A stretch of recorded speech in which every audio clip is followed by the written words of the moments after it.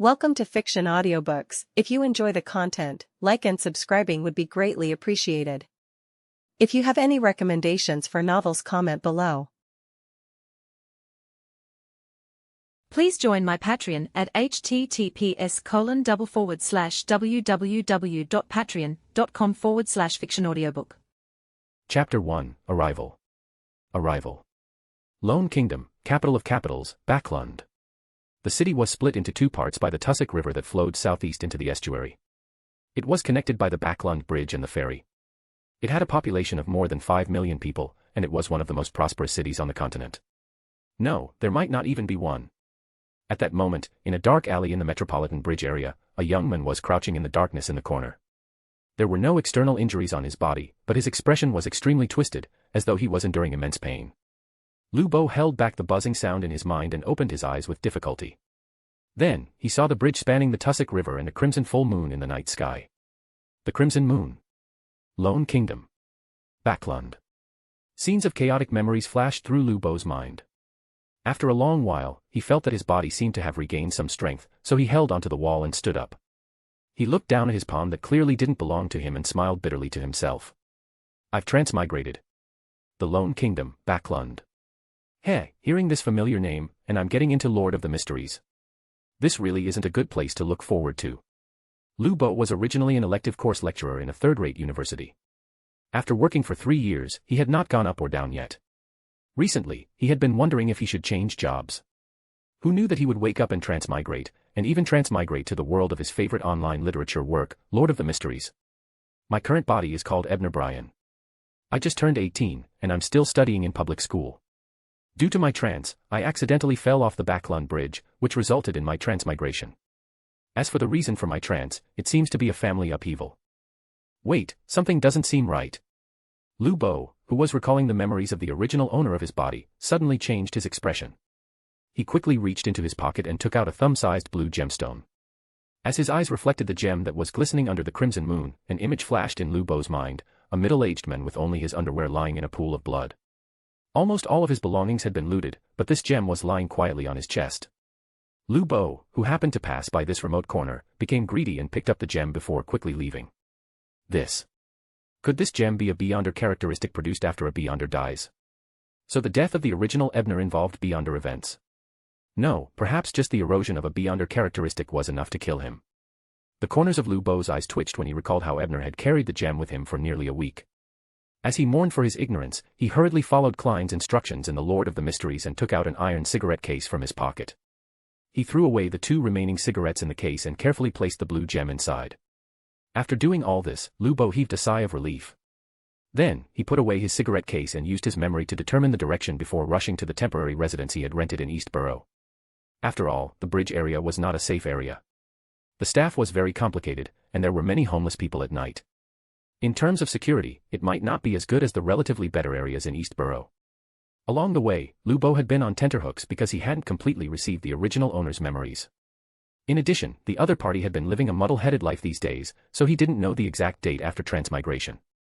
He was afraid that he would encounter the killers, demons, and cultists in the original copy of the Lord of the Mysteries.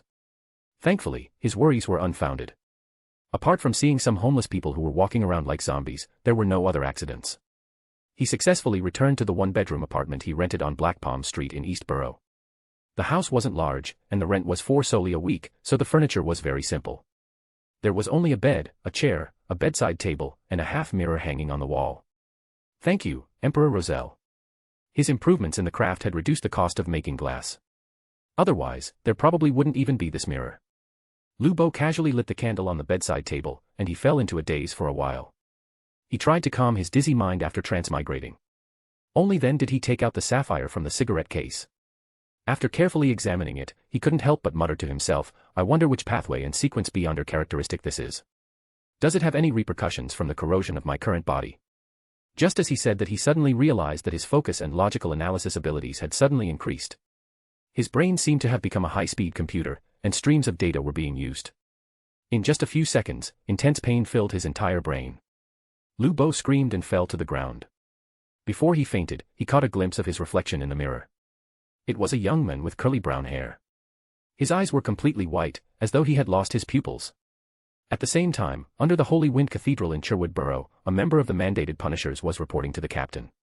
Captain, old Reed found Enrue's corpse in a trash heap in the bridge area. During the battle in the suburbs last week, after he was randomly teleported by the sealed artifact of the heretics, he clearly wasn't in a good state. In the end, he was killed. The mandated punisher captain's face showed obvious anger as he interrupted, "Do you know who did it?" The team member sighed sadly and said, "We found Enrue's body too late, and he was thrown into the trash by a few tramps. There weren't many spirits left, and the psychic connection didn't have a good result. However, according to the clues, our knowledge keeper speculated that he must have encountered a gang member of East Borough when he was seriously injured and was robbed and killed. How dare those maggots in the sewers? Since it's a robbery, they should have taken away Enrue's belongings and beyond her characteristics. Follow this clue and investigate. You must find the trash that harmed Enrue." The captain stood up and slammed the table heavily. Then, he sat back down dejectedly and continued, "You and old Reed should rest for half a day before investigating. It's almost dawn. Since there's a definite outcome, I'll have to face Enrue's family." "Captain." When Lubo woke up again, he did not look confused. Instead, he calmly took out a pocket watch from his chest pocket and looked at the time. He pondered and said, "I was unconscious for nearly 6 hours. It seems that I have a gold finger when I transmigrated. It's just a gold finger that uses 3 to 4 seconds to force a coma to cool down for 6 hours. This thing is probably not gilded, right?" Then he looked at the mirror again. In the mirror, his eyes had already returned to light blue color, but he did not forget the pure white pupil he saw before he fainted. He could not help but laugh at himself. What is this? White eyes in Naruto. In terms of insight alone, it's about the same, but the time it can last is too short. Well, according to the style of this world, I might as well call it pure white eye. Although he was mocking himself, Lubo knew that the benefits of being a transmigrator named the Eye of Pure White were actually quite powerful. This was because he had already obtained great benefits in those few seconds. At that moment, he subconsciously took out a pen and paper to summarize the benefits in Chinese. The first ability of this white pupil is to enhance my memory processing ability. In just a few seconds, not only did I digest all of the host's memories, even the knowledge I learned before I transmigrated and the books I read became clearer. These are all wealth. Ignoring everything else, just the potion formulas and ritual incantations involved in the Lord of the Mysteries novel alone are priceless. Although I liked this novel a lot and read it many times, it was impossible for me to especially memorize the potion formula. Now that the white eye can directly revive my memories, it's simply amazing. However, after exiting the white eye state, these memories will gradually become unrealistic. I have to revise them quickly to truly remember them. Yes, it seems like the knowledge that involves demigods and above is especially fast to forget. I can't even remember any knowledge about the outer deities. The second ability is to enhance logic and insight. It allows me to discover many details in the state of the white eye, and it allows me to think through the logic and connections of these details. It is the best supplementary skill for planning and strategy. I didn't feel lost when I woke up because I thought through everything in the few seconds before I fainted. I believe the third ability is the core ability of the white eye, which is also the analytical ability. It's an ability that can only be operated on the basis of the knowledge and the specific phenomena that I've observed in my memories. That is to say, the two abilities above are actually the prerequisite for this ability. And this ability is extremely powerful. In those few seconds, I only took a glance at the Beyonder characteristic and looked at myself through the mirror. I had already analyzed quite a number of situations. Lubo switched to another piece of paper to record the analysis results. Firstly, this Beyonder characteristic belongs to the reader sequence. It's a sequence 8 student of ratiocination. Secondly, my body has indeed been contaminated by the Beyonder characteristic. However, due to the suppression of the white eye's level after I transmigrated, this corruption has already fused into my body and spirit, allowing my spirituality and body of heart and mind to receive a slight improvement. This improvement isn't like the white eye's temporary state after it's activated. Instead, it's like the second-generation low-sequence Beyonders who were born with a Beyonder characteristic. At this point, Lubo could not help but laugh bitterly. He pondered and said, "This also means that it's impossible for me to enter other sequences. I can only attempt to advance to a reader. And this sequence Beyonder also increases memory, insight, logic, and analytical ability in the early stages. It's simply a perfect match for my white eye. It will definitely constantly enhance the ability of this golden finger. Is this really just a coincidence? Forget it. In any case, I don't have any other choice now. If I don't really advance to reader, even with the suppression of the white eye, the fused characteristics will be a huge latent danger. The slightest mistake will cause me to lose control." With this in mind, Lubo continued writing on the piece of paper with the analysis results. Reader sequence. Primary ingredient, Gara fish's pupil. This was the true power of the White Eye's analytical ability. This was an ability that surpassed the ability of a Sequence 5 of the Reader pathway. Chapter 2, Meeting. Yes, the White Eye could even analyze the source of a Beyonder characteristic. In just a few seconds, it had analyzed the main ingredient formula of a Sequence 9 reader through the blue gem that represented Sequence 8. I feel that if I activate the Eye of Pure White 2 or 3 more times like before, I should be able to completely analyze the reader formula. However, I can't rush it. I'll wait until tonight. I don't want to be forced to be unconscious for another morning. While cursing inwardly, Lu Bo used a candle to light up the 2 pieces of paper with the analysis results and summary of the Eye of Pure White's current functions, reducing them to ashes. Although it was written in simplified Chinese, there was a senior like Roselle in this world. Even if he didn't understand the meaning, it would be very troublesome if others saw it. After burning the note, Lu Bo stood up and stretched. Then, he put on his shoes and prepared to go out to eat something. He also wanted to figure out the exact date. Before the original Klein died, due to the erosion of the Beyonder characteristic and the changes in his family, he had been living in a daze. His days were numbered. And he had many plans that could only be launched after confirming the time he arrived. At this time, the sky was already bright, and there were already many pedestrians on the street. There was an endless stream of shouts and greetings. Lu Bo looked at the realistic and lively scene before him and sighed in his heart. Looks like I can't go back. From now on, I'm Ebner Bryan. It wasn't difficult to confirm the date. Ebner easily resolved the problem after buying a copy of the Backlund Post that day. Looking at the words, May 29, 1349, Tuesday, on the first page of the newspaper, Ebner heaved a sigh of relief. At the same time, he teased in his heart, I came a month earlier than Mr. Fool. That's not too bad. It would be terrible if I passed through after he fell asleep. After all, by then, not only would I lose the advantage of knowing the plot, but I would also be closer to the apocalypse. While thinking, Ebner strolled into a small restaurant by the side of the road. There were not many people in the restaurant, or rather, there was basically no one. This was because most of the residents in the East Borough were poor. They might not even be able to eat a full meal every day, let alone go to the restaurant. Secondly, it was already time for work. Most of the fixed customers of this restaurant had already gone to the factory to work. Therefore, the slightly relaxed Ebner was more eye-catching, causing the waitress in front of the counter to take a few more glances. Ebner could not help but sigh.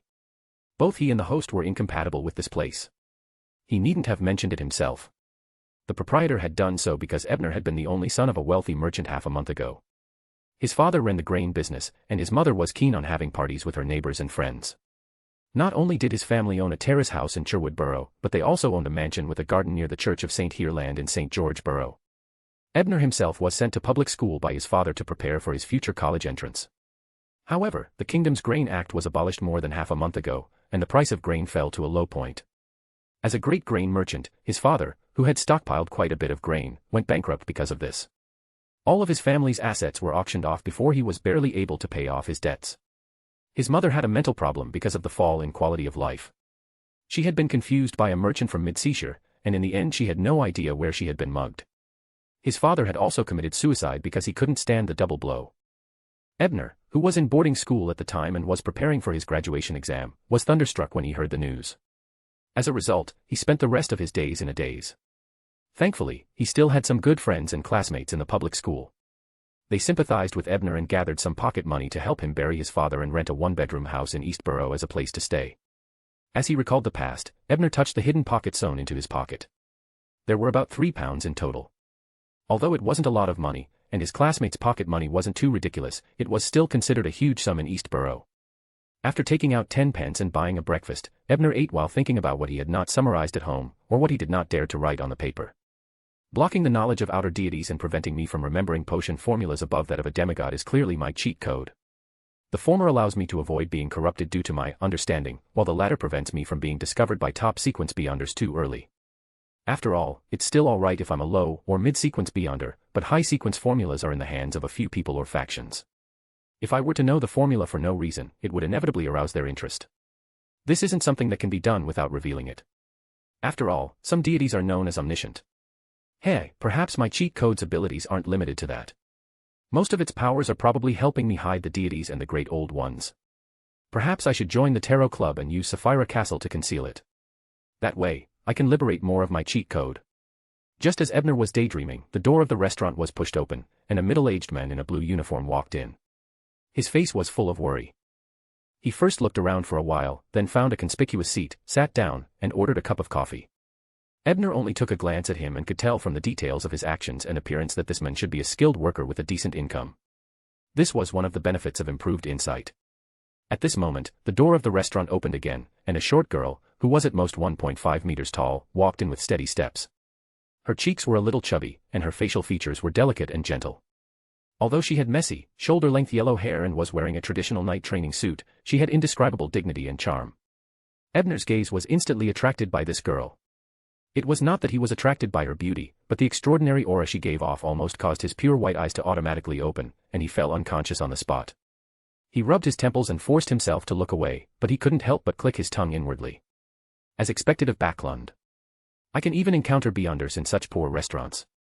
However, I have to learn from the novels where Klein activates his spirit vision and sets a hint of the pure white eye to prevent myself from nearly losing my composure. The girl who just entered looked at Ebner strangely. She felt that the look in this person's eyes was indescribable, but she didn't say anything. Instead, she walked straight to the men in work clothes and asked solemnly, "Mr. Rian Hardy?" The man hurriedly stood up as though he had been frightened and replied respectfully, "It's me." "Are you the famous arbiter, Miss Zio?" The girl named Zio nodded and said, "That's right. Don't be reserved. Sit down. Why did you get someone to find me? Please explain everything clearly." With that said, she took the lead to sit opposite the man. The middle-aged man, Rian, hurriedly nodded and returned to his seat. He called the waiter over and ordered a cup of coffee for Zio. Ebner had already finished his breakfast and was about to leave when he suddenly heard the words Zio and arbiter. He narrowed his eyes and was in no hurry to get up. This girl can't be the future misjudgment of the Tarot Club, right? Yes, her name matches. Her looks and clothes match the description in the novel, especially her height. In addition, the dignified aura she exudes. Is this a manifestation of the potion's power that hasn't been fully restrained after taking the potion? Ebner subconsciously made a deduction, and he increasingly felt that his judgment wasn't wrong because Mr. Rian had already mentioned his predicament. It turned out that Mr. Rian was originally a steam mechanic with a good income, but his son had a strange illness a while ago. In order to treat his son, he had no choice but to borrow from a gang leader in the East Borough. However, due to the trap in the loan contract, he discovered that the interest was several times higher than he had expected. Even if he went bankrupt, he wouldn't be able to repay it. With no results from his negotiations with the leader, he had no choice but to accidentally hear the name Arbiter Zio Dericha. This was why he got someone to ask Zio for help, hoping that she could convince her to waive the unreasonable portion. This is the case where Zio first tried to convince Zio physically, but ended up in prison, right? Ebner stroked his chin. After recognizing Zio, he had wanted to strike up a conversation with her to form a good relationship, but he realized that he lacked a suitable entry point, and he temporarily didn't have the ability to help her. I can get to know her in the name of selling the Arbiter's Sequence 8 formula. Unfortunately, without a reliable arbiter or host, she won't be able to determine the authenticity of the formula, so she definitely won't buy it. From the looks of it, I have another reason to join the Tarot Club. There might not be a more convenient and safer trading platform than Sapphira Castle in this world. Even in the few reliable Beyonder gatherings in Backlund, once I sell too many formulas, it will definitely attract greed and danger. While Ebner was secretly sighing, Zio had already ended her conversation with Rian. She told him that she would conduct an investigation and told him to wait in peace. There would be an outcome in 2 or 3 days. With that said, Zio stood up and walked out without any hesitation. She only gave Ebner another serious look before leaving, as though she was memorizing his appearance. Miss Judgment's intuition is very sharp. My eye of pure white nearly activated previously, but it still alerted her. Ebner knew Zio's attitude well and wasn't nervous. After all, this lady was a kind and upright person, so she wouldn't harm him. Elsewhere, Zio returned to her rented apartment and saw the famous author who was lying on the sofa like a salted fish. She pursed her lips and couldn't help but say, "Furs, I just received a mission and need your help." Chapter 3, Suspicion. Furs was a girl with a lazy demeanor, standing around 1.65 meters tall and wearing a beige, ruffled, high-collared long dress. When she heard Zio's words, she ruffled her slightly curly brown hair with a sigh and replied, "What is it? Can't you handle it yourself? I can at least give you some pointers." "No, I need to gather evidence against a gang leader, and I need your door-opening ability." Zio paused, eyeing Furs, who remained sprawled on the sofa in a rather ungraceful posture. She added, "Besides, Furs, you haven't been outside for nearly half a week now." "I knew it was for this." Furs trailed off, catching the frown on Zio's face. She raised her hand in surrender and said, "Fine, fine, I'll help you. But you have to explain exactly what this is about." Zio nodded and recounted the request from the repairman, Mr. Ryan, ending with, "So, I need some dirt on this gang leader to persuade him more effectively." "Are you sure you're persuading him and not just provoking him?" First thought to herself, but outwardly she kept her expression calm and said, "This is all based on Ryan's side of the story, isn't it? Shouldn't you investigate the situation thoroughly before making a move? For instance, could this gang leader have another motive?" "Yes, that's why I'm preparing to investigate. I came back to grab some money and equipment," Zio replied. "Not only that, but you should also check if the gang leader or his subordinates have supernatural abilities. If you don't clarify these things, it might be dangerous for me to open the door and grab the dirt, and even you might not make it back from persuading him," Furs advised sincerely. "You're right, Furs. I was being careless." Zio gave it some thought and found Furs' reasoning sound. "All right then, come back to me when you've got the investigation done. This way, I can buy myself a few more days," Furs thought with self-satisfaction. "Fine." Zio went back to her room, grabbed a small bag, and tied it around her waist. Before she left, she glanced back at Furs on the sofa and said, "Furs, even though your reasoning is sound, I still feel like you're brushing me off." "What?" "Not at all. See, I'm even getting up." Furs stood up guiltily and walked Zio to the door with a smile. Zio frowned. She had initially wanted to tell Furs about the strange person she'd seen at the restaurant, but decided against it. After all, although the person had left her feeling stifled, they hadn't seemed dangerous. Mentioning it to Furs would only cause unnecessary worry. Meanwhile, on Ebner's side, his unexpected encounter with Miss Zio hadn't disrupted his planned schedule. Based on his original memories, he made his way through Cherwood Borough, the North Borough, and the Bridge Borough. He went to various herb shops, flower shops, jewelry stores, and accessory stores to buy different plant powders, thin silver sheets, and other items. These were essential materials for performing rituals. Since they weren't mystical items, most of them could be found in regular stores. However, they were spread out enough that it took a lot of stops to gather them all. Even though they weren't mystical materials, they weren't cheap either, costing him a total of £1 and 12 shillings. This expenditure caused Ebner, who was already tight on funds, to feel a sharp pang in his heart. Ebner needed these items to perform a ritual to create a spiritual wall, so he could have a clean and safe spiritual environment to test his pure white eye. He also hoped to decipher the Formula 4 reader in the process. As for how he knew about the ritual, naturally, it was because old Neil and Lord of the Mysteries had practically taught Klein how to set up the spiritual wall step by step. And when Ebner activated his pure white eye, he remembered every detail from that novel scene. At 4 in the afternoon, Ebner returned to his small one-bedroom rental, exhausted. He took a nap for an hour and a half, quickly ate some dry food he had bought during the day, and by 6 o'clock, he had fully readied himself. Using powders from deep sleep flowers, dragon blood grass, crimson sandalwood, and mint, he prepared the holy night powder, ingredients required to build the spiritual wall. Even though Ebner knew the method, he was nervous handling the materials for the first time. Fortunately, he had already integrated part of his supernatural characteristics, and his concentration now exceeded that of an ordinary person, which allowed him to quickly succeed. After sprinkling the holy night powder in a specific sequence around him, he pinched another bit of powder and sprinkled it around himself in a circle. As a strange, pungent aroma rose into the air, a barrier of invisible power formed around Ebner, separating him from the surrounding environment within the room. With a deep breath, Ebner took a gem from his iron cigarette case, a gem representing the sequence 8, student of ratiocination. He concentrated all his attention on it and silently chanted activate, giving himself a prompt. Due to last night's accidental activation and the incident with Zio in the morning, he had roughly figured out how to control his golden finger. As expected, with the mental prompt, his pupils vanished, leaving his eyes completely white. A fast-moving stream of data surged through his mind again. His thoughts were involuntarily pulled along by this data flow, racing through memories, conclusions, analysis, and interpretation. After 5 seconds, as his face turned noticeably darker, Ebner managed to force himself to close the pure white eye, and he gave a faint smile, murmuring weakly, "It seems that the limit is 5 seconds under optimal conditions." Before he could finish speaking, he collapsed to the floor, unconscious. Late at night, in the crowded Daraway Street in the East Borough, at a narrow but bustling tavern, Zio Dairy Cha, covering her nose and mouth, squeezed her way through the crowd. To her, the place reeked of alcohol and sweat, and the tall people around her forced her to face their armpits, a smell intense enough to knock out a normal person. After considerable effort, and even using her arbiter ability, Zio finally reached the bar and found the person she was looking for. He was a middle-aged man with a friendly smile on his plump face. But Zio knew that beneath this kind of facade, he was a brutal and vicious thug who had once broken a 13-year-old thief's hand simply because the boy had hidden some of the loot. If it weren't necessary, Zio would have preferred not to see him. But when it came to gathering intel on a gang leader, there was no one better than him. Not only was he a gang leader himself, but he also had a grudge against that particular leader. Darkholme, I need a word with you. Zio knocked on the wooden bar counter hard. Her rude behavior immediately attracted a few angry glares, but they quickly retreated under the harsh stare of the arbiter. Oh, Zio. Long time no see. You seem tougher than before. Darkholme slurred in drunken surprise. Of course. Back then, my arbiter abilities were only inherited from my father, but now, I'm a full-fledged arbiter.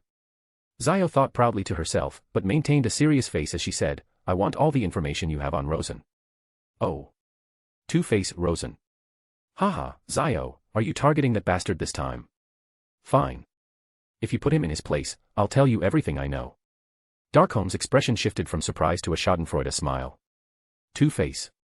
Zio raised an eyebrow, sensing the nickname might mean more than it seemed. Yes, Rosen disguises himself as a humble and polite gentleman, always claiming to help those in need, but he's actually a loan shark with outrageous interest rates. I don't know how, but he always manages to manipulate contracts to trap people. Almost everyone who borrows from him ends up losing everything. That bastard is far worse than me. Zio, you've got to teach him a lesson. Darkholme spoke with a clenched jaw, giving example after example of people Rosen had ruined. Zio listened, frowning deeper with each story until she interrupted him, so, every time, he alters the contracts, and the borrowers realize the trap only after signing. Yes, that's why I say he's found some new method. Not every borrower can be that foolish. He wasn't this successful before, Darkholme agreed, nodding. Before? When did his success begin? Zio's sharp mind pinpointed the crucial question. 7 months ago. I remember it clearly because that's when our grudge started. Since then, he's been making a fortune, so I haven't dared to retaliate, Darkholme said with a clenched jaw. 7 months ago. Why did you fall out with him? Zio pressed further. Well. Darkholme didn't want to answer but shivered slightly under Zio's stern gaze and confessed, back then, one of my top guys stole Rosen's briefcase, which contained things he'd just seized from a debtor's home. Rosen quickly found out, beat up my guy, and took back the case. I thought that was the end of it, but soon after, he had my guy and the rest of that group silenced. It was a slap in my face. What was in the case? Zio asked. I thought there might be something sensitive in there, but when I asked the debtor, he told me it was just his collection of badges. It's his hobby, so nothing of great value to others unless Rosen could sell it to another badge collector. So, I think Rosen was simply trying to make a point, nothing more, Darkholme sneered. What's the debtor's name? Where is he now? Zio continued. That guy's long dead. He paid off all his debts, his family was sold off, and he jumped into the river afterward, Darkholme said indifferently. Zio nodded, feeling she had gathered enough information. She tossed a bill onto the bar as payment for the intel and turned to leave. Badges. Could it be some kind of enchanted item? I need to investigate further, Zio mused as she left. At midnight, Ebner opened his eyes, massaging his temple. After reinforcing the nearly failing spiritual wall, he picked up the supernatural stone that had fallen and activated his pure white eye once again. Tonight, I'll finally analyze the Sequence 9 reader formula. End of chapter. Chapter 4, Getting to Know Each Other. As dawn's light shone through the windows, the crimson hues faded away. Looking at the golden sunlight pouring into the room, Ebner pounded his stiff shoulders and sat up. He was in a good mood. Despite feeling a bit mentally drained from repeatedly activating the pure white eye, his efforts through the night, and fainting spells, had finally paid off. He had successfully deciphered the complete formula for the reader potion. Reader, sequence. Primary ingredients, a pair of Gara fish eyes, 15g of sliced manna's monkey brain. Auxiliary ingredients, 80 milliliters of pure water, 10g of threadball grass powder, 1 petal of the pure white fairy flower, 10 drops of calamus juice. The Gara fish shouldn't be too rare, after all, even the original owner of this body, who was just an ordinary person, had heard of it, though he'd never seen one. Its eyes, therefore, should be relatively accessible in Beyonder circles. As for the manna's monkey, in his inherited memories, it was described as a monster in horror stories. But if the pure white eye could decode it, that meant such a creature likely existed. Well, he'd just have to ask around Beyonder circles to confirm. As for where to find such a community, Ebner already had a plan. After all, he'd been scheming to sell a few copies of the detailed potion recipes he'd recalled from the Lord of the Mysteries novel, hoping to improve his quality of life and gather funds for purchasing ingredients. Based on intelligence recorded in the novel, there were two relatively safe Beyonder gatherings during this time. One was the Intelligence and Materials Exchange hosted by Mr. A of the Aurora Order, which Zio and Furs often attended. The other was the Beyonder Exchange hosted by Eye of Wisdom, whom the original protagonist, Klein, eventually encountered. Between the two, Ebner leaned toward the latter. For one, the Eye of Wisdom, known outside the exchange as the reputable detective Isengard Stanton, was connected to the Church of Knowledge and Wisdom and was considered a quasi-official in the Lone Kingdom.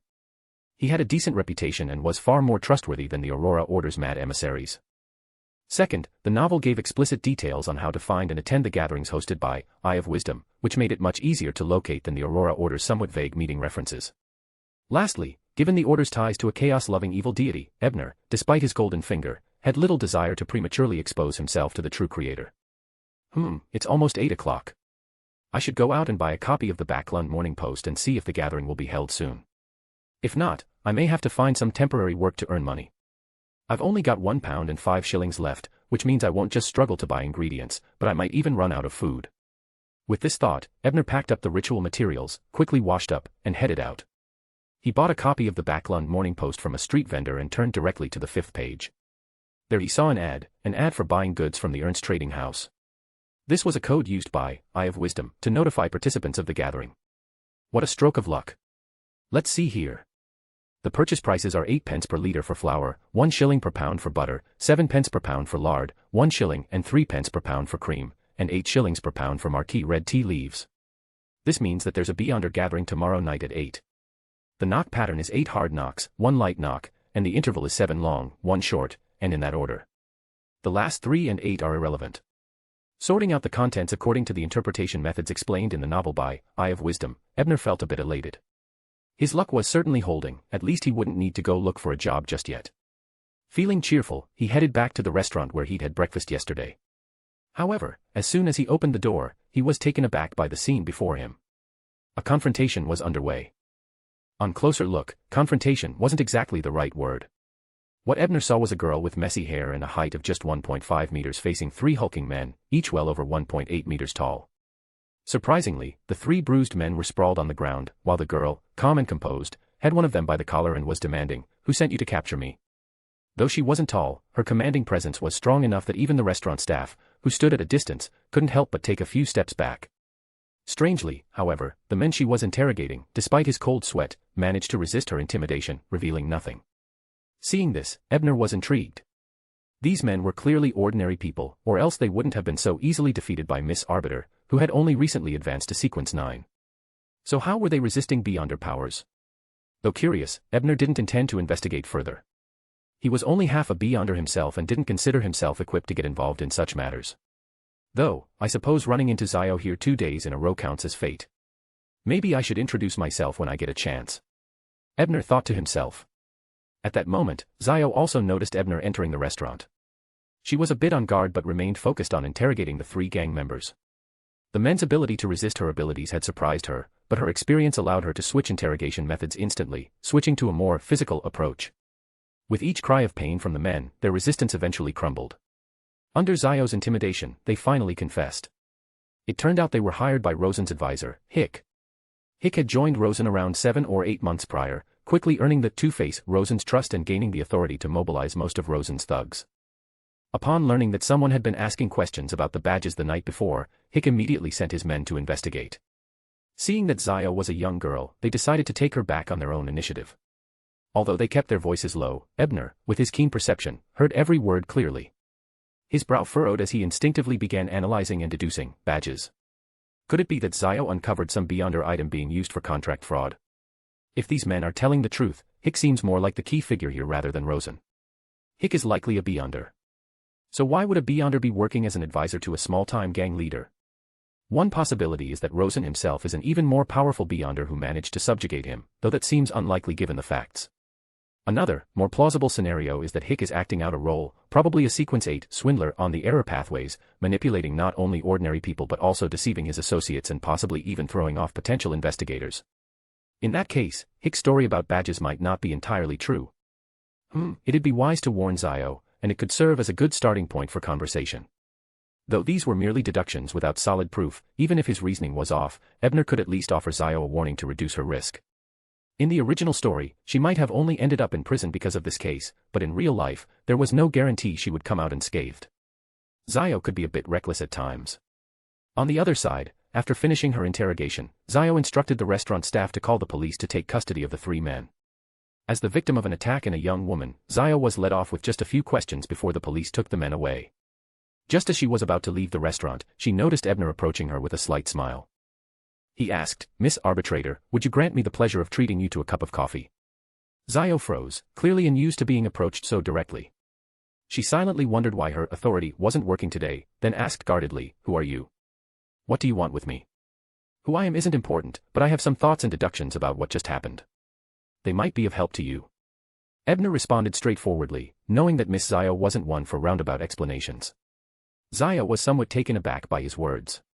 She hesitated briefly before nodding and taking a seat at one of the tables, with Ebner following suit and ordering 2 coffees, 2 slices of bread, and a pat of butter despite the server's unwilling gaze. While they waited, Zio broke the silence first. "You're a beyonder too, right? Someone from the authorities. What do you have to say to me?" She remained vigilant, her suspicion of Ebner heightened due to a mysterious sense of familiarity from the day before. Ebner shook his head and replied ambiguously, "I'm not from any official group, just an enthusiast with some knowledge of the beyonder world. Listening to your exchange just now, I caught some issues and wanted to offer you a warning." He wasn't lying. At this stage, he was only a half beyonder himself. Zio didn't believe he was merely an enthusiast and surmised that he must be a beyonder, likely of a higher sequence than herself. However, she didn't press the point and asked directly, "What do you want to tell me?" To her, the situation seemed clear enough. Some low-level gangsters had obtained a beyonder item and were using it for malicious purposes. Without preamble, Ebner shared his deductions with Zio, presenting them as his theory after organizing them in his mind. Zio looked confused. "Swindler? Acting? What does that mean?" she asked, puzzled. "So, you're still unaware of the acting method?" Ebner muttered, realizing his oversight. At this point, Zio had yet to learn about the acting method, which she'd only be introduced to after first joined the tarot club. Ah well, she'd been unconsciously acting as an arbitrator all along, so there was no harm in giving her a head start. "What's the acting method?" Zio asked, her confusion deepening and making her feel like an imposter beyonder. Ebner thought for a moment, and mimicking the tone of the fool explaining things to the tarot club members, he said, "When it comes to potions, it's not about control, but digestion, not about uncovering, but acting. The name of the potion isn't just a symbol, it's an image and, ultimately, the key to digestion." He said nothing further, changing the subject by adding, "If my deductions are correct, this incident is likely beyond your current abilities. It's best to report this to the official beyonders, they have the expertise to detect more underlying issues." Reporting was a skill the future Lord of Mysteries excelled in, and he didn't mind putting it to early use. Zio wanted to ask more about the acting method, but seeing Ebner's reluctance to elaborate, she pursed her lips and asked, "Sir, why are you helping me, offering me this knowledge and these deductions?" End of chapter. Chapter 5, Zio and Jane. "Why am I helping you?" "Well, because you're the future judgment of the tarot club, of course. I'm just investing in a bit of goodwill in advance." Ebner thought to himself. But he knew he couldn't say that out loud. Instead, he stroked his chin and decided to sidestep the question, putting on a serious face as he replied, "Maybe you should pay me a consultation fee. Consider it as if you've hired me for an investigation. That way, it's not a favor but a transaction." "What?" Zio's mind nearly short-circuited at his response. She stared blankly for a couple of seconds, eyes widening as she finally asked, "Sir, are you a detective?" "But I've never met a detective who would actively work for someone and then show up to ask for money." Ebner caught onto Zio's line of thought and played along, casually saying, "Not yet. You know, people who want to make a name for themselves in the world usually find the opportunities they need. And if they can't find them, they create them." The reader path was bound to lead him into detective work sooner or later. Even if he wasn't a detective now, he would be someday. "Those words do sound like Emperor Roselle." Zio nodded in approval. "But somehow, it felt like you were just brushing me off, the same way Furs often does." She held this thought back, though, as she could tell Ebner meant no harm. "Wait, what?" That was a quote from Roselle. He could even pull out such obscure sayings to make himself look wise, no wonder he was considered an emperor. Ebner was momentarily speechless, thinking back on the way Klein often grumbled about Roselle in the novel. Truly, that emperor had left no gaps for future transmigrators to carve out their own paths. "So, how much in gold pounds do you plan to charge for that information?" Zio asked earnestly. She was a fair person by nature and didn't like to owe others favors, even if the information was yet to be verified. £10. Ebner had only recently transmigrated, so he didn't have a good grasp on how to make money and was hesitant to set the price too high. Zio's expression flickered in surprise, and her serious demeanor softened as she chuckled. "Sir, do you realize your price almost makes you sound like a fraud? Just the insight into the swindler sequence alone is worth more than that. And if that acting method is real, there are people who would pay thousands of pounds to know about it." "Thousands of pounds?" Ebner's heart skipped a beat, but he forced himself to remain calm as he clarified, knowledge is priceless. But I enjoy sharing it, so £10 is only for the deduction. Though he felt a pang of regret, he didn't mind offering this discount to Miss Judgment. After all, she'd learned this information in a few months anyway, even without him. Zio didn't notice anything amiss in his expression and nodded in acceptance of his reasoning. I'll verify the information you gave me. Here's £5 as a deposit. If what you said proves true, I'll pay the rest later. So, Mr. Future Detective, what should I call you, and how can I contact you? She asked, pushing £5 over to Ebner from her wallet. Just call me Ebner. I'll be having breakfast at this restaurant every day for the next month, he replied. This identity of his was clean enough, so there was no need to adopt a false name. He also didn't hesitate to pocket the £5 she offered. Although you might recognize me, I'll introduce myself formally anyway. I'm Zio Dericha. That'll be all for today, Mr. Ebner. Goodbye. With that, Zio stood to leave the restaurant. But Ebner couldn't help calling after her with a cautionary reminder, Miss Zio, it's best if you keep the acting method to yourself. Don't spread it around. If the church finds out, you could be in serious trouble. Is the acting method something monopolized by the 7 churches? Zio stopped in her tracks, pondering as she asked. Technically, most beyonders within the church's middle and lower ranks don't know about the method at all. Only the higher-ups are aware. Ebner emphasized the word higher-ups. Thank you for the warning. Zio responded with a formal bow, acknowledging his advice. Then, after saying goodbye once more, she left the restaurant. After Zio's departure, Ebner sat down to enjoy the breakfast that had just been served.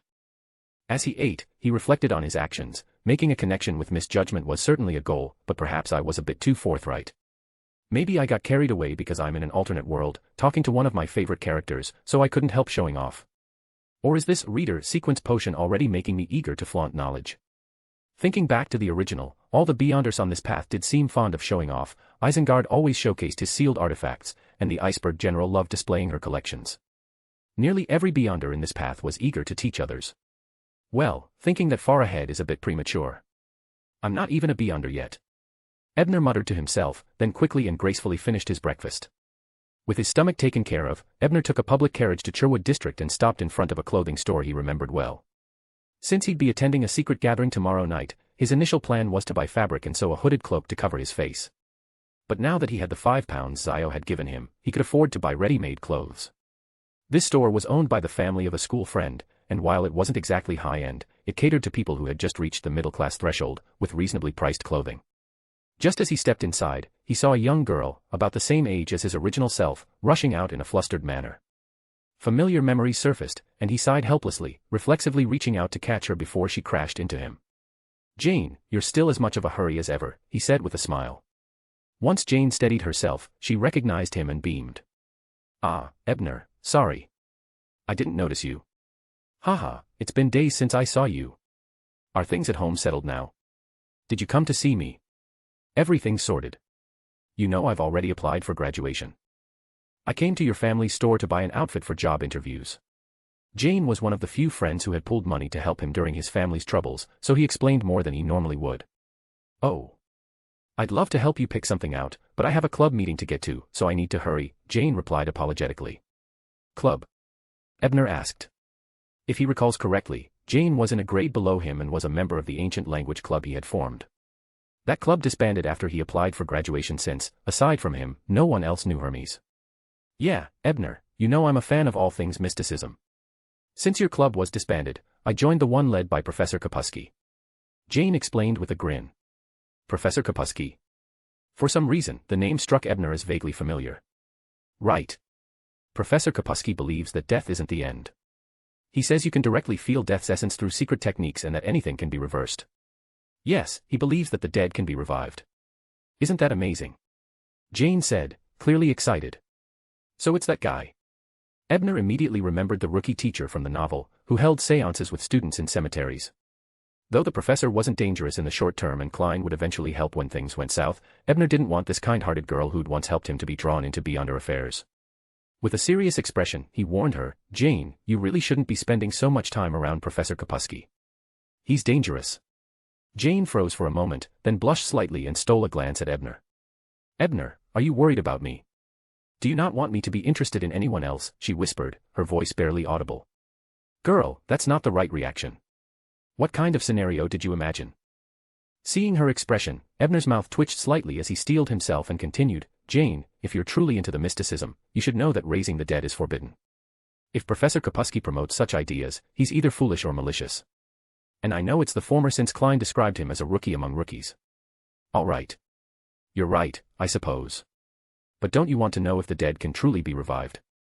Jane bit her lip, seeming torn as she half accepted Ebner's words but still feeling reluctant. Even if it's true, how would you verify it? By stealing corpses. That's a crime. Ebner replied, his tone slightly stern. The girl was clearly intimidated, fumbling for a response. At that moment, the store owner, Jane's father, Mr. Charlie, walked over and asked with a frown, what crime? Jane quickly ran to her father's side and, without a hint of shame, chattered on about her conversation with Ebner. This girl had nerves of steel and didn't think twice about confessing the truth. After listening, Mr. Charlie grew serious. As a devout follower of the goddess, he didn't believe in resurrection at all. He fixed Jane with a stern look and said, today, you're staying home. You're not going to that club. Seeing Jane nod reluctantly, he turned to Ebner, saying gratefully, young man, thank you for cautioning Jane. I had no idea she was involved in something so dangerous. Since you came to buy clothes, pick anything you like, and I'll give it to you at cost. Ebner hadn't expected such generosity, but he didn't refuse, especially since he was strapped for cash. Delighted, he picked out a casual outfit and a hooded cloak for only £3. In light of the discount, Ebner decided he would check on Jane in a few days. If she still attended the club in secret, he'd alert the authorities to ensure she didn't fall into real danger. That night, Ebner activated the pure white eye once more, attempting to analyze and decode the sequence 8 formula through his beyonder ability. Unfortunately, he failed miserably, fainting twice without gaining any new insights. Perhaps I lack the necessary foundational knowledge in the mysticism. Or maybe my spirituality is too weak, making it impossible to fully utilize the current potential of the pure white eye. End of chapter. Chapter 6, Beyonder Gathering. At dawn, Ebner, exhausted from a fruitless night of effort, returned to his usual restaurant for breakfast. But this time, he didn't see Zio. She was likely busy verifying the information he had given her the day before. The rest of his day was spent gathering auxiliary ingredients for the reader potion. Distilled water, threadball grass powder, and calamus juice were easy to find. Distilled water could be prepared with laboratory equipment, and Ebner, still technically a student, had access to the academy lab. Threadball grass and calamus were both common plants, with plenty growing wild in the outskirts. The troublesome one was the pure white fairy flower. Although it wasn't a mystical plant, it only grew on a few islands in the Sonia Sea. Ebner had to search all over Backlund before finally finding one in an herbal shop. It cost him 1 shilling. After dinner, he put on the casual clothes and hooded cloak he'd bought the day before and set out once more, this time taking a public carriage to Irongate Street in the Bridge District. After walking only a short distance, he spotted a bar named Braveheart. It had a heavy black wooden door and a burly man standing by, arms crossed, who was nearly 2 meters tall. The gathering hosted by the Eye of Wisdom should be held in one of the apartments in the alley behind Braveheart. But since I don't know the exact location, I'll have to follow the protagonist Klein's method in the novel and ask the bar's local contact to lead the way. With this thought, Ebner kept walking and went directly into the bar. The doorman watched him carefully but didn't stop him from pushing open the door. As he caught the sounds of cheers and toast from within, the doorman muttered a low curse. This was the busiest time for the bar. As Ebner entered, he was greeted by a wave of heat, the strong smell of ale, and the loud, bustling sounds of conversation. The atmosphere here wasn't much different from that of modern bars. Ebner looked around, taking in the mingling smells of ale and sweat. After getting his bearings, he carefully protected his belongings as he forced his way to the bar counter. Before the bartender could speak, he mimicked Klein's approach from the novel and promptly ordered a glass of Southville beer. It was supposedly the finest beer produced in the Lone Kingdom, though Ebner only knew this from the novel. 5 pence, the bartender responded smoothly. Ebner handed over the 5 pence he had ready and received a large wooden mug filled with golden liquid, its aroma rich and inviting. Compared to this, a lot of beers don't even deserve to be called beer. They're just drinks, the bartender chuckled. Ebner took the mug but didn't drink. Instead, he examined it briefly, looking at the fine white foam on top, then asked, "Where's Kasper's Kalinen?" In the novel, he was the contact who led Klein to the gathering. The bartender stopped wiping his glass, raised his head, scrutinized Ebner for a few seconds, then pointed to the side. "He's in room 2. Ebner nodded and carried his mug to room 2. He gave the door a light knock, and it creaked open in response. Inside were 4 people who all turned their gaze to him when the door opened. Ebner didn't recognize any of them, so he carefully chose his words. "Good evening, gentlemen. I'm looking for Kasper's Kalinen." Upon hearing this, an elderly man with a large nose and a limp, dressed in a linen shirt, stood up from his seat at the card table. He initially looked annoyed, but his expression shifted to surprise when he saw Ebner's face beneath the cloak. Ebner. What are you doing here? What? This old man knows me. I have no memory of him. This isn't how it went in the novel. Ebner's mind raced as he searched his inherited memories but found nothing about this man. This isn't the place to talk. Follow me, Caspar said, seemingly unbothered by Ebner's confusion. He led Ebner into a private room before continuing. You probably don't know me, but I know you, Ebner. Your father once did me a great favor, we were friends. My father's friend. Ebner realized, explaining the lack of memory. Yes, unfortunately, I found out about your family's troubles too late. Otherwise, I could have helped him avoid that usurious loan and prevented his death. I only learned about it after the fact, which was when I quietly intervened to keep the gang from hounding you for those outrageous interest payments. I saw your photo at that time, Caspars explained simply. So father had taken out a high-interest loan from a gang. Thinking back, it made sense. Even if father had lost everything, as a former businessman he still would have had connections to make a comeback. But saddled with an insurmountable debt and mother's disappearance, he must have felt utterly trapped and hopeless. Ebner felt a pang of sorrow as he listened, and he was grateful to Caspars. If what the men said was true, Ebner's peaceful days since his arrival were partly thanks to him. Since he'd just helped Zio analyze a similar situation yesterday, Ebner felt an odd sense of déjà vu and asked the elderly men in front of him, "Thank you for your help. Could you tell me who my father borrowed from?" It was Two-Face Rosen. "No need to thank me, I was just repaying your father's kindness. Besides, I only managed to get them to waive the unreasonable interest. They already took the principal and standard interest from the proceeds of your family's estate auction," Caspars replied. Rosen. So we have some fate with each other, it seems. Looks like once I become a Beyonder, I'll have to help Zio bring him down. Caspars watched Ebner silently after mentioning Rosen, seeming unsurprised by his reaction. He then asked, "By the way, Ebner, how did you find me here, and what do you need?" Ebner snapped back to reality, realizing he needed to focus on the task at hand. He composed himself and replied, "I'm here for the Beyonder gathering. I heard you could show me the way." Caspars looked at him, half skeptical, and asked, "How do you know about Beyonders? And why are you looking for them? Could it be?" "Yes, I got caught up in something supernatural. I can only resolve it by finding other Beyonders." Ebner deliberately avoided Caspars' suspicion by giving a vague answer without revealing how he knew about the guide. After a moment of consideration, Caspars scrutinized Ebner closely before saying, "There's actually a gathering tonight. I'll take you there, but be warned, the people there are formidable. What you gain is up to you, and if you anger anyone, you might not live to see tomorrow. Do you understand, Ebner?" Ebner nodded, replying, "I won't be reckless." He then asked sincerely, "Is there a fee for the guide?" Caspars nodded in satisfaction. "You know the rules well. I'll give you a 50% discount, given the circumstances, just £1. Ebner handed him a £1 note without hesitation and accepted a mask that would cover the upper half of his face. "Put it on." With that, Caspars led Ebner, limping toward the kitchen.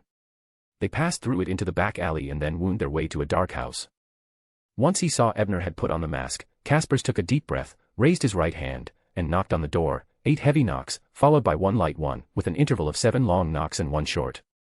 After 7 or 8 seconds, a small wooden panel on the door slid open, revealing a pair of brown eyes. After scrutinizing them for a long moment, the door finally swung open. A man in an iron mask stood there, his voice raspy as he said, "The gathering will start in a minute or two, so hurry up." He closed the door and turned around, leading Ebner through a dark living room into a candlelit sitting room on the first floor. A single candle on the coffee table cast a dim glow, throwing shadowy patterns around the room. There were about a dozen people seated on sofas and chairs around the table, each wearing an iron mask. Ebner found an empty chair and sat down, taking a quick look around the room. Soon, his gaze landed on an elderly man in a single-seat armchair. The man had deep nasolabial folds and slightly shriveled skin. Judging by his demeanor and the respect others seemed to have for him, he must be, Eye of Wisdom, Detective Isengard Stanton. As Ebner had this thought, the elderly man, who might indeed be Eye of Wisdom, looked at the wall clock and began in a raspy voice, "It's time. Let's begin. We won't wait for any latecomers." As soon as he spoke, a woman eagerly interrupted, "I'm selling a weapon, a dagger. Anyone below sequence 7 who stabbed with it will instantly lose their Beyonder abilities, and even those at sequence 7 or above will experience reduced effectiveness in their powers. Plus, it's sharp and durable." "What's its side effect?" someone asked. "After sealing an enemy's abilities, it will make the wielder feel as though an electric whip of barbed thorns is lashing their soul, painful and numbing." But with enough preparation, the pain can be endured, the woman replied. What do you want for it? Clearly, someone was intrigued.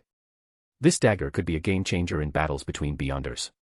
£550 or the Sequence 8 Barbarian Formula. So it's the same lady from the novel who's always searching for the Barbarian Formula. I remember that one, but I'm here to sell something else today. Besides, I wouldn't be a good fit for a close combat weapon like that since I have no combat skills. It'd suit Zio perfectly, though. While Ebner's thoughts wandered, the dagger was sold to a middle-aged man for £550. Several other trades followed, some successful, some not. Ebner timed his moment between exchanges, took a deep breath, and said in a low voice. I'm selling potion formulas. End of chapter. Chapter 7, Eye of Wisdom's Test. I'm selling potion formulas, Ebner announced. The Sequence 9 Seer and Sequence 8 Clown from the Seer pathway, he added. £250 for the former, $450 for the latter. This was the plan Ebner had settled on after much consideration. Despite recalling several potion recipes, he had complete starter formulas for only a few paths: Spectator, Bard, Reader, and Seer. Other paths, like Apothecary and Sailor, only had primary ingredients recorded in Lord of the Mysteries, with no specifics on the auxiliary materials. Selling the Spectator formula was risky, given that the pathway involved the Psychology Alchemists, a well-connected secret organization in Backlund, along with the terrifying entity behind them, Adam. Ebner had no intention of exposing himself to their attention. As for Reader, the host of this gathering had ties to the Church of Knowledge, so Ebner didn't want to test their tolerance. And while the Bard sequence would have been an easy choice, it was the same formula Klein, the protagonist in the novel, would eventually sell here. Considering Klein's impoverished circumstances as a god in the future, Ebner couldn't bring himself to rob him of a source of income. This left the Seer path. Although technically controlled by the secret order, the low sequencer formulas had long since leaked. And with their leader, Zeradal, trapped in the nation of Ebernite, the organization wouldn't likely care about minor matters like these. A Seer sequence. I need that. I'll give you £650 for both formulas, if that's acceptable, a woman in the corner of the room finally spoke after a long silence. The offer was within Ebner's expectations. Glancing around to confirm no one else intended to bid, he replied, agreed. But I must insist that you not resell these formulas at this gathering in the future. Fine. The Eye of Wisdom can bear witness, the woman replied. Knowing that Eye of Wisdom had a sealed artifact that could verify authenticity, Ebner took out 2 pre-written potion formulas and handed them to a nearby attendant. The attendant brought the folded papers to the man sitting on the single-seater sofa, Eye of Wisdom, himself.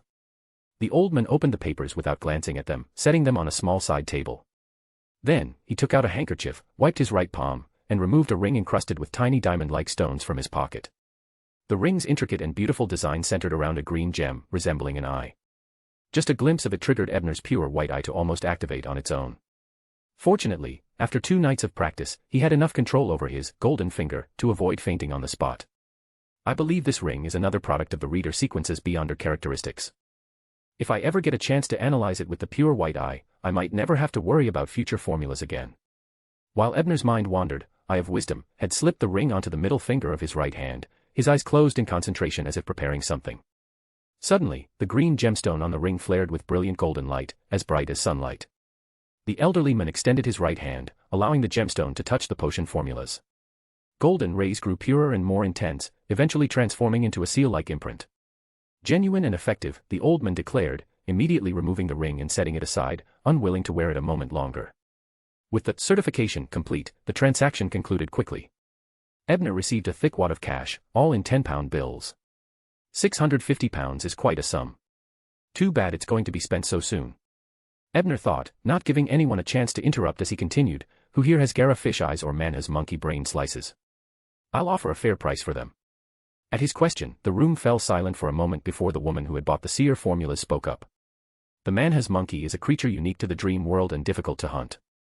But I can provide brain slices, 10 grams for £100, no haggling. Gritting his teeth at the high price, Ebner quickly counted out 20 £10 notes and said, here's £200, I need 20 grams. Deal. The woman, apparently pleased with his straightforwardness, pulled 2 tin boxes from her coat and handed them to the attendant for Eye of Wisdom to verify. Once the elder confirmed their authenticity, Ebner exchanged his cash for the boxes. A bit flustered, he realized he hadn't brought any containers for the supernatural ingredients. Seeing his discomfort, the woman laughed lightly and said, the tin boxes are worth little, consider them a gift. Feeling even more awkward, Ebner forced himself to calmly put the boxes away and scanned the room, hoping for news about the Gara fish eyes. But no one else spoke up.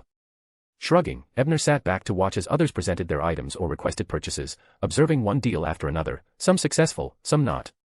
Unfortunately, nothing piqued his interest.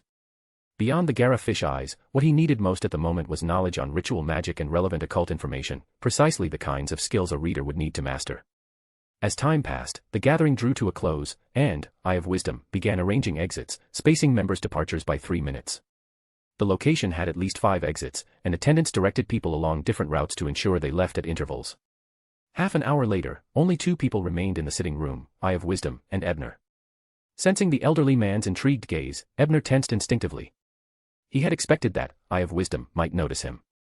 After all, the reader path was controlled by the Church of Knowledge, and as their operative in Backlund, Eye of Wisdom would undoubtedly know the potion formula for Sequence 9. Relax, young man. You must realize that if I meant you harm, you'd already be dead. After all, you're just an ordinary person. With a smile, Eye of Wisdom beckoned him over, adding, besides, I happen to have something you need. Momentarily surprised, Ebner then felt a surge of excitement. His trust in Eye of Wisdom's character was solid, and any tension he'd felt was simply due to the man's overwhelming power. Do you have Gara fish eyes? Ebner asked, barely containing his anticipation. From the looks of it, your body's been tainted with a beyonder characteristic. No wonder you're in such a rush to gather potion ingredients. Let me guess, it's the Sequence 9 reader characteristic, or you'd likely be dead if it were from Sequence 8 or above. Eye of Wisdom eyed Ebner for a moment before responding. Well, it's actually Sequence 8. But the original owner really did die, Ebner muttered to himself, then feigned a hesitant nod. Satisfied with his deduction, Eye of Wisdom replied, indeed, I do have a pair of Gara fish eyes. He emphasized pair to signal his knowledge of the complete formula. Resisting his excitement, Ebner asked, how much would you need to part with them? Instead of answering directly, Eye of Wisdom asked, other than loan, what languages do you know? Ebner froze for a second, but catching on to the elderly man's interest in reader-like quirks, he replied, Hermes. And I know a few words in ancient Fasak. That's acceptable. Do you know any rituals? Yes, I can perform the ritual for creating a spiritual wall. He also knew others from the novel, though he hadn't practiced them. The old man nodded approvingly, a smile on his face. You seem like a studious young man. Excellent. He paused, then continued, as for the price of the Gara fish eyes, how about we make a wager? What kind of wager? Ebner asked, somewhat wary. He didn't like to gamble, he rarely won. Today, you only need to pay £100, and I'll give you the eyes. But I'll also give you a set of materials on ancient Fasak. If, by next Wednesday's gathering, you've mastered half of it, I'll reward you with books on occult knowledge. But if you fail, you'll owe me another £100. How about it? Care to take the bet, young man? Eye of Wisdom said, smiling. So he's already set the next gathering date. Today is Thursday, which gives me nearly 6 days until Wednesday. With the pure white eye, I should have no trouble learning ancient Fasak. Plus, this seems to be a test rather than a trap. After weighing his options, Ebner nodded in agreement. He didn't really have a choice if he wanted the potion materials. After pocketing the bills, Eye of Wisdom took out a few small metal boxes and said, the box on the left has the Gara fish eyes. The other 2 are for storing your brain slices. Since the woman who sold them to you is of questionable background, I doubt you'd want to bring her items home unshielded, would you? Recalling how Klein, the protagonist of Lord of the Mysteries, had used his own button to track and ambush people, Ebner quickly nodded in agreement, transferring the man's monkey brain slices to the new containers. While Eye of Wisdom was still a stranger, he was more trustworthy than the mysterious woman. After finishing, Ebner sighed with relief and even joked, what if I decide to skip the next gathering? How would you know if I've learned those materials? Eye of Wisdom looked at him deeply, replying with a hint of amusement, trust me, if I truly wanted to find someone, it's much easier than any seer. Maybe, but in the novel, your deductions didn't even come close to Klein's divinations. Ebner lampooned inwardly. But outwardly, he accepted the challenge, taking the ancient Fasak materials from the formidable Sequence 7 Noldege keeper and famed detective, with utmost deference. End of chapter. Chapter 8, Sequence 9 Reader. After leaving the apartment where the gathering had been held, Ebner, carrying £350 in cash, 2 sets of beyonder ingredients, and a bag of study materials, didn't head home right away. Instead, he removed his disguise and took a roundabout path through the Bridge district, eventually returning to Braveheart Bar. In the lounge, he found Kasper's Kalinin, who greeted him with a laugh. Thank the storm you're still alive. Looks like you didn't manage to piss anyone off. Ebner brushed off his banter and cut straight to the point. Mr. Kalinin, I could use your help with a few more matters. Casper stopped smiling, his brow furrowing as he said, what is it?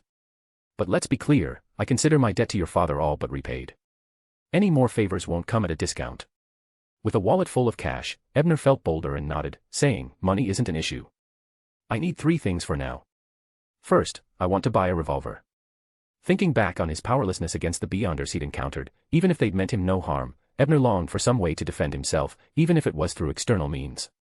Understood, that'll be £3. I'll also throw in 50 bullets in a holster, Casper's answered, giving him a slightly better deal than he might have given anyone else. Second, I'd like you to recommend a shooting club.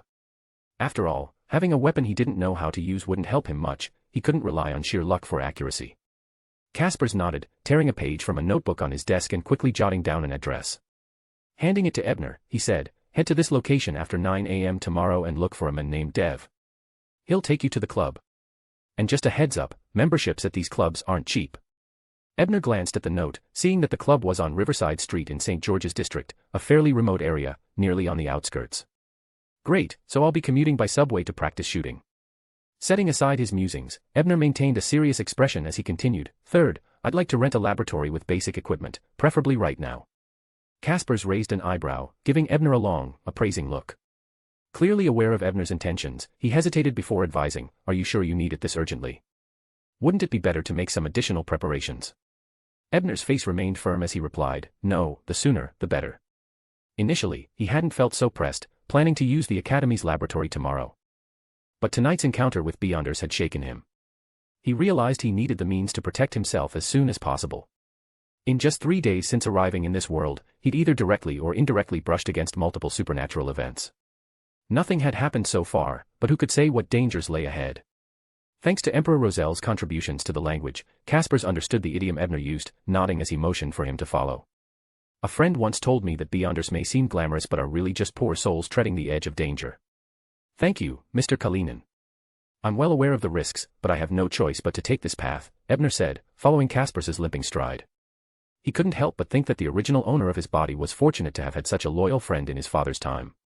Without another word, Casper's led Ebner out of the bar, across the street, and to a secluded courtyard where he produced a key and unlocked the gate. Looking around, Ebner noted that the place was tucked into a corner, with buildings on 3 sides offering plenty of concealment. This was a former residence of a friend of mine who left town without dismantling the laboratory. You can use it, I won't charge since nothing here is mine. Feel free to spend the night if you like. After opening the door to the living room, Casper's turned to Ebner with a small nod. I truly appreciate it, Mr. Kalinin. Ebner replied gratefully. Without his help, Ebner wouldn't have had such convenient access to a safe space for his work. Waving a dismissive hand, Casper's replied, it's just business. Take care of yourself. I'll be back in the morning to escort you out, and bring that revolver you wanted, if you're still around, that is. He turned and left without waiting for a reply. Drinking a Sequence 9 potion shouldn't be that risky. Ebner muttered, feeling slightly unnerved by the older man's words. But he had come too far to turn back now. Taking a deep breath, he switched on the gas lamps inside, their bright light filling the room. With the room fully illuminated, Ebner quickly located the laboratory and began setting up the ritual to create a spiritual wall, ensuring his work wouldn't be disturbed. All right, I have all the auxiliary ingredients except for distilled water, which I'll need to prepare here. The main ingredients are sealed in tins and require no extra handling.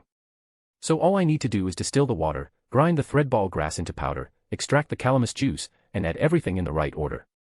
According to Lord of the Mysteries, Sequence 9 potions were supposed to be simple, requiring only that ingredients be added in precise ratios. Even so, Ebner was tense, taking nearly half an hour to finish the potion. Staring at the blue, viscous substance, which hovered between liquid and solid, Ebner swallowed hard. He clenched his teeth, raised the glass flask, and downed the potion. Gulp. Gulp. The icy liquid slithered down his throat, popping with tiny bubbles as it went. Suddenly, a flood of information rushed into his mind, exploding like fireworks within his thoughts.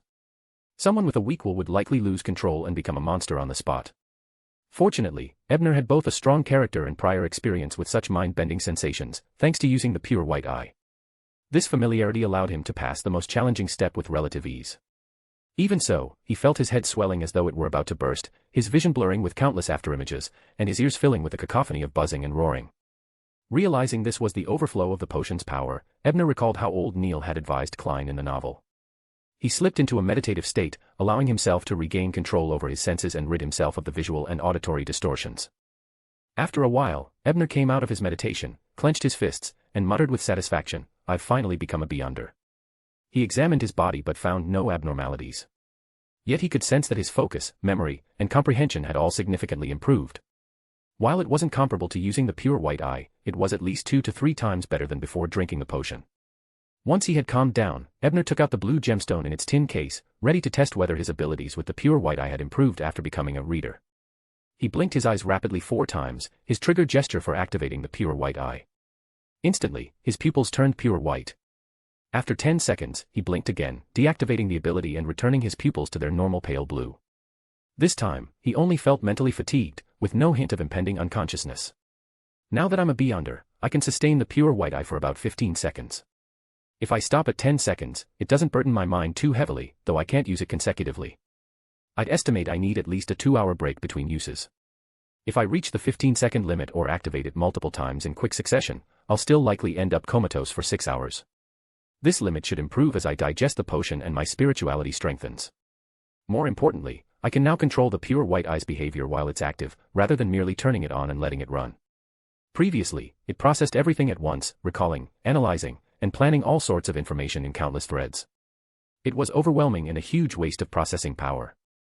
Now, though, I can focus its abilities on specific tasks. For instance, thinking along these lines, Ebner opened his bag and took out the ancient Faceac study materials from Eye of Wisdom. He blinked again to trigger the pure white eye. Within seconds, he closed his eyes and slumped onto a cushion he'd prepared, fainting. His last thought before blacking out was, "So my hunch was right, activating it twice in succession does cause forced unconsciousness." Meanwhile, in a dockside workers' pub, Zio sat across from a man in his 30s in a secluded corner. Amid the bar's raucous noise, she seemed to have asked him a question that stirred up quite a bit of resentment, as he pounded the table and growled, "You want to know why the boss kicked me out and hired that fop hick instead? Damn, I want to know that, too. Can you believe it? That guy just met the boss once, spoke with him for less than 10 minutes, and somehow earned his complete trust, more trust than we've earned over years. And Rosen's a cautious man who never trusts strangers. If he weren't acting normal in other ways, I'd swear that fop switched places with the real boss." End of chapter. Chapter 9, Curse. On Friday morning, as the first rays of sunlight pierced the thick fog over Backlund and streamed into a house near Braveheart Bar, Ebner finally woke from his unconscious state. Checking his pocket watch, he sighed, 6 hours, as expected. Although the cost was steep, the gains had been substantial. He had activated the pure white eye twice last night. The first time, he managed to extract a secondary ingredient for the Sequence 8, Student of Ratiocination, potion from his Beyonder characteristic. During the second, shorter session, he memorized over 100 words in ancient Faceac from his study materials, a highly efficient feat. Most importantly, Ebner discovered that using the pure white eye to read and study significantly accelerated the digestion of his reader potion. In just a few seconds, he noticed the Beyonder energy overflow from the potion had fully subsided. The reader pathway obviously emphasizes reading to expand knowledge in areas of nature, humanity, and the supernatural, with an aim toward omniscience, a path to becoming omnipotence through understanding everything.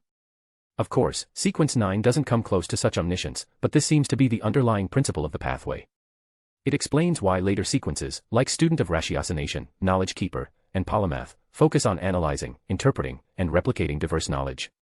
Given how well the pure white eye aligns with this purpose, it makes sense that it aids in potion digestion. At this rate, if I keep studying with the pure white eye every day, I might finish digesting the reader potion in 2 weeks, maybe even advance to Sequence 8 before the fool arrives. Just then, a knock on the door interrupted his thoughts. That must be Casper's, he thought, checking his watch again. He got up, dismissed the spiritual wall, walked carefully to the door, and opened it. Surprisingly, no one was there. Ebner blinked, his pure white eye flashing briefly, and peered into the distance. Only then did he spot Casper's on the street 2 courtyards away. He chuckled to himself. Is that really necessary? I'm perfectly fine. After carefully observing Ebner from a distance, Casper's finally approached, his face serious. I once saw a man open his door in the middle of the night, only to be devoured by a creature that had once been a beyonder. Ebner froze. Before he could respond, Casper's handed him a holster. Here's your revolver, 3 pounds, Casper said flatly. Ebner's eyes lit up. He quickly counted 3 pounds from his wallet, handed it over, and took the contents from the holster. Inside was a silver revolver with a slightly longer barrel and a walnut grip. In a small case beside it, 50 golden bullets were neatly arranged. Testing the empty revolver, Ebner then loaded 5 bullets, secured the revolver in the holster on the inside of his coat, and pocketed the remaining bullets. Kaspers held up the notes to the light to confirm their authenticity before saying, "Our transaction is complete. If you need anything else, you know where to find me at Braveheart Bar." Ebner nodded, "Thank you for everything. If you ever need assistance, don't hesitate to ask. I'm a beyonder now, after all." Kaspers chuckled dryly, "Don't get cocky, kid. Beyonder or not, you're still flesh and blood. Don't let your abilities go to your head." Ebner recognized the well-intentioned advice and took no offense, silently filing away his promise to return the favor. After some more small talk, Ebner bade farewell to Kaspers, knowing he had much to do and couldn't linger. Once Ebner had walked away, a figure appeared from thin air. He was a man with short, tawny hair, wearing a white shirt and brown vest. Smiling at Kaspers, he said, "Seems my presence wasn't needed. Your young friend is quite steady." Kaspers shook his head. "My worry is that he'll rely too much on his abilities and end up in worse trouble." The man's face grew serious. "Don't underestimate that young man, Kaspers. I don't know his pathway, but I'm fairly certain he noticed me." "Are you sure, Zeril?" Kaspers asked, surprised. "Never underestimate a detective's observational skills," Zeril replied, chuckling. "Though I'm not from the reader pathway, I saw his tension and wariness from his aura." Checking his watch, he added, "Now that I've seen your friend, I need to get home and prepare breakfast for the kids." "Still looking after those street urchins?" Kaspers asked with a sidelong glance. "They make fine assistants for a detective, don't they?" Zeril replied with a smile. Kaspers frowned slightly but said nothing more, watching Zeril disappear again. Meanwhile, back in Eastborough, Ebner breathed a sigh of relief. When he opened the door, he had instinctively activated the pure white eye for a second, spotting the hidden figure beside Kaspers. He'd been startled but quickly realized that the hidden beyonder meant no harm and was merely there to help in case of a loss of control incident. Only then had he cautiously completed his transaction with Kaspers. "My pure white eye can't yet see spirits, so the man was probably using some illusion rather than being in spirit form. Maybe he's a trickmaster or magician with concealing abilities, or perhaps a swindler skilled in mental interference. These abilities manipulate perception, so maybe the pure white eye can reveal or resist such mental effects. I'll need more data to confirm this." Pondering these questions, Ebner entered the cafe he'd frequented since crossing over, scanning the room for Zio. She must still be out investigating. Although Ebner had learned that the so-called two-faced Rosen had played a role in the ruin of the original owner of his body, he felt no strong personal connection to it. He had inherited the original owner's memories but not his emotions. Someday, he'd make Rosen pay, but for now, there was no rush. After breakfast, Ebner dropped off his study materials at home and then made his way to the nearest subway station. The Backlund subway had been around for 25 years, initially connecting the two banks of the Taysok River before expanding to other major districts. Despite this, station coverage remained sparse. The subway was the fastest way to reach Riverside Street in St. George's district, where he was headed for shooting practice. Once underground, Ebner checked the signboard by the ticket booth. Peak hours, 7 to 9 a.m. and 6 to 8 p.m., have trains every 10 minutes, otherwise, every 15 minutes. First-class tickets cost 6 pence, second-class 4 pence, and third-class 3 pence. Return fares are 9, 6, and 5 pence respectively. Annual passes are available for first class at £8 and second class at £5, 10 shillings. No third-class annual pass. Prices were reasonable, and even if he planned to take the subway daily for shooting practice, he could afford it. After buying a second-class ticket for 4 pence, he walked to the platform for Line 4, which would take him to St. George's district. He didn't have to wait long before he heard the rumbling sound of a steam train, its massive engine cutting through the glow of the gas lamps as it clanged to a stop. Its huge, iron form and intricate mechanisms had a distinct beauty, blending machinery with the raw power of steam. "Now, this is what I call steampunk," Ebner thought, whistling as he boarded. He chuckled, thinking of how Lord of the Mysteries had advertised itself as steampunk but rarely leaned into the aesthetic. Now that he was living it, he could finally feel the power of steam and iron. Soon after boarding, the steam train clattered and clanked into motion. About 10 minutes later, it began to slow down, coming to a gradual stop at the next platform. As Ebner waited for his stop, he noticed a girl with messy hair and a petite frame enter the carriage. It was Zio Dericha, the future Judgment member of the Tarot Club. "Zio."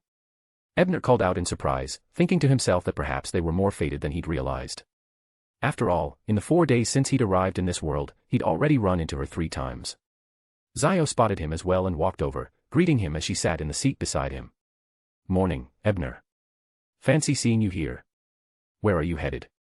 "Good morning, Miss Zio. I'm on my way to Riverside Street for some shooting practice," Ebner replied, answering her question directly. Riverside Street. You don't mean the shooting club at number 33, do you? Zio paused before asking, her tone complicated. Yes, that's the one. Do you know it? Have you been there? Ebner's question was halfway out when he noticed a sudden change in her expression. Her face shifted through emotions, nostalgia, confusion, and resentment, all mixed together. A chill went down his spine. Even if his words had stirred up some old memories for her, as a Sequence 9 arbiter, Zio should never lose composure in front of someone she didn't know well. Something wasn't right. At that moment, Ebner made an immediate decision to activate the pure white eye, and he saw a strange black mark swirling on her forehead. That place used to be my father's. I played there as a kid. Zio murmured, seemingly oblivious to her condition as she reminisced about her past. But when she unconsciously turned her head and her gaze met Ebner's pure white eyes, she gave a shudder and snapped back to her senses. Zio, listen to me. Take a moment to calm yourself and clear your mind. I think you've been cursed, and it's probably exploiting your intense emotions. Seeing the clarity return to her eyes, Ebner rubbed his temples to clear the slight dizziness caused by overusing the pure white eye. We need to get off the train now and find somewhere safe to talk.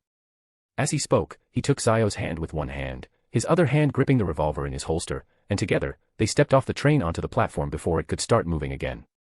Though Zio lacked formal mystical knowledge, she had ample experience in these matters. She needed no further explanation, and, with a quick nod, followed Ebner out of the station at a brisk pace. Chapter 10, Seeking Help. St. Wind Cathedral is just outside the subway station. Let's go there. Zio, still recovering from her emotional turmoil, suggested to Ebner as they ran. Ebner nodded in agreement. Neither of them were followers of the Lord of Storms, but it was clear that the tyrant god posed a greater threat to evil forces. With their assailant hidden and unknown, the cathedral was the safest choice. Why would a railway from Eastborough to St. George's District pass by Jolwood's St. Wind Cathedral? Because subway lines tend to loop around. The two raced to the exit. Though they caught the curious eye of a few people on the platform, most assumed they simply had something urgent to attend to. Only one man crouching near the station's control room seemed to take any real notice.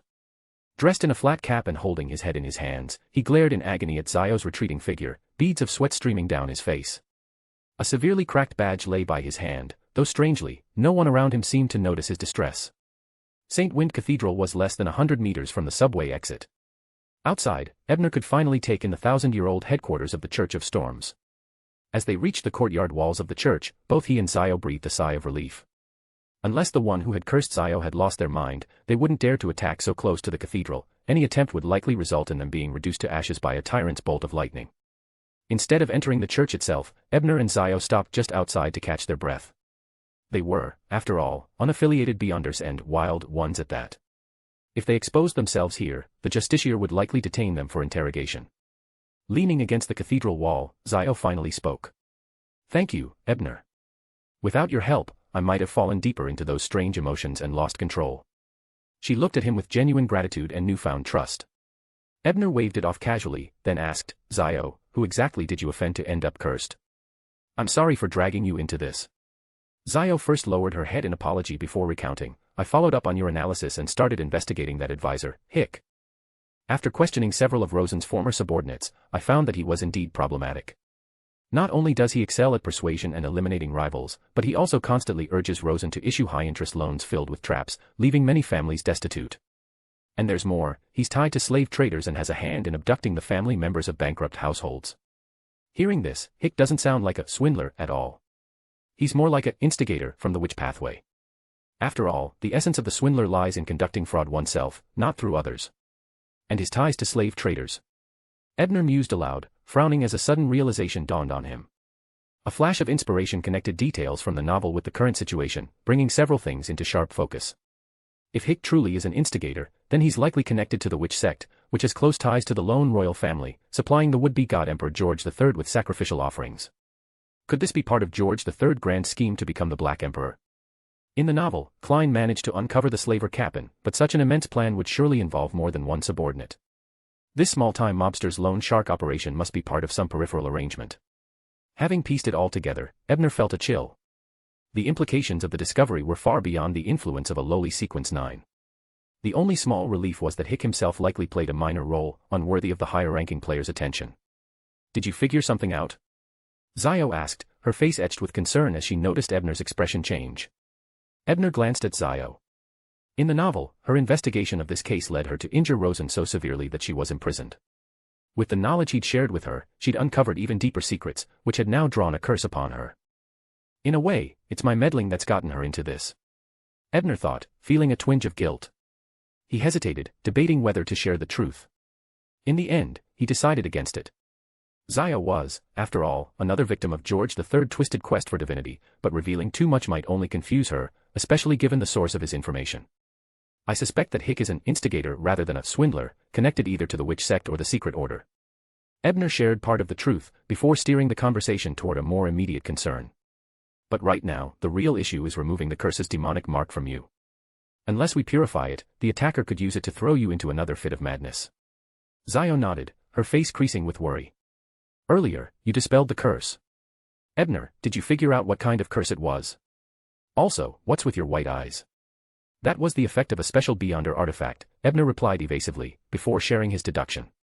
The curse attacks through emotions. This suggests it's abyss pathway magic, likely the power of a sealed artifact. He had reasoned this out on their run to the cathedral.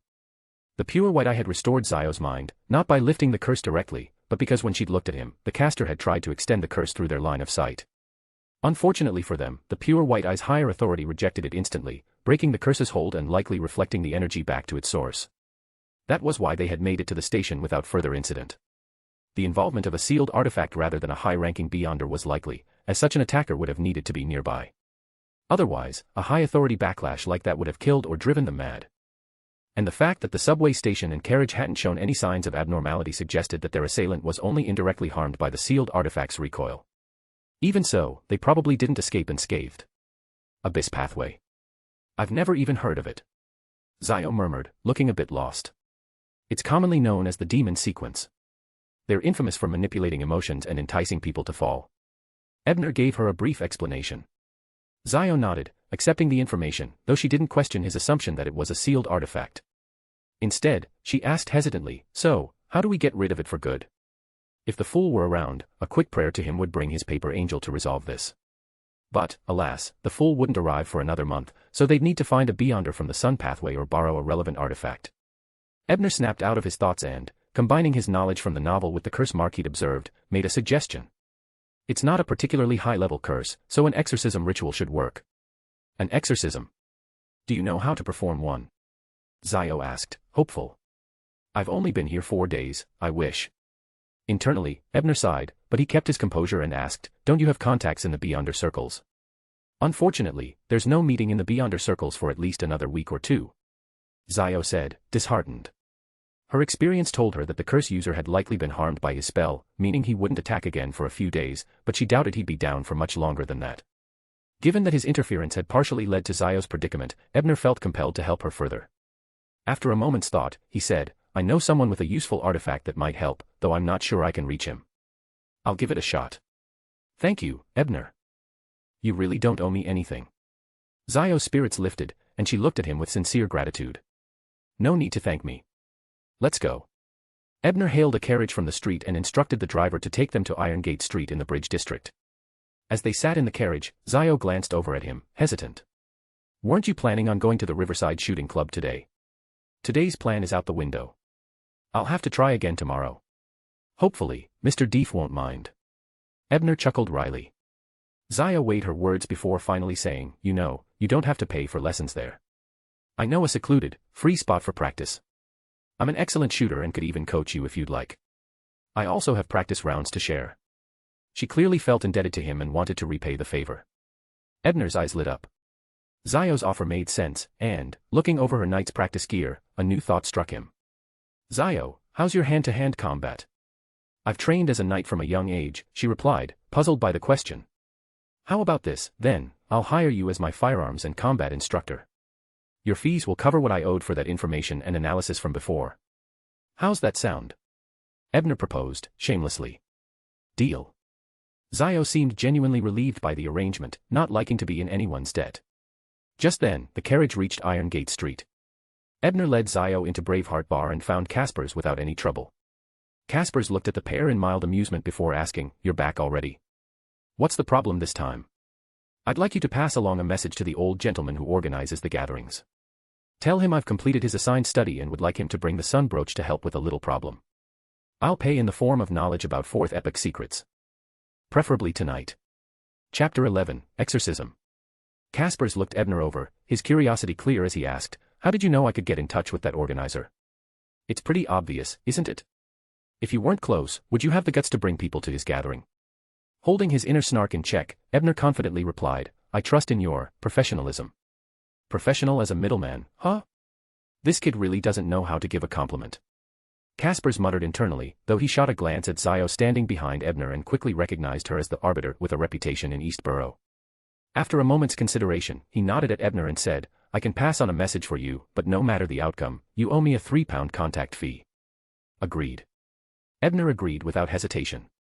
After all, Zio would be the one footing the bill. "Wait here." Kaspers hobbled into a nearby room. From his tone, it seemed he had a reliable means of reaching the Eye of Wisdom. Could it be some mystical item? A messenger service? Or even a telegraph? As Ebner pondered these possibilities, Zio tugged on his sleeve and whispered, "What rank is this organizer?" "He's a sequence 7 Beyonder. But he also wields a powerful sealed artifact, so he's closer in combat power to a sequence 6. Ebner explained briefly. A sequence 7. Zio looked slightly taken aback. In their current time, this was already considered a mid-tier rank. Their conversation was cut short as Kaspers returned and, limping toward them, announced, "The gentleman says he'll see you tonight at the same place the gathering was held. Use the same signal as before." Kaspers then gave Ebner a long, appraising look. "When did you become that old man's student?" "Huh." Ebner was just as surprised as he stared back, confused. "He called you his future student," in his reply, Kaspers explained. "Wait, so passing his test already makes me his student? Isn't he forbidden from proselytizing in ruin?" "Oh, that's right, taking on students doesn't count as proselytizing. But isn't this a bit sudden?" Suppressing his irritation, Ebner accepted the relationship. Becoming a student would make climbing further up the ladder easier. And why wouldn't he grab onto the leg of someone willing to extend it? As for any ulterior motives, Ebner wasn't overly worried. Aside from the old man's generally decent character, it was possible future student was just a friendly joke or a gesture of goodwill. Even if there was some hidden agenda, Ebner felt confident he'd be strong enough to handle it soon enough. Given his current rate of digesting the potion, he might not have to wait long. Once Zio had paid the contact fee, they left the bar. It was still only noon, and waiting there until evening wasn't an option. "So, where to now?" Zio asked, looking a little lost. "I'm going to grab lunch, then head home for some study time this afternoon." Ebner replied straightforwardly. Although he'd told Kaspers to inform the Eye of Wisdom that he'd finished studying, he was still behind. He'd use the afternoon to catch up with the pure white eye's help. Zio was momentarily speechless. "Studying? There's no need for you to follow me. You can rest up, and we'll meet back at Braveheart this evening. I doubt that attacker will try cursing you again so soon," Ebner suggested tactfully. After a brief pause, Zio shook her head. "I'm not going home, I don't want to risk endangering my friends. And, Ebner, your sequence isn't exactly suited for combat, is it? I'll stick around to protect you. After all, it's because of me that you're in this mess. So we're both feeling guilty about this. I think it's my meddling that got you involved in danger, and you think your situation has dragged me into it." Ebner stroked his chin thoughtfully but ultimately decided against clarifying things. How would he even explain that he knew the whole plot? "All right, let's go." After a quick lunch, the two returned to Ebner's rented apartment in Eastborough. Zio glanced around the sparse room and took note of Ebner, who had already set about studying. Observing the Spartan one-bedroom flat, she thought to herself, this place is even worse than the one Furs and I share. He's really frugal, but he doesn't act like a poor person. Could it be he's hiding his identity? Her curiosity grew, but considering Ebner a friend, she didn't intend to pry. Everyone has their own secrets. Ebner spent the afternoon alternating between brief sessions of activating his pure white eye to study face act for 10 seconds and 2 hours of review and rest. Since Zio had already seen him use the pure white eye, he didn't bother hiding it and simply explained it as an effect of a mystical item. After dinner, the two returned to Braveheart Bar around 7:30. This time, without needing Kasper's help, Ebner found the familiar gathering place himself. After a quick disguise with hoods and masks, he knocked out the same signal as before. Soon, the small wooden panel on the door opened, and a pair of eyes appeared, those of the Eye of Wisdom's assistant. Following a similar process as before, they were led to the familiar parlor room. By the dim light of a flickering candle, they saw the elderly figure seated on a single sofa. The Eye of Wisdom glanced over the pair and smiled, "Looks like it's this young lady who needs assistance." Your insight is remarkable, sir. Ebner complimented, mentally thanking Roselle for popularizing so many convenient idioms. No need for flattery. Let's complete the transaction first, and then I'll see if you've truly mastered half of those materials in less than a day. The Eye of Wisdom turned to Zio and observed, this young lady is under a cold-blooded whisper curse. But it's already weakened, only traces of corruption remain. One cleansing with the sun brooch should suffice. Zio looked at him with a mixture of respect and hope. You're absolutely correct, sir. I would be very grateful if you could help. The Eye of Wisdom nodded and, with a one moment, he rose and went into the inner room. A short while later, he returned with a dark gold brooch shaped like a sunbird. A light sheen of sweat glistened on his face. Noticing their curious gazes, he explained with a smile, this is the sun brooch. It grants its user the ability to exorcise, purify, and even use some spells from the domain of the sun. Its drawback, however, is that while wearing it, one can never feel cool, it's always as hot as the peak of summer. You just can't resist showing off, can you? Ebner mused, though his thoughts were interrupted as the sun brooch emitted a bright, pure, warm light. The golden glow spread steadily, engulfing Ebner and Zio like waves of light, washing over them completely. After about a minute, the light faded. Both Ebner and Zio felt warmed through, as if they had taken a refreshing dip in a hot spring or basked in the sun. During the process, Ebner discreetly activated the pure white eye. He saw the black mark on Zio's forehead dissolve under the radiant glow like snow in boiling water, vanishing without a trace. All done, the old man said, returning the brooch to the inner room. Now, about my payment. I trust that little piece of fourth epic lore you mentioned will be worth my time. Thank you so much for your help. Zio expressed her sincere gratitude with a respectful bow. No need for thanks, it's just a business transaction, after all, the Eye of Wisdom replied, waving her off before fixing his gaze on Ebner. Ebner cleared his throat, not daring to waste time. He began to recount a piece of history he'd read in Lord of Mysteries, how, after the collapse of the Solomon Empire, the Tudor-Trunsoist United Empire rose and eventually fell. He even revealed that the capital of this union was none other than Backlund. Naturally, he avoided any mention of gods and angels, that would be asking for trouble. The story intrigued Zio, but the Eye of Wisdom, a man well versed in history, leaned forward, clearly captivated.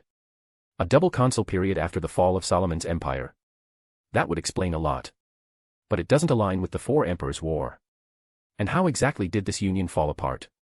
The Eye of Wisdom frowned, apparently struggling to reconcile the details. Ebner hesitated briefly before cryptically hinting it was because the Black Emperor of the Solomon Empire was resurrected. Sensing the risk of attracting unwanted attention, he stopped there. After all, they weren't in the safety of the Grey Fog. The Black Emperor, resurrected.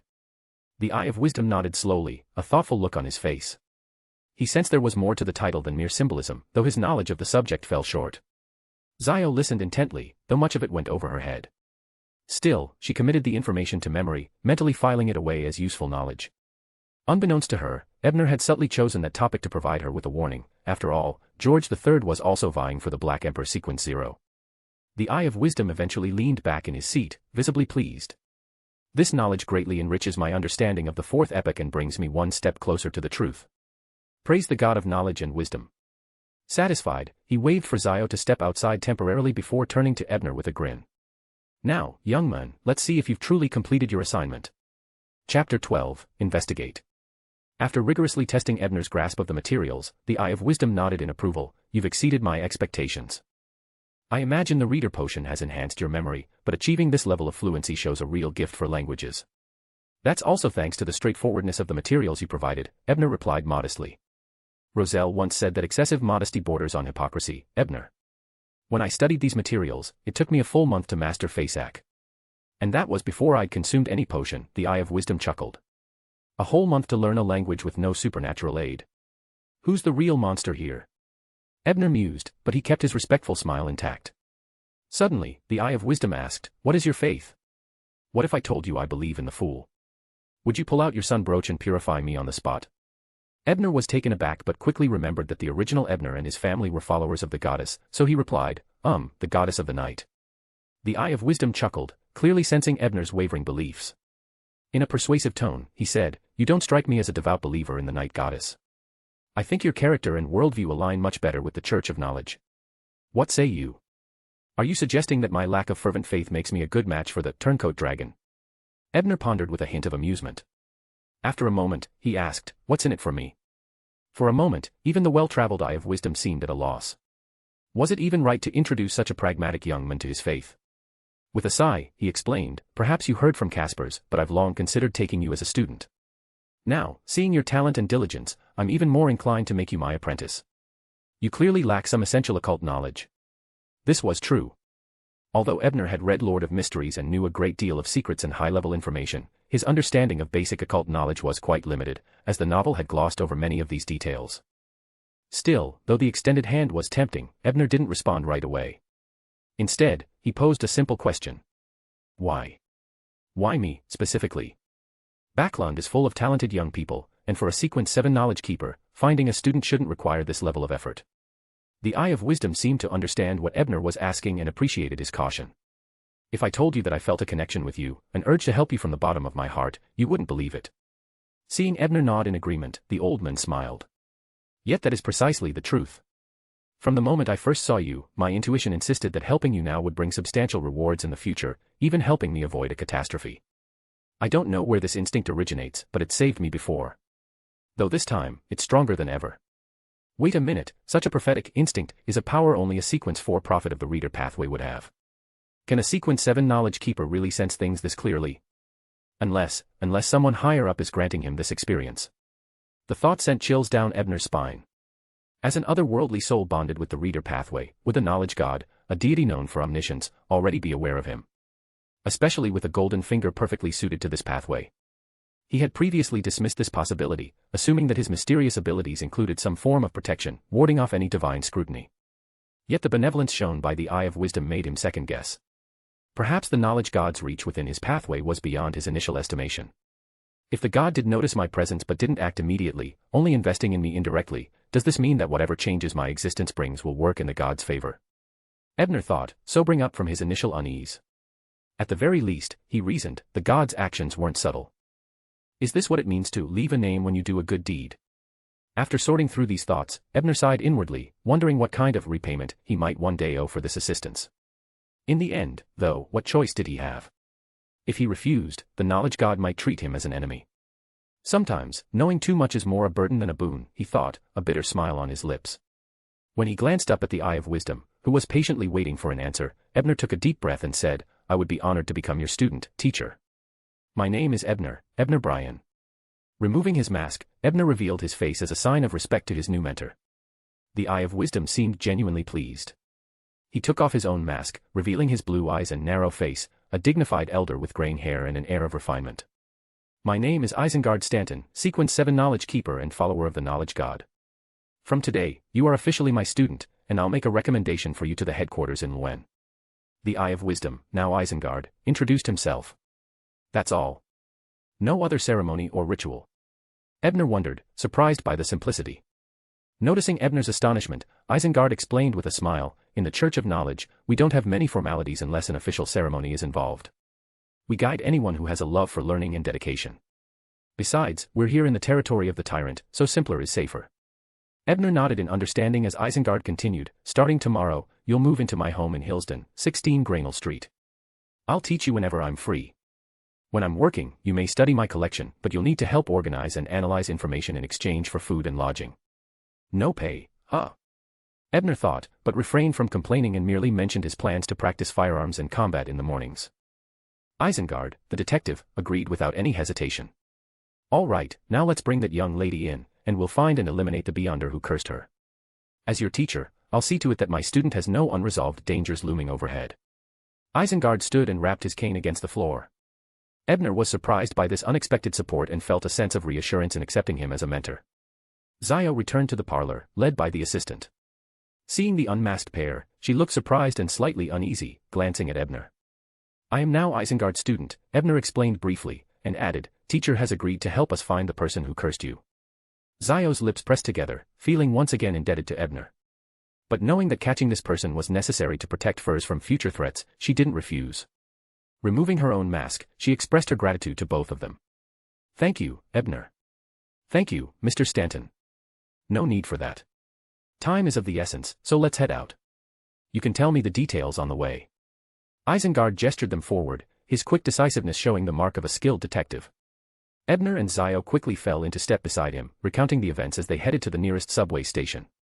In the subway station near the Church of the Fist of the Storm, Isengard stared at a corner near the platform's waiting room. Using insights gained from observing the curse on Zio, he mentally pieced together the scene of a fractured badge. This ability, scene recall, was one of a knowledge keeper's skills. So, it was here where he suffered the backlash.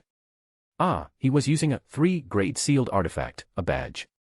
Your mystical item must have quite the potency. Isengard shot Ebner a knowing smile, aware of Ebner's evasiveness about the source of his strength. Ebner chuckled awkwardly but refrained from explaining, determined to keep his pure white eye a closely guarded secret. This person isn't a trained criminal, otherwise, he would have cleared his tracks better. At the very least, he's not experienced in evading detectives. Stay close, I have a good idea of where he's hiding. Chapter 13, Interrogation. He was backlashed by the sealed artifact, limiting his ability to move. It's been less than a day, so he likely hasn't gotten very far. Based on the scene recall, he didn't get on the subway but went straight out of the station, Detective Isengard explained as he led Ebner and Zio.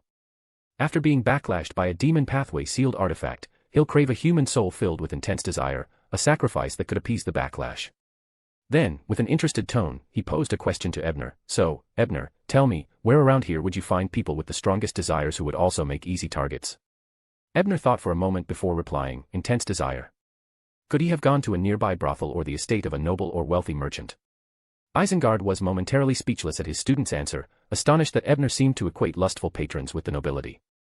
He had to provide a hint, desire comes in many forms.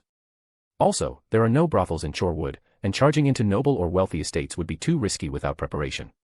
Guards would surely be there. After listening carefully, Ebner realized his knowledge of this world, especially Backlund, was too shallow, so he took a moment to rethink.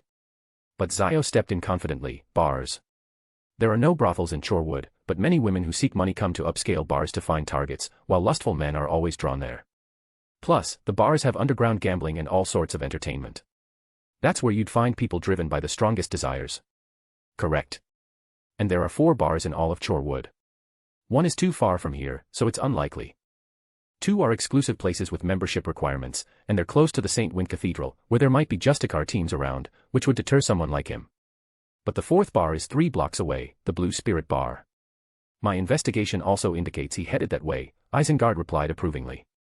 In a corner of the Blue Spirit Bar, 2 groups of 6 men, visibly intoxicated, faced off while holding up their bottles. Shouting profanities, their words grew more intense and insults sharper until the confrontation escalated to shoving. As the tension reached its peak, a figure crept from an unnoticed shadow nearby, grinning cruelly as he raised a trident-shaped dagger, poised to use the chaos to start a bloodbath. And he succeeded. The sudden bloodshed ignited the already fraught atmosphere, and soon, both groups grabbed whatever weapons were at hand and lunged at each other, plunging the scene into utter chaos.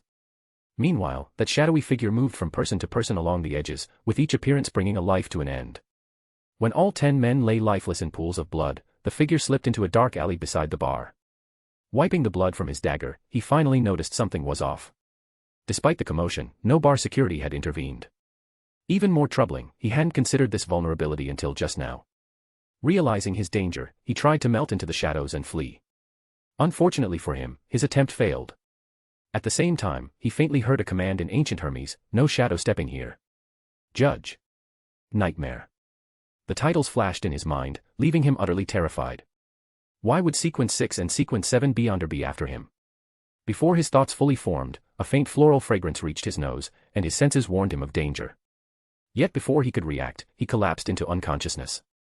At that moment, a phantasmal veil seemed to lift, restoring the bar to its previous state. The men who'd just been fighting now raised their glasses, toasting and drinking as though nothing had happened, the recent brawl seeming like a mere dream. It was indeed a dream. The combination of nightmare, judge, and apothecary abilities took down a Sequence 8 Beyonder without so much as a sound. Even with these abilities weakened, that's no small feat, thought Ebner, moving with Zio as they quietly dragged the captive to a secluded alley. Both were in awe of Detective Isengard's techniques. Isengard removed a ring from his finger and, with a smile, introduced it. This is one of my magical items. It used to be classified as 2-081, from a Sequence 6 reader who lost control. It lets me recognize, observe, remember, and simulate any supernatural ability I've encountered. But the stronger the ability, the greater the chance of failure, and even if successful, there's always a big gap compared to the original. Ebner, already familiar with the item, kept his reaction hidden. Yet he couldn't help but think, since this ring originated from a Beyonder characteristic, maybe my pure white eye can analyze the potion formulas hidden within. Once I start training at my teacher's home, I'll observe it more closely. Zio, on the other hand, was puzzled. 2-081. What does that mean? As an independent beyonder, she didn't know much about sealed artifacts. Many mystical items have dangerous drawbacks, so the churches of the 7 Orthodox gods collect and seal them, labeling them sealed artifacts and marking them with numbers for identification. After much negotiation and cooperation, the 7 churches established a unified system with levels 0, 1, 2, and 3 to indicate levels of danger. Level 0s are the most dangerous and are said to contain items that can destroy nations or even the world. Levels 0 and 1 are reported among the churches, with unique labels that don't repeat. For levels 2 and 3, each church tracks its own, meaning numbers can overlap across different churches.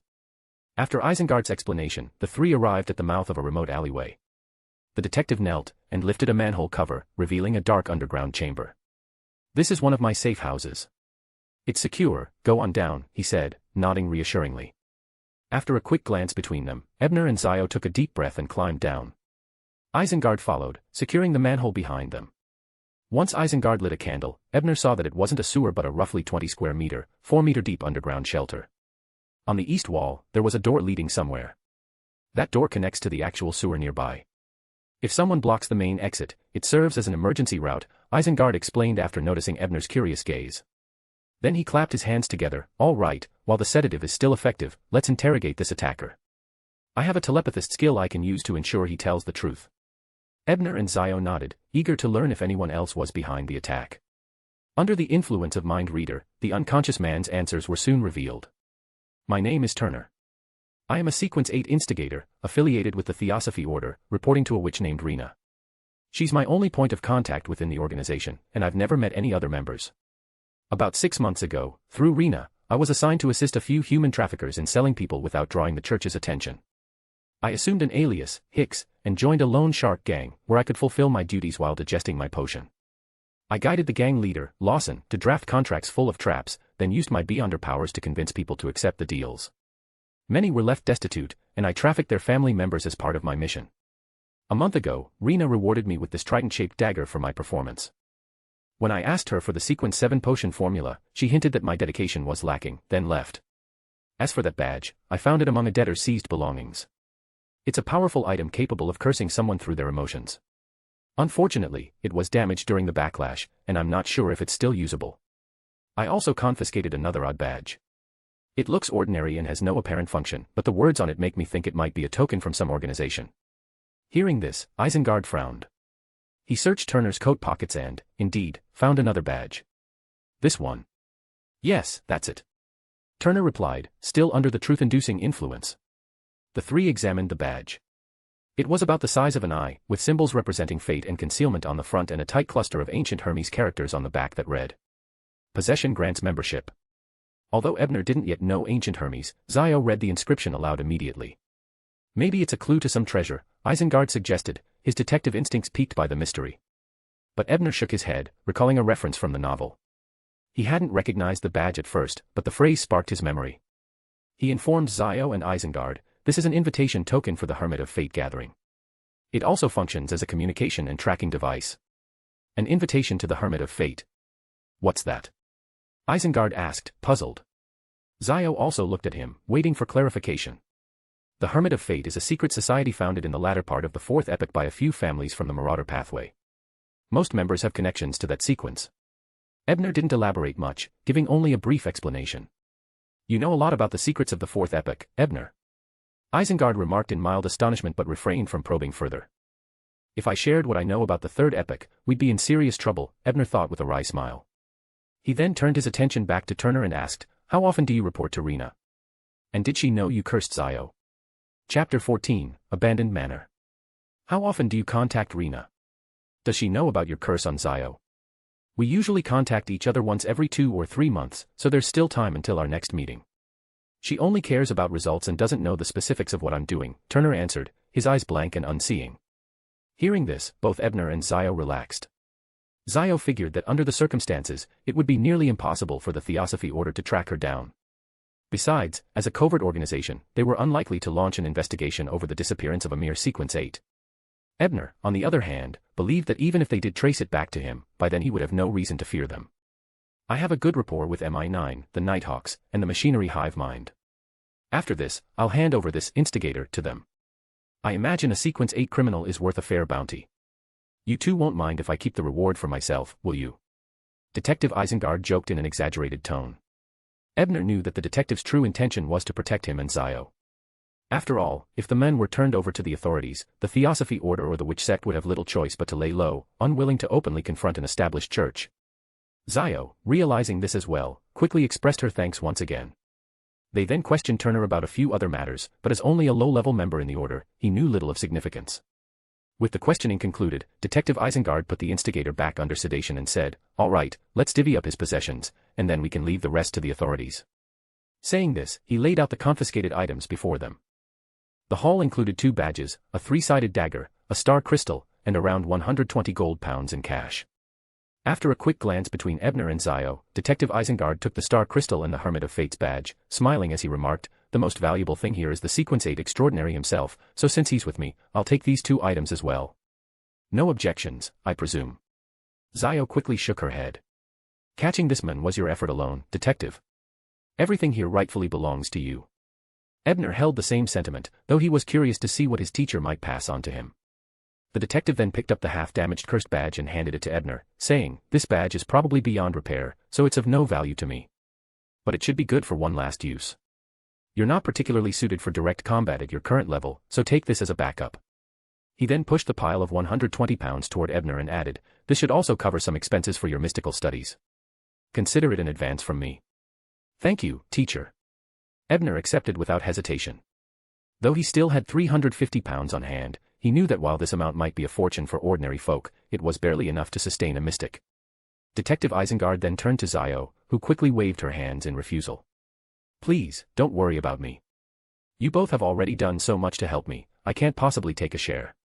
The detective laughed and, without further debate, pushed the 3-sided dagger toward her. "Miss Zio, let's not stand on ceremony. You forget, it was your insight that helped us predict this instigator's ambush at the bar.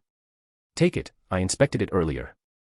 It's a fairly ordinary weapon, just with a difficult-to-detect poison coating, so its value is modest." Zio had initially wanted to decline but, realizing that any further refusal would be ungracious, accepted the dagger. She made a mental note to repay the kindness.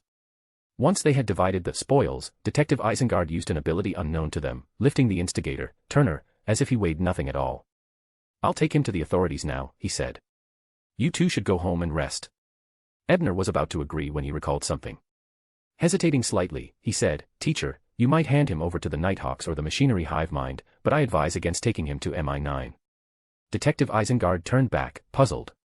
"Why? Is there an issue with MI9? Thinking carefully, Ebner replied, "Some factions in the military seem to be involved in human trafficking. I fear they might complicate things for you. You're suggesting the military may have a hand in this matter?" Isengard frowned, confused. "But why would they do such a thing? And how do you know about this, Ebner?" Ebner partially deflected, offering, "My mother was once among those trafficked. I've looked into it." "I see." The detective nodded in understanding. Zio glanced at Ebner with sympathy, surprised to learn of this unfortunate part of his past. She hadn't realized that her friend had also been affected by such a tragedy. Isengard nodded, seeming reassured. "Noted. Don't worry, Ebner. Your teacher knows how to handle things with the authorities." With a wave of his hand, the detective hoisted Turner and, with a swift leap, disappeared into the dark alleyway with surprising agility for an older man. Zio and Ebner waited for a moment before taking a different exit from the underground pathway. With public transportation already closed for the night, they began walking home.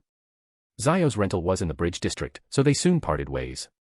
Watching Ebner leave, Zio turned to find herself nearly face-to-face with a woman standing eerily close, a young lady in a beige high-neck dress with slightly curled brown hair, observing her in ghostly silence. "Furs. Are you jumping out from doors again? You almost gave me a heart attack." Zio let out a breath of relief upon recognizing her friend. "One whole day and night without coming home and without a single note. Do you know how worried I was? And here you are, out on a date with a man. Tell me everything, who was that?" Furs scolded, though her playful expression revealed her true intentions. She knew Zio had been off handling serious matters but couldn't resist teasing her friend a bit. Instead of retorting, Zio remained serious, shifting the topic. "Furs, that was Ebner, a friend. And if he hadn't been there tonight, I don't think I'd have come home." Furs, taken aback by Zio's grave tone, quickly asked, "What happened?"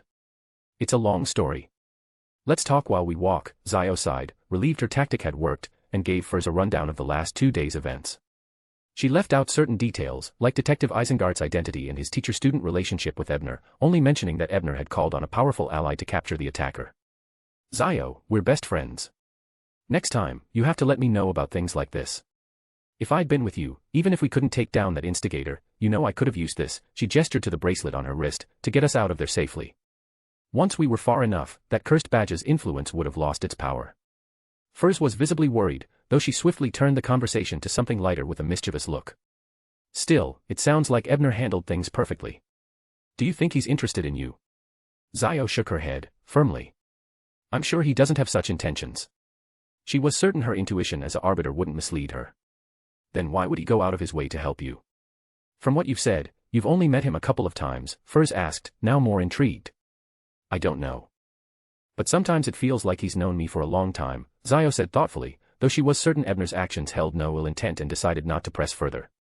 After a night of deep sleep, Ebner returned to the East Boroughs train station, where he found Zio waiting. Hope I didn't keep you long, he apologized, feeling a bit guilty given that he lived closer. No worries, let's set off. The place is on the north outskirts, a bit of a trip. We'll take the train to the North District and then a carriage, she replied briskly. About 40 minutes later, they stood in front of a large, abandoned manor surrounded by overgrown vegetation. Ebner took in the dilapidated surroundings, which looked like something from a horror film. He asked, slightly hesitant, this is the shooting range you mentioned? Zio nodded, there's a practice field in the backyard. I also have a key to the back gate. Even if it's falling apart, this is still a manor outside Backlund. Wouldn't it have a caretaker? Originally, this was my family's vacation estate. When my father fell from grace, it was sold to a wealthy merchant. But soon after, every resident here started experiencing strange accidents, leading to rumors of hauntings and its current state. Only one caretaker remains, a deaf and mute servant who once worked for my family. My father treated him well, so as long as we don't enter the house, it should be fine. Ah, so he wouldn't even notice gunshots, and if he did hear them, he'd likely look the other way for her sake. Not bad, Zio, a noble family in decline, yet still maintaining some useful connections. Ebner quickly pieced together the implications. Meanwhile, Zio saw through Ebner's reaction, confirming her own suspicions. He knows who my father was. He's known me all along. And it seems he knows far more secrets than he lets on. So, could he know the real reason my father was framed? Chapter 15, Training. Though Zio's mind swirled with questions, she didn't voice any of them.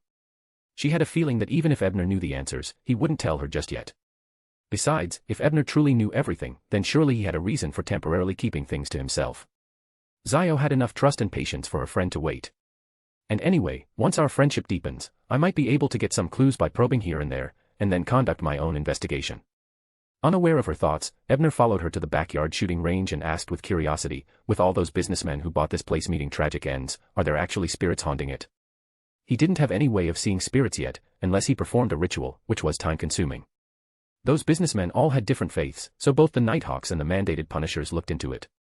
I don't know what the Nighthawks found, but the mandated Punishers had a fierce battle with a powerful extraordinary around here, which left one of their team members seriously injured. I heard that recently they've been cracking down on a few gangs in East Borough, partly because one of them killed that seriously injured team member, Zio replied after a moment's thought. Ebner pondered this, thinking, the Church of the Storms supposedly has access to some of the reader potion formulas, so the extraordinary characteristics my predecessor found might have belonged to that unfortunate guy. But how'd he manage to haul himself from the northern suburbs back to the Bridge District while so badly injured?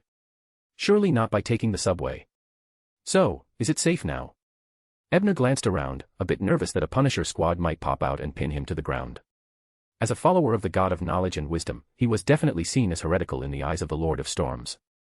Don't worry, it's been thoroughly cleansed and hasn't been monitored for a long time. I've visited a few times without any trouble. Old Todd, the caretaker, also told me no one's been by in ages. Oh, Todd is the old servant I mentioned who looks after the property. He can't speak or write, but he knows some sign language, Zio reassured him confidently. With that, Ebner relaxed a bit. Besides, he reasoned that he was just here to use the shooting range, not perform any extraordinary abilities. Even if spotted by officials, it likely wouldn't be seen as noteworthy. A couple of young people using a private shooting range for target practice wasn't exactly unusual, it just sounded a little odd.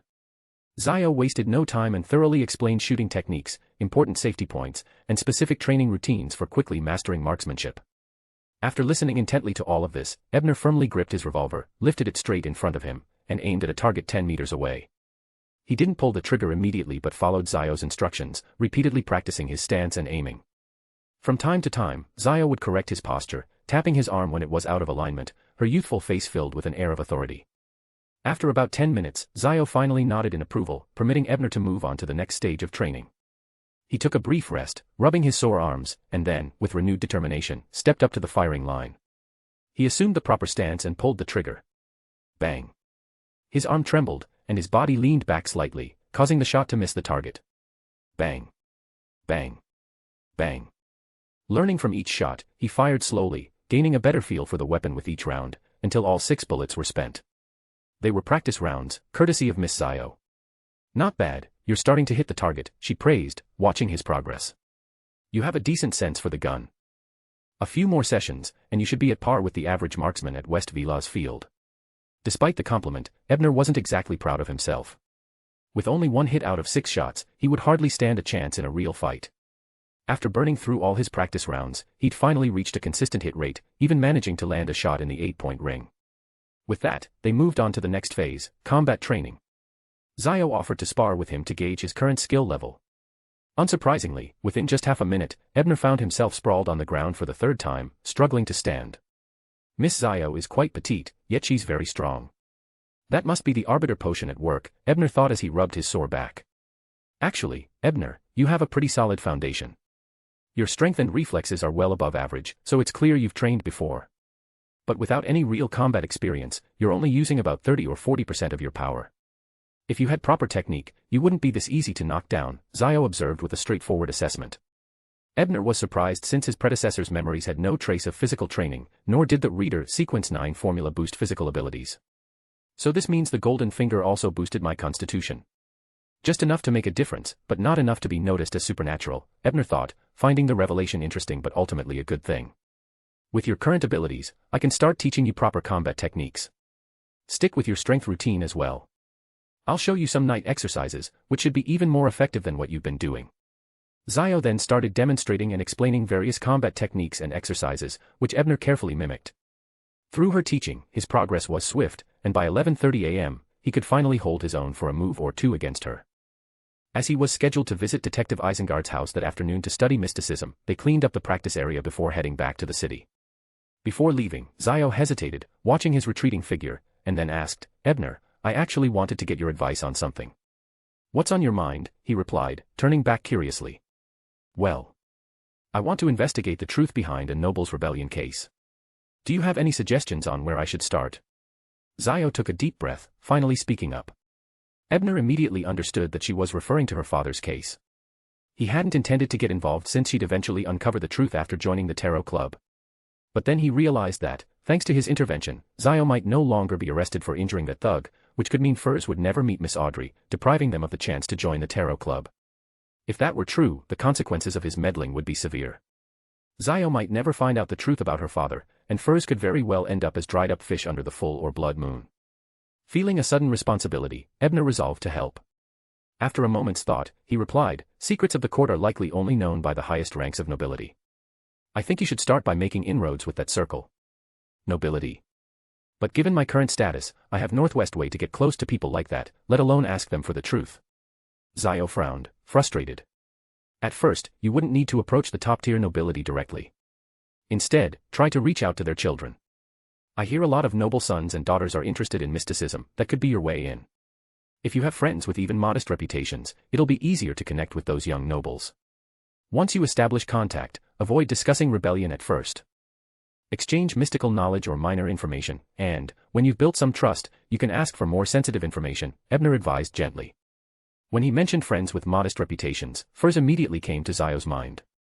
But she couldn't help sighing at the thought of Furs's aversion to socializing, unsure how to persuade her. Zio knew that, left to her own devices, it would be difficult to approach nobility.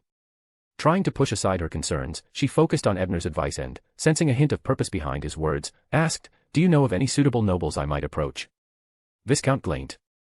His character isn't too bad, and he comes from a modest family background, so he's a good place to start, Ebner answered without hesitation, offering the name of the Viscount Furs had connected with in the novel. He'd considered suggesting Audrey herself, but as the daughter of Earl Hall, she was likely too high-ranking for Zio and Furs to approach initially. Using the Viscount as a stepping stone seemed more realistic. Viscount Glaint. Zio knew of him and, as Ebner said, his standing wasn't high. Inheriting his title at a young age, he was unlikely to know much about a court conspiracy. Could he really just be a stepping stone? In the end, Zio decided to trust Ebner and planned to ask Furs for help. As the two of them disappeared through the back door of the shooting range, ripples suddenly appeared in the glass window of a bedroom on the second floor of the manor. Following that, it transformed into a woman wearing a black regal dress. The woman had light golden hair and blue eyes. Her appearance was rather exquisite, but her face was abnormally pale. She wore a small black bonnet and seemed to find an illusory high-back chair in the glass. She sat down with her left hand on her right elbow and her right hand on her cheek. She quietly watched as Ebner and Zio left the manor. Chapter 16, Ritualistic Magic. At 3 in the afternoon, inside Detective Isengard's house in Hillston, Ebner sat upright, fully focused as he listened to his teacher's lecture on mysticism. Readers in the lower sequences have virtually no means to confront enemies head-on. However, our extensive reading and vast knowledge make nearly every reader an expert in ritual magic. I'll be teaching you some basic techniques and important principles of ritual magic. Low-sequence practitioners aren't inherently powerful enough to perform all ritual magic independently. Nearly all we can do requires invoking external powers for assistance, so only consider orthodox deities. Never attempt to communicate with unknown, unpredictable entities, no matter how tempting their promises may be, or how many followers they might seem to have. For us, it's best to invoke the God of knowledge and wisdom. If you pray to the Lord of Storms or the eternal blazing sun, I'd say the consequences would be far from pleasant. In mysticism, the God of knowledge and wisdom corresponds to the blue star, and the materials you'll need are mercury, brass, lavender, pepper, and mint. The blue star corresponds to Saturday. The blue star hours are from midnight to 1 a.m. on Friday, and from 11 a.m. to noon on Saturday. Although today's Saturday, unfortunately, the best time has already passed. But for us beyonders, especially readers skilled in ritual magic, the timing isn't as crucial. Our overflowing spirituality and our powerful astral bodies are the key elements. Watching as Detective Isengard demonstrated a ritual spell himself, Ebner took careful notes in his notebook, inwardly grateful. Having a reliable teacher in mysticism was a true blessing. If he had been left to decipher things on his own, even with the pure white eye to aid him, it would have taken ages to understand everything properly. After completing a basic ritual for healing, Isengard checked his watch. Seeing it was already 4:30, he halted the lecture and said to Ebner, "That will be all for today.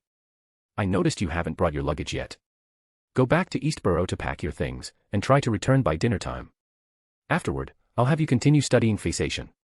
"Yes, sir," Ebner replied respectfully. However, he didn't head straight back to Eastborough as expected. Instead, he took a detour to pick up several ritual materials and a pair of brass-rimmed, silver-inlaid glasses. He planned to test his knowledge by conducting a ritual to endow the glasses with the ability to conceal the peculiar manifestation of his pure white eye. Not only would it ease his concerns about using his golden finger in front of others, but it would also serve as a form of offering to the God of knowledge and wisdom. Ebner's thinking was simple. Since the deity had likely already noticed him and had even shown goodwill by investing in him, he figured he might as well offer a prayer and try to gain further favor. Once back at his place in Eastborough, he set up the ritual with the items he had purchased, then prepared the symbols and created the altar. Following his teacher's earlier instructions, he skillfully drew the symbol of the God of knowledge and wisdom, an all-seeing eye over an open book, the deity's holy symbol. Within the spirit barrier, he lit 3 candles and placed a blend of lavender and mint extracts into the flame. A refreshing scent filled the room, and Ebner proceeded to burn several other herb powders in succession. Finally, he picked up a pen and drew a special symbol on a piece of parchment placed in front of the glasses. With that done, he stepped back, took a deep breath, and recited in Hermes. "I seek the power of knowledge. I seek the strength of reason. I seek the favor of the God of wisdom.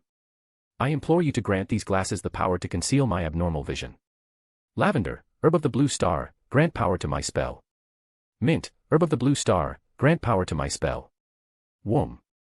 As the incantation echoed, the air around the altar grew heavy and mysterious.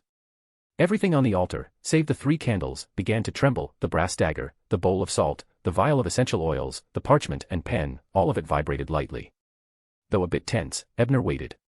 He had witnessed this effect earlier that day, so it wasn't unexpected, but he couldn't help feeling anxious. After about 10 seconds, the candles flickered, their flames turning a pale green tinged with white. Suddenly, complex symbols flashed across the lenses of the brass-rimmed glasses, and a few seconds later, the symbols vanished. At that moment, a sharp pain pulsed between his brows, a clear reminder of the strain on his spirituality. His power was still too limited, even a temporary imbued item drained roughly half of his spirituality. Once the ritual was over, Ebner placed the glasses on his nose, turned to the mirror, and activated the pure white eye for a second. Satisfied with the result, he muttered to himself, "There's hardly any visible change in my pupils, it works well. And according to the analysis, its concealing effect will last for 3 days, which is much better than my initial expectation of 1 or 2 days." Of course, the most promising outcome was that the God of knowledge and wisdom had responded to his prayer. That alone was a good sign. At the very least, it suggested that he harbored no immediate ill will. After tidying up, Ebner decided not to cancel his lease on the small apartment. He would likely need a private place to conduct rituals he'd prefer his teacher didn't know about. Upon his return to Hillston, Detective Isengard gave him an approving look when he noticed Ebner wearing the new glasses. Smiling, he teased, "You look far more scholarly with those. But they're a bit out of place with your worker's attire. I'd suggest you buy a proper suit. A full suit in Backlund costs 10 gold pounds." Ebner murmured to himself, though he had to admit the detective had a point. His new glasses alone cost £1.08 solely, nearly as much as his entire outfit, which was indeed mismatched and might attract suspicion. The rest of the evening was spent studying ancient Fasak. Since the earlier ritual had drained much of his spirituality, he refrained from using the pure white eye to speed things along this time. Nonetheless, he made decent progress, and this focused study reinforced what he had already learned. Reviewing what you know to gain new insights, indeed, Ebner sighed contentedly before heading to bed. Late at night in the abandoned Dilworth Manor on the northern outskirts, a man with an unusually pale face dressed in a white shirt and black vest strolled along a stone path in the garden. The guard, who should have been on duty, slept soundly and seemed utterly unaware of the intruder's presence. Suddenly, the man, who appeared to be in his late 20s, halted as if sensing something amiss. He looked toward the shooting range, frowning. Just then, a figure materialized beside him, the ghostly image of a woman in a black court dress and matching bonnet, with pale blonde hair and piercing blue eyes, the same ethereal lady who had watched Ebner and Zio leave from the window earlier that day. Unfazed by her ghostly appearance, the man addressed her calmly, "Sharon, have people been here again? Should we move?" "No need. Just a couple of random people sneaking in for target practice." "They're irrelevant," Sharon replied succinctly. The man nodded, accepting her assessment, then changed the subject. "I've got an update on that last matter. Gore and Rhea were dealt with by the mandated punishers, but Jason managed to slip away. He's probably lying low, recovering somewhere in Southbridge or the Chorwood district. Marek, we need to find him quickly. Otherwise, he'll call for reinforcements soon," Sharon said curtly. "Exactly. Drawing in the mandated punishers like that is a once-and-done trick. They're not fools. As violent as they are, they're not idiots." The man, called Marek, nodded in agreement. "You're quoting Roselle?" Sharon raised an eyebrow. Marek's eye twitched slightly as he replied, "I read, too." The morning of June 3rd, Ebner wiped the sweat from his brow after an hour of night-style training following Zio's instructions. He then headed to the little restaurant in Eastborough where he'd agreed to meet her. It turned out that, based on Ebner's physical aptitude and marksmanship, Zio had concluded he didn't need to make the long trip to the manor every day. Practicing under her guidance twice a week would be sufficient. Ebner suspected that her reason for suggesting this arrangement was less about his ability and more about the cost of bullets. Unlike Klein, Zio didn't have someone footing the bill. So, they'd agreed to train at the manor only on Wednesdays and Saturdays. For any other day, they'd use this small restaurant as a meeting point if they needed to discuss anything. As he entered the restaurant, Ebner noticed Mr. Ryan, the mechanic he'd seen before, greeting Zio with utmost respect as he handed her a paper package, showering her with excessive flattery. Zio, clearly used to such displays, eased up her authoritative demeanor slightly. Mr. Ryan promptly stopped his compliments, bowing respectfully and departing the restaurant in a mix of awe and gratitude. Only then did Zio breathe a small sigh of relief. After tucking the package away, she joined Ebner at the table across from him. "It looks like Mr. Ryan's troubles are sorted out," Ebner said with a smile, taking a sip of coffee. "Yes, I paid that two-face Roran a visit last night, and he was quite cooperative. He made sure most of those absurd interest charges were cancelled by this morning," Zio replied as she ordered her own breakfast. "So she didn't end up in jail," Ebner thought to himself, just as Zio mentioned. "Oh, by the way, a friend of mine wants to meet you. Do you have any free time around noon?" Why noon?" he asked instinctively. "Can't we just meet now?" Because she's not likely to wake up until noon, or at all, if she can help it. Chapter 17, Furs. Seeing Zio's somewhat conflicted expression, Ebner could roughly guess who it was that wanted to meet him. If I'm not mistaken, it should be the future magician Miss Furs. She has a rather laid-back personality, so, she tends to be more casual about certain things. Recalling the details from the novel, Ebner filled in the blanks Zio hadn't mentioned aloud. He decided not to let her stew over it and said, "Let's meet back here at noon then." "All right, we'll be on time." Zio sighed in relief and nodded quickly. It's getting late, and I still have things to handle. See you at noon. Bidding farewell to Zio, Ebner paid his bill and took a public carriage to Cherwood Borough. He had decided to follow Detective Isengart's advice and buy himself a proper suit. Naturally, his first choice was the clothing store owned by his friend Jane's family. Better to let his money go toward a friend's family business than to spend it elsewhere. Since the store wasn't too far away, Ebner soon reached the street where it was located. Just 1 block from his destination, he saw Jane's father, Mr. Charlie, walking out of the shop with a dark-haired, brown-eyed gentleman. Mr. Charlie seemed very respectful to the gentleman, personally opening the door of a carriage parked by the curb, then watching as the carriage pulled away. Only when the carriage was out of sight did Mr. Charlie return to the store. Having watched this scene play out, Ebner was surprised. Instinctively, he began to speculate about the identity of the middle-aged gentleman who could command such reverence from Jane's father. But he soon laughed at himself for his detective-like curiosity. After all, Backlund was full of important figures, and there could easily be thousands of people capable of inspiring that level of deference from a shop owner, hardly something he could deduce by guessing. Upon entering the shop, Ebner immediately noticed the young girl Jane sitting behind the counter, doodling out of boredom. With a mischievous grin, he glanced around, and seeing no other customers, he snuck up to her and gave the counter a loud knock. Jane jumped in shock, but when she saw Ebner's teasing grin, her face scrunched up in a pout. "Ebner, you dare show up here? If it weren't for you, my father wouldn't have grounded me at home for a whole week. And now you're scaring me again. Well, what are you going to do to make up for it?" But Ebner smoothly sidestepped the accusation. "You were grounded by Mr. Grant. Over Professor Kapunsky." "Yeah, my father's worried I'll sneak back to Professor Kapunsky's study group, even though I already promised him I wouldn't." Jane seemed oblivious to Ebner's deflection as she asked curiously, "So, what brings you here today?" Ebner already had a ready-made excuse. "I found a job and got an advance on my salary, so I'm here to buy myself a suit." Jane's eyes widened in surprise. "A full suit costs at least £10. What kind of job did you land that'd pay you that much up front?" "I'm now working as an assistant to the famous Detective Isengard Stanton. My current weekly salary is £3. I got a 1-month advance," Ebner said casually. "I've heard of Detective Stanton. He's quite well known and supposedly has strong connections with Civilhouse Yard." At that moment, Jane's father, Mr. Charlie Grant, emerged from the back room, nodding approvingly. "Young man, you'll have a promising future learning the ropes with a detective like him. Investigating and solving cases could really take you far." "Good morning, Mr. Grant," Ebner greeted politely before modestly replying, "For now, I'm still in the learning phase and haven't had much involvement with any real cases." "Learning is life's greatest treasure," Mr. Grant said with a nostalgic air. "I myself used to work as an assistant in Mr. Bryan's clothing factory, and it was thanks to the knowledge, connections, and wealth I gained there that I could open my own store. So work hard, lad." "Mr. Bryan." Ebner mused aloud. The name sounded familiar, and then it hit him, that was his own surname. Mr. Bryan is a prominent businessman who owns numerous clothing factories throughout Backlund. He actually stopped by just earlier for an inspection and discussed supporting me in opening a chain of stores. Haha, in fact, though this shop is mine, Mr. Bryan holds a 30% stake in it. He's been incredibly generous and supportive, never meddling in my business and always backing my ideas, Mr. Grant explained, a look of reverence on his face. So, the gentleman who just left was Mr. Bryan himself. Mr. Grant certainly speaks about him with, well, a reverence that borders on devoutness. Maybe Mr. Bryan has helped him out a lot, inspiring that level of gratitude.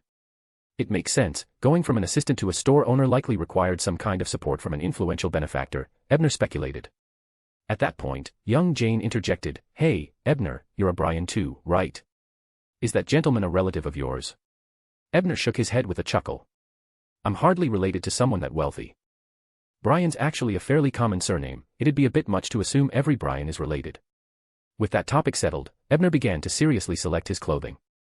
Under Jane's guidance, he eventually chose a full suit that cost £11. When he had changed into the outfit in the fitting room and placed his glasses on his nose, both Jane and Mr. Grant were taken aback by the transformation. Jane came over, examining him from all angles, before exclaiming, "Ebner, you look fantastic in this suit. Especially with those glasses, you have, well, the bookish charm Roselle the Emperor was always talking about. Indeed, you make a fine gentleman with that attire." Mr. Grant chimed in approvingly, though Ebner suspected he was really just praising his store's clothing. In any case, aside from a few small interruptions, Ebner's suit shopping went smoothly. After saying goodbye to the Grants, he took another public carriage back to Eastborough. The moment he stepped foot into Eastborough, however, Ebner sensed a series of hostile stares. That's when he realized that walking through Eastborough in a full suit was practically an invitation for robbers. Fortunately, the restaurant where he and Zio often met was in a relatively safe part of Eastborough, and he subtly let the butt of his revolver show through his clothes. The sight of the gun was enough to deter any would-be troublemakers. Once he stepped into the restaurant and saw Zio standing at the counter, barely tall enough to see over it, he exhaled in relief. After all, in Eastborough, Miss Zio's reputation as an arbiter was more intimidating than his revolver could ever be. Zio, who had been ordering food, turned when she heard the door, raising her brows in surprise. "Ebner, why'd you wear that to Eastborough?" "Well, we're meeting your friend, so I thought I'd dress more formally." "It's only polite," Ebner offered as an excuse for his oversight. Zio nodded but sighed in mild frustration. "If I'd known, I would have suggested a different location. I'll make sure to escort you back to Detective Isengard's after our meeting." Ebner shook his head, slightly exasperated. Did she really think he was so defenseless? After ordering, Zio led Ebner to a table in the back where a woman was already seated. She was watching them with a playful smile, clearly having overheard their conversation. "This is my best friend, Furs Wall." Zio ignored Furs's amused expression and introduced her to Ebner solemnly. "It's an honor to meet you, Miss Wall," Ebner greeted her warmly. He remembered Furs vividly from the novel and didn't feel the least bit awkward. "What a handsome, good-natured gentleman you are." Zio certainly knows how to pick friends. Furs teased before formally introducing herself, "No need to be so formal. You're Zio's friend, so that makes you my friend, too. Just call me Furs." Ebner went along with it easily, nodding as he asked, "So, Furs, Zio mentioned you wanted to meet with me. Is there something specific you wanted to discuss?" Furs blinked, then sighed in defeat. "You really are Zio's friend. You two even talk in the same, well, as Roselle would say, like two peas in a pod." Ebner was already getting a little tired of hearing Roselle's idioms, they seemed to pop up everywhere lately. Zio, apparently unbothered, interjected, "What's wrong with how we talk?" Furs covered her forehead and sighed. In normal circumstances, wouldn't a gentleman chat with a lady first, maybe ease into asking what she wants to discuss? That's just a plot device in your novels. "Ebner and I don't have time for small talk," Zio responded, unflinching. "Oh, no, it's official. You're completely on Ebner's side now, not even sparing a thought for my feelings." Furs exclaimed, clutching her head in exaggerated despair. Ebner chuckled, watching the scene unfold. Yet, he sensed that Furs's playful behavior was calculated. She seemed almost eager to create an atmosphere that would draw him closer into their circle. The effort felt just a little forced, which made him wonder, why? After a moment's thought, Ebner began to understand. Was the worsening of her full moon ravings causing Furs to feel increasingly insecure about her future? Without knowing that the fool would eventually come to her aid, she might be looking to place her trust in someone else, someone reliable enough to protect and support Zio if she were to lose control one day. Zio might look tough on the outside, but her recklessness could easily put her in danger. Chapter 18, 3 Questions. Realizing this, Ebner glanced at Zio, who was still blissfully unaware. He couldn't help but think how lucky she was to have such a friend looking out for her like this. Of course, she genuinely deserved such care and attention. Meanwhile, Furs bantered a bit with Zio before returning to their previous topic. "Ebner, Zio told me about the plan you helped her come up with. Using knowledge of mysticism to gradually approach high-ranking nobles through their children, that kind of plot would be brilliant in a novel. I have to say, it's a flawless idea, except for the fact that Zio may not have what it takes to pull it off. Then why bring it up at all? And besides, I intended for you to be the one to carry it out." Ebner almost did a double take at Furs' sudden twist in her response. Zio, on the other hand, was also annoyed and gave Furs a disgruntled look. What did she mean, Zio doesn't have what it takes? Wasn't it just about making friends? Who's to say she couldn't find a noble brat who enjoyed a good fight and gathered a whole gang of followers? Ignoring her friend's looks, Furs shrugged unladylike and continued, all right, I was only joking. Zio actually asked me to help yesterday. I just have a few questions I want to clarify with you." "What kind of questions?" "I'll answer as best as I can." Ebner kept his response guarded, knowing Furs' mind was rather unpredictable, and who knew what she might ask. First, Furs began, if nobles are supposed to have easier access to the mysticism, why would they come to us for knowledge? Isn't it more convenient for them to go to official channels? It's true that nobles have easier access to potions and mysticism, but the cost is usually high. It either requires joining a church's extraordinary team or becoming an official government member. In short, they'll lose a good amount of freedom one way or another. This is exactly what many noble children want to avoid, which presents your opportunity. Ebner explained, drawing from the storyline he'd read in the novel. Furs nodded in agreement as her expression shifted slightly. So, in other words, the knowledge of the mysticism is more of a front, what they're really after is a way to obtain potion formulas. Miss Furs truly has a sharp mind, Ebner said admiringly. Alright, second question, how did you know I was Zio's friend? I'm sure that even if Zio thinks highly of you, she wouldn't bring up any information about me without a reason. As Furs posed this question, her gaze lost its usual lazy look, her eyes sharpening a bit. Zio, on the other hand, appeared puzzled. When did Ebner ever say he knew you? Ebner cut Zio off and, smiling slightly, answered, what makes you ask that? He could tell Furz's serious expression was partly an act, she was more curious than suspicious. You kept emphasizing that she'd need a friend with a bit of a reputation in a specific field and even suggested she contact Viscount Klein. Wasn't that basically hinting for her to come to me for help? Just recently, I met that overly trusting Viscount at a literary salon. You really have your ear to the ground. Furs explained smugly. That was actually a coincidence. Even though I was, admittedly, planning to ask for your help. Ebner sighed inwardly and chose a slightly vague explanation. I am, after all, someone blessed with knowledge, so I know a bit of everything. There was no way he could tell her it was all written in the novel. Furs frowned, clearly dissatisfied with this answer. With a hint of sarcasm, she asked, blessed with knowledge? And you know a bit of everything. Quite a bold claim. Then tell me, do you know why some beyonders hear whispers during a full moon? Ebner instantly knew this was Furs' current greatest challenge, and after a moment's thought, he decided to respond sincerely, sharing some real insights. Besides, none of the three of them had the ability to solve it anyway. Unless they've crossed paths with an evil god or some similar great entity, such whispers usually come from high-level figures in the same pathway. And as far as I know, only some beyonders in the apprentice pathway experience full moon whispers, he explained. You actually know? Furs was genuinely surprised. She had only intended to put Ebner on the spot to express her dissatisfaction with his vague answer. Zio, who had heard Furs mention her issue with full moon whispers before, thought it didn't sound too serious. But seeing Furz's shock, she began to suspect otherwise. Furs could no longer bother with her irritation toward Ebner's earlier response. With a look of suppressed hope, she asked, Ebner, do you know more about this? Could you tell me? Ebner was only too happy to leave the previous question unanswered, so he nodded. Well, let me start with the fourth epic's War of the Four Emperors. Zio perked up, murmuring to herself, he really does know how to weave stories about the fourth epic. Furs looked exasperated, forcing a smile. Just get to the point, will you? The thought of sitting through a long historical recap made her feel faint. All right. Long story short, the first angel family under the Blood Emperor Tudor, the Abraham family, possessed the apprentice pathway. After the War of the Four Emperors, the family swiftly declined due to a curse.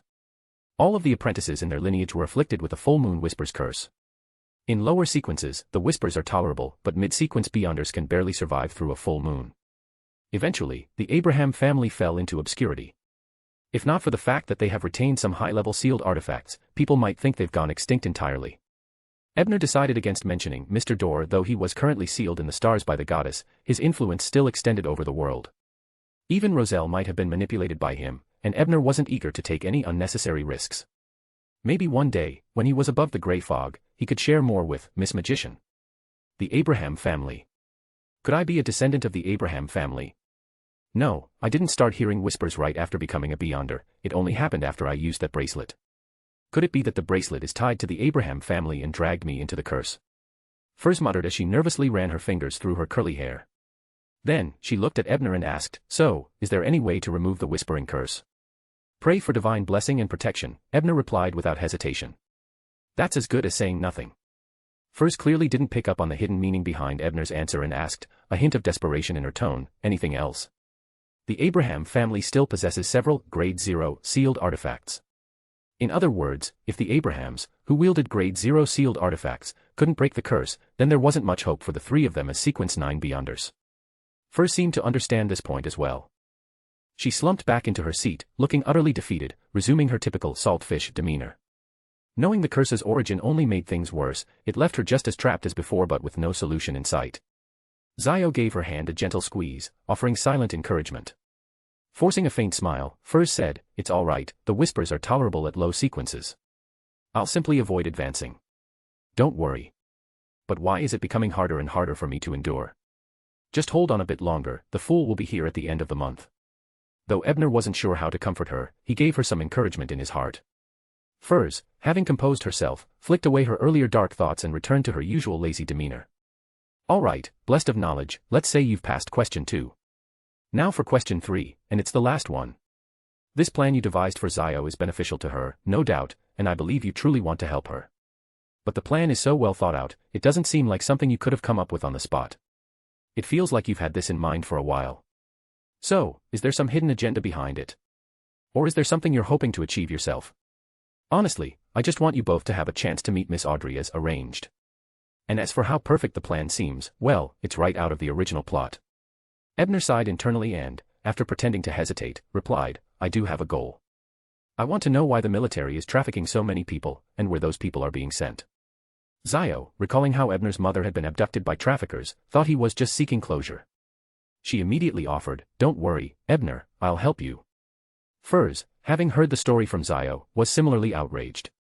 The idea that the military would collude with a hidden organization to traffic their own citizens is beyond despicable. I want to know what their real goal is, too. Don't tell me it's just about the money. No, it's so the king can ascend to godhood. Ebner sighed, saddened by the bleak state of things and by what he guessed had been the fate of the original Ebner's mother. What could one hope for in the tomb of the Blood Emperor? With her questions answered, Furs ultimately agreed to help Zio carry out the plan, planning to help her connect with nobles. But there's no rush. I'll wait until my current book, Wuthering Heights, is complete and published. My reputation will be stronger by then, and I'll have better leverage when it's time to approach the nobility, Furs said, pushing the task off in her usual manner. Zio nodded, her expression unyielding. Well, I'll keep a close eye on you until it's finished. Furs gaped at her in shock, spluttering, Are you the devil? No, Zio replied curtly. Watching the harmonious interaction between the two, Ebner couldn't help but chuckle. Meanwhile, in a private room at the Grant clothing store in Sherwood Borough, Jane's father, Mr. Charlie Grant, held his breath as he dropped a dried black-spotted toad into a beaker. After stirring thoroughly, he eyed the pitch-black solution in the beaker, took a deep breath, and downed it in one gulp, shutting his eyes tightly against the bitterness. Chapter 19, Jane's Request for Help. That afternoon, Detective Isengard was extremely satisfied after assessing Ebner's progress in Ancient Fasak, so he handed him some additional materials on Ancient Hermes. Ancient Hermes originates from nature, similar to Ancient Dragon and Elvish languages, and it carries direct effects as it is a language of true power. But remember, Ebner, it lacks necessary concealment and protection, which can easily put its user in danger. Be cautious in your studies and, unless absolutely necessary, do not speak it aloud. Isengard reiterated his warning as he passed Ebner the notes. Ebner understood the weight of this advice, nodding solemnly before diving seriously into his studies, with the pure white eye's assistance. And so, the days passed quietly. Over these few days, Ebner's life was anything but turbulent. Through studying languages and performing rituals, he absorbed knowledge quickly, steadily digesting the remnants of his potion's mental state. He estimated that in about a week, he could completely assimilate Reader. By Wednesday morning, Ebner had finished breakfast and set out once again with Zio to the abandoned estate in the northern suburbs. After exhausting their supply of practice rounds, the two of them sparred again, with Ebner lasting a full minute this time before Zio bested him. Zio was visibly surprised. Even though she'd been making significant progress digesting her potion's effects lately, thus enhancing her combat abilities, Ebner's improvement was striking. Your physical strength hasn't increased much, but it seems you're starting to internalize techniques as muscle memory. From what I know, it takes a knight on the battlefield decades to reach this level. I suppose you really are a natural fighter. It's a pity you didn't choose the warrior pathway for your potion. Zio lamented, assuming Ebner's path wasn't one of direct combat. Ebner wasn't the least bit regretful.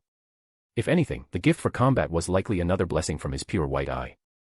Its capabilities were far too valuable to be confined to the warrior pathway.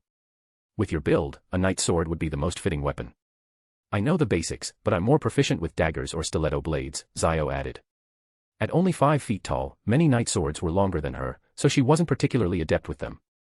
The basics are good enough.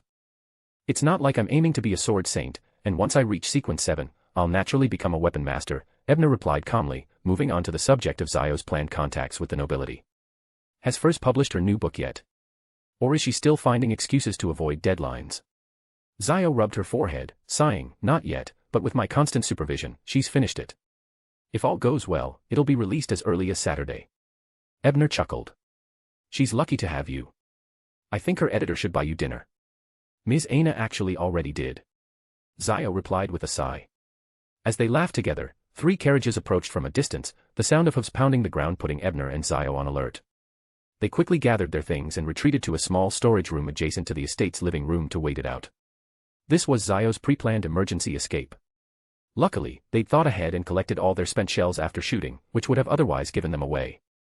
What they didn't realize was that after they hid in the storage room, a sudden chill swept through the shooting range, erasing all traces of activity. None of the carriage passengers noticed a thing. Looks like someone might be interested in buying the estate. Zio whispered into Ebner's ear after listening in on the visitors' conversation. Ebner nodded. It wasn't good news for him, as he'd lose access to a free shooting range if the estate changed hands. Honestly, it's not a big deal.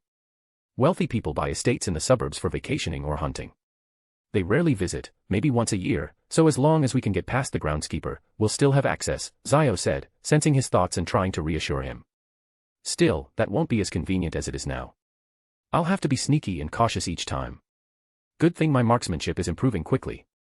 While Ebner was preoccupied with these thoughts, he overheard the prospective buyers as they entered the living room. Mr. Karen, what do you think of this place? It may look rundown, but with some renovation, it'll be just as good as the Elk Manor to the west. And it's closer to the northern district, so it's far more convenient. It's a bargain at £2,500. A man with a magnetic voice spoke in an exaggerated tone, completely spoiling his pleasant voice. Zio pressed her lips together, murmuring in slight discontent, my father bought it for £4,200. Sighing quietly to himself, Ebner thought that perhaps he could help Zio buy it back if he ever earned enough money.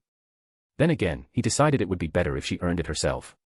That accomplishment would be much more meaningful. Mr. Cecil, just as you said, the place is in bad shape. I'll need to refurbish it, buy new furniture and decorations. And I've heard the place is haunted. How about £1,000? Karen countered, listing issues with the property to negotiate. 1,000 is too low. At least 2,200. And as for the rumors about hauntings, that's all they are, rumors. Look, I'm perfectly fine. Cecil protested. Then why do I hear you were sick not too long ago? The two haggled back and forth, finally settling on £1,800. Mr. Cecil refused to lower the price any further, so Mr. Karen reluctantly agreed. While a lawyer drafted the contract, Mr. Karen strolled over to the storage room door. Inside, Ebner and Zio both tensed up. Ebner quickly put on his iron mask, which he typically used at beyonder gatherings. Zio, meanwhile, simply grabbed a handful of dirt and smudged it on her face. Both of them had the same thought: if they were discovered, they'd conceal their faces and make a run for it. Strangely, however, Karen simply paced back and forth outside the storage room without entering. After a while, he stopped, muttering to himself, something feels off about this place. Ebner and Zio exchanged a startled look, each reading the same three words in the other's eyes: something's wrong. This was far scarier than if Karen had just come inside. It suggested an unseen supernatural force in the room with them, and it's always the unknown that terrifies the most. Once the prospective buyers left, Ebner and Zio decided it was time to leave the estate for the day. Just as Ebner was about to step out of the room, he felt a slight twinge in his sixth sense. Turning back, he saw a line of ancient Hermes letters appear, shimmering on the glass window. Don't be afraid. Casper's mentioned you to me. The words wavered like ripples in water, then disappeared. If Ebner hadn't been especially observant, he might have thought he imagined them. Casper's? When did I meet someone that important? No, wait, the original version of me did know someone by that name. Lady Sharon. Could she really be reaching out this early? With these thoughts, Ebner continued on his way. But he wasn't about to take this at face value. It would be best to confirm it with Casper's. It just so happens there's a Beyonder gathering at the Braveheart Bar later today hosted by my mentor. I can ask him then. By the time he finished this thought, he and Zio had run a good mile from the estate. Finally catching her breath, Zio asked with a lingering fear, what was that? I didn't sense anything. Maybe a wraith. Ebner speculated. Wraith. Is that a sequence? Zio asked, her trust in Ebner unwavering as always. It's sequence 5 in the prisoner pathway. Sequence 5. Zio whispered, swallowing nervously. The thought of encountering such a powerful entity left her speechless. Upon returning to the city, Zio went on to her arbiter duties in the East End, seeking justice for the poor.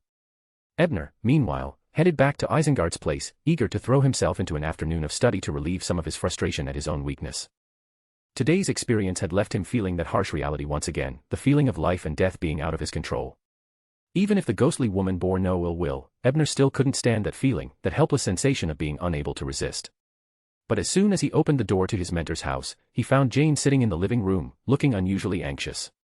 Detective Isengard grinned, saying, "You're back. Miss Grant here has been waiting for you for over an hour." After greeting his mentor, Ebner turned to Jane with a hint of surprise. Jane, what brings you here? Jane jumped up, a bit embarrassed. I have something I want to ask you for help with. Considering she was usually quite straightforward, her hesitation was almost eerie, making Ebner a bit uneasy. Seeing her quick glance at Isengard, Ebner understood her concern. After apologizing to his mentor, he led Jane to his room. As soon as they were alone, Jane grabbed his hand, blurting, "Ebner, I need you to help me investigate my father." "Investigate Mr. Grant? What happened?" Ebner asked, frowning. "These past few nights, he's been sneaking out. I think he might be seeing someone else. I'm afraid to tell my mom, so I'm asking you to find out the truth." Chapter 20, Brass Charm. Investigate Mr. Grant's secret lover. Was this the infamous cheating investigation? Ebner mused that he'd never have suspected Mr. Grant, with his thick eyebrows and straightforward manner, to be the type to sneak around. Seeing Jane's frustrated expression, Ebner sighed and said, "Tell me everything from the beginning. You might have misunderstood something." "Really, Ebner?" Jane looked at him with a glimmer of hope. She'd grown up happy and content and couldn't bear the thought of her life being upended. She felt a mix of dread and determination about her father's possible betrayal. "Let's hear it." Ebner was patient with this lively young woman. "Let me think. This all started last Sunday. I was up late reading, around 11 at night, and suddenly I heard a noise at the shop's door. I thought it was a thief, so I grabbed my dad's shotgun and went to check. I ended up seeing my father sneaking out the door, wrapped in a cloak.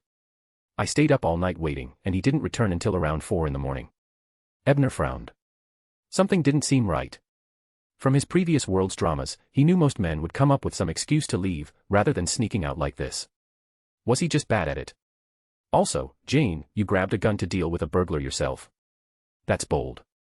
I pretended to go to bed early over the next few nights, but I secretly kept an eye on him. And every night, he left around the same time.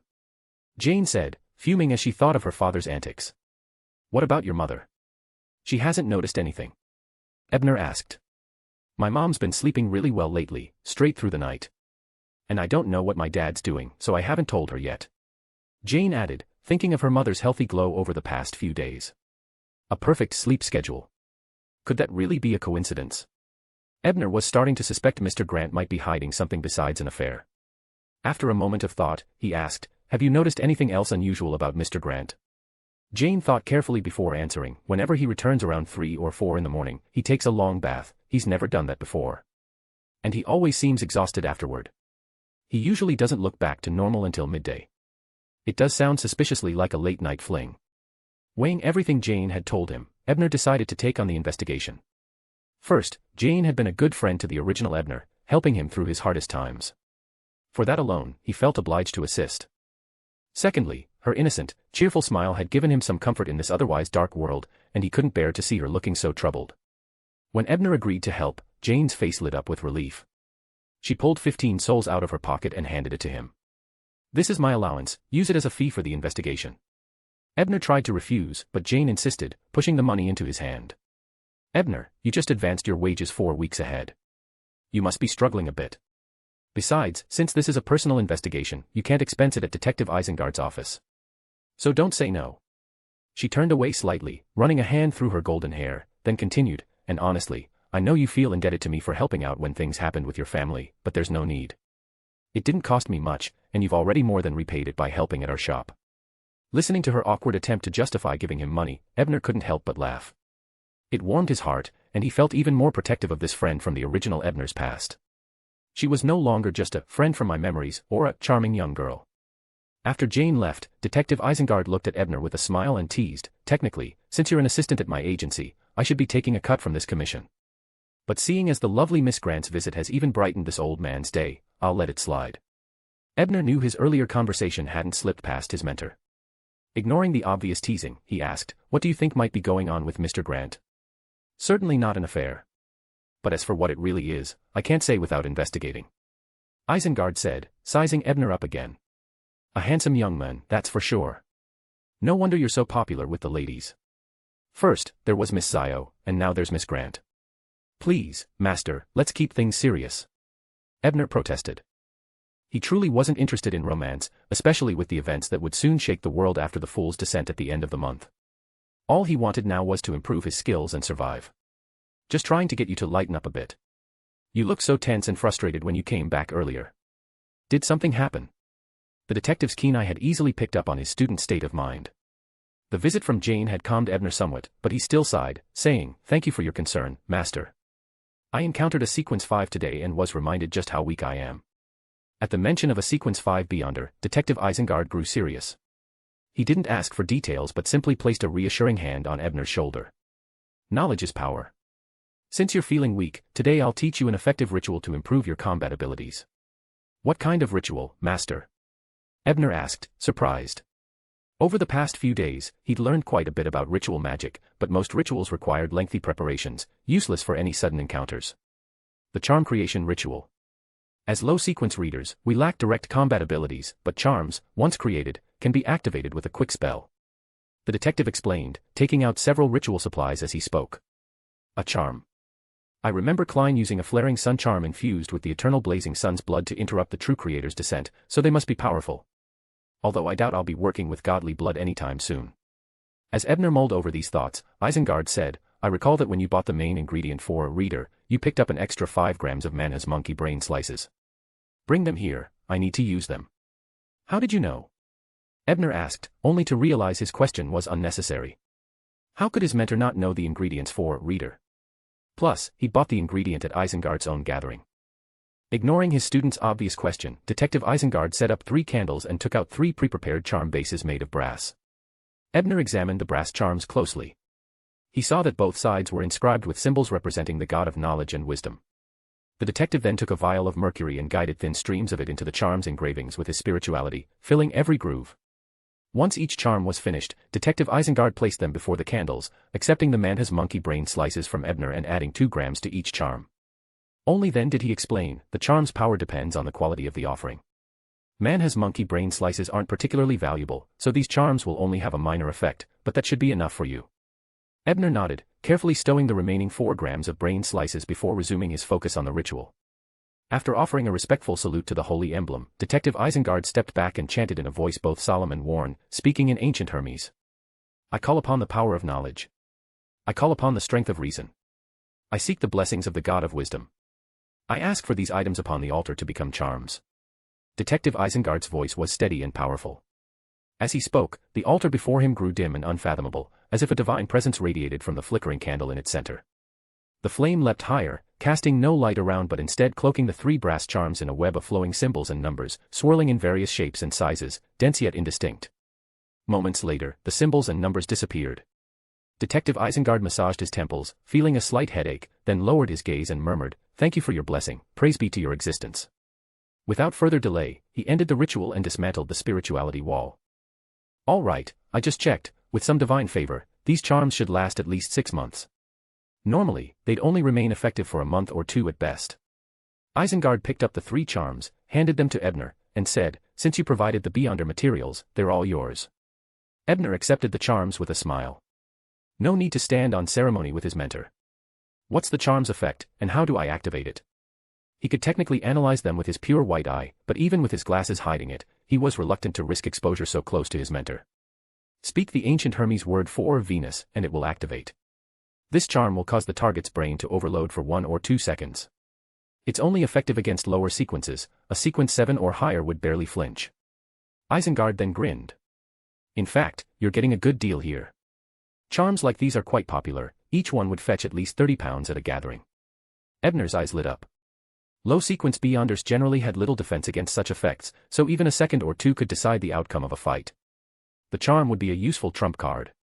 With this in mind, Ebner decided to practice by making more charms, hoping to sell a few during that evening's gathering. Chapter 21, Tracking. Perhaps the god of knowledge and wisdom truly blessed Ebner, as his first attempt at a charm-making ritual succeeded. With the remaining Manha's monkey brain slices, he produced 2 more brass charms. At 7 p.m., carrying his 5 charms, Ebner joined his mentor for the gathering held in the apartment behind the Braveheart bar. This time, he no longer had to recite a passphrase, he simply found a comfortable seat and waited for the attendees to arrive. Time passed, and by 7:30, people began to trickle in. Among them was the lady who had bought the seer formula from him, known by the code name Poisoned Rose. From what his mentor told him, she held some degree of influence and had deep pockets. Another familiar face was the woman who always sold beyonder weapons, though she went by the alias Artisan's Agent. There were others too, some called Black Snake or Spider, all dangerous individuals his mentor had mentioned, any of whom might lose control at any moment. At exactly 8, Detective Isengard, disguised as the Eye of Wisdom, surveyed the masked faces gathered around and chuckled. Quite the full house tonight, with a few new faces as well. Welcome, everyone. Let's begin. As soon as he spoke, the woman known as the Artisan's Agent started the introductions. I have 2 Beyonder weapons for sale, both easy to carry. One is the Frost Claw, which grants the wielder enhanced healing, minor boosts to strength and reflexes, and a significant increase in agility. When the claws hit a target, there's a 50% chance of inflicting a mysterious poison and a 15% chance of freezing the opponent in ice. These effects have been verified through extensive testing and data. It'll be effective for another year, priced at £450 or in exchange for a barbarian formula. That Frost Claw sounds impressive, likely crafted from materials of a Beyonder in the mutant pathway. If not for its 1-year lifespan, it'd be worth far more than this price. As Ebner mused, another attendee asked, are there any side effects? Yes. Using it under a full moon causes the wielder to lose some rationality, though their strength is significantly increased, the woman replied. She continued without waiting for further questions, the second weapon is a cane sword. It looks like a regular ironwood cane with a gold inlay, but with the ancient Hermes word for draw, it transforms into a 95-centimeter long lone officer's sword. As a cane, it has no supernatural powers, but it's extremely heavy, sturdy, and hard to break. In its sword form, it enhances the user's strength and agility and slightly mitigates the effects of certain supernatural attacks. This weapon has barely any side effects, apart from its weight, but it will revert to cane form permanently in less than 6 months. I'm asking £180 for it. Everyone was more interested in the first item, the Frost Claw, and several bid on it. In the end, Poisoned Rose bought it for £550. Meanwhile, Ebner was drawn to the cane sword, not just because he couldn't afford the Frost Claw but because this weapon was ideal for his current situation. It could provide a much-needed boost to his self-defense. Revolvers were great, but only if you could hit your target. A sword that enhanced his strength and agility would pair well with his rapidly improving combat skills. Cane sword, £190, someone bid while Ebner was still weighing his options.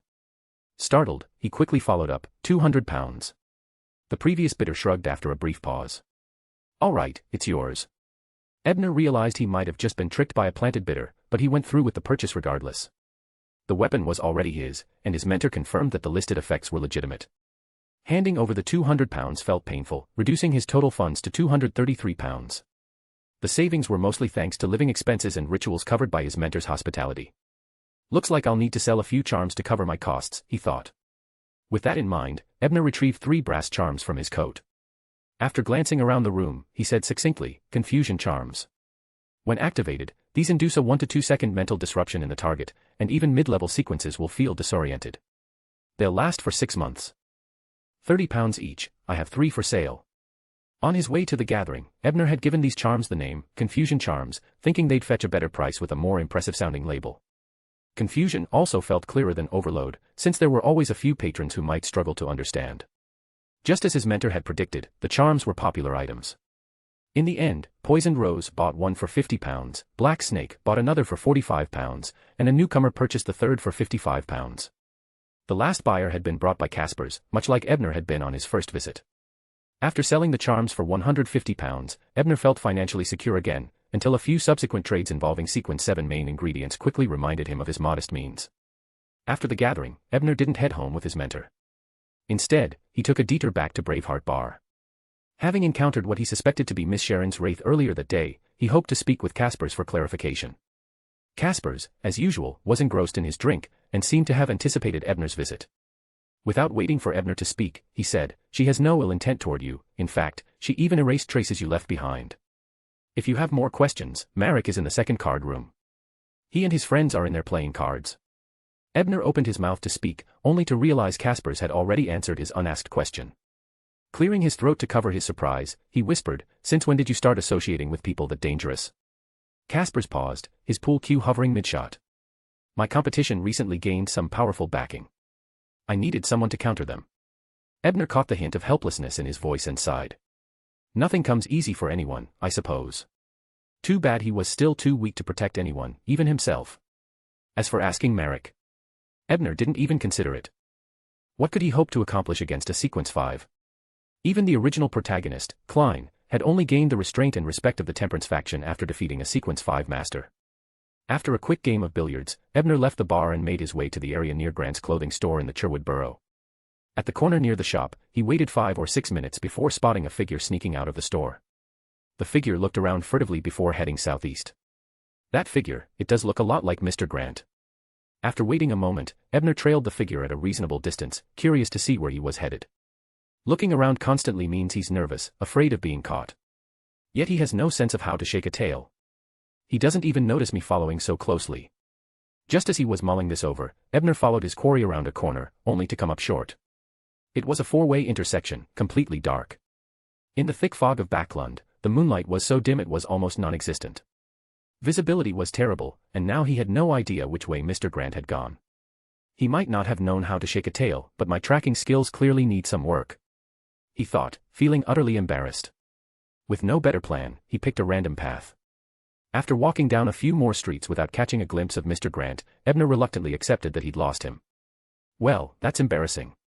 Good thing Jane and Zio don't know, he muttered to himself, then sighed and headed toward Detective Isengard's home in Hillston. So, no clues. Were you caught? Detective Isengard asked, his curiosity piqued by his dejected-looking student. Neither. It was too dark. I lost him. Ebner admitted awkwardly. Looks like you'll need a crash course in investigative skills on top of your mysticism training. Detective Isengard took a deep puff from his pipe. With skills like these, how could this kid call himself the student of Detective Isengard? Ebner had no rebuttal, but a new idea came to him. Even if he began detective training now, he wouldn't be able to report back to Jane in time. He'd need a different approach. The next morning, Ebner met with Zio at their usual East Borough cafe, and he seriously asked for her help. Zio, could you help me with something? What is it? She replied without hesitation. I need you to track someone for me tonight around 11 p.m. I need to know where he goes and what he's up to. Chapter 22, Missing Case. Who is it you're tracking? Zio asked eagerly. She'd always felt indebted to Ebner, so hearing he needed help instantly sparked her interest. It's the owner of a clothing shop. Lately, his behavior has been unusual. Ebner briefly explained Mr. Grant's situation. Zio listened carefully and nodded thoughtfully. Doesn't sound like he's sneaking out to see a lover. It seems more like he's doing something dangerous and doesn't want to involve his family. She spoke from experience. Whenever she went out on her own to do something risky without telling Furs, she'd always been just as secretive. Her guess fit with Ebner's suspicions. He was keen to help not only because he'd agreed to Jane's request but also out of concern for her safety, in case Mr. Grant was involved in something that could endanger her. All right, I'll take this request. Don't worry, I'll get to the bottom of it tonight, Zio promised. With her experience and abilities, she had no trouble following an ordinary person. Thank you. Ebner handed her a brass charm. Take care and just observe. Don't put yourself at risk. This is a confusion charm, activated with the ancient Hermes word for azure star, which disrupts the mind for 1 or 2 seconds. It should work as protection if things go awry. Now, Ebner had only 1 confusion charm left, though keeping 1 hidden away was enough for emergencies. Zio nodded, accepting the charm without question. If she didn't use it, she thought she'd return it to him later. After breakfast, they parted ways, and Ebner took the subway to the Sherwood Borough, heading for a few of the public libraries. As a reader, he wasn't limited to studying mysticism. The histories, politics, and literature of this world were just as important to him if he wanted to fully digest the potion. Excerpts of Emperor Rosel's writings, the Intis Consul's journals, the secret history of Emperor Caesar. Ebner sighed as he stared at an entire shelf of books spawned from his transmigrator predecessor's influence. What could he say? Rosel's reputation still had traction even after over 100 years. Yet, these books were undeniably part of this world's knowledge. So, with little choice, he began to read. Reading hours passed quickly. When Ebner left the library, it was already 1 in the afternoon. He grabbed a desi meat pie to fill up, then headed to his mentor's home for his afternoon lessons. When he arrived, Detective Isengard Stanton was stepping out of his house, fully dressed and ready to go. You're just in time. Civilau's yard has a case that needs my assistance. You'll come along as my assistant so I can teach you how to conduct an investigation. Detective Isengard instructed, signaling for his servant to prepare the carriage. Ebner, intrigued by the prospect, nodded eagerly. Yes, sir. They boarded the carriage and made their way to the Sherwood Borough Police Station. On the way, Detective Isengard filled Ebner in on the case. I don't know all the details yet, but I do know that since last week, there have been several disappearances in Sherwood. Inspector Fasten and his team have been investigating for a week but haven't made any headway. As Ebner listened, he noticed something peculiar. You don't know the details. Yet you know so much already. Detective Isengard raised an eyebrow, amused by his student's skepticism. I have friends in the force who keep me well informed. Ebner silently accepted this explanation, his suspicion giving way to respect for his mentor's network and influence. Upon arriving at the Cherwood Borough Police Station, they were greeted by a man in a black and white checked uniform, with 3 V-stripes on his shoulder, Inspector Fasten. He led them to his office with obvious respect for the detective. Mr. Stanton, I appreciate you taking the time to help us with this, Inspector Fasten said courteously. No need for thanks, we're old friends, after all, Detective Isengard replied with a genial smile, then nodded to the stack of files on the desk. Are the case files here? Yes, all here. Fasten gestured to a half-meter-high stack of folders. I'll need some time to go through these files in your office. Could you have someone arrange a trip to the potential crime scenes? Detective Isengard instructed, efficiency in every word. Certainly. We're eager for your help in bringing these missing people home safely, Fasten said, happy to comply. After the inspector had left to arrange things, Isengard noticed his student's thoughtful look. What are you thinking? He asked. Inspector Fasten seems unusually deferential to you. Isn't that uncommon for police to be so agreeable to a private detective? Isengard chuckled. Because I'm old friends with his superior as well. He leaned in conspiratorially. Ebner was enlightened and decided not to probe further. He barely had time to dwell on it before Isengard tossed him a stack of case files. Sort these by age, gender, preferences, disappearance time, known locations, and social circle. Let's see if there are any patterns. Understanding his mentor's shift to work mode, Ebner quickly opened the files and set about sorting and analyzing each record. An hour later, he looked down at his notes, quietly activated his white eye, and fell into contemplation. A few moments later, he raised his head, eyes meeting Isengard's. I think these 11 disappearances were the work of more than one culprit. Oh. Isengard's surprise turned to an appreciation for his student's analytical skills. He had no idea that Ebner had cheated a bit. Taking a puff from his pipe, Isengard said, Your instincts are correct. 6 of these cases were strange, with hardly any common factors other than complete disappearance. I believe those 6 were connected, and the other 5 were separate incidents. Ebner nodded. The white eye had already revealed hints, but in the short time he couldn't match his mentor's thoroughness. The other 5 cases, Detective Isengard continued, 3 involved traffickers or accomplices, similar to that FASAC syndicate member who attacked Zio. I reported the cult's trafficking activities to the Church of Steam, so they're investigating those 3 cases, and we don't need to pursue them further. And the remaining 2? Ebner asked, curious. His white eye analysis had already given him a partial answer, but he wanted to hear the details from his mentor. 2 unrelated cases, as you guessed. Detective Isengard stood and gestured to the door. You'll examine those 2 scenes. I'll tackle the 6 more complex cases. Yes, sir. Ebner was eager for the chance to investigate. He found he enjoyed the work of investigation, far more so than reading the collected sayings of Emperor Roselle. Inspector Fasten had already arranged for an officer to assist Ebner. Although the officer seemed less than thrilled with his assignment, he offered no resistance. The officer, a young man with a single V-stripe on his shoulder named Etries, didn't bother to hide his distaste. Ebner greeted him politely. Officer Etries, would you please take me to Gravely Street? Etries pursed his lips, muttering, hope you actually find something, detective. Their first stop was at 17 Gravely Street, a standard townhome with a garden, home to Mr. and Mrs. Haid and their 2 children. The missing person was Mr. Haid's younger son, who disappeared yesterday, on Wednesday afternoon. According to his sister, Miss Rachel Haid, who was at home practicing piano at the time, her brother had gone out after a friend called to him from the garden. But the maid, who was stationed near the front door, claimed she hadn't heard anyone call or knock on the door all afternoon. Recalling these details, Ebner looked over the house and the garden, then sighed. Did you all really investigate this thoroughly? Ebner asked, glancing at Etries. What do you mean? Etries asked, bewildered. Do you have a loud voice, officer? Ebner asked in return. Pretty loud, but what does that have to do with the case? Imagine standing here and shouting for Mr. Haid's son. Do you think his sister, sitting on the opposite side of the house, could hear it over the sound of her piano? Etries blinked, and then his eyes widened in realization. Are you saying Miss Rachel was lying? I'm saying it's unlikely she could have heard anyone calling her brother unless she was supposed to. Ebner explained, thinking aloud. Maybe she was misled by someone else, like her brother, the one who disappeared. You mean, the boy faked his own disappearance? Etries stared, incredulous. Ebner chuckled. Why not? According to the files, young Mr. Haid has a passion for collecting dolls, and he recently found a figurine by a renowned artisan he couldn't afford. Reminds me of a certain vampire who liked the Moon tarot card. Chapter 23, Puppets. So it was actually Little Hade who staged his own kidnapping and got Miss Rachel to help cover it up. Officer Ettries finally seemed to process Ebner's explanation, pondering it seriously and beginning to see the sense in his reasoning. Whether that's true or not can only be verified through further investigation. What I said is merely a possibility, a hypothesis, which could be wrong. Besides, my theory is based on typical scenarios, Ebner said, though he kept the second part to himself, that it would be a different story if the supernatural were involved. He shook his head thoughtfully, then asked Ettries, "Do you have any thoughts on this?" My thoughts. My thought is that detectives are just full of it, aren't they? You've said everything forwards and backwards, what's left for me to say? Ettries gritted his teeth, rolling his eyes slightly before huffing. I already contacted Mr. Hade. You're cleared to go in and investigate. Thank you, we will, Ebner corrected, sharing a look with Ettries as they headed into the Hade home. Mr. Hade's expression was a little peculiar, as though he had something to say but couldn't bring himself to.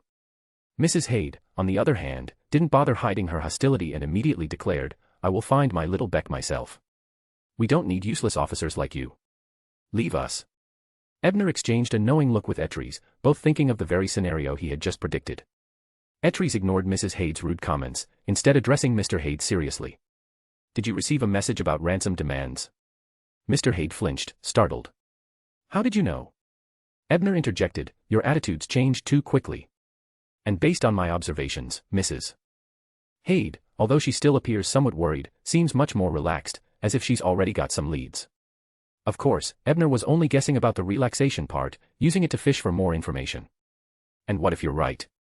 We'll pay the ransom to get Beck back. We don't need your meddling. Mrs. Hade couldn't hold back from shouting again. Such indulgence, no wonder their son is like this. Ebner shook his head, ignoring her outburst, and turned to Mr. Hade. Sir, if my guess is correct, the kidnapper you're dealing with must have a rather notorious reputation. Yes, the letter was signed by Red Devil Tannic. He's demanding a ransom of £100. Mr. Hade deliberated for a moment, then decided to inform the police, as he had little confidence in trusting the word of a criminal. I've heard of Tannic from my mentor before. He's supposedly an agent the Eternal Blazing Sun Church planted in Backlund, a sequence 7 on the Sun pathway, who was labeled as Red Devil after the Storm Church uncovered his identity. Would someone like him kidnap a child for a measly £100? Ha! Little Hade probably just heard the name somewhere and used it. For most people, even middle-class families, £100 would be a substantial sum, yet to the extraordinary, it's barely enough for 10 demon-hunting bullets. Ettries shook his head as well. While he wasn't aware of Tannic's extraordinary status, he understood that a notorious criminal with a £3,000 bounty from the Storm Church wouldn't stoop so low as to kidnap a child for £100. The detective's guess was probably spot on. Dear, how could you tell them the details? What if they provoke the man and he hurts our Beck? Mrs. Hade screeched. Fed up with her shrill voice, Ebner banged his walking stick against the floor with a few heavy thuds. The sound echoed loudly, rattling the chandelier, causing everyone to stare at him in shock. Even Mrs. Hade fell silent. Turns out this staff side effect can also be used as a tool of intimidation, Ebner thought, amused. He'd only meant to get the couple's attention, not cause an earthquake. At that moment, Miss Rachel Hade, who had been hiding in her upstairs room, rushed down in a panic. Papa, Mama. Was that an earthquake? Everyone's eyes focused on Ebner once again, and he cleared his throat awkwardly, choosing to change the topic. Perfect timing, Miss Rachel. I have a few questions for you. For me. Rachel stammered, wide-eyed. Yes, I'd like to know why you helped your brother lie and tried to scam your parents. As he spoke, Ebner blinked quickly, activating the pure white eye, using its natural authority to amplify Rachel's anxiety. Because he found out about me and Dick, Rachel stammered, her voice shaking. So he threatened. As expected, Rachel's defenses crumbled under Ebner's words and demeanor. This wasn't a supernatural ability but more akin to the fear people feel when they suddenly encounter something terrifying. Anyone with a firm will or life experience could easily withstand it, but Rachel was clearly lacking in both. The moment Ebner closed the white eye, she regained some composure, her face deathly pale. It was clear that she'd said something she hadn't meant to reveal. Rachel. What's going on here? Explain yourself. Mr. Hade, realizing the implications of the conversation, demanded, and where is Beck? Mrs. Hade, on the other hand, focused on a different concern. Rachel, how could you be involved with that penniless Dick? Rachel's face paled even further, avoiding her mother's gaze. She mumbled to her father, Beck, he went to find a friend named Emlyn. He said that if he couldn't get the money from you, he'd trade some of his dolls with that friend and then use the money to buy. She was skirting around her role in helping her brother with his lies. It really was for those dolls. What a spoiled brat. Mr. Hade's face was twisted with irritation. He'd always ignored his son's peculiar interests, never imagining they'd cause such trouble. Containing his frustration, he turned politely to Ebner and Etries. I sincerely appreciate your help, and I'll be sure to publish an article in my newspaper to commend you both. But there's still something else. I need to ask for your help in locating this Emlyn fellow. If I remember correctly, he lives at 48 Riverbay Avenue in the South Bridge district. Ebner thought but refrained from blurting it out. That would be far too suspicious. Who would have thought the future Moon had a friend with the same odd hobby? Although Emlyn is protective of his treasures, definitely wouldn't trade them on a whim like young Hade. As Ebner mused, Etries had already agreed to investigate Emlyn's whereabouts. Afterward, they took Rachel's statement before bidding the Hade family goodbye. As they waited for the public carriage, Etries glanced skeptically at Ebner's staff. With a smirk, he quipped, "That explains why our carriage earlier was so slow. I think the driver should have charged extra for hauling that thing. What's it made of, anyway?" Ebner ignored the jab, as his thoughts were still on the staff. While it usually felt heavy, it had never been heavy enough to shake a room. Only when striking a target did its weight seem to multiply. Seems the artisan's agent meant it when she warned about the side effects. The striking motion increases its weight considerably. If it's this hard to wield, it's useless as a weapon in staff form, or maybe not. Swinging it downwards was unexpectedly effective. Should it be called Destroyer of Vehicles and Second Floors instead? While Ebner amused himself with these thoughts, he noticed that some of the Hades servants were carrying several dolls past them, heading toward an empty lot. A common incineration spot for discarding unwanted household items. Looks like Mr. Hade, in a fit of anger, decided to take his son's beloved dolls to the flames. Ebner mused, lamenting the fate of the intricate figurines. Many were finely crafted, it seemed a shame to destroy them. Just then, a doll with cat ears, about the size of a bust, caught his attention. It sparked an unusual sense of awareness within him. Ebner looked closer, but he couldn't pinpoint anything extraordinary about it, only that it gave him a strange feeling, as though it might be important to his future. Is my sensitivity to the supernatural being triggered by some presence? Or, is this thing really connected to my fate? With no clear answer, Ebner couldn't resist activating his pure white eye, hoping for a glimpse into the doll's true nature. In that instant, he felt a splitting headache and collapsed to the ground, unconscious. Before his mind faded into darkness, he had only one word in his thoughts: fog. He had seen the gray fog. Chapter 24, Zio's Investigation Results. When Ebner finally woke up, it was already past midnight. Although he'd been asleep for more than 6 hours, his head was still throbbing painfully. Evidently, his drained spirituality hadn't yet recovered. What on earth did you encounter to drain your spirituality so thoroughly? Do you know, when the officers brought you back, I almost thought you'd transform into a monster on the spot from losing control. I've never seen anyone's spirituality drop so low. No, not even corpses have absolutely no spirituality left. Detective Isengard, who had been keeping watch by his bedside, could no longer hold back his astonishment and barrage of questions once he saw Ebner awaken. In this world, everything is imbued with a touch of spirituality, originating from the true creator's transformations, so even lifeless objects possess some measure of spirituality. Extraordinary beings, in turn, risk losing control when their spirituality dips below a certain threshold. Ebner now understood all of this, and he knew that his own condition had certainly been unusual. He pondered internally, did the pure white eye shield me from losing control? Or was I perhaps under the knowledge deity's protection? That doesn't seem likely. The spiritual body is different from the physical body, and a loss of control due to spiritual depletion is hard to counter from an external source. Unless, all madness and corruption trace back to the creator, but my soul does not. My soul originates from another universe, maybe even a higher dimension. So, does my soul lack the foundation to lose control? But that doesn't fully add up. If that's true, then where does my spirituality even come from? This is worth investigating further in the future. He kept his musings to himself and instead put on a nervous expression, saying, I was using an extraordinary item to inspect something when I was suddenly backlashed. Whatever that thing was, it may be tied to a higher level entity. And you thought that was safe to look at?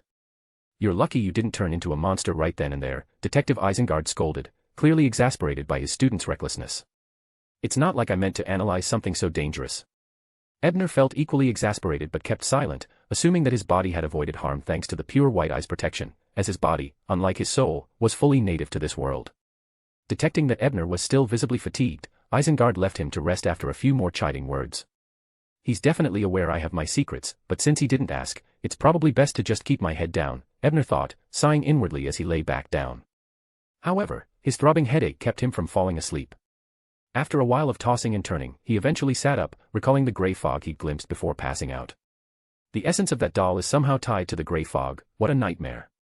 And right now, the great sovereign of the grey fog isn't the compassionate Klein yet. Just what was I analyzing before? The Sapphira Castle? Or even the celestial lore? Cold sweat beaded on his forehead. As his mentor had pointed out, it was sheer providence he hadn't perished on the spot.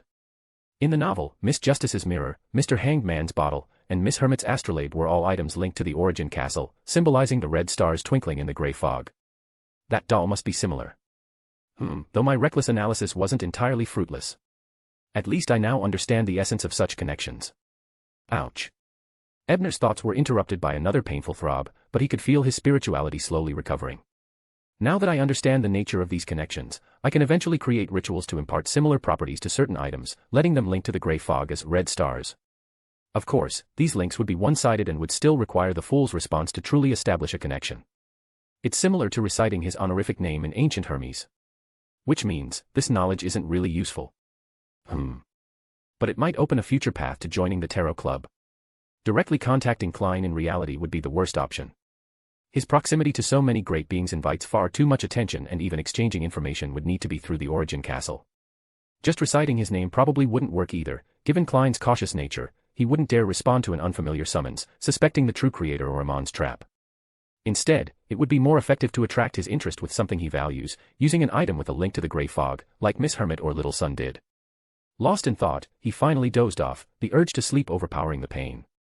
Meanwhile, in a shadowy Eastborough alley, Zio crouched behind a low wall, clad in a dark cloak. She peered out at a pale-faced man loading a vagrant's body into a cart near a trash heap. The cart already held 2 other scrawny, ragged corpses. Is he collecting the bodies of the starved and frozen vagrants in the Eastborough? I remember this man owns a clothing store. Why would he be doing something so thankless? Her bright eyes narrowed in confusion, but then she recalled what Ebner had mentioned about acting. After experimenting on her own over the past week, she was beginning to believe in its effectiveness. Could he be acting as a corpse collector?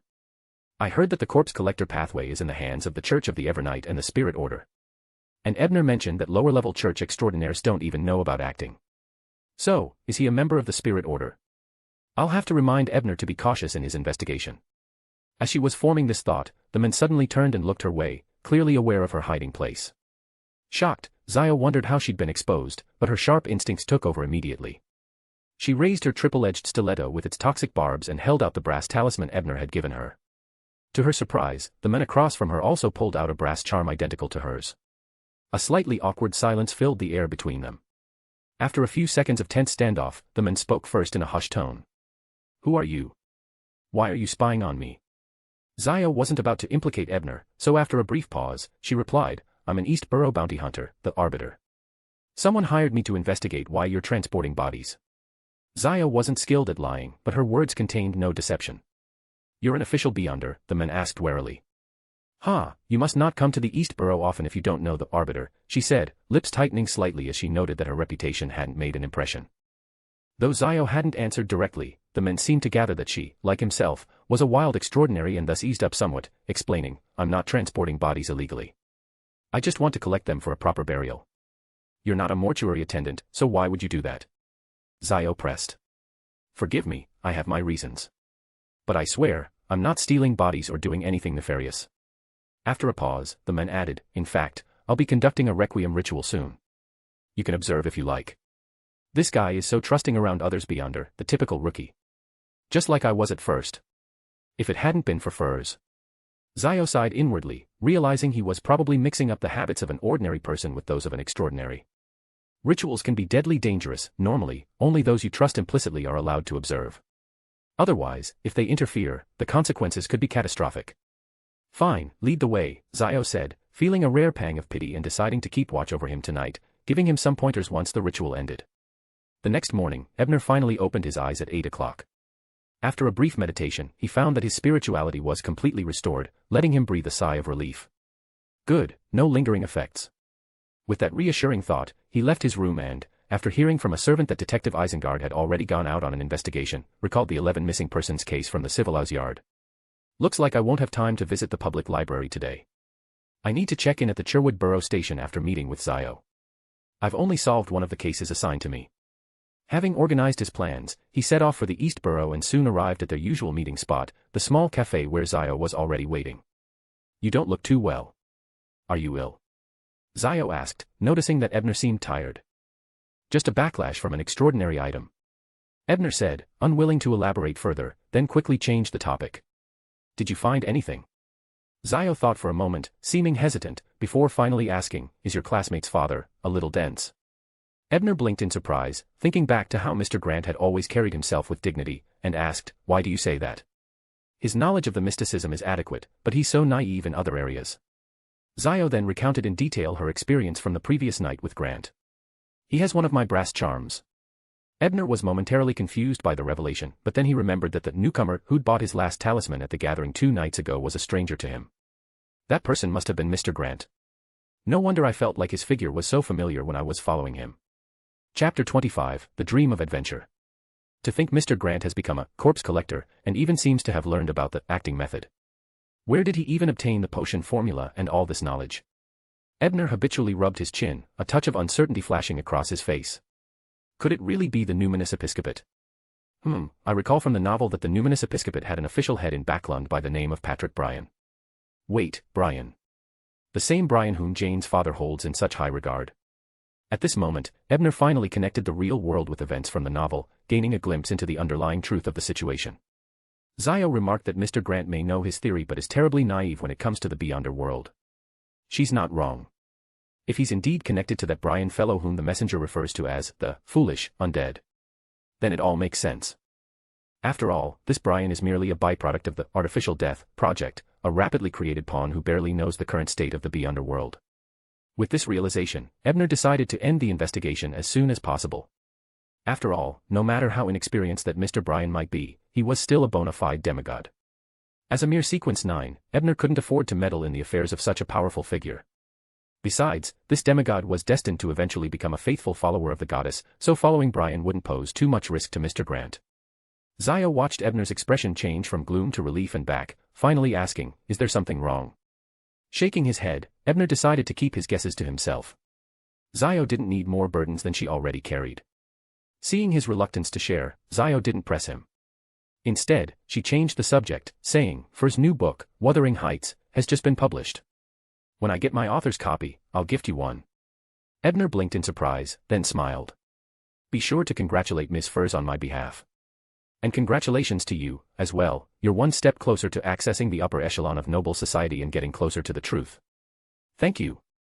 Zio responded with a pleased smile. She was deeply grateful to Ebner for pointing her toward a way forward. For the first time, she felt hope in her search for the truth behind her father's death, rather than blindly charging in without direction. After chatting with Zio for a bit longer, Ebner bid her farewell and left the East Borough. His next stop was the Cherwood Borough Police Station. As soon as he entered, Officer Ettries, with his usual sharp tongue, came over, staring intently at him before remarking, do you have some kind of mental ailment? Mental? Why would you say that? Ebner was puzzled. Even if Fasten found his collapse yesterday odd, it would make more sense to assume there was a physical problem, wouldn't it? Because it's hard to believe someone strong enough to wield that staff single-handedly could be so physically frail that he'd just collapse. So, it must be mental. Ettries insisted. Oh, so you're the one who brought me home yesterday. The mention of the staff helped Ebner catch on. Ettries was hinting that he had not only carried him back but had also retrieved the staff. Who else would it have been?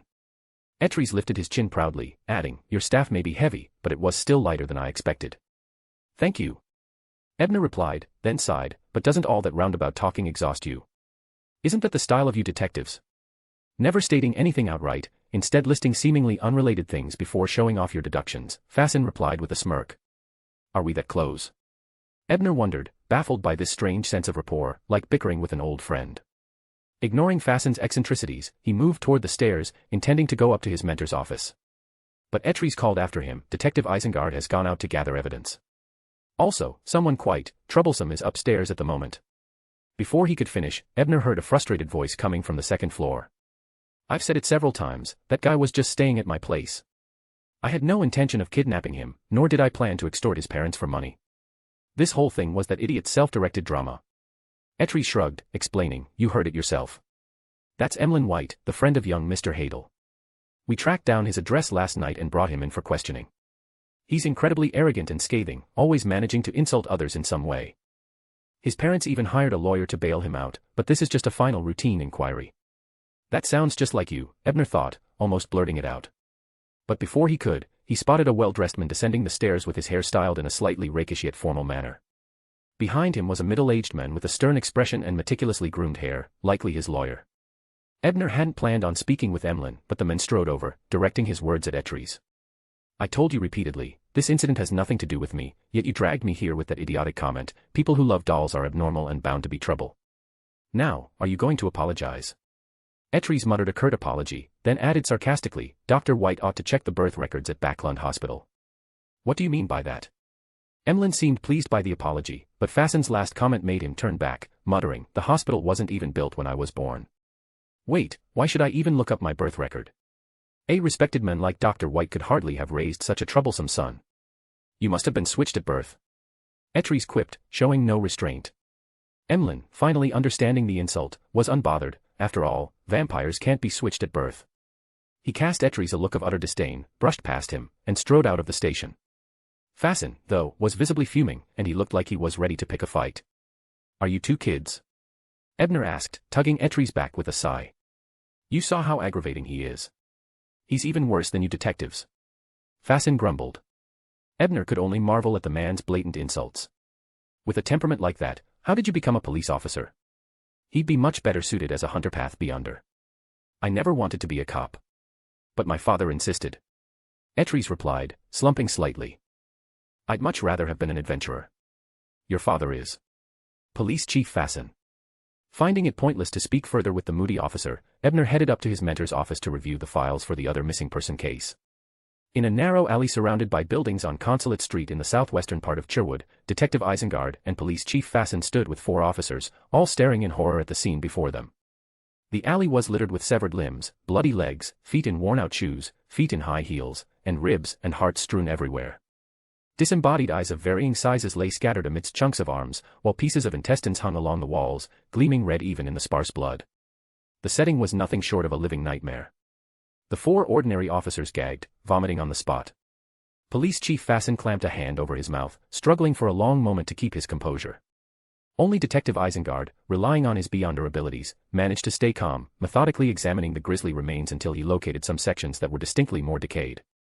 A live corpse. Detective Isengard murmured, his brows knitting tightly. In the police station, after thoroughly reviewing the case files, Ebner felt confident in his conclusions and called Officer Ettries to accompany him once again. This missing persons case wasn't particularly complex. The report came from a middle-class couple. The husband was a department manager at an import-export company and was seldom home. The wife was a homemaker who handled household chores and educated their daughter.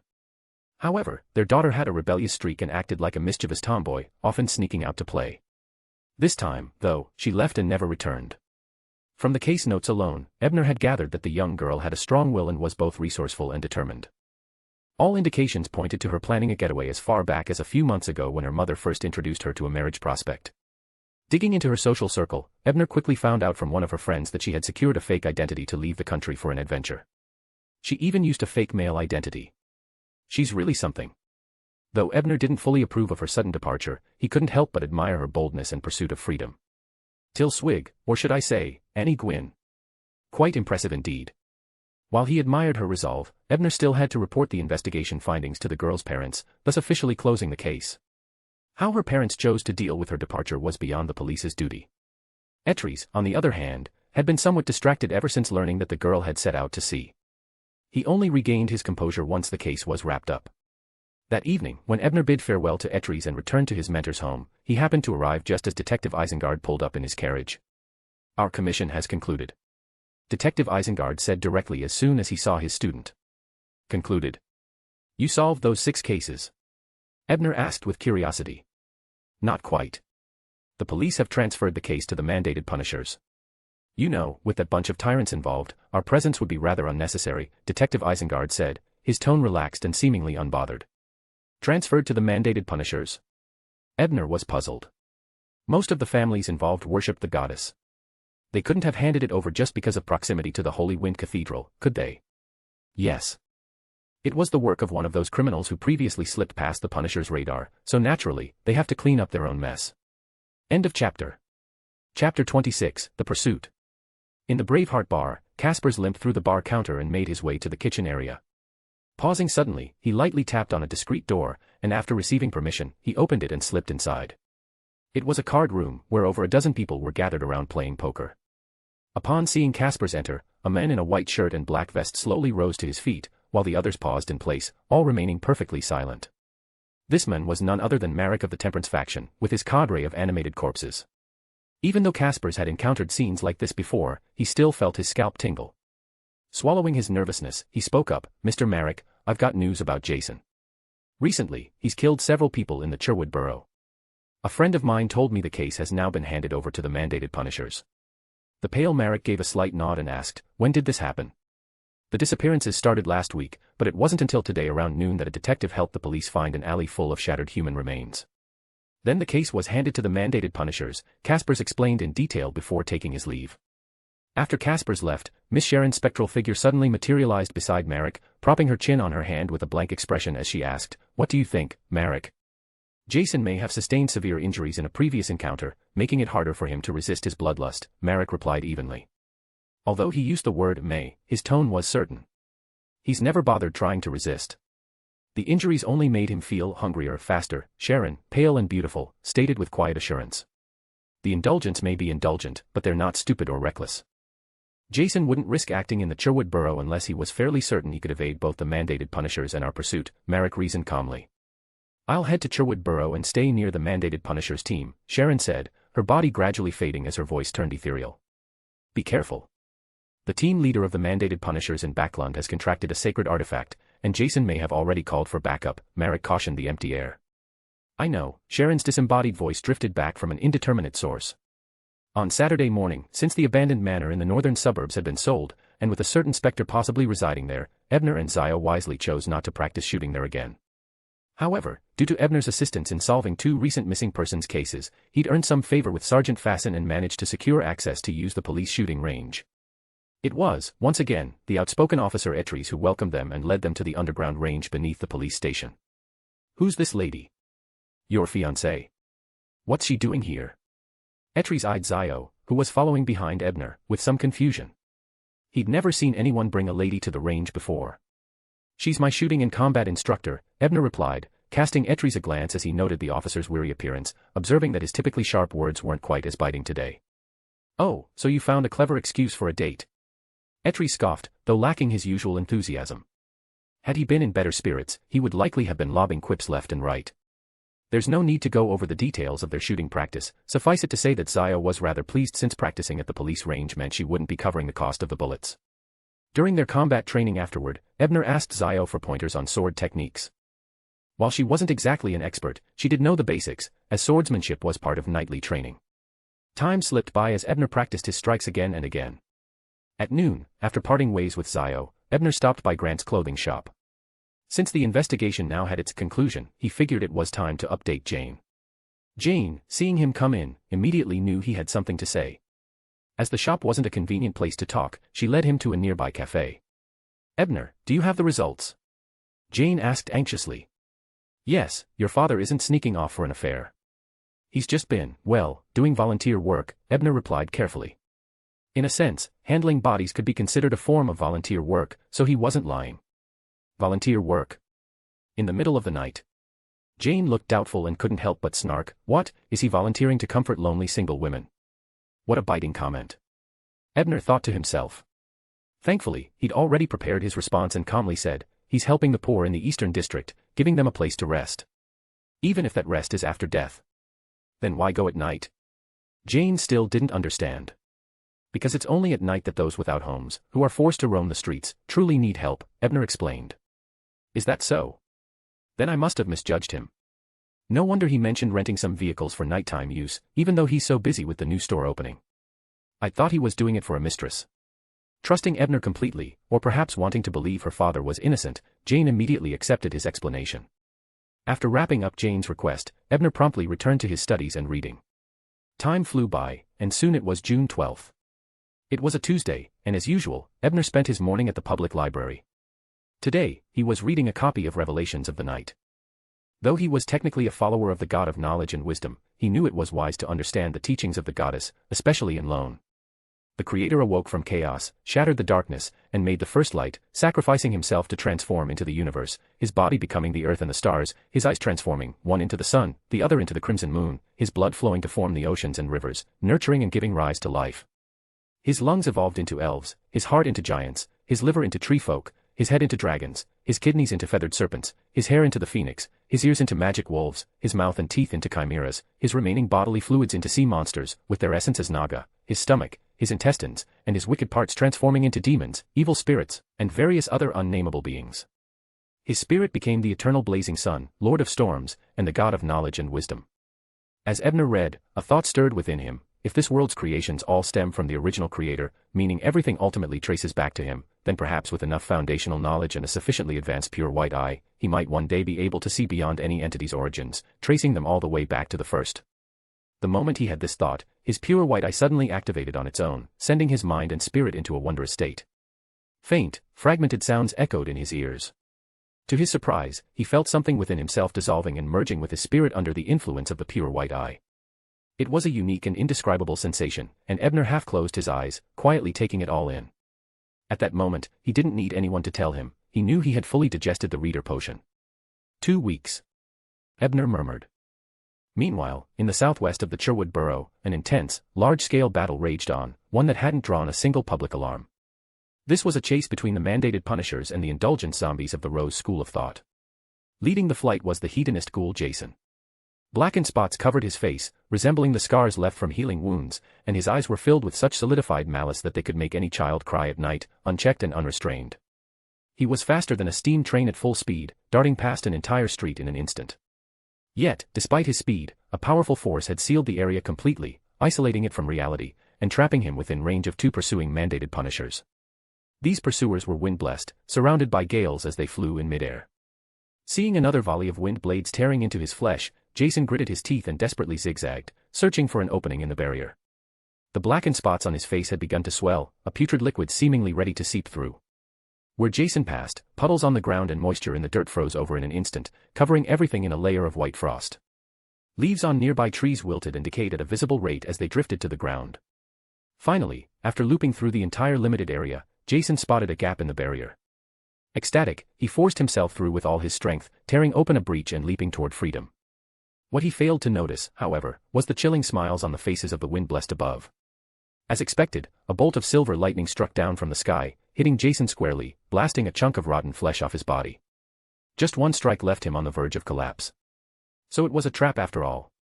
Jason thought, his realization coming far too late. Seeing their ambush work perfectly, the 2 wind-blessed closed in for the kill. But at that very moment, a werewolf burst through the gap, scooping Jason up and making a mad dash for escape. Ignoring the furious strikes from the mandated punishers, it fled at an astonishing speed. The wind-blessed could only watch helplessly, their flight speed unable to keep pace. Then, the barrier surrounding the area shattered, and in an instant, the frozen puddles, withered leaves, and all other signs of the battle faded, leaving everything as if untouched. "Captain, we're sorry. They got away." The 2 wind-blessed muttered in shame to the team leader who materialized after the barrier dissolved. "I underestimated them. I didn't think the Rose School would send a wraith to delay me," the team captain said, his expression grave. Meanwhile, in the glass of a window on a nearby street, a certain wraith silently retreated, leaving no trace of her presence. Elsewhere, the badly wounded werewolf collapsed midway, no longer able to stave off his injuries. Jason, now somewhat recovered, hoisted him onto his back and leapt into the back garden of a nearby clothing shop. End of chapter. Chapter 27, Sequence. Ebner had no knowledge of the battle raging in the Cherwood Borough. He was still engrossed in the excitement of having fully digested the reader potion. The speed of my potion digestion. Well, it's mainly thanks to the pure white eye, but it's also because of the vast amount of knowledge I read and studied in my previous life. Physics, chemistry, politics, history, all that broadened my view and helped me understand and partially interpret the world's rules. Those insights essentially made me play the role even before I knew about it, Ebner mused, analyzing his rapid digestion with his usual thoroughness. He quickly gathered his belongings and hurried back to his teacher's house. Already prepared, he had long since decoded the auxiliary materials for the Sequence 8 student of ratiocination formula through the pure white eye using a blue gemstone that contained the extraordinary characteristic. As for the main ingredient, that very gemstone was it. At this time, Detective Isengard was still out investigating a case, so Ebner only notified the house's servant before stepping into the lab. With the sequence 8 auxiliary materials, none of which were particularly hard to find, already in hand, Ebner started by sterilizing his flask and carefully adding each ingredient in sequence. Immediately, a faint green, transparent solution formed within the flask. Once everything was set, Ebner turned his attention to the blue gemstone formed from Beyonder's characteristics. Since learning how to create a spirit wall, he had kept it securely sealed with spirituality, which kept it from losing much power over the past 2 weeks. After steadying himself, Ebner picked up the gemstone and dropped it into the flask. The moment the sequence 8 characteristic made contact with the solution, it emitted a faint sizzling sound. The air around him seemed to ripple as water vapor condensed into indecipherable symbols that quickly dissipated into the air. Ebner looked down and saw that the liquid in the flask had turned a vivid blue-green, the colors blending seamlessly and gleaming so beautifully that he nearly mistook it for a fancy cocktail. Looks kind of drinkable, Ebner thought, feeling his mouth water involuntarily. He quickly reined in his wayward thoughts, took a deep breath, and tipped the flask to his lips, swallowing the potion in one swift gulp. However, it tasted awful. Potions are never tasty. Its pretty appearance was false advertising. His face immediately felt like it was on fire, and sharp pain started to stab through his head. Still, this pain was nothing compared to the aches he'd endured from depleting his spirituality when using the pure white eye, so he easily endured it. After about 10 seconds, the stabbing pain in his head started to ebb and then disappeared altogether. Ebner instantly knew that he had successfully advanced. He was now a sequence 8 student of ratiocination. Once the initial surge of excitement had settled, he moved his limbs experimentally, getting a feel for any physical changes. Unsurprisingly, there wasn't much of an improvement in his physical abilities. After all, student of ratiocination was not a combat-oriented sequence. Next, Ebner picked up an astrology book he'd previously struggled to understand without the pure white eye. As he began reading, he found that his observational and analytical abilities had both improved significantly. The effect was only slightly weaker than what he'd experienced in the past by activating the pure white eye as a sequence 9. As my teacher explained, the enhanced analytical skills from this advancement help a student of ratiocination better comprehend ritual magic, even allowing them to simplify and modify rituals independently, but since I've already experienced that with the pure white eye as a reader, I've grasped the principles of ritual magic more deeply.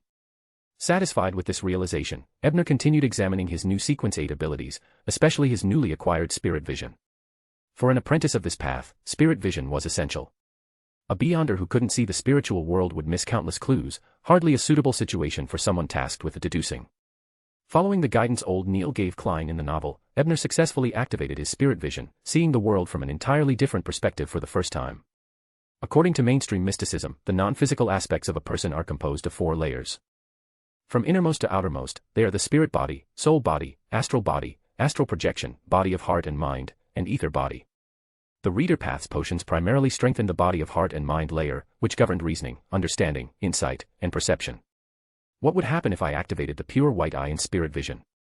The thought crossed Ebner's mind, but he refrained from trying it. He could guess the likely outcome. He wasn't yet able to fully control or restrain the pure white eye. If he were to activate it in spirit vision, it would almost certainly attempt to analyze the entirety of the spirit world. And since spirit vision allowed him to perceive the spiritual realm itself, doing so would likely be fatal. Shutting off his spirit vision, Ebner gained a clearer understanding of the capabilities he had as a student of ratiocination.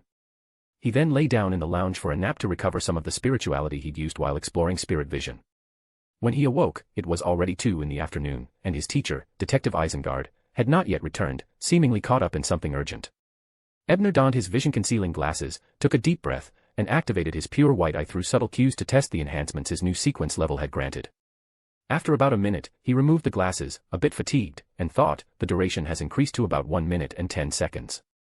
This wasn't unexpected. Even before fully digesting the reader potion, he'd been able to use the pure white eye for over 30 seconds. This was a reasonable progression. My observation and logical abilities have both improved further in the pure white eye state, likely only a little short of what I'll have at sequence 7 as a detective, knowledge keeper. And based on that, my speed of analyzing objects has also improved. Additionally, while in the pure white eye state, I can now access some abilities from the detective, such as weapon mastery, combat mastery, and even scene recreation, almost like half a sequence 7. The only thing I lack is the detective's enhanced constitution. With that thought in mind, Ebner picked up his cane and uttered the word unsheath in ancient Hermes. Instantly, the cane transformed into an elegant lone-style officer's longsword. Holding the longsword, Ebner felt a strong sense of familiarity, and he instinctively executed a few remembered strikes. Even though he wasn't currently in pure white eye mode, a portion of the weapon mastery knowledge he'd acquired still lingered in his memory. With consistent practice, he might even be able to achieve a basic weapon mastery outside of that state. Returning the long sword to its cane form, Ebner couldn't suppress his excitement and exhilaration. After 2 weeks of struggling, he finally had some real combat power, even if it only lasted for a minute. In the Braveheart bar, Marek was in the middle of a game of cards with his animated corpses when he suddenly looked to his left. There, Miss Sharon had already appeared gracefully. "Sharon, what's the situation?" Marek asked, setting his cards down. "Jason called in Steve and Taylor, and they've broken through the mandated Punisher's ambush," Sharon replied curtly. "A Sequence 7 werewolf, a Sequence 6 zombie, and a Sequence 5 wraith. We wouldn't be able to take them down quickly," Marek noted, weighing their options. "Yes, but both Taylor and Jason are heavily injured and out of commission for at least a week. Steve was also injured by the mandated Punisher squad captain's sacred artifact, though I can't determine how badly." Sharon's ethereal voice trailed off momentarily. Hearing this, a predatory gleam flashed in Marek's eyes as he said, "If that's the case, it might be worth a try. Do you know where they're hiding?" "Yes, I tailed the fleeing Taylor. They're all holed up in a clothing shop's warehouse in the Cherwood Borough," Sharon answered calmly, like a perfect porcelain doll. "They're still in the Cherwood Borough. Guess this is what Roselle called hiding in plain sight," Marek said, narrowing his eyes as he came to a decision. "I'll need a day to set up a backup plan and escape routes. Tomorrow night, we'll launch an attack. I'll keep a close watch on them." Sharon's black gown and small hat dissolved into the shadows, leaving the card room as silently as she had come. In the underground headquarters of the mandated Punishers at St. Samuel Cathedral, the squad captain turned to one of the wind-blessed members and asked, "Have you tracked where that werewolf escaped with the zombie?" "Apologies, Captain. The wraith who clashed with you seems very skilled at erasing evidence. It probably also has an artifact that can cast various black magic spells, making the little remaining evidence too chaotic. Old Red has been unable to perform any reliable scene recreation." The team member reported bitterly. "Contact every precinct and tell them to notify us of any disappearances or murders immediately. The Rose School of Thought's indulgence faction can't suppress their urges for long," the captain said with a cold snort. "Yes, Captain. Also, discreetly leak news of the Indulgence Trio's injuries to a few contacts among the independent Beyonders. Have them spread it around in their gatherings. The Temperance faction will likely be better at tracking down their Indulgent counterparts," the squad captain added. That evening, Detective Isengard returned home with a pleased expression, ready to share with his student the news of the Tyrant's team's failure. But the moment he saw Ebner, his eyes widened in astonishment. "You've already become a student of ratiocination. In just 2 weeks." End of chapter. Chapter 28, Prelude. Seeing his teacher's surprise, Ebner had anticipated the reaction but couldn't come up with a fully convincing reason, so he simply said, "I've always loved reading, even before I became a Beyonder. It helped me digest the potion a lot."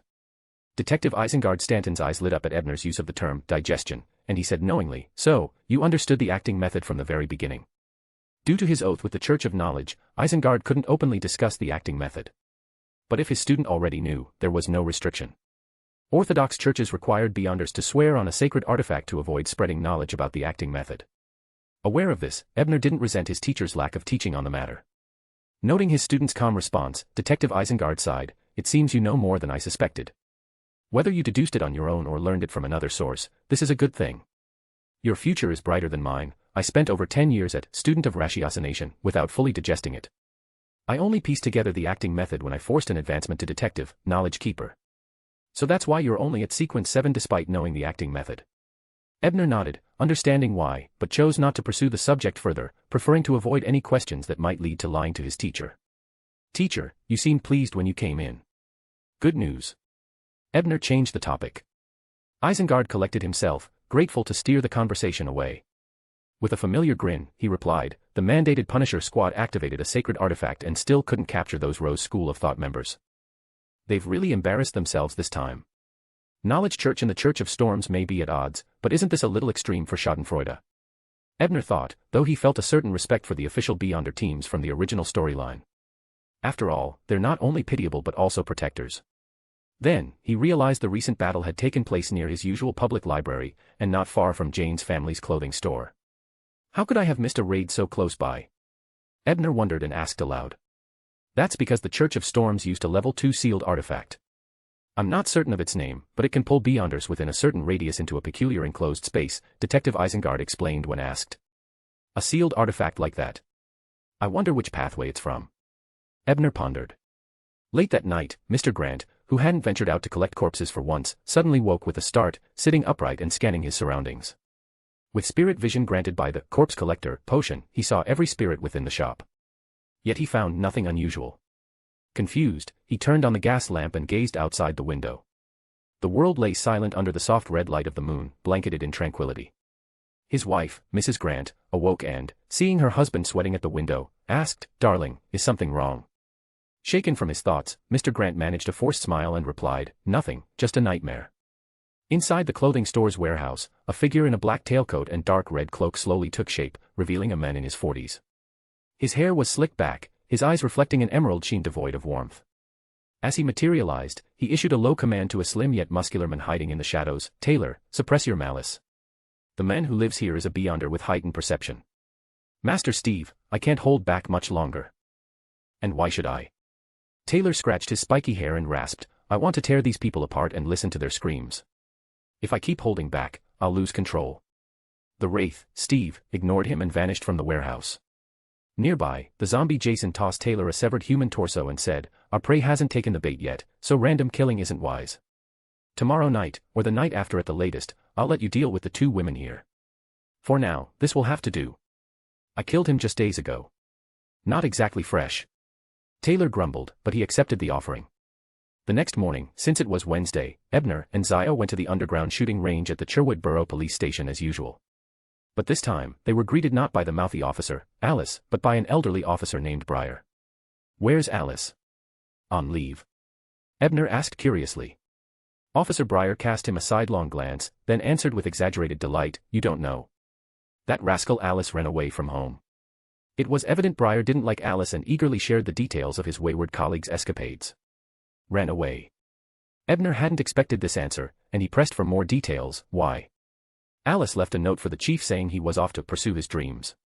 The kid's got nerve, especially since the chief had just arranged for his promotion to inspector. Now someone else can have that spot. Officer Breyer laughed with satisfaction. "Alice dream, huh? I remember he wanted to be an adventurer. Maybe in Gwen's departure in that missing person case influenced him, he did look out of it afterward." Ebner fell silent for a moment, silently wishing his unlikely friend well. Breyer seemed disappointed at losing an audience for his gossip. Once they reached the shooting range and Breyer departed, Zio frowned and muttered seriously, "No matter what, it's wrong to ridicule someone just because they have dreams." She, too, had her own dreams, dreams of clearing her father's name. "Exactly. When you're young, you should pursue your dreams. Besides, Alice didn't seem cut out to be a cop anyway." Ebner agreed. Then he wondered what his own dreams were, helping Klein become a stabilizing force. Solving the looming apocalypse and surviving as long as possible. Or perhaps, going home. He sighed, brushing aside stray thoughts to focus on the day's training. And before long, Zio was stunned. She could hardly believe that Ebner, who'd been at beginner's level in firearms and swordsmanship the previous Saturday, now displayed the presence of a master. If not for her superior physique, she might not have been able to win at all. Even with that advantage, Zio barely scraped a win in their sparring session. "How did you get so strong, so fast?" Zio asked, panting. "Because I've advanced to sequence 8, Ebner replied with a grin. Unaware of when he'd become a beyonder or his pathway, Zio wasn't especially shocked. Instead, she merely nodded and said, "That explains it. Congratulations." She took a book from her bag and handed it to him. "This is First Storm Manor, an advance copy. Consider it a gift for your promotion." Taking it with a grin, Ebner flipped through the pages, "So it's finally published. How's it doing?" Although he knew the book would become popular, even praised by Mr. Fool in the original novel, it had been pushed out early under Zio's urging. "It's doing great. Furs has really made a name for herself. She's being invited to speak at all sorts of literary salons," Zio boasted proudly on Fur's behalf. Out loud, he suggested, "It'll depend on Fur's performance. Ideally, she could subtly display a hint of beyonder ability at one of these salons." But Zio only pursed her lips before saying, "Ebner, you're thinking too far ahead. Furs is still cooped up at home, saying she needs a break. She hasn't accepted a single invitation. Maybe she's just setting a high bar, appealing to the salons that include aristocrats." Ebner offered, finding an excuse for Miss Fur's inertia. Zio gave him a blank look, then sighed, "Furs would probably appreciate your excuse for her." In the afternoon, Ebner had just returned to his teacher's residence when Detective Isengard called him over and pointed to a stack of files. "Now that you're a student of ratiocination, help me connect clues from these minor cases. Just a couple of hours a day, it'll be good for your acting method. You can spend the rest of the day studying." "Are all these commissions that many? How much does this pay?" "Of course not. But even if they're not, shouldn't we understand odd events we come across? And as Roselle said, forewarned is forearmed. Imagine if a client came to us with a mystery we'd already solved. We could display our deductive prowess with real flair. Detective Isengard said this as if it were self-evident. Ebner could only gape before muttering. Beyonders of the reader pathway truly are show-offs with a flair for sanctimony. At 10 that evening, Marek, dressed in a white shirt and black vest, led his group of zombies out through the back alley behind Braveheart Bar. Chapter 29, Tragic. Inside the warehouse of Grant's clothing store, the wiry yet muscular tailor's eyes glowed crimson with bloodthirsty desire. He was barely being restrained by Jason, whose grip kept Taylor from charging out. "Jason, how much longer? I'm about to lose control." Taylor hissed, barely suppressing his urge to roar. "Just a bit more." Jason hadn't finished speaking when a faint voice echoed around them, the voice of the wraith Sharon. "Go do what you want. Sharon and her people are already here. Indulge yourself one last time and lull them into complacency, so they don't pull back at the last minute." Upon hearing this, the werewolf, Taylor, could no longer contain his lust for blood. He let out a roar, his body erupting in black fur and razor-sharp fangs within seconds. With a punch, he shattered the warehouse door, then with a few leaps, he reached the residential part of the clothing store. Inside the bedroom, Mr. Grant, who hadn't yet fallen asleep, instantly sensed the intense malice. He leapt up, scooping his sleeping wife into his arms and rolling them away from the bed. In the very instant they left the bed, a shadow with savage fangs broke through the window, lunging at the spot Mrs. Grant had just vacated. Clutching his wife, Mr. Grant rolled to the doorway, using his corpse collector strength to break the door down with one charge. He was about to make a run for it when he caught sight of the shadow vanishing and reappearing behind him in an instant. His pupils shrank sharply. Acting quickly, he broke the wooden ring he wore on his finger, a magical item given to him by Mr. Bryan. As the ring shattered, a strange spirit creature, shield-like in form, materialized between Mr. Grant and the black-furred creature, blocking the attack. Though this spirit being absorbed most of the blow, some residual force sent Mr. Grant flying back. He crashed through the shop's mahogany doors, only stopping after knocking over a dozen racks in the front hall. He coughed up blood. The injuries were only minor for a corpse collector, but he wasted no time, scrambling up and running down the corridor towards the back. His wife, however, was left behind where he had fallen. The next sight drove Mr. Grant to the edge of despair. His wife was gripped tightly in the claws of that black-furred monster. At that moment, his daughter Jane, awakened by the noise, rushed downstairs in a panic. Seeing the scene in the hall, she screamed and collapsed, horrified. The monster tore off Mrs. Grant's clothing with one hand and her arm with the other. Mrs. Grant, only just regaining consciousness, screamed in agony before passing out from the pain. Meanwhile, in the warehouse, the moment the werewolf lunged into the bedroom, Jason's arms twisted, his own hands wrapped around his neck, and he began to throttle himself. The pale-faced zombie's eyes held the ghostly image of a slender figure in a black gown with golden hair, skin as pale as porcelain. Snap. Jason's arms bent, twisting to apply bone-crushing pressure around his neck with the eerie creak of straining bones. It was the work of Sharon, the wraith, who had possessed him. As Jason's grip tightened, seemingly about to snap his neck, the warehouse and surrounding yard filled with a deep crimson glow as moonlight poured in, suffusing everything. Jason regained control of his body, shaking off Sharon's influence, as the spectral image of a small, soft-capped figure appeared behind him. High above the warehouse, Steve manifested, holding a miniature full moon in his right hand, a scarlet full moon. It was a dark red artifact that exuded a quiet, enchanting light. Around its edge were crimson gemstones, and at its center lay a lunar symbol alongside other esoteric markings. Sharon squinted instinctively, retreating a few steps as her intangible, ghostly form stabilized and grew weak. Her legs gave out beneath her, and she slumped to the ground. The scarlet lunar corona. "How do you have that?" Sharon's beautiful eyes filled with surprise as she eyed Jason, who was still recovering from his ordeal.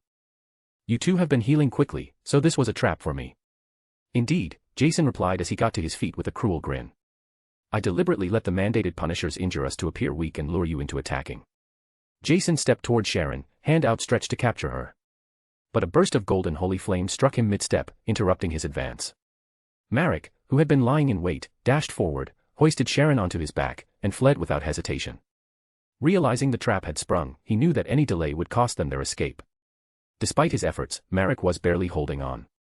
The malicious aura and maddening urges conjured by the full moon gnawed at his sanity, hampering his movements. Even so, he gritted his teeth, commanding his undead minions to momentarily hold Jason back. Before he could escape, however, he felt an invisible grip seize his ankles, legs, arms, and even his clothing. All around him appeared indistinct and translucent figures, some missing limbs, others drenched in blood, burned, or bearing pallid skin. "Ha! Marek, I thought you'd have something up your sleeve. Turns out you're just using charms from the Church of the Eternal Blazing Sun. Steve sneered from his perch above, unleashing death magic to immobilize Marek completely.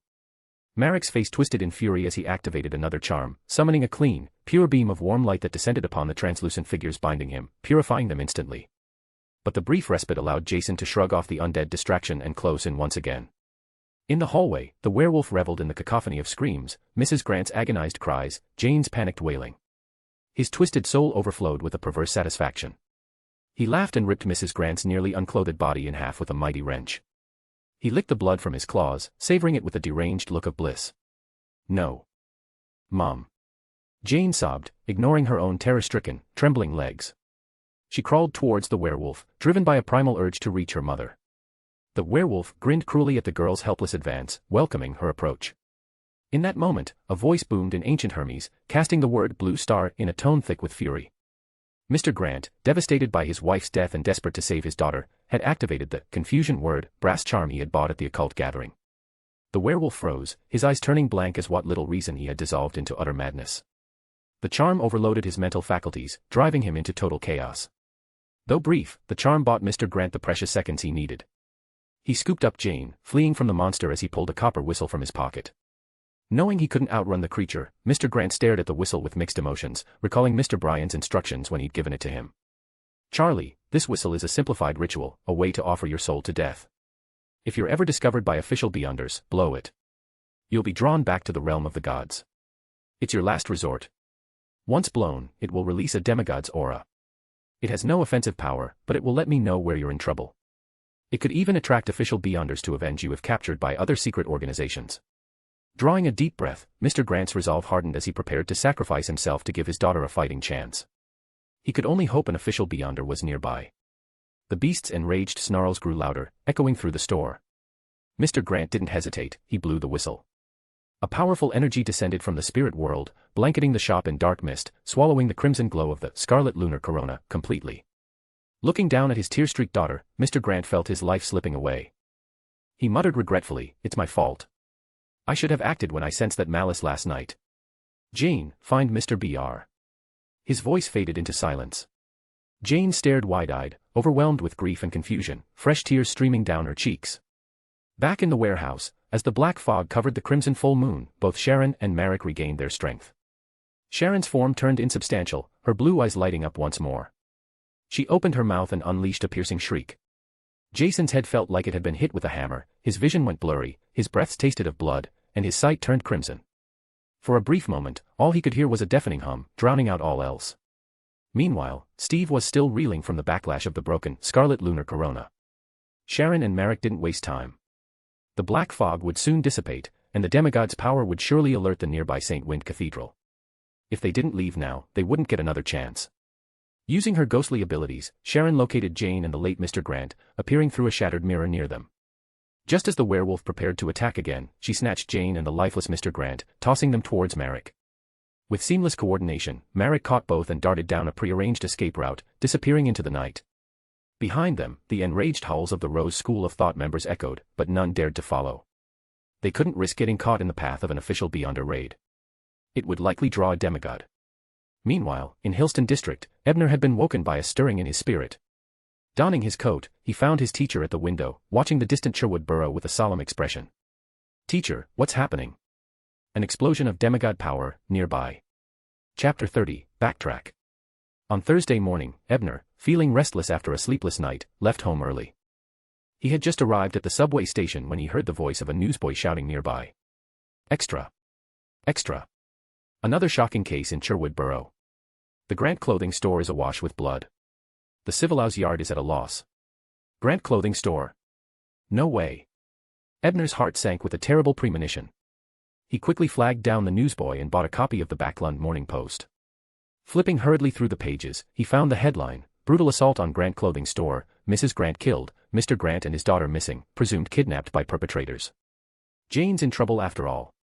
Ebner took a deep breath, forcing himself to stay calm as he read further. The timing of the attack on the Grant family lined up precisely with the demigod power surge he sensed last night. It's in roughly the same location. Damn it, what on earth happened to drag her family into something involving a demigod? The thought that the lively, straightforward girl might already have met a tragic fate weighed heavily on Ebner's heart. Could it be that Mr. Grant was discovered by the authorities? Or perhaps he attracted trouble while working as a corpse collector? After a few moments of conjecture, Ebner realized he was getting nowhere. He was too agitated to think clearly. After calming himself through meditation, Ebner decided to visit the Grant store.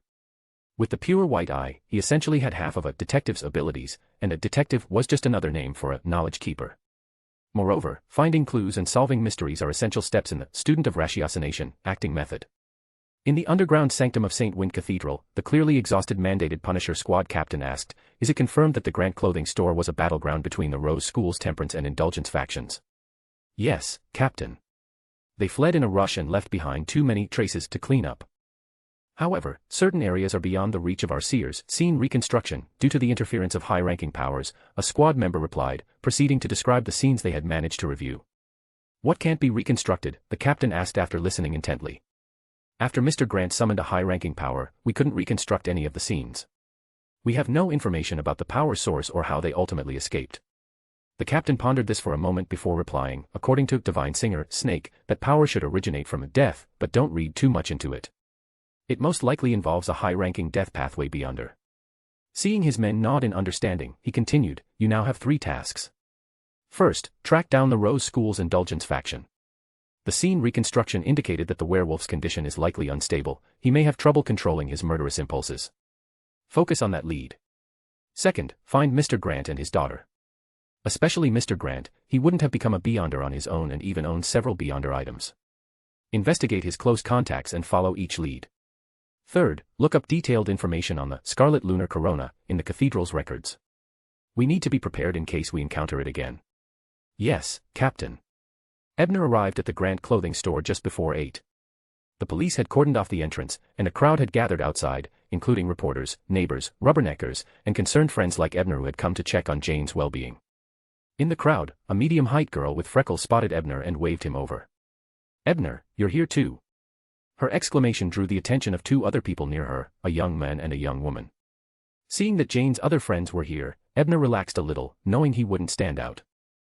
He nodded in greeting and said, "Susan, Roman, Castor, it's been a while. I read about what happened to Jane in the paper this morning and came to see if she's all right." The 3 youths were all his former classmates, and the freckled girl, Susan, had once even loaned him money for rent. When Ebner's financial situation improved after selling his formula, he repaid her during a visit to the academy to finalize his graduation. "We heard the same.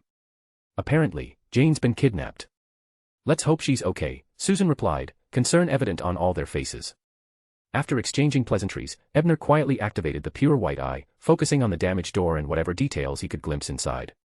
The scene reconstruction wasn't a miraculous ability, it required traces and clues to accurately recreate what had happened. At that moment, he noticed a policeman discreetly slip a melted copper shard into his pocket as he cleared away debris inside. The officer's actions were subtle, but they didn't escape Ebner's sharp gaze with the pure white eye. "Is that my brass charm?"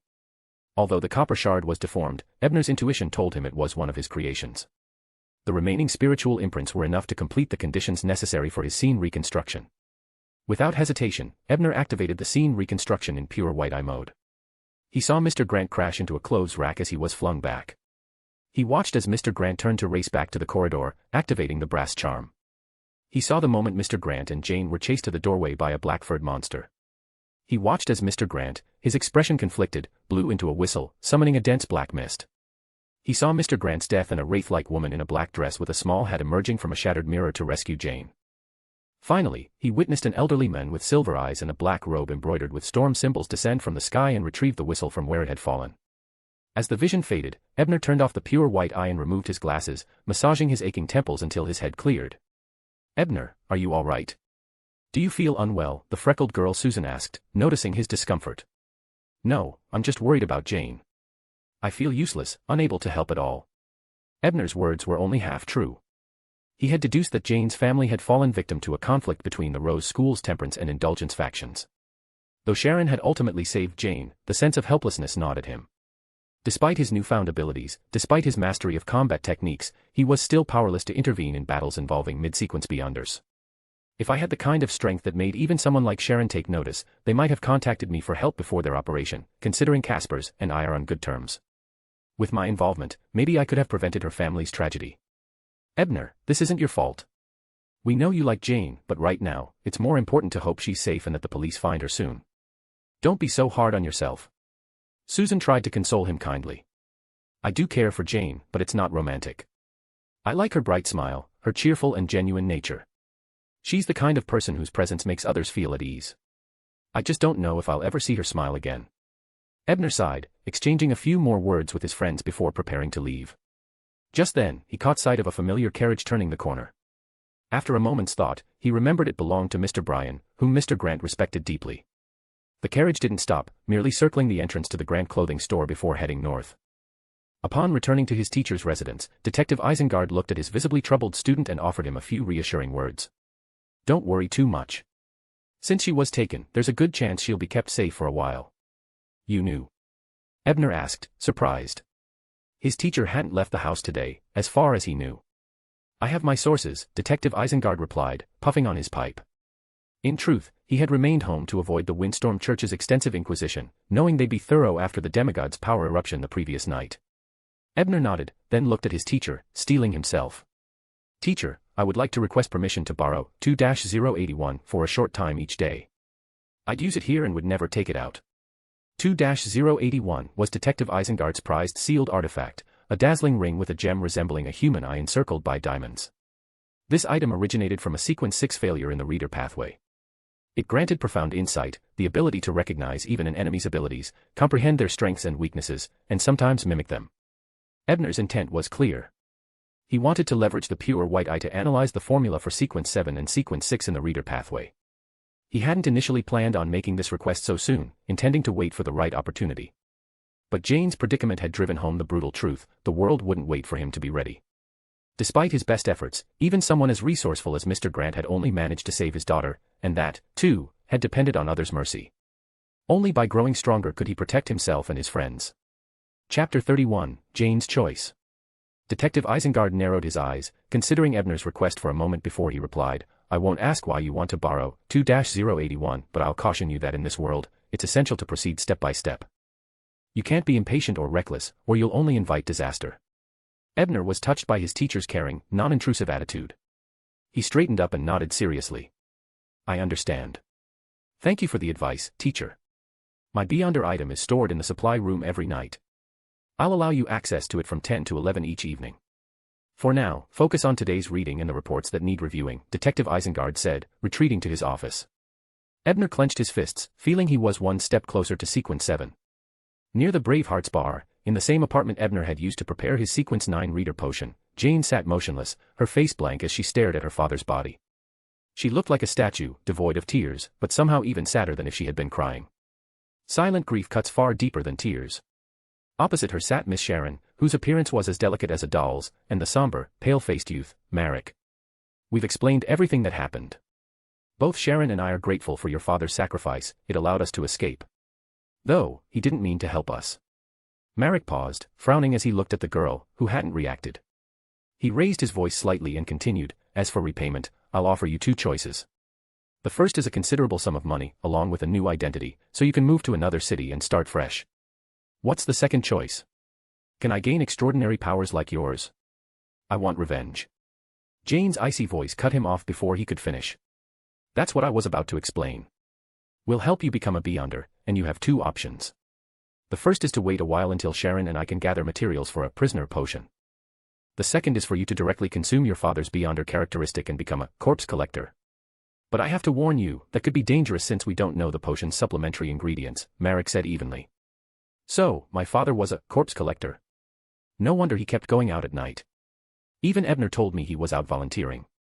Jane mumbled to herself, then came to a decision, her voice resolute. I'll take my father's path. I want to follow in his footsteps down this extraordinary road and keep him with me, always. Are you sure about this? You need to understand that directly consuming a Sequence 9 Beyonder characteristic has a higher chance of causing you to lose control than a complete potion, Marek reminded her. Jane didn't answer, only looking back at him with a determined gaze.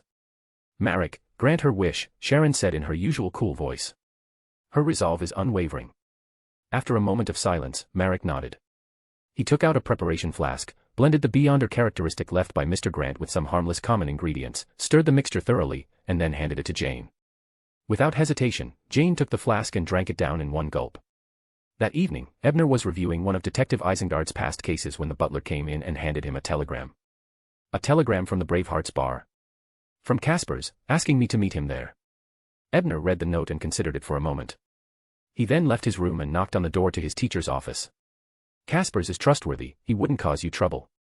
Detective Isengard, understanding his intentions immediately, smiled. Ebner nodded, mulling over his teacher's response. Honestly, I was planning to visit him anyway. I didn't expect him to contact me first. Given the situation over there, I assumed they'd be laying low. So, you know a little about what happened with that girl's family. Detective Isengard's expression shifted as he pieced things together. Don't worry about me, I have enough influence to keep them from acting out here. Ebner breathed a sigh of relief. He had a good idea of who was looking for him. Though Marek and Sharon were not malicious characters in the original novel, it was wise to be cautious. He had to make sure he left himself a backup plan. Detective Isengard thought for a moment and then took a hat from his desk, handing it to Ebner. Here, take this with you. It'll give you an edge if you find yourself in danger. This is. Ebner's mind immediately went to a passage in the novel describing his teacher's prized sealed artifacts, one of which was on par with Klein's sun brooch. This is a shape-shifting hat. Wearing it will allow you to move freely underwater for up to half an hour and use some water and wind-based spells. The downside is that you'll crave water, and you'll weaken if you stay on dry land for too long. However, a short visit to the bar won't trigger these effects to any serious degree, Detective Isengard explained with interest. Thank you, teacher. Ebner gratefully accepted the hat, whose value he estimated to be at least £2,000, and headed to the Bravehearts bar. When Ebner arrived at the bar, Casper's was in his usual spot, leaning against a pool table. He watched Ebner enter the game room with a hint of surprise. You've changed a lot since I last saw you. If not for your face, I might not have recognized you, Casper's remarked, eyeing him curiously. Ebner sighed, feeling a bit nostalgic. A lot's happened lately.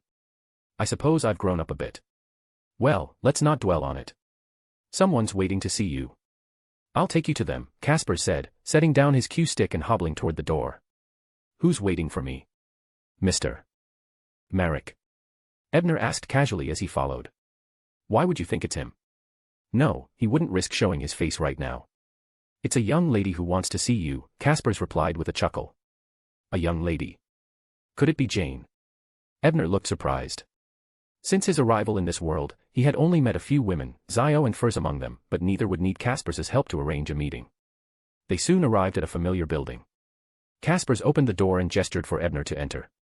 Ebner took a deep breath and stepped into the lounge. Chapter 32, Farewell. In the parlor, Ebner finally saw Jane, but she was completely different from the girl he once knew.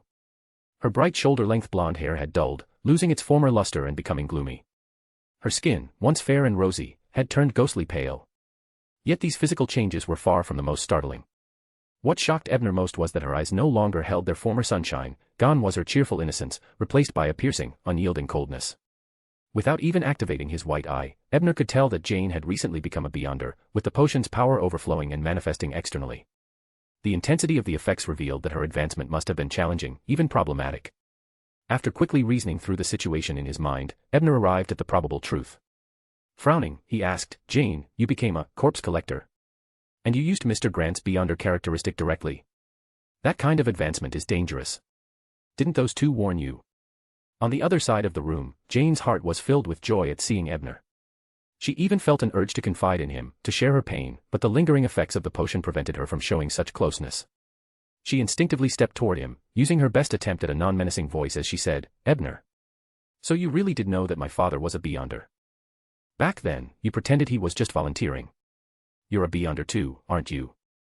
Seeing Jane moving toward him with a deathly pale expression, Ebner almost took a step back and drew his weapon in self-defense. Fortunately, he realized she posed no threat in time to stop himself. Still a bit stiff, he reached out to support her, as he had done so often in the past. Same person, same action, he thought, marveling. Yet while the old Jane would fill me with warmth, now she makes me feel as though I'm facing a deadly threat. Outwardly, Ebner acted as if he hadn't noticed her transformation. Jane, you need to learn to control your strength now that you're a corpse collector. If you charge at me as you used to, your potion-enhanced physique could easily knock me back a few meters. Sorry, Ebner. But don't try to change the topic. You still haven't answered my question. Jane apologized instinctively, her tone softening a little as she found traces of her old self in his steadying touch. Her gaze, however, remained cold. At least her personality hasn't changed much, Ebner thought, breathing a sigh of relief. As long as her mind was intact, she could eventually overcome the lingering effects of the potion and reduce the risk of losing control. You haven't answered my question either, have you? He replied, chuckling. All right, yes, I am a Beyonder. And I did notice your father had taken that path, but he never harmed anyone. I didn't want you to be involved in the dangers and madness of the Beyonder world, so I chose to keep part of the truth from you. Besides, I wasn't lying, strictly speaking, your father was volunteering, wasn't he? Jane nodded coldly, but her voice lost its icy edge. So, Ebner. You didn't want me to become a Beyonder. But without power, I'll never be able to get revenge. Ebner sighed. I just didn't want you to be in danger. But now, there's no point in discussing that. I won't try to dissuade you from seeking revenge. I may not feel the hatred you do, but I can understand your pain and sorrow. Just remember, the path of a Beyonder is dangerous and fraught with madness. You must be prepared for that. Miss Sharon and Mr. Merrick have already told me all of this. And don't blame Mr. Merrick. He warned me repeatedly of the dangers of directly consuming a Beyonder characteristic. But I had made up my mind. I'll kill the werewolf who destroyed my family. I'll annihilate the Rose School of Thought. As she spoke, Jane's pale face darkened further, and the room seemed to grow colder. I only hope that, after your revenge, you'll once again have the pure smile you used to wear, Ebner said earnestly. Thank you, Ebner. Jane's gaze softened a bit, though she privately doubted she'd ever regain that innocence. Maturity often arrives in a single moment. But the price isn't one everyone is willing to pay. Ebner knew this hope was but a comforting fantasy, and he let the subject drop, asking instead, So, what did you call me here for? When I got the message, I thought it was from Merrick. Jane tried to smile but failed, her expression twisting slightly. Miss Sharon and Mr. Merrick have been constantly changing locations to avoid enemies and the authorities, so they plan to send me to stay in Emmett Harbor for now, where someone will teach me mysticism. I overheard that advancing as a Beyonder requires a lot of money to buy materials. I could lend you some, Ebner began. Jane shook her head. I don't need a loan. My father once told me that if something happened to our family, I should go to the basement of a house in St. George Borough. He hid some valuables there. Looking back, he must have sensed something might go wrong. He probably became aware of the dangers of being a Beyonder and prepared a backup plan in advance, Ebner reasoned, instinctively analyzing the situation. Jane looked at Ebner intently. Ebner, I can't go out safely right now, so I want you to retrieve the things my father left for me. That's not a problem, but why not ask Merrick? The fewer people who know your whereabouts, the safer you'll be. After all, the mandated punishers are searching for you relentlessly, he cautioned her.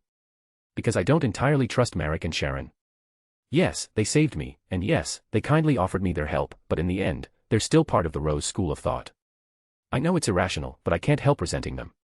Jane looked at him anxiously. Do you think I'm awful? Of course not. That's perfectly understandable. I'm sure you'll be able to let go of that resentment eventually since they're not truly to blame. Ebner smiled in reassurance. The truth was, whether Sharon had targeted the indulgence members or not, the werewolf would have attacked the Grant family due to his own uncontrollable urges. I'll try to get over it.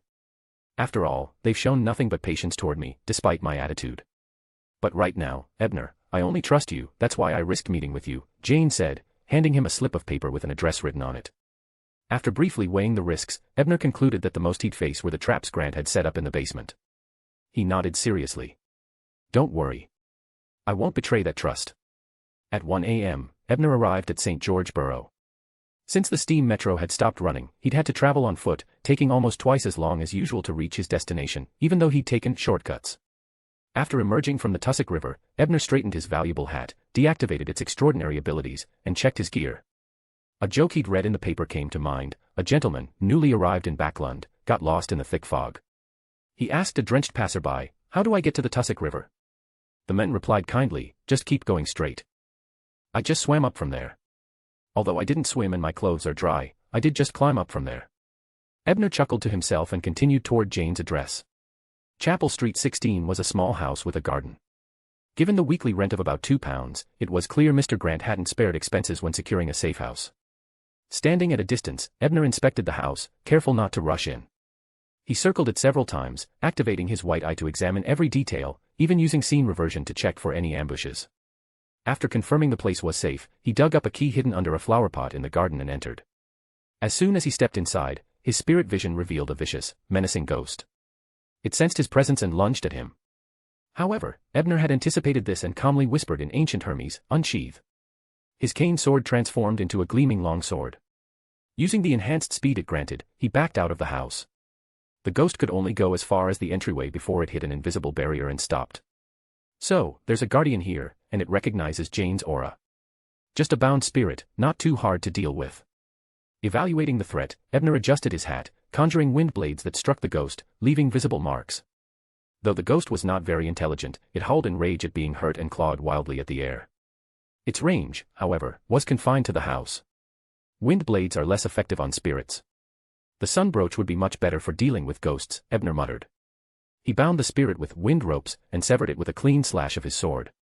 His cane sword, possessing the abilities of a Sequence 8 Twilight Giant, enhanced his physical prowess and weakened his opponent's powers, such as a ghost's immunity to physical attacks.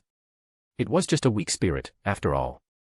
After ensuring the ghost was truly gone, Ebner returned the sword to cane form and made his way down to the basement, following Jane's instructions.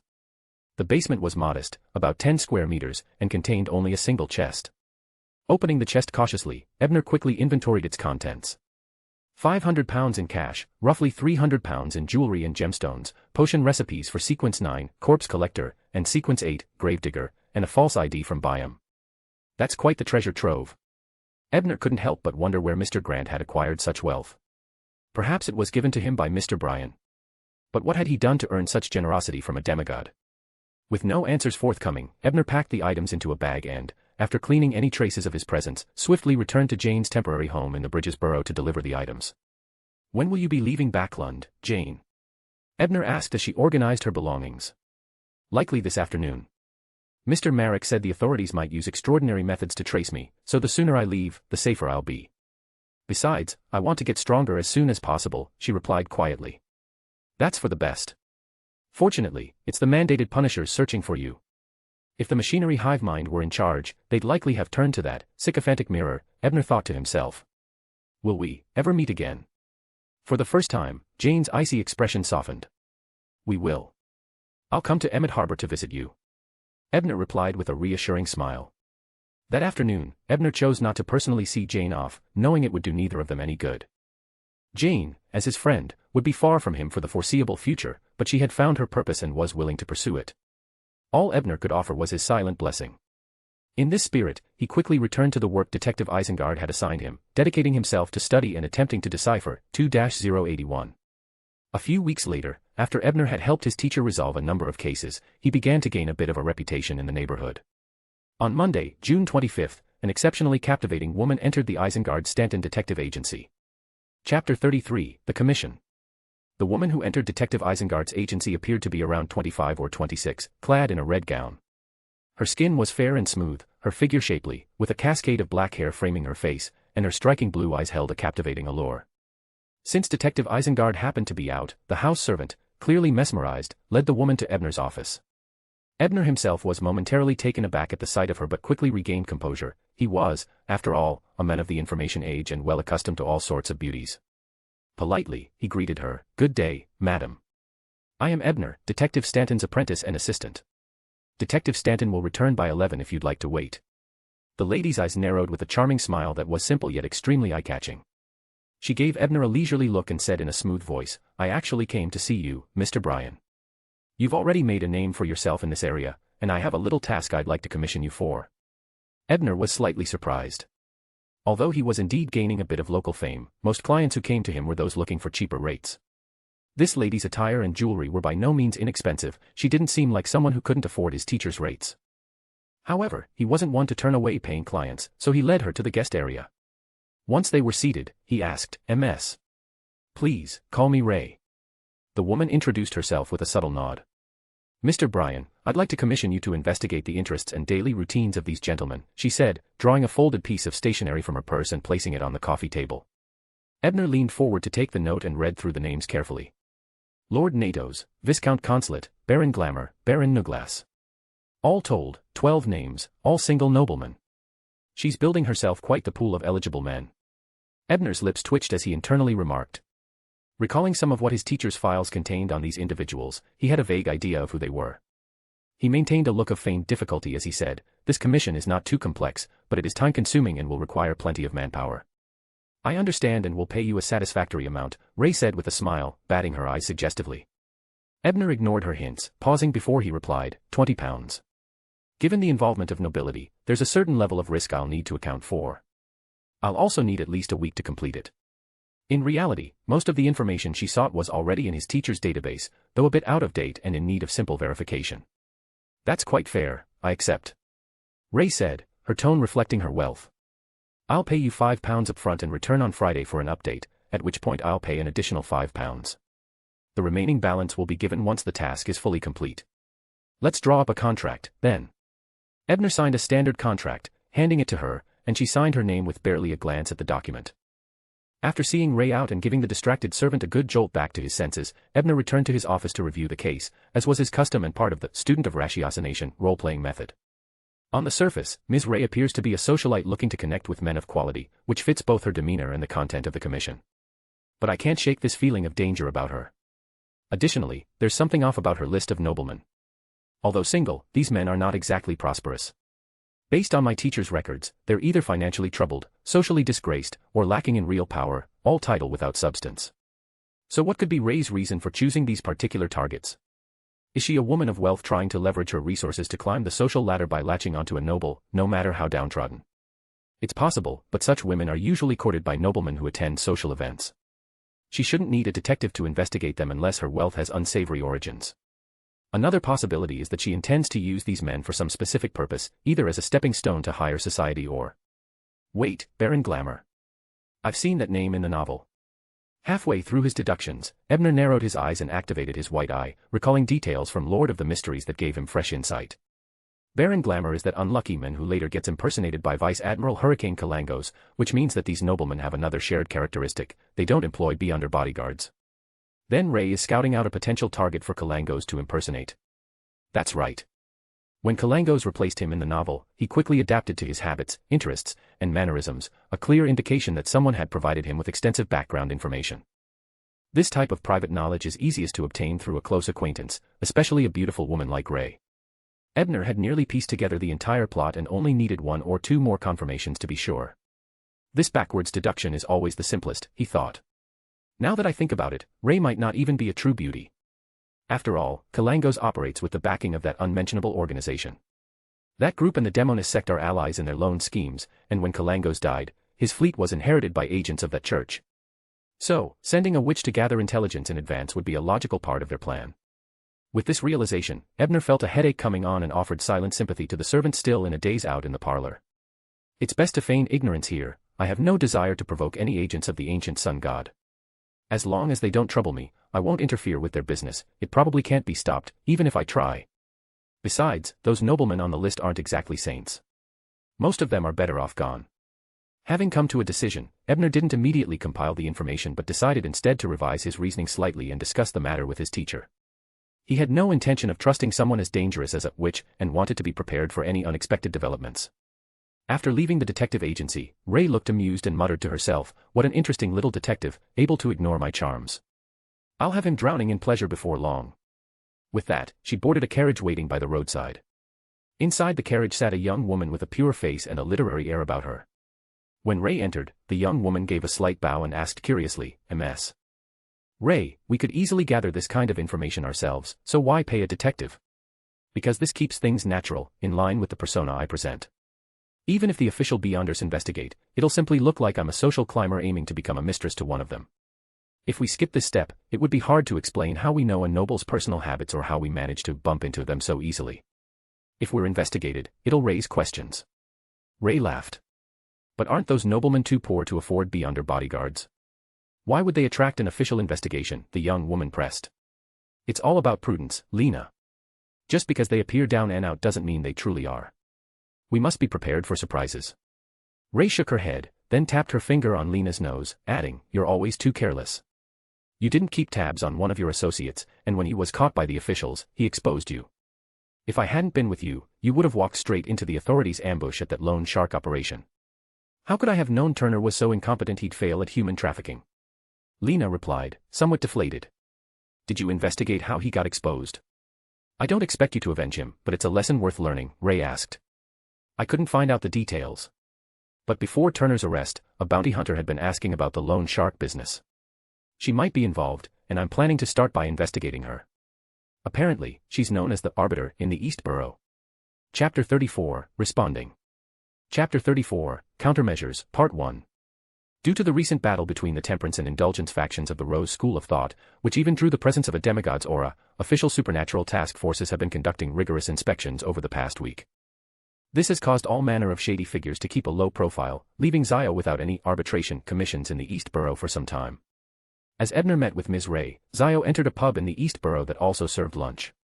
Just as she arrived, she encountered a local resident who occasionally provided her with information.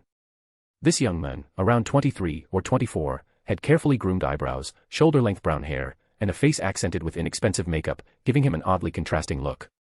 As soon as he saw Zio, his face turned tense.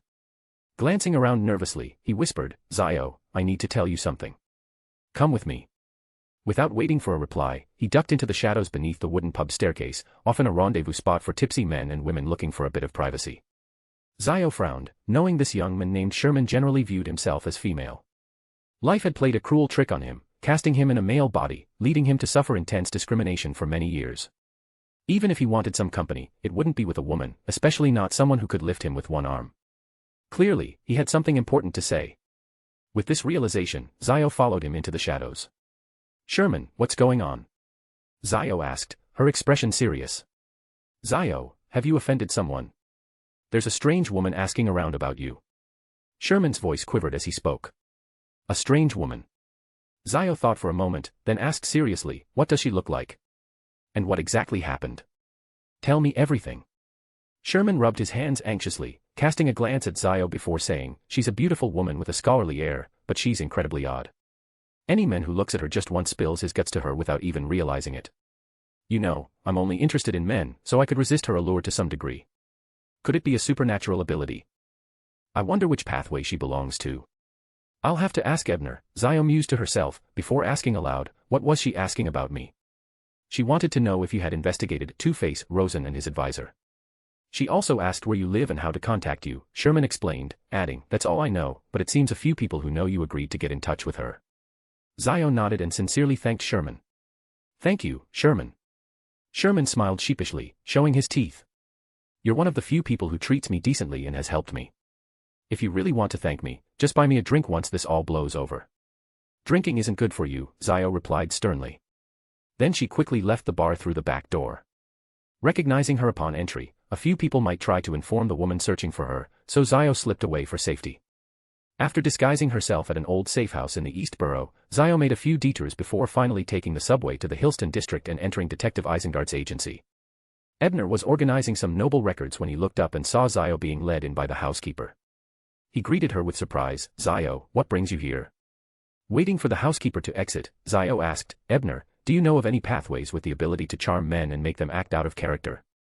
Ebner had no idea why Zio would ask, but after thinking for a moment, he answered, "There are several pathways with similar charm abilities, but if it's specifically toward men, the most likely would be the witches."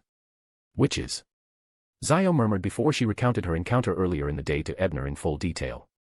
Ebner narrowed his eyes as he began to analyze the situation instinctively. It's unlikely to be a Sequence 6, Demoness of Pleasure. The allure of a Sequence 6 should affect Sherman regardless of his orientation. He's still an ordinary person, after all. So, it's likely a Sequence 7 witch with a supernatural item that limits her charm's effectiveness. At this, Zio interjected, "Could it be that witch Lena, the one who cursed me and was betrayed by Turner?" "It's quite possible.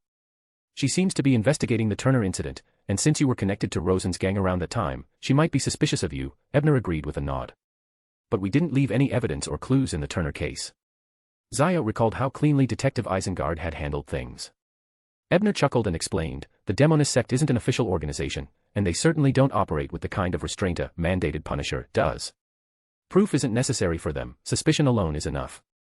Even if they pick the wrong target, they likely don't care, eliminating innocent people would hardly concern them." At this, Zio suddenly understood, but she still felt puzzled. The Demoness sect. Wasn't Turner part of the Theosophy Order? It's highly likely the Theosophy Order is just a front for the Demoness sect, Ebner noted, before quickly considering the problem from another angle. His main focus now was on finding a solution. Although this was technically Zio's problem, Ebner couldn't just stand aside and do nothing for his friend and mentor. Besides, he was involved in the capture of Turner, and ignoring it would only lead to the demonesses tracking him down eventually. But it was a difficult problem to solve. After all, they were probably dealing with a Sequence 7 which, now. By Sequence 7, the demoness pathway offered significant survivability and combat power, making its users notoriously hard to kill. After a moment's thought, Ebner was reminded of the morning's client, Ms. Ray. He suspected she was also a witch and had a sense of danger about her, which suggested she might be higher sequenced. Judging from her methods, it seems Lena and Ray have different styles, so they're probably separate individuals, meaning we may end up facing both Lena and Ray, Ebner realized. This made him feel like he'd jinxed himself. That morning, he had resolved not to get involved with the demoness sex plans, yet now he was plotting ways to counter them. Zio also recognized the gravity of the situation, especially since she was likely to face the first wave of danger. She put her head down to think, trying to come up with a solution. At that moment, Detective Isengard entered the agency. Noticing his apprentice and Zio both deeply frowning, he asked, "What's troubling you?" "Professor, it's a continuation of the incident with the instigator we caught." Ebner proceeded to brief Detective Isengard on Zio's encounter, along with Ms. Ray's visit and his speculations. It wasn't until now that Zio learned she might have to contend with a Sequence 6 powerhouse, and the realization left her slightly shaken. Recalling Fur's words, she wondered if this was a sign she needed a change of fortune. "Your guess isn't bad. I just heard that the Machinery Hive Mind squad had laid an ambush at Rosen's gang's hideout and captured a witch. But a demoness of pleasure later broke her out," Detective Isengard said thoughtfully. "So it really was a demoness of pleasure?"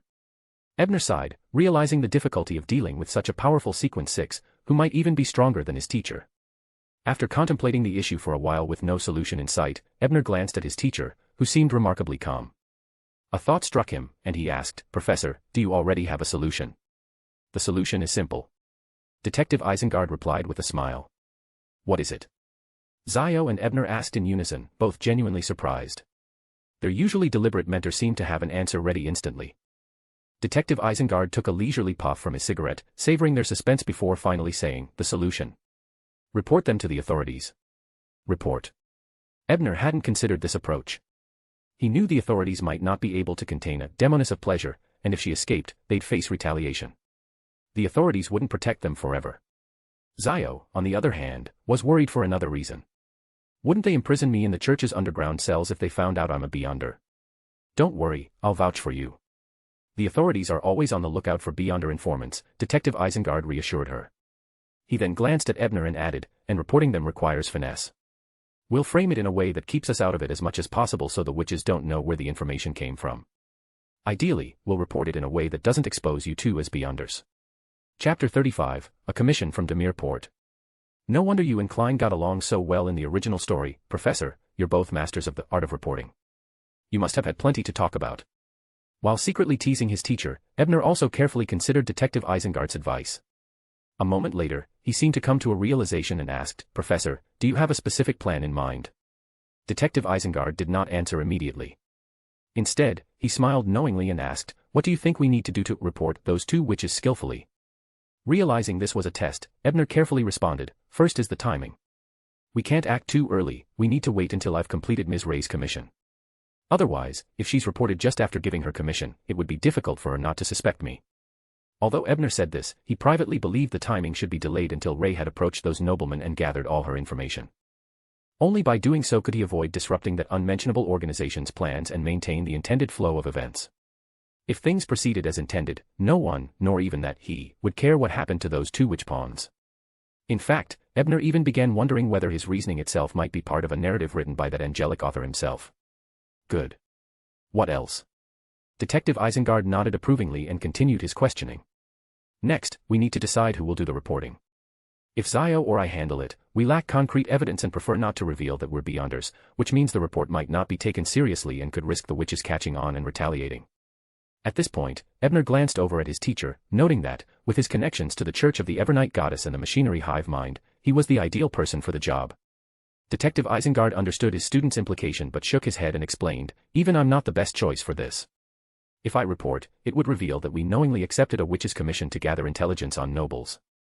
Reporting immediately could mitigate this, but if done after the fact, there would be grounds for accountability. This isn't Lenberg, though I have a level of understanding with the Church of the Evernight Goddess and Machinery Hive Mind, certain boundaries can't be tested." Ebner frowned, contemplating for a moment before cautiously proposing, "If you can't report, how would we inform the authorities? Could we perhaps leave behind clues to draw their attention?" You're on the right track, but fabricating evidence could backfire. As Emperor Roselle once said, you can't be too clever. The authorities possess many investigative methods, so there's no guarantee they wouldn't trace it back to us. Detective Isengard warned. Taking this to heart, Ebner's mind began formulating a new idea. Then, rather than creating evidence, we could expose traces the witches have left behind, subtly guiding the authorities toward them. That way, we stay out of sight and avoid suspicion from both sides. Now that sounds like a plan, Detective Isengard said approvingly. Based on what we know, the Sequence 7 witch, Lena, is careless in her actions, otherwise, Zio wouldn't have been alerted, and the machinery hive mind wouldn't have caught wind of her. All who pass leave traces, as Roselle once said, and a person that careless will leave signs everywhere for trained professionals. Once the authorities pick up her trail, they should be able to follow it straight to Ray. Then the last issue, what do we do about Zio until the authorities step in? Lena has already tracked her down. Ebner asked, glancing at Zio for her input. Zio simply waved off his concern. I'll be fine. I just won't show up in the East Borough for now. They won't find me that easily. My advice would be to leave Backlund altogether and lay low in another city, Detective Isengard suggested with a smile. The two witches clearly have tasks from their organization and are unlikely to leave. Investigating Turner was just an incidental task for them. Once the target leaves, they won't waste any further time or energy. For how long? Zio frowned slightly, clearly reluctant to leave Backlund, where her chances of growing stronger and clearing her father's name lay. A month should do it, Ebner said, believing the witch would have ample time to gather information on Baron Grammar by then. A month, that's not too bad, Zio exhaled with relief. She could handle a brief absence. With that, Ebner teased her in a low voice, maybe when you come back, you'll find Furs has networked with the most prominent noblewoman in Backlund. Fate worked in strange ways, after all, her return would align with the timing of her release from prison in the original story. She'll probably lie around at home for the whole month without me around to push her. Zio responded worriedly, increasingly certain that Furs was likely to do just that. She wasn't concerned for Furs' safety, as no one besides Ebner knew they were connected. Ebner, my suggestion for leaving Backlund wasn't just for Zio. It applies to you as well, Detective Isengard interjected. What? Why would I need to avoid them? Ebner asked in surprise. As long as Zio remained free, they shouldn't be able to trace anything back to him, right? The East Borough's arbiter Zio has frequently been seen sharing breakfast at the Dar Street Cafe with a certain gentleman. Word of this has even reached me, and I wasn't actively investigating. Do you think the witches would be clueless about it? Detective Isengard tapped the table meaningfully. Ah, if they can't locate Zio, they could certainly come looking for me. I hadn't considered that before. What an oversight. After briefly reproaching himself, Ebner raised another concern, but if both Zio and I leave, won't the witches turn their attention to you? Detective Isengard chuckled and said, unlike you, I'm a Sequence 7 level beyonder. To target me, they'd have to consider whether it's worth it. After all, they have other duties and would hardly seek additional enemies without cause. But how will they know you're Sequence 7? Ebner frowned, skeptical.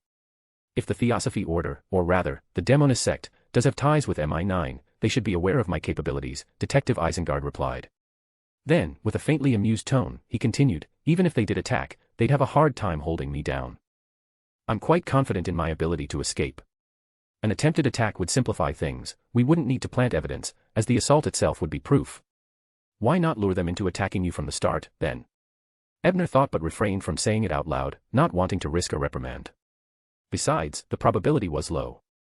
As the professor had pointed out, a witch might not mind killing a Sequence 9 Beyonder as an afterthought, but she certainly wouldn't go out of her way to challenge a Sequence 6 Beyonder without considerable incentive. As Ebner mulled over these thoughts, Detective Isengard said, it just so happens I have a commission that requires travel. Normally, I wouldn't feel comfortable leaving this entirely to you, but if Ms. Zio accompanies you, there should be no problems. Of course, I'll provide a commission fee. Mr. Stanton, there's no need for that. You've helped me so much already. It's only right I assist you with a commission at no charge, Zio replied, waving off his offer. Curious, Ebner asked, what's the commission, teacher?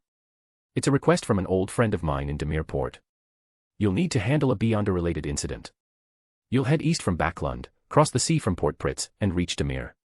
After completing the task, you'll return through Enmat Port, then head back to Backlund via Chester County, possibly passing through Tingen. This entire journey should take about a month. Chapter end.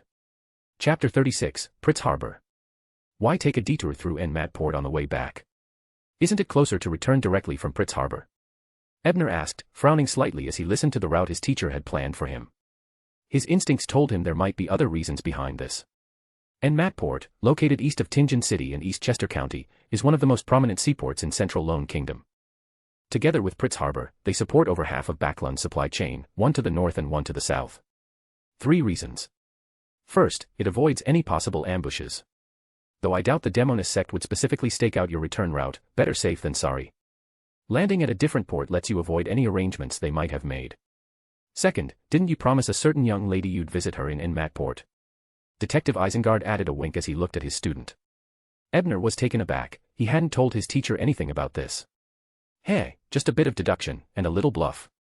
Judging from your expression, I'd say my hunch was right. Detective Isengard chuckled as he took a puff of his pipe. Then, taking the opportunity to teach his student, he advised, Ebner, you need to learn to control your expressions. While reaching the level of unfazed by joy or anger that Roselle mentioned might be hard, you could at least practice using smiles or stern looks to mask most of your true feelings, like I do. With a face that conveyed absolutely no emotion, Ebner silently rolled his eyes, though the not-so-polite expression was mostly hidden by his tinted glasses. And the third reason. Detective Isengard continued, this time glancing at Zio with a grin. I imagine Miss Zio would also like to take the opportunity to visit her family. Zio abruptly stood up, looking stunned. Detective Stanton, how did you know?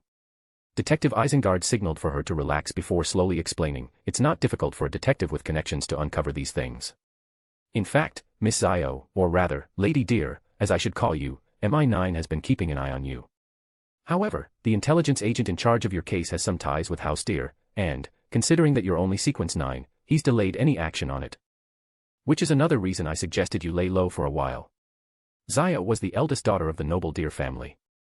After her father was falsely accused, her entire family was hunted down, forcing her to change her surname to Dericha, and taking her mother and brother into hiding in East Chester County.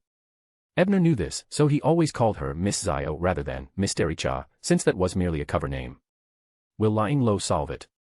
Zio asked with a frown, beginning to sense her own situation was more dangerous than she thought. She worried that it might endanger her family too. Hey, MI9 wouldn't usually bother with you, but only recently did they suddenly issue orders to investigate East Borough's arbiter. Considering the warning you received, Ebner's theory of a link between the Demonist sect and MI9 is probably true.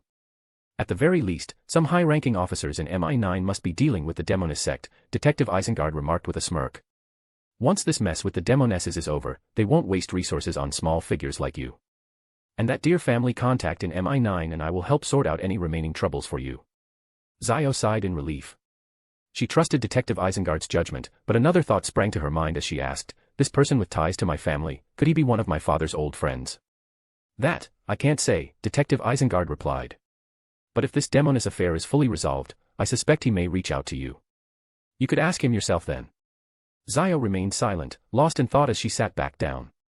Ebner, meanwhile, felt less worried. He knew the MI9 agent in question was likely the same figure in the original novel who showed Zio some favor. He might bow to pressure from above, but he held no malice toward Zio and would even lend her a hand when needed. With plans set and a time agreed upon, Zio went off to prepare for the trip, while Detective Isengard led Ebner into the storeroom. Take this hat with you again. At sea, its power is considerably stronger than on land, it should be of good use to you. Detective Isengard handed the hat imbued with wind-blessed powers to his student once more. Ebner accepted it with gratitude. He didn't know what perils he might face on this journey, so he would certainly not turn down anything that could enhance his combat ability. Does this hat have a name or codename, Professor? Ebner asked, adjusting the hat's shape as he put it on. It's not quite qualified to be a 2-grade sealed artifact, so it lacks a code name. But I call it the Seabreeze hat, Detective Isengard replied. He then reached into a drawer, pulled out a tin box, and handed it over. This is your advance payment for handling the commission. With a hunch as to its contents, Ebner eagerly broke the box's seal, finding exactly what he'd hoped for, a golden leaf from the Tree of Knowledge, one of the primary materials for the Sequence 7 Knowledge Keeper potion. After more than a week's analysis, Ebner had already obtained the Knowledge Keeper formula from the sealed artifact, 2-081, and even gained insight into one of the main ingredients for Sequence 6 polymeth. The gift left him both grateful and excited. As your teacher, this is as much as I can help you. The other main material, the eye of a dragon-eyed python, and the supplementary materials will be up to you to find.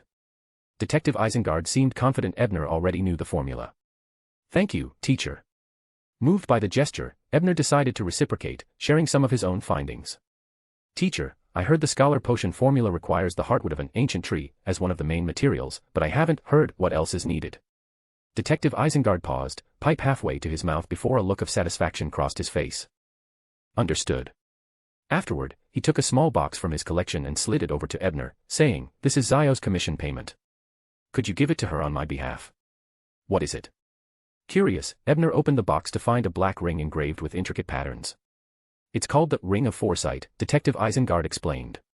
"It enhances balance and coordination, allowing the wearer to intuitively anticipate their opponent's next move. For someone like Zio, whose instincts are already sharp, it'll be a strong addition to her combat prowess. The downside is an occasional loss of control over facial expressions, sometimes producing rather comical results. A ring like this had to be worth £400 to £500. Professor really was generous. But asking me to deliver a ring to Zio. If Furs sees it, she'll probably let her imagination run wild." June 26th. 3 p.m. Stepping off the steam train, Ebner and Zio looked around at the sky outside the platform.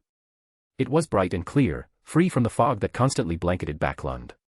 The ocean breeze blew in, dispersing any lingering haze and bringing wisps of clouds together in various formations, illuminated in golden red hues by the sun. This was Pritz Harbor, the largest and busiest port in the Lone Kingdom. Wearing a finely crafted tricorn hat, Ebner carried his suitcase and cane, accompanied by Zio, who had gone through a bit of disguise and added a few inches to her height. Together, they took a carriage to the Pritz Harbor Ticketing Company in the White Rose district by the port. The company occupied a rather worn three-story building with a signboard at the entrance displaying a notice in Lone script. Important notice. Follow the rules and form orderly queues. No urinating, spitting, or littering on premises. In case of disputes, please approach the hall's guard. Opening cans of wolffish is strictly prohibited in all rooms. Wolffish cans. What's that? Zio asked, unfamiliar with this notorious food item that was dreaded among sailors. She barely finished her sentence when the unmistakable pop of a can opening sounded from behind them. Chapter 37, Blood Moon. As Zio asked about the wolffish cans, Ebner stiffened, instinctively preparing to activate his seabreeze hats beyond her power to raise a gust of wind. But before he could act, two men in black soft hats and checkered black and white uniforms, dressed like policemen, were already on the scene. Standing just behind him, their uniforms lacked epaulets, but each bore a seagull emblem on the chest, the same symbol as the Pritz Harbor Ticketing Company, indicating they were the company's security guards. Turning around, Ebner saw one of them leap forward, tackling a young man with distinct southern continent features to the ground. The other guard expertly slipped the can from his hand into a bag, then, unsatisfied with just one layer, tied a second bag around the first. The guards moved with such fluidity and practiced ease it was almost painful to watch. When one guard escorted the young men from the southern continent away, the other turned to the still-stunned Ebner and Zio, saying, "Sorry for the alarm, sir, madam. That man has a grudge against the company and planned to use the wolffish can as revenge." "That was a wolffish can?"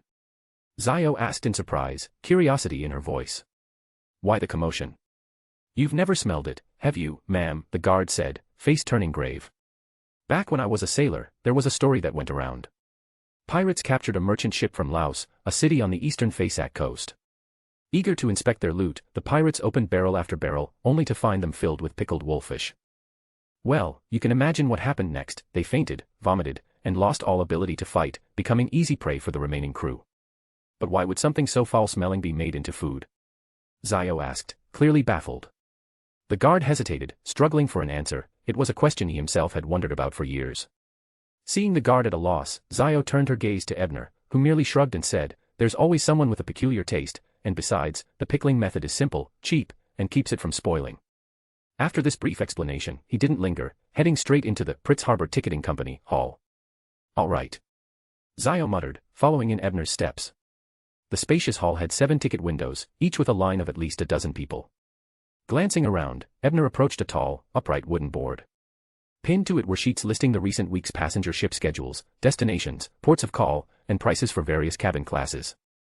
However, it seemed his timing wasn't ideal. Nearly all second- and third-class tickets for the next day or two were marked with a bold red circle and the word "sold out." Ebner frowned, surprised by how hard tickets were to come by.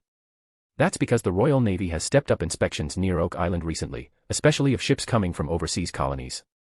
They're down almost half, so the remaining ships are in higher demand, the guard from earlier explained, following them in. "You know, there's always cargo on those ships they'd rather avoid having inspected. Oak Island, the Royal Navy base. Come to think of it, isn't it just 2 days until the maiden voyage of the kingdom's first ironclad, the Pritz? Even the king will be attending. No wonder inspections are getting stricter, though with the king's strength, it'd take a few high-ranking angels to even think of harming him." Pushing aside these thoughts, Ebner refocused on the board, seeking first-class cabin information. Since lower classes were already sold out, pricier accommodations were their only option. And, as first class included a servant's cabin, he and Zio would only need to purchase one ticket. Finally, Ebner chose a ship departing the morning of the 27th, the Myriad City Brilliance. Not sure about the ship's details, he asked the familiar guard, "Do you know anything about the Myriad City Brilliance?" The guard's face lit up, launching into an enthusiastic explanation. "You have an eye for ships, sir. The Myriad City Brilliance is new, a fully steam-powered ship with a top speed of 18 knots.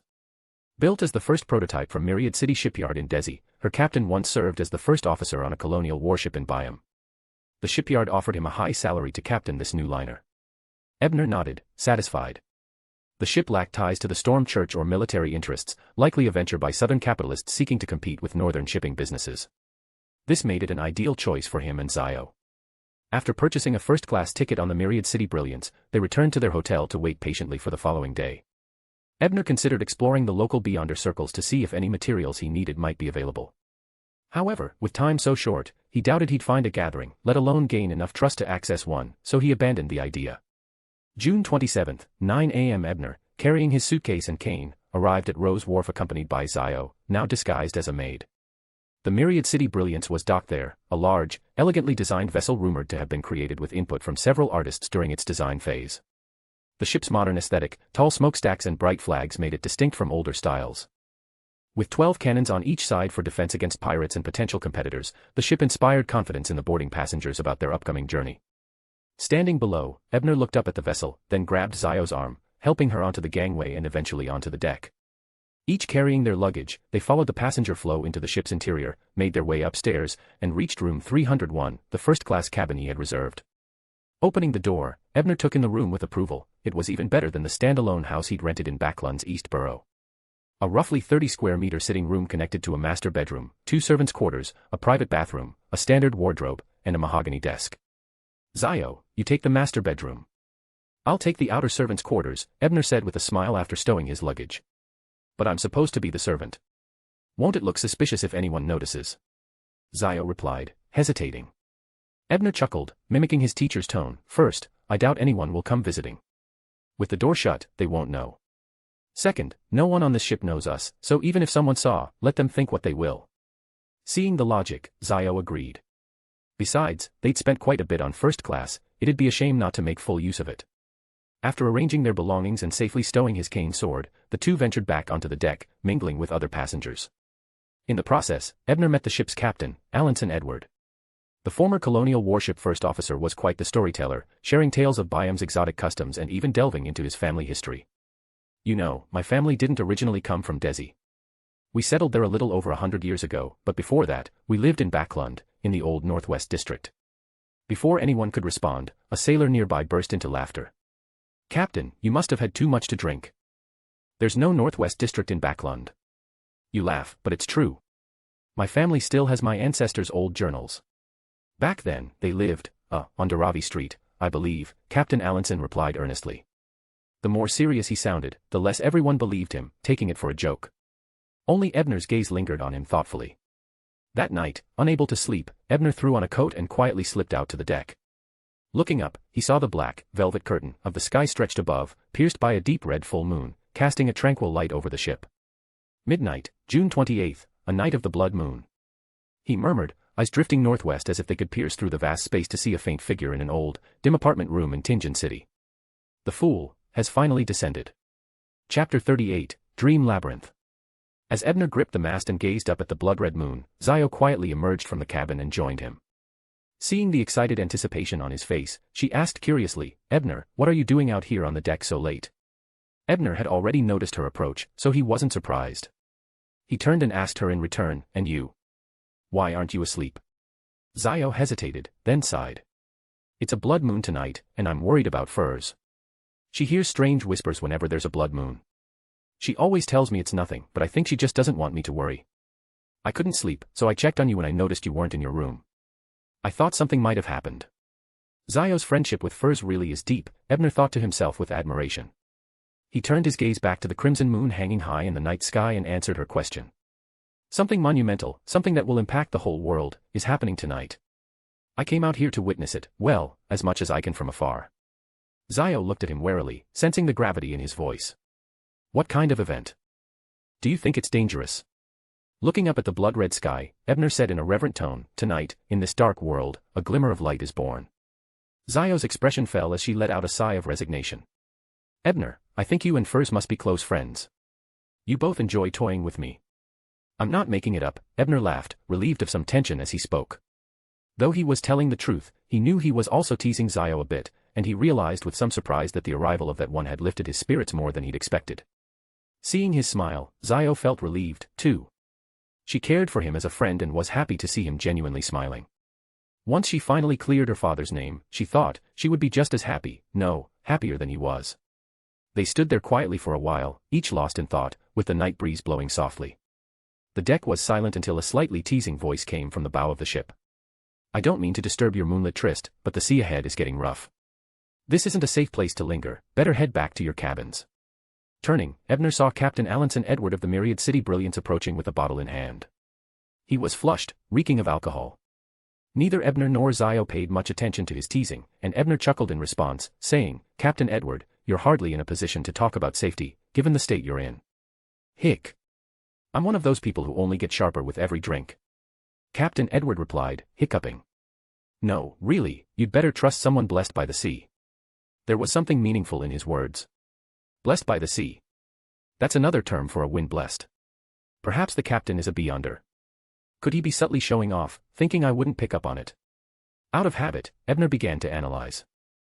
By now, he developed a solid understanding of the rules of a student of ratiocination, to gather observable details and apply reasoning based on his knowledge to deduce, as accurately as possible, the truth behind events or people.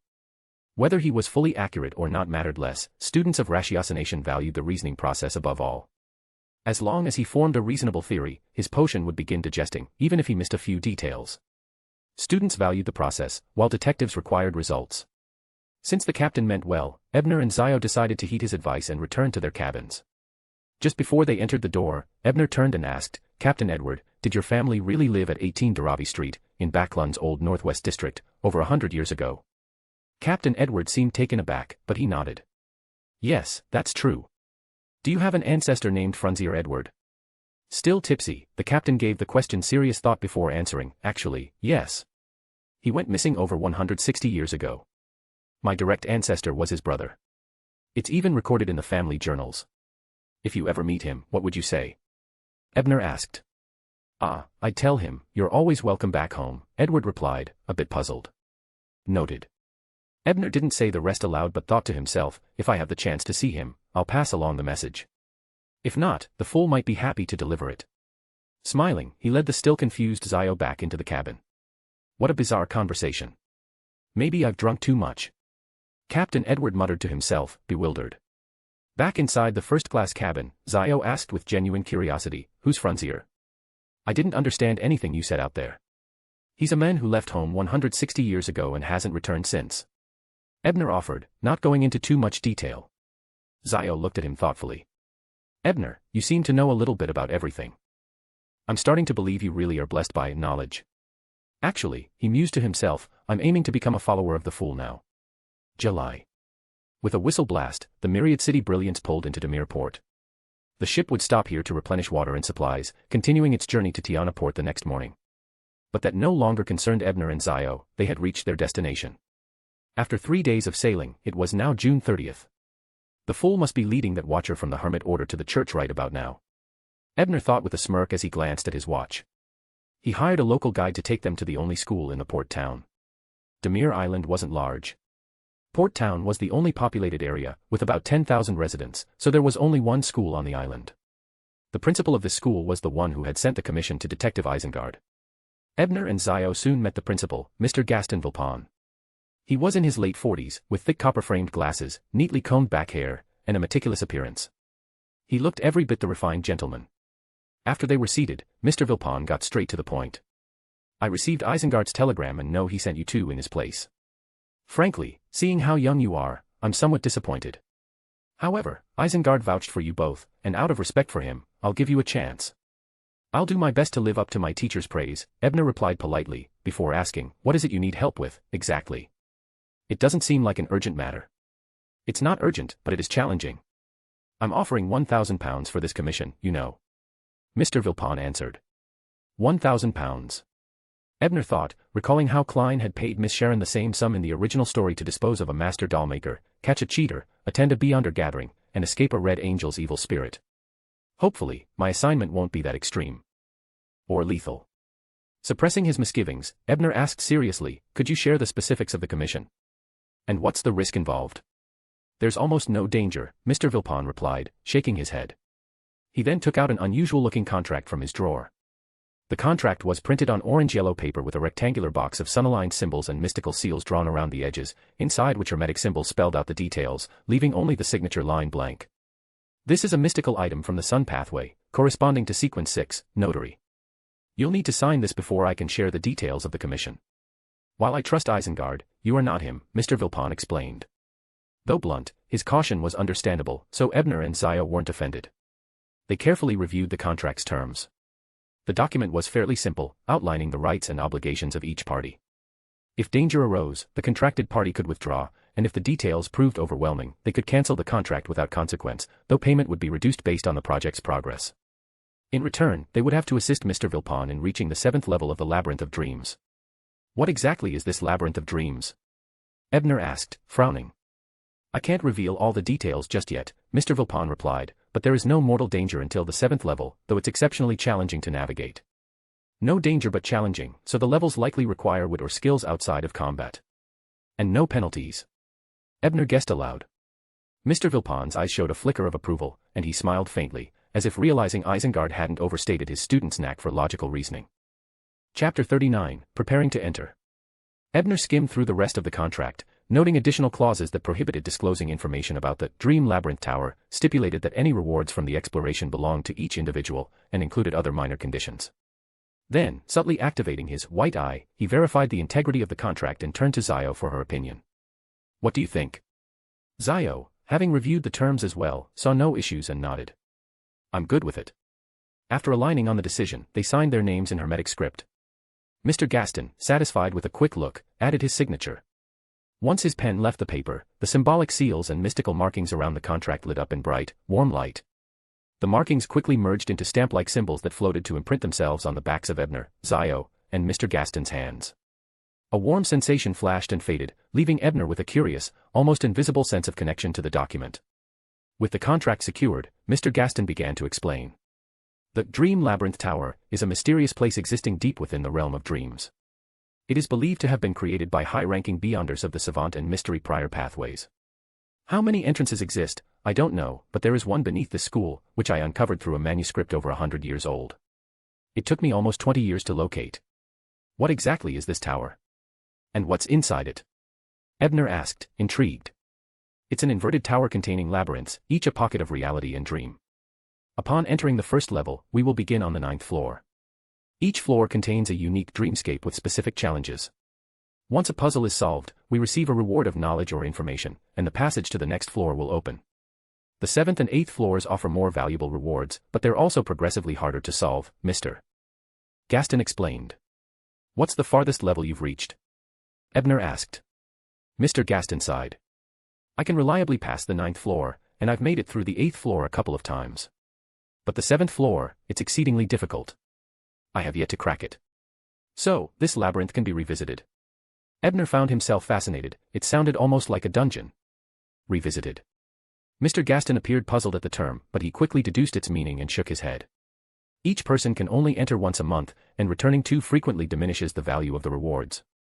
By the 2nd entry, the rewards are mostly knowledge you already possess, and by the 3rd, they are almost worthless.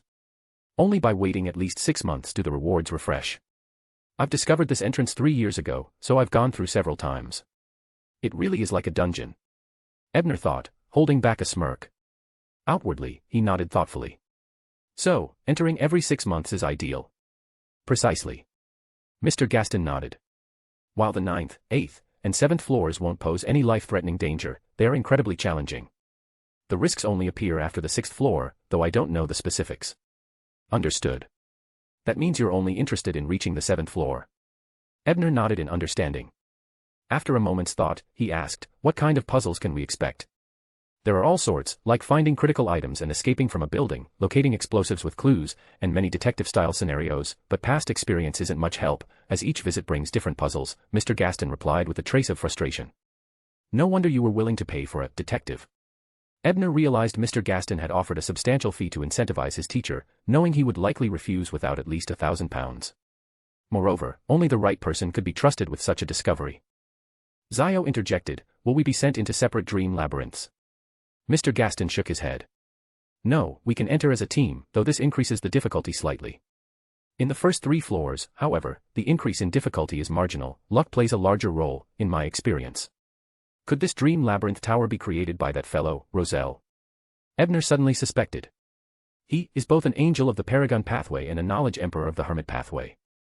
He perfectly matches Mr. Gaston's deduction about high-ranking Beyonders from both the Savant and Mystery prior sequences. Mr. Gaston, could you tell me your rank? Ebner asked, wanting to assess their team's potential capabilities. I'm a Sequence 7 appraiser, Mr. Gaston replied directly. An appraiser, the wealthy Savant pathway. No wonder he can offer such a hefty fee, Ebner mused, feeling a pang of envy. The Savant pathway mostly relies on Beyonder items to get by, lacking combat skills below Sequence 5. Ebner nodded thoughtfully. We're prepared as far as I can tell. Any other instructions? After a moment's reflection, Mr. Gaston asked, do you know how to craft dream charms? Yes, I do. What's the issue? Unlike most gods who grant charms from their domains, the god of knowledge and wisdom could respond to nearly any type of charm request, even if they were slightly less powerful. The door to the underground passage requires a dream-related charm as a key. A dream charm will work, but if you were a nightmare or dreamwalker, that would also suffice. Normally, I'd have to buy 2, but if you can make them, that'll save us some time, Mr. Gaston explained. Take the day to rest, and we'll meet back here tomorrow night at 9 for departure. Ebner and Zio agreed with the arrangement. After requesting some materials for the ritual, they returned to the lodging Mr. Gaston had prepared. Using his expert-level skills in ritual magic, Ebner crafted the charms with ease. Sealing them with his spiritual energy, he then turned his thoughts toward establishing contact with Klein, or rather, the Fool. Though he had deciphered a way to create an object that could connect to the gray fog, he hesitated. The method itself required invoking a god or unknown entity, but he worried another god might interfere, even one as seemingly benevolent as the god of knowledge. He preferred not to risk endangering Klein, his friend and future ally. Dwelling on it now won't solve anything. I still have time. Klein can't handle additional members in the Tarot Club just yet anyway, but once I advance to Knowledge Keeper and unlock more of my White Eye's potential, I might be able to find a safer way to connect. I could also wait until Klein unveils the Fool's honorific name and use Ancient Hermes to reach out directly, though that might complicate things further. I'll only consider that as a last resort. July 1st, 9 p.m. Ebner and Zio followed Mr. Gaston into the school's basement, through a concealed door that led to an underground passage. At the end of the corridor, they arrived before an opulent yet surreal door, seeming to hover between reality and illusion. Activate the dream charms and touch the door, Mr. Gaston instructed, demonstrating with his own charm. Ebner and Zio followed suit. As their charms activated, the world around them began to distort, and the next thing they knew, a massive, inverted tower stretched endlessly into the clouds before them. Chapter 40, the 9th level. Even though he knew this was a dream, the grandeur of the tower was beyond what Ebner had imagined. Its sheer height surpassed all other architectural marvels. No modern skyscraper from his previous life, even those standing hundreds of meters tall, could compare to its colossal presence. This is incredibly tall. Resting her head as far back as possible, the 1.5-meter-tall Zio couldn't even see the tower's base, only the black fog spiraling around its middle. As for the top, that part was indeed clear, seeing as the tower was inverted. Even the relatively narrow tower top had a diameter of at least 10 miles. With his far-reaching gaze, Ebner could vaguely see other entrances, but each entrance region remained isolated from the others, separated by some mysterious force. Every dream gate leads to a corresponding entrance, so we won't encounter Beyonders who entered through other doors in the maze mysteries. At least that's the case for the first 3 levels, Mr. Gaston explained while standing before the entrance. So, could later levels involve player versus player challenges? Ebner was now more convinced that the Dream Labyrinth Tower was indeed the handiwork of Emperor Roselle. Once through the entrance and after confirming their team configuration, Ebner felt his vision blur, and then he found himself inside a house. After taking a quick look around, he observed that they were in a large 4-room suite with a living room, 2 bathrooms, a kitchen, and a storage room. No need to guess the layout, there was a floor plan of the entire room hung on the wall. The decor, although somewhat aged, was heavily inspired by an Intis style. A line of Hermes script text floated before Ebner's eyes: unlock the combination lock and exit through the front door. Simultaneously, the fireplaces in every corner of the room suddenly came alight, casting a dim glow. This seems to be a scene where we have to find certain clues within the house to deduce the combination and unlock the door. These fireplaces are likely the additional difficulty for team configurations. As time goes on, the temperature will rise, and will gradually become dehydrated. Mr. Gaston, having already passed the 9th floor a few times, quickly analyzed the challenge. So this layer's mystery is a timed version of a locked room escape. Ebner too quickly assessed the situation and, frowning, asked, is brute forcing the lock an option? For B-unders, this wouldn't be too difficult. If you're a master locksmith, perhaps, but brute force won't work. The first 3 levels of this tower severely suppress B-unders' abilities, and the 9th level practically seals them entirely. Extraordinary items are no exception. Mr. Gaston answered helplessly. If B-under items worked, he wouldn't need to pay a detective, no matter how trustworthy. Zio also frowned. Born with half an arbitrator's power, she wasn't used to being without abilities. Nevertheless, she moved to the door, inspected the combination lock formed by countless gears and bearings, and then shook her head toward Ebner. It's a complicated mechanical lock. If my arbitrator's power were active, I could try forcibly disassembling it. But right now, no way. She felt the powerlessness in her body and made no further attempt. Well, let's see the detective in action, shall we? Mr. Gaston now turned to Ebner expectantly, hoping to see if his money had been well spent. Ebner didn't answer, instead activating the pure white eye to examine the combination lock. Having digested more of the student of ratiocination potion, he had improved control over the pure white eye, so he could specifically designate a target for analysis. Otherwise, he would never risk using the eye in such a mysterious dream labyrinth, uncertain of what he might inadvertently interpret. After about 3 seconds, the analysis completed. Ebner closed his eyes and relayed to Zio, try these numbers. He then recited a 15-digit combination. Looks like the pure white eye has a higher rank than this dream labyrinth tower. The tower can't seal its abilities. While Ebner pondered this golden finger of his, Mr. Gaston, who had been waiting for Ebner's investigation, simply gaped in confusion, unable to comprehend what had just happened. Meanwhile, Zio, well versed in Ebner's mysterious knowledge, followed his instructions without hesitation and entered the code. As the lock's gears clicked and turned, the room's front door slowly opened. Mr. Gaston stared, dumbfounded, before finally stammering, "How did you do that?" Ebner adjusted his glasses, imagining how the fool, or rather Sherlock, might handle this room. He would likely excuse himself to the washroom, reverse 4 steps onto the grey fog, and divine the lock's combination.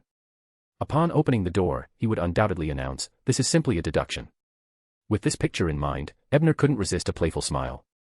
Looking at Mr. Gaston, he said, "This is simply a deduction." Deduction. Mr. Gaston felt as if he suddenly didn't know this word. Zio, however, couldn't help but chuckle, thinking, Ebner's once again, seriously, bluffing someone. After this light-hearted moment, the 3 of them stepped through the door and entered a vast, sprawling library, where rows upon rows of bookshelves stretched into the distance, exuding an overwhelming aura of knowledge. This is the reward room. The books on the shelves are all protected by a mysterious force, so we can't take them. We can only claim what's given as a reward, Mr. Gaston said, his usually serious face shifting between fervor and regret. How do we receive the reward? Ebner asked after a brief survey. Take a seat at one of those desks, and the reward will appear in your hands, Mr. Gaston explained, gesturing toward the chairs prepared for reading. Ebner nodded, took a seat, and soon an old, tattered book appeared in his hands. Out of curiosity, he checked the cover title, The Adventures of Gwen in the Cavern. What's this? A novel. Even if Mr.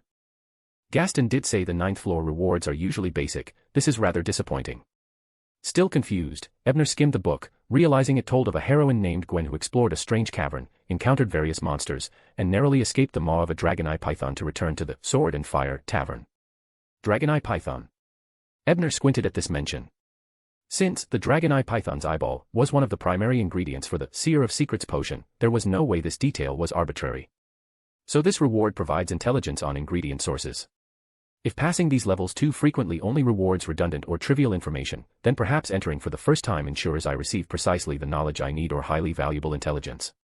Holding back his excitement, Ebner asked Mr. Gaston, "Do you know the Sword and Fire Tavern? Seems you've received some valuable clues." Mr. Gaston gave Ebner an intrigued look before replying, "Of course. I'm actually the owner of that tavern, and I host the local bee-under gathering there periodically." "You're also a bee-under gathering host. No wonder you and my teacher are friends." Ebner thought to himself. So the tavern hasn't been established for long. That's correct. After discovering the gateway beneath the school 3 years ago, I organized the gatherings while continuing to explore the maze and sell some of the knowledge I gained here, Mr. Gaston confirmed. Which meant that the intelligence in this novel wasn't outdated. Though the Dream Labyrinth Tower had existed for at least a century, it seemed capable of continuously obtaining new information and knowledge. Ebner analyzed silently for a while, then turned to Zio. What valuable information did you receive? Zio, looking slightly bewildered, replied, It's just a romance novel. I read it several times but couldn't find anything useful. What was the story about? Since only the recipient could see their own book, Ebner had to ask. It's about a beautiful young woman named Sherman and her romance with an aristocratic gentleman. It ends on a cliffhanger, with Sherman becoming his mistress. I don't think her future looks too promising. Zio described the book, watching Ebner expectantly, sure that he would know something. Ebner indeed knew what it was about, but with the involvement of so many archangels and angel kings, he dared not say too much now. He simply asked, what was the noble's name? Oddly, Zio shook her head, saying, there wasn't one. It's written in the first person, so Sherman always refers to him as my dear. If his name had been revealed, the reward would likely exceed the 9th floor limit. Choosing his words carefully, Ebner responded, perhaps you'll meet Miss Sherman someday, and then you'll know more. Zio nodded thoughtfully, choosing not to press the issue. After a short rest, the three of them went to the other side of the reward room, where the passage to the next floor lay. As for Mr. Gaston's reward, he didn't mention it, and Ebner didn't ask. After another shift in the scenery, the three of them suddenly found themselves before a large, secluded mountain villa. Chapter 41, Notebook. The mountainside villa was built against a sheer cliff on one side, with steep drops on its other three sides. A single wooden drawbridge connected it to a winding road beyond. But now, the drawbridge had been severed, leaving the villa isolated. Seeing this setup, Ebner couldn't help feeling a sense of familiarity. Just as he was about to say something, a line of text in Hermes' script floated before his eyes, identify the murderer, you have only one chance.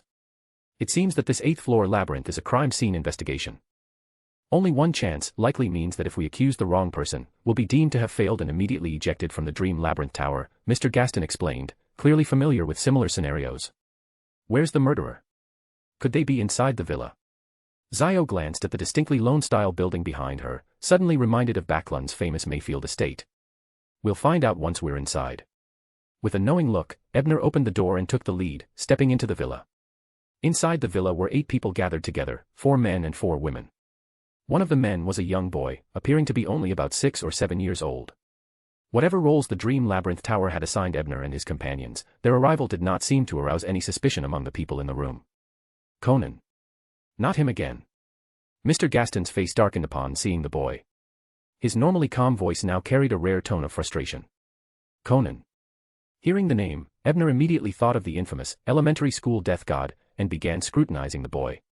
The child wore a blue suit, red bow tie, and large-framed glasses, but his appearance was distinctly Loanese, bearing no resemblance to the original death god detective. And the furniture and decor here held no hint of modernity, they looked even older than anything in Backlund. While Ebner was still piecing it all together, Zio asked softly, Mr. Gaston, what's so special about this child named Conan? I've encountered him twice before on the 8th floor and several times on the 9th floor as well. And each time, my progress ended in failure. Gaston's tone became increasingly annoyed. This kid Conan always appears in murder scenarios, and he seems to be a beyonder of the detective sequence, with strength and agility beyond any ordinary child.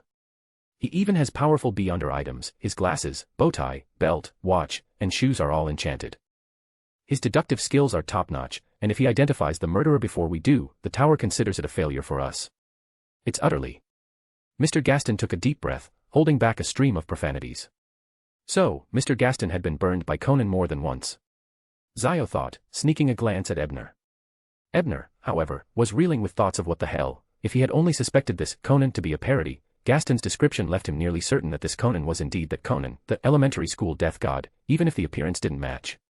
With this realization, Ebner was now convinced of something he'd already half suspected, the Dream Labyrinth Tower had to be Roselle the Great Emperor's creation. Did he use it as a magical archive for all the movies, TV shows, and cartoons he never got around to stealing? Now that I think about it, I may have seen a heated fireplace room in some film, too. And now this villa scene, probably a traumatic event straight out of a Conan episode, thought Ebner, suddenly inspired. If so, there could be many scenes I already know by heart. I might be able to push through past the 7th floor, and with foreknowledge of the scenarios, the 6th floor dangers may not be so impossible. While he pondered this, the group inside the villa had started talking about a mummy monster that had recently attacked Conan's older sister in the nearby grove. Though the attack failed, it had terrified everyone. This mummy monster is probably the murderer, and it seems it hasn't succeeded in killing yet. Should we set up an ambush to try and capture it? Zio suggested after overhearing. Even without her beyonder powers, she believed she could handle one or two ordinary people. It's not that simple. Any case involving Conan is always convoluted, and the supposed mummy monster is usually the first one to die. I'd say we should watch everyone here closely, except Conan and his sister. Anyone could be the killer. Mr. Gaston, his voice deep, seemed to be suffering from a case of Conan PTSD. At this moment, Ebner returned to his senses, smiled at Zio, then stepped forward with confidence and announced, "No need to make it complicated. I already know who the murderer is. After all, I've watched this episode before." Moreover, the murderer's belly shows some suspiciously incongruous details upon closer inspection. What? Mr. Gaston was genuinely shocked this time. He'd never seen a detective who could solve a case so quickly. After only 2 glances, he'd pinpointed the killer. And even a would-be killer who hadn't committed the crime yet. Could he be right? Gaston's outburst caught the attention of Conan and the others in the room, who turned to Ebner with a mixture of curiosity and wariness. Without further ado, Ebner pointed to the portly man with a broad face and said in a single breath, "He's the mummy monster. He isn't really fat, he stuffed his belly with cotton or something similar to hide items after his crime.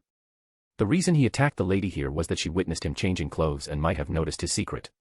Ebner's explanation left the room in stunned silence, with everyone staring at the fat man. The 2 other adult men even closed in on him from either side.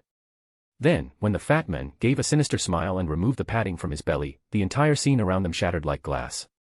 The villa, the cliffs, Conan, all of it vanished, and Ebner and his companions found themselves back in the reward room. Apparently, the Dream Labyrinth Tower only required identifying the culprit, it didn't need hard evidence.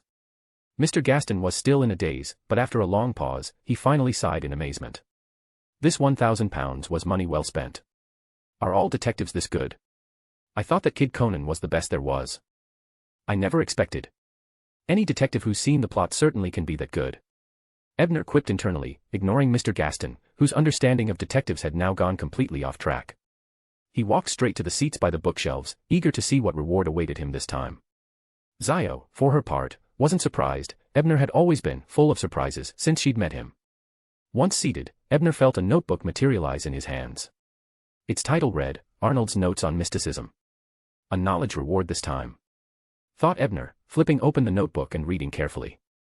Unlike a novel, knowledge was something he treated with utmost respect, especially now that he had switched allegiances. After reaching the final page, he habitually pinched his chin in thought and mused, this Arnold must have been a Sequence 7 warlock of the Hermit Path. Most of the ritual magic and mysticism knowledge recorded here I've already studied, but that last bit, where he describes a ritual to channel power from high-level beyonder items to create talismans without invoking a deity, is interesting.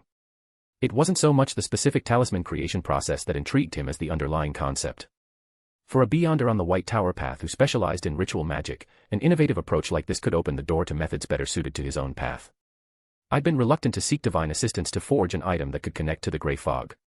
But now, if I apply this concept, I could instead draw power from the pure white eye.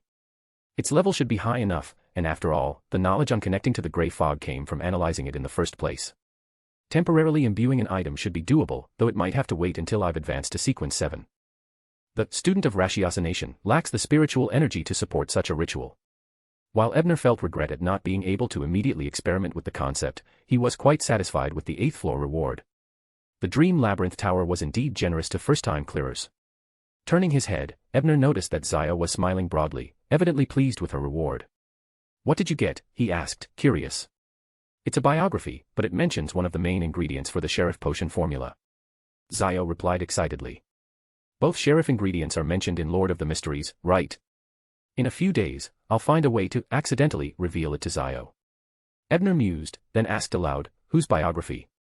There might be additional clues hidden in it." "It's about a Royal Navy bosun named Eland and his rise from a common sailor to bosun. The biography ends with him retiring to become a passenger ship captain." Zio paused, then murmured in confusion, "Another story that ends halfway. Why do I keep getting these half-finished narratives? Maybe it's because you keep pressing Furs for updates on her manuscripts." Ebner thought to himself with a smile. Chapter 42, the 7th level. I wonder what the scene in the 7th level of the maze will be like. Mr. Fool. No, I have to rely on the god of knowledge for this kind of luck. I hope it's something I'm more familiar with. Ebner prayed as he waited for Mr. Gaston to read the reward. Even though he seemed to have grasped the key to passing the first 2 levels, that was just cheating. Objectively speaking, the first 2 levels were actually very difficult. The 9th level was still alright. If he searched the room patiently, he would eventually be able to find the password. However, the heating device was also a hidden danger. If he was not careful, he would be so hot that he would dehydrate and lose his mobility. On the 8th floor, not to mention how complicated the case itself was, it was extremely difficult to find the murderer before Conan. If Ebner did not know the plot, he would not dare to say that he was stronger than Conan in terms of logic and observation. No wonder Mr. Gaston rarely cleared the 8th level. Well, let's get on with it. Even as Ebner let his mind wander, Mr. Gaston was back on his feet. The 3 of them did not delay any longer and resolutely stepped onto the 7th level's passageway. As the scene changed, Ebner realized that he was in a dark wooden room, but the ground beneath his feet was unusually bumpy.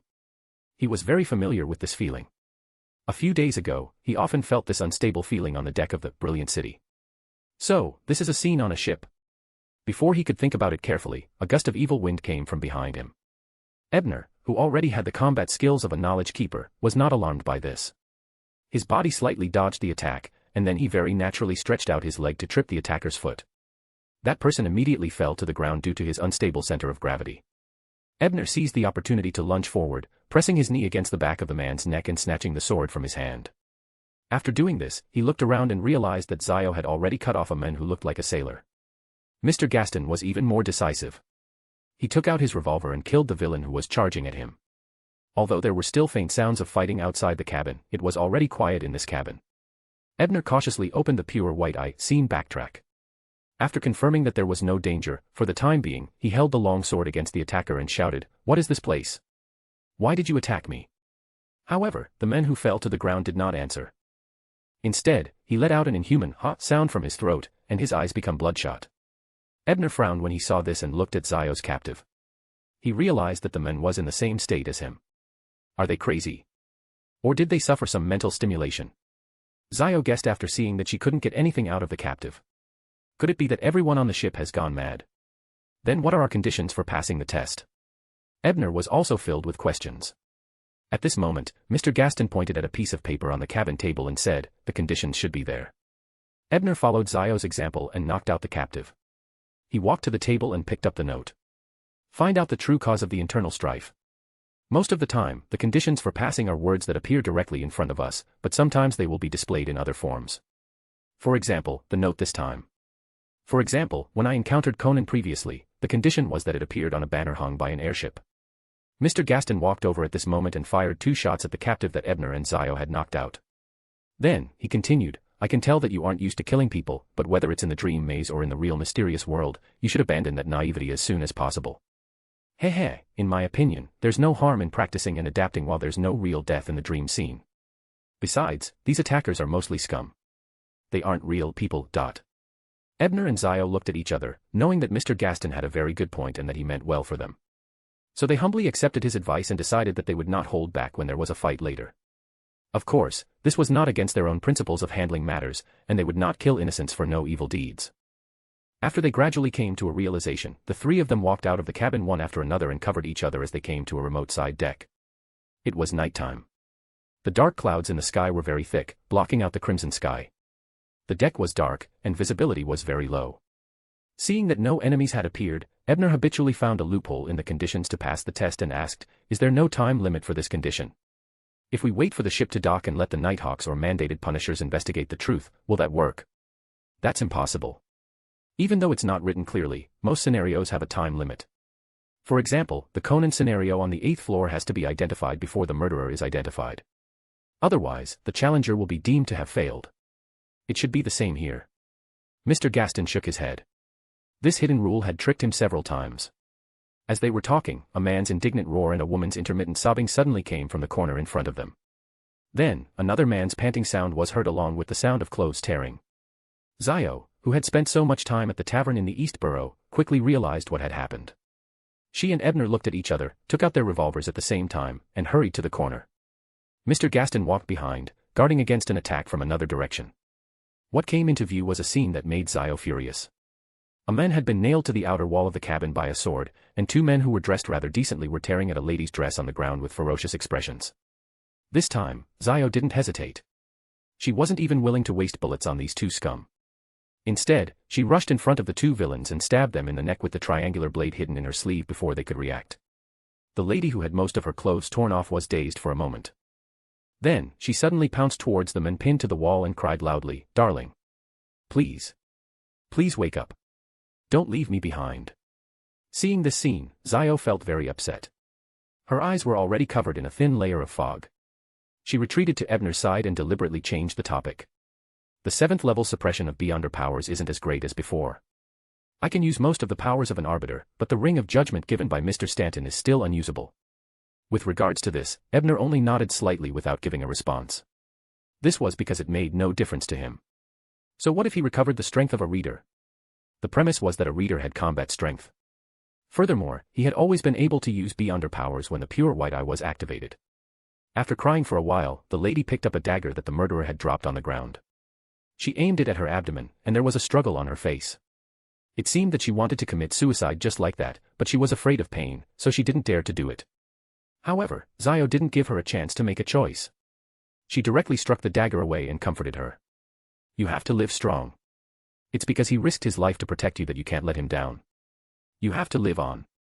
Although she knew that the lady wasn't a real person and had guessed that this scene might have been reset countless times, she couldn't bear to see her die in despair and grief. When the lady heard Zio's words, she looked at them and pinned to the wall and fell silent for a while. Then, she gritted her teeth and said, "Miss, you're right. I have to live. I want to avenge my dear. I want to execute all the animals on this ship." Seeing that she was gradually calming down, Ebner walked forward and asked, "What exactly happened on this ship? Why are there so many villains running amok?" "You don't know," the lady asked in surprise. The intelligence of the people in this dream maze was so high that they actually doubted it. It was much stronger than the scene in Conan.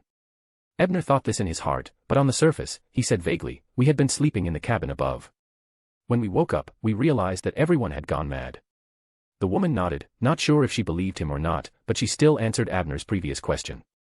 "It started 5 days after our ship, the Clover, set sail from Caesarport. We met that terrifying pirate, Nast. King of the 5 seas, Nast." Zio and Ebner exclaimed. The latter felt that the name Alfalfa was very familiar, as though he had seen it somewhere before. Yes, King of the 5 seas, Nast, claims to be a descendant of the Solomon Empire and abides by the virtue of not killing captives. It's precisely because of this that we were only robbed of our money and didn't lose our lives. His subordinates even left us enough food. At this point, the lady looked at the two people in front of her in puzzlement. No matter how much she slept, she wouldn't be unaware of the pirate attack, right? Nast's subordinates had searched every cabin. Ebner also knew that he was very suspicious, but what he cared about was that this scene was actually derived from reality. It might even be something that had really happened. Everyone lost something, but it wasn't too much. The woman continued. "I thought our misfortune was over, but during the following days, the passengers and crew of the Clover began having heated disputes. Arguments turned to fistfights, which escalated to gunfire and swordplay. They quickly descended into madness, killing anyone they saw, assaulting women, torturing the weak, and some true monsters painted the walls with blood and gore." But at this time, Ebner no longer paid attention to these details. He already understood what was going on, so he only asked in the end, "Do you know what day it is today?" "Huh?" The lady was almost confused by this question. After a while, she replied, "It should be July 1st. Upon hearing this answer, Ebner looked at the night sky which was covered by dark clouds. He exhaled and said to himself, "Perhaps, this is something happening right now." Chapter end. Chapter 43, Meaning. July 1st. Is there anything special about it? Zio asked in puzzlement. She didn't think that this was referring to the present, only that it had happened in history. Ebner shook his head and did not explain. He did not know how to explain either. He just turned around and said to Mr. Gaston, who was still guarding the rear passage, "I know the source of the internal strife here. Follow me." "You know it again. Do you have to be so fast?" "I have no idea. Compared to you, I feel like I'm a retard." Mr. Gaston lamented in his heart for his intelligence. His expression changed, and he nodded numbly. He was now used to the other party's sudden realization style. Finally, he closed his eyes and took a deep breath. Pretending to be calm, he asked, "Where do we need to go?" "To the lowest cabin." "The person we're looking for is there," Ebner replied with certainty. Through the previous clues, he had already confirmed that this scene was the original maritime battle instigated by Triss. Watching Ebner and Gaston walk toward the stairwell one after the other, Zio hesitated, then turned back to the lady who'd lost her beloved. Hide yourself first. We'll be able to restore order to the ship soon. With that, she jogged to catch up with Ebner. The lady looked gratefully at Zio's back before suddenly asking, "My name is Shay. Miss, may I know your name?" Zio didn't turn around this time and simply replied, "Zio." Zio. The lady secretly remembered this name. Then, she picked up the dagger on the ground and turned to hide in a nearby cabin. No matter how ruthless she was towards those murderers, she knew that she had no ability to deal with them. She could only protect herself first and not waste the life that her benefactor and lover had given her. Gaston, who was walking on his left, smiled at Zio. There's no point in doing this. When this scene ends, she will no longer exist. Zio shook her head and said stubbornly, "She lives because of my words. Even if it's just a few minutes or hours, it means something to me. Up to you." What a little girl. Gaston shook his head and smiled. He did not have any bad intentions, but he felt that such naivety was not suitable for the world of Beyonders. Zio pursed her lips and looked at Ebner in front of her. After struggling for a moment, she asked, "Ebner, what do you think?" Ebner thought for a while before saying seriously, "Everyone has their own persistence. If you think it's right, then do it. Don't care about what others think." This persistence was the brilliance of human nature. When Zio heard this, the corners of her lips finally curled up. Clearly, she was happy that she had been understood. Most of the brutes on this ship were besieging the lowermost cabins, so the more Ebner and the other two went down, the more enemies there were. Fortunately, Mr. Gaston seemed to have expected such a situation. He had prepared a lot of explosives for area of effect damage, and with Ebner and Zio's master-level combat skills, as well as the fact that their opponents were just a group of ordinary people, they managed to kill their way to the lowest level of the cabin safely. This cabin was originally used to store the food and fresh water on the ship. With these supplies, the people inside could hold on until now. Seeing Ebner and the other two storming in from outside, the few men who were originally guarding the door of the lower cabin were pleasantly surprised. They were naturally happy that they had received help, and shocked that the combat strength of these three people had exceeded their expectations. If they had any malicious intentions, they would definitely not be able to deal with them. Halt. You. Who are you? Seeing the three approaching, a blond young man in a black suit raised the short sword in his hand and asked. Ebner stopped walking. Instead of answering the man's question, he asked, "Who's in charge here?" The people on the other side looked at each other but did not reply. Zio frowned as she released the might of an arbiter and repeated Ebner's words in a deep voice. "Who's in charge here?" This time, none of them hesitated. Instead, they pointed fearfully at a middle-aged man dressed as a captain and a boy with a round, amiable face. "We will listen to Captain and Triss." Triss. Ebner looked at the shy boy in the corner. "It's me, sir." "What's the matter?" Triss seemed to be frightened and looked uneasy, but his eyes were darting around. It was obvious that the sudden change had made him want to retreat. "You were the one who instigated internal strife among the crew and passengers, causing them to kill each other. Am I right, Mr. Instigator Triss of the Theosophy Order?" Ebner directly pointed out the source of the internal strife. Then, before anyone could react, he pulled out his revolver and fired 6 consecutive shots at Triss. As the scene was about to end, Ebner was afraid that he wouldn't have a second chance to attack. Therefore, he had already activated the pure white eye before shooting. With the help of the Knowledge Keeper's weapon master's abilities that he had experienced in advance, the 6 bullets had sealed off all directions for Triss to dodge. Although such an attack was meaningless and would not affect Triss in the real world at all, as Ebner had said before, there was some persistence in doing what he wanted to do. After witnessing the misfortune of this ship's crew with his own eyes, he could not think clearly without killing the culprit here. However, before Triss became an instigator, he was an assassin. This sequence Beyonder was most proficient in dodging and hiding. Before he was shot, he had already thought of a countermeasure. He retreated and was about to fuse into the shadows of the cabin. At this moment, Zio's revolver roared angrily, and it struck the shadow behind Triss. Back when Ebner had pointed out that Triss was the instigator of the Theosophy Order, Zio had already guessed what her friend would do next because that was also what she wanted to do. She wanted to avenge the innocent victims on this ship if she could. Even if it was just a fictional scene, she still felt indignant and wanted to do it. Zio had previously come into contact with another instigator and had long known of this sequence's ability. Therefore, Triss's last chance of survival in this scene was sealed. His head was instantly penetrated by a bullet and shattered to the ground. At the same time, the surrounding scenery shattered, and everything ceased to exist. Only 3 figures were left wrapped in the fog of the dream realm, entering the rewards. In the real world, in the corner of the Clover's deck and cabin, facing 2 murderers who had torn most of her clothes, Shay cried in despair. But at this moment, the murderers suddenly stopped moving and seemed to be in a trance. Shay somehow mustered the courage to pick up the dagger that had fallen on the ground and quickly slashed it across their necks. The two corpses fell to the ground one after another, and she was stunned for a long while after being drenched in blood. She stumbled over to her lover, who was nailed to the wall. She cried as she caressed her lover's face, and then she muttered to herself, "My dear, I originally thought that I wouldn't be able to live without you. But just now, my heart suddenly had courage and strength. Perhaps this is your blessing in the kingdom of the gods." She wiped her tears and said firmly, "I will live on. No matter what, I will live on. Bring your share with me." Deep in the ship's lower decks, Triss awoke with a start, his eyes darting around warily. Wiping the cold sweat from his brow, he muttered to himself, "I feel like I had a nightmare, but I can't remember what. It's just that. I think I was killed. Could this be a warning?" Alarmed, Triss decided, this mutiny has served its purpose. I should wrap things up before anything unexpected happens, even though the casualties aren't quite what I'd hoped. Noticing his unease, the captain beside him asked, "Mr. Triss, is something wrong?" Triss responded with a sheepish smile. What Ebner and Zio did wasn't meaningless. Chapter 44, Departure. Chapter 44, Temporary Farewell.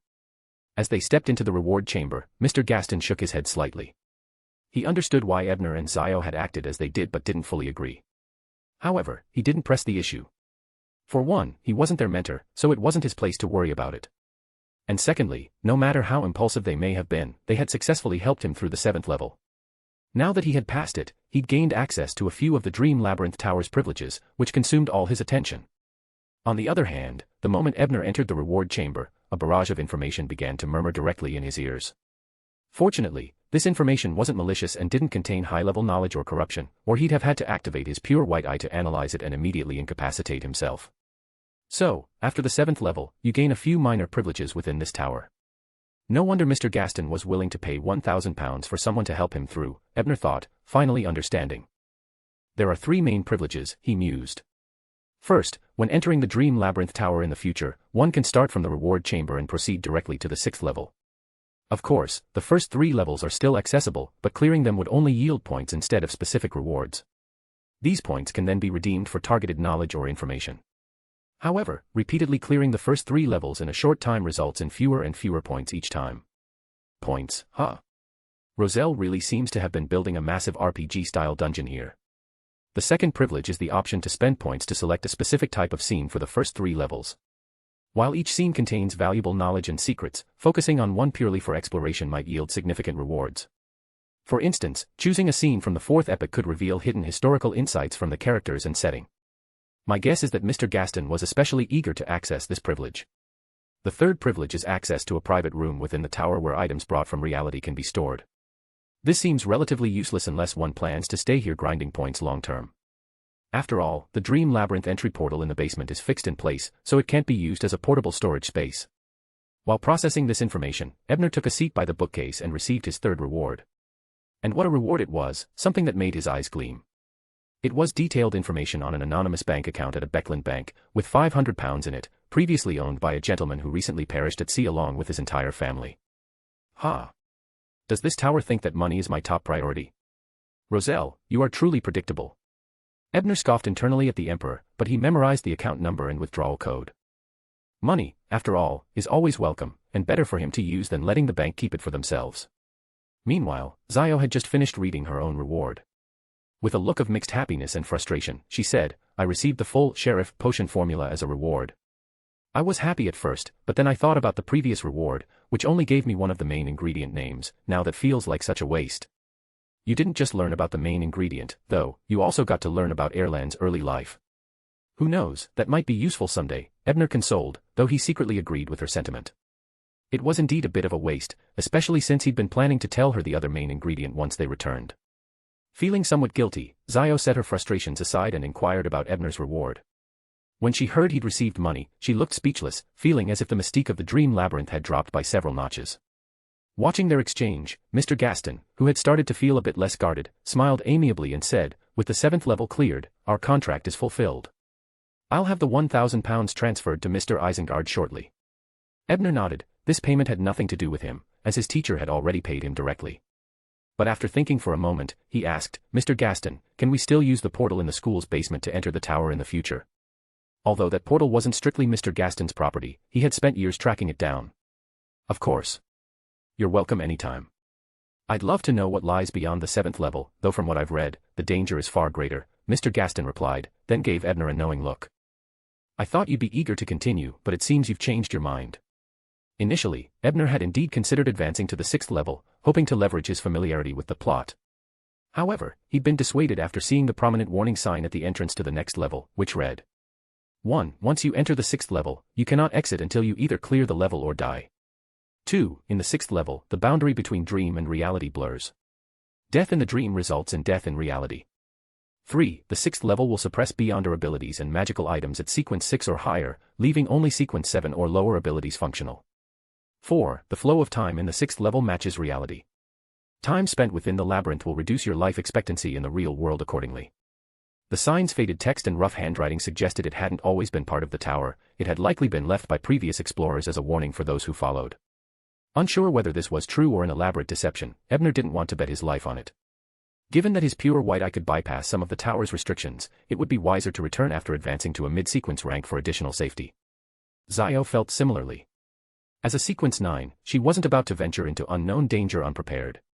She was bold, but not reckless. Since that's settled, I'll show you the exit. You probably haven't realized where it is, Mr. Gaston said. Seeing that they had no interest in continuing further up the tower, he led them around the bookshelves and tapped a section of wall a few times. Instantly, a glowing door appeared. Ebner followed quickly and casually asked, by the way, Mr. Gaston, when's the next gathering at the Sword and Fire Tavern? The 9th level reward had hinted that the next clue for his Guardian of Knowledge material might lie in that tavern, and he didn't want to miss it. Thursday evening, Mr. Gaston replied. Looks like you'll be staying here for a few days. It's actually a public gathering, with adventurers, sailors, pirates, and even a few military types from nearby areas. Doesn't the Church of the Storms intervene? Ebner asked. Most island territories fell under the Storm's domain. This is a colony, their influence is looser out here. So long as no one openly promotes a heretical cult or commits bloody sacrifices, the Church usually doesn't get involved, Mr. Gaston explained. Even so, your ability to openly host such a gathering must mean you're not just anyone, Ebner noted, feigning curiosity. No need to pry, Ebner, Mr. Gaston chuckled, amused at Ebner's attempt. I'm a peripheral member of the Church of Steam and Machinery, though I'm from Intis, so I can't act openly in the Lone Kingdom. An Intis member of the Church of Steam and Machinery. No wonder he and my teacher are friends. Ebner mused, noting that Mr. Gaston hadn't reported the tower to the church or enlisted help from the machinery hive mind, suggesting his beliefs were less than fervent. As they approached the portal to leave, Ebner asked one last question, do you happen to know if there's a lady named Gwen at your gatherings? Mr. Gaston shook his head, most folks at these meetings keep their identities concealed. Very few even go by pseudonyms. Just then, they passed through the portal, returning to the real world.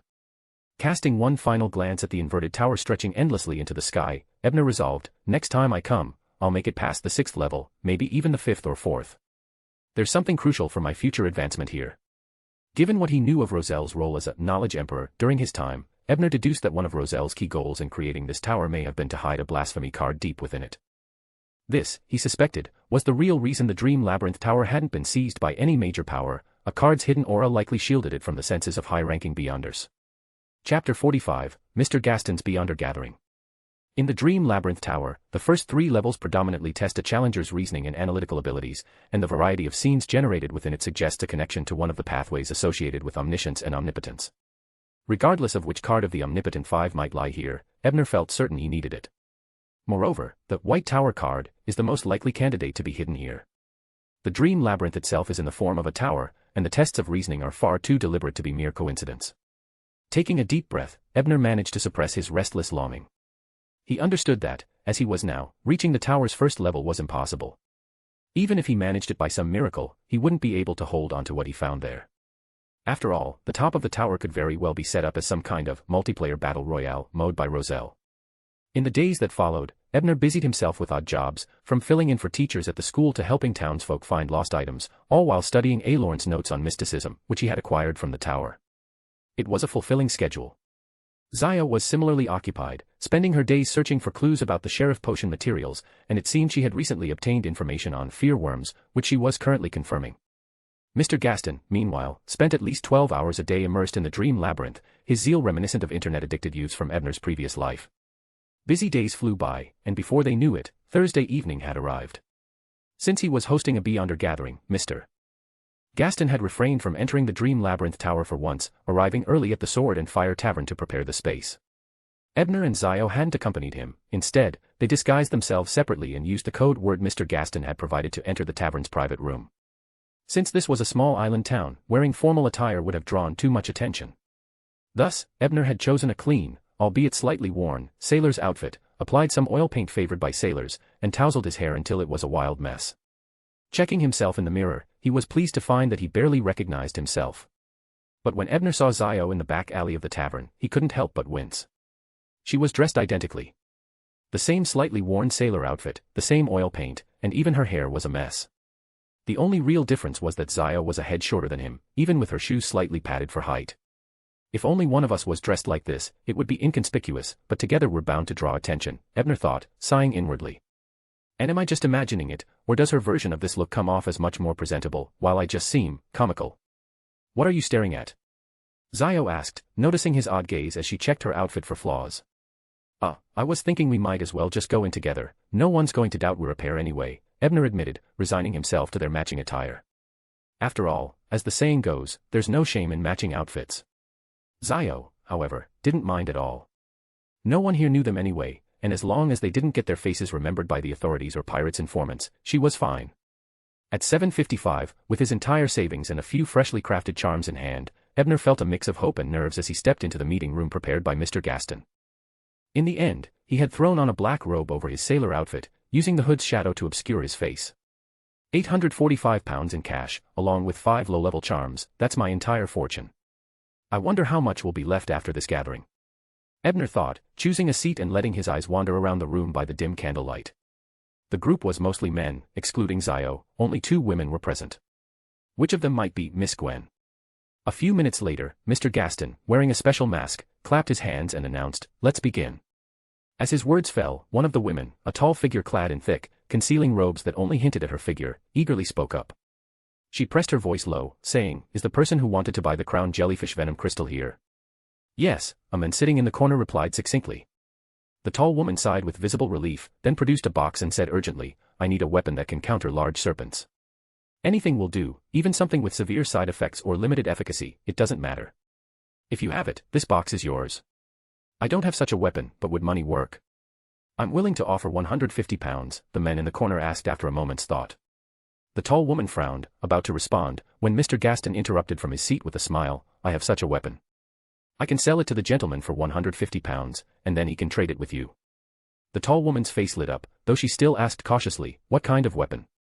After a moment's consideration, Mr. Gaston replied, "Serpents that dwell in dark caves typically fear light.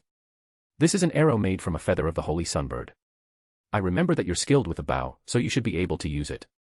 When it hits its target, it ignites pure, holy light within the target's organs. It's powerful, but unfortunately, it only has one use left, hence the low price. It will remain effective for 3 months. If you're willing, you may trade now." The tall woman and the man in the corner exchanged a glance, clearly aware that the arrow's price was somewhat inflated for a single-use item. But with few other options, she resignedly nodded, "Deal." Having observed the transaction, Ebner was now nearly certain that this tall woman was Gwen. First, the crown jellyfish had also appeared in Gwen's cave adventures, one of the creatures hunted by her team. Secondly, according to the story, her team had been slaughtered by the dragon-eyed python, and she had escaped to seek revenge. Her desire for a weapon against pythons was consistent with that account. But how to approach her? As Ebner pondered, the transactions continued. Someone purchased a pair of ocean boots for £600, a magical item that allowed the wearer to move freely underwater for up to half an hour and perform limited water-based spells. A material called the fruit of the elder tree also fetched a staggering £750. According to his knowledge of mysticism and the original book, Ebner recognized this as one of the main materials for the Sequence 7 psychiatrist potion.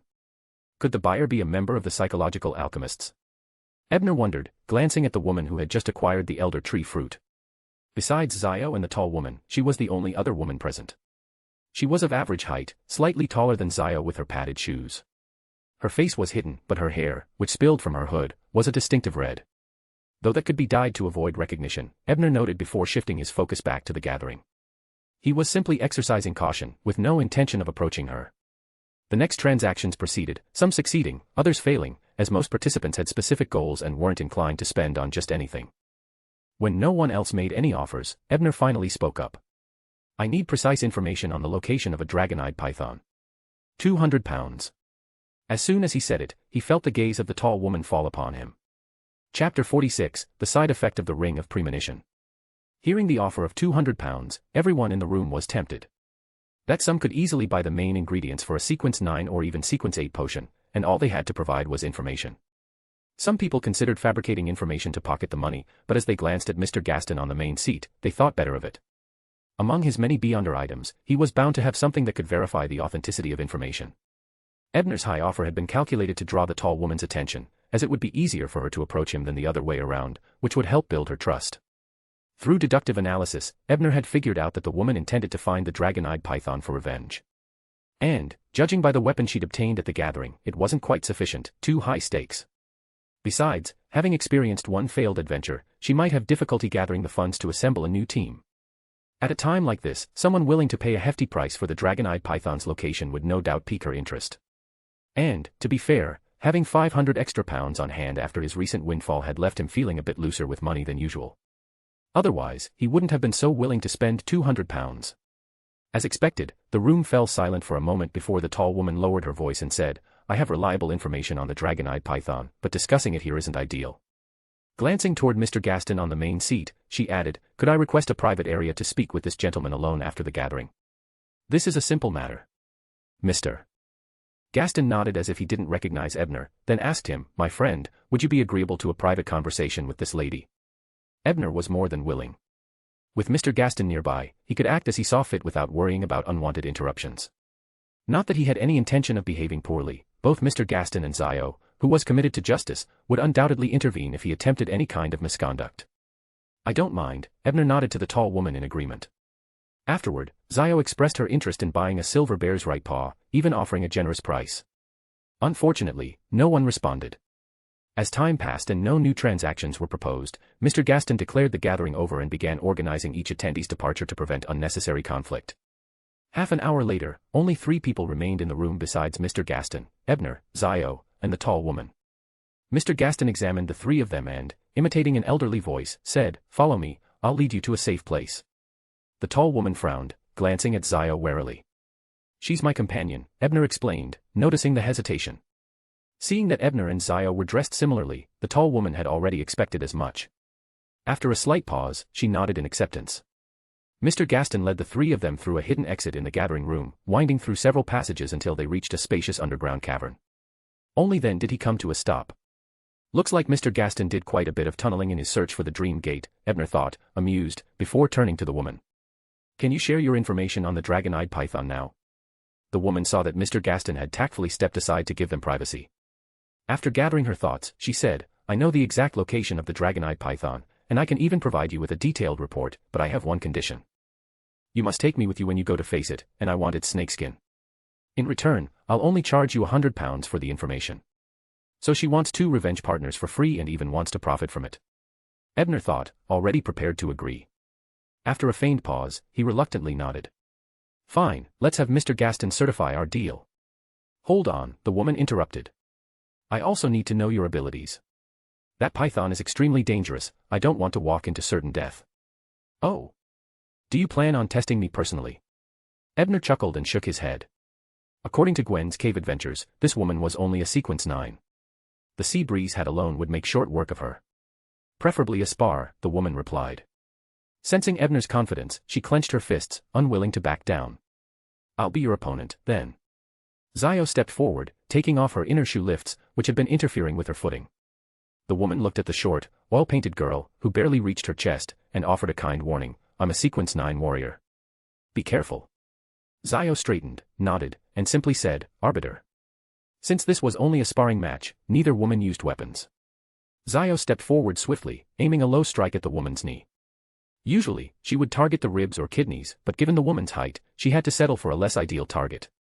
The warrior hadn't expected such agility from Zio. Though caught off guard, she still managed to respond, lifting her left leg to kick Zio's elbow in an attempt to shove her back. But it was as though Zio had anticipated her every move.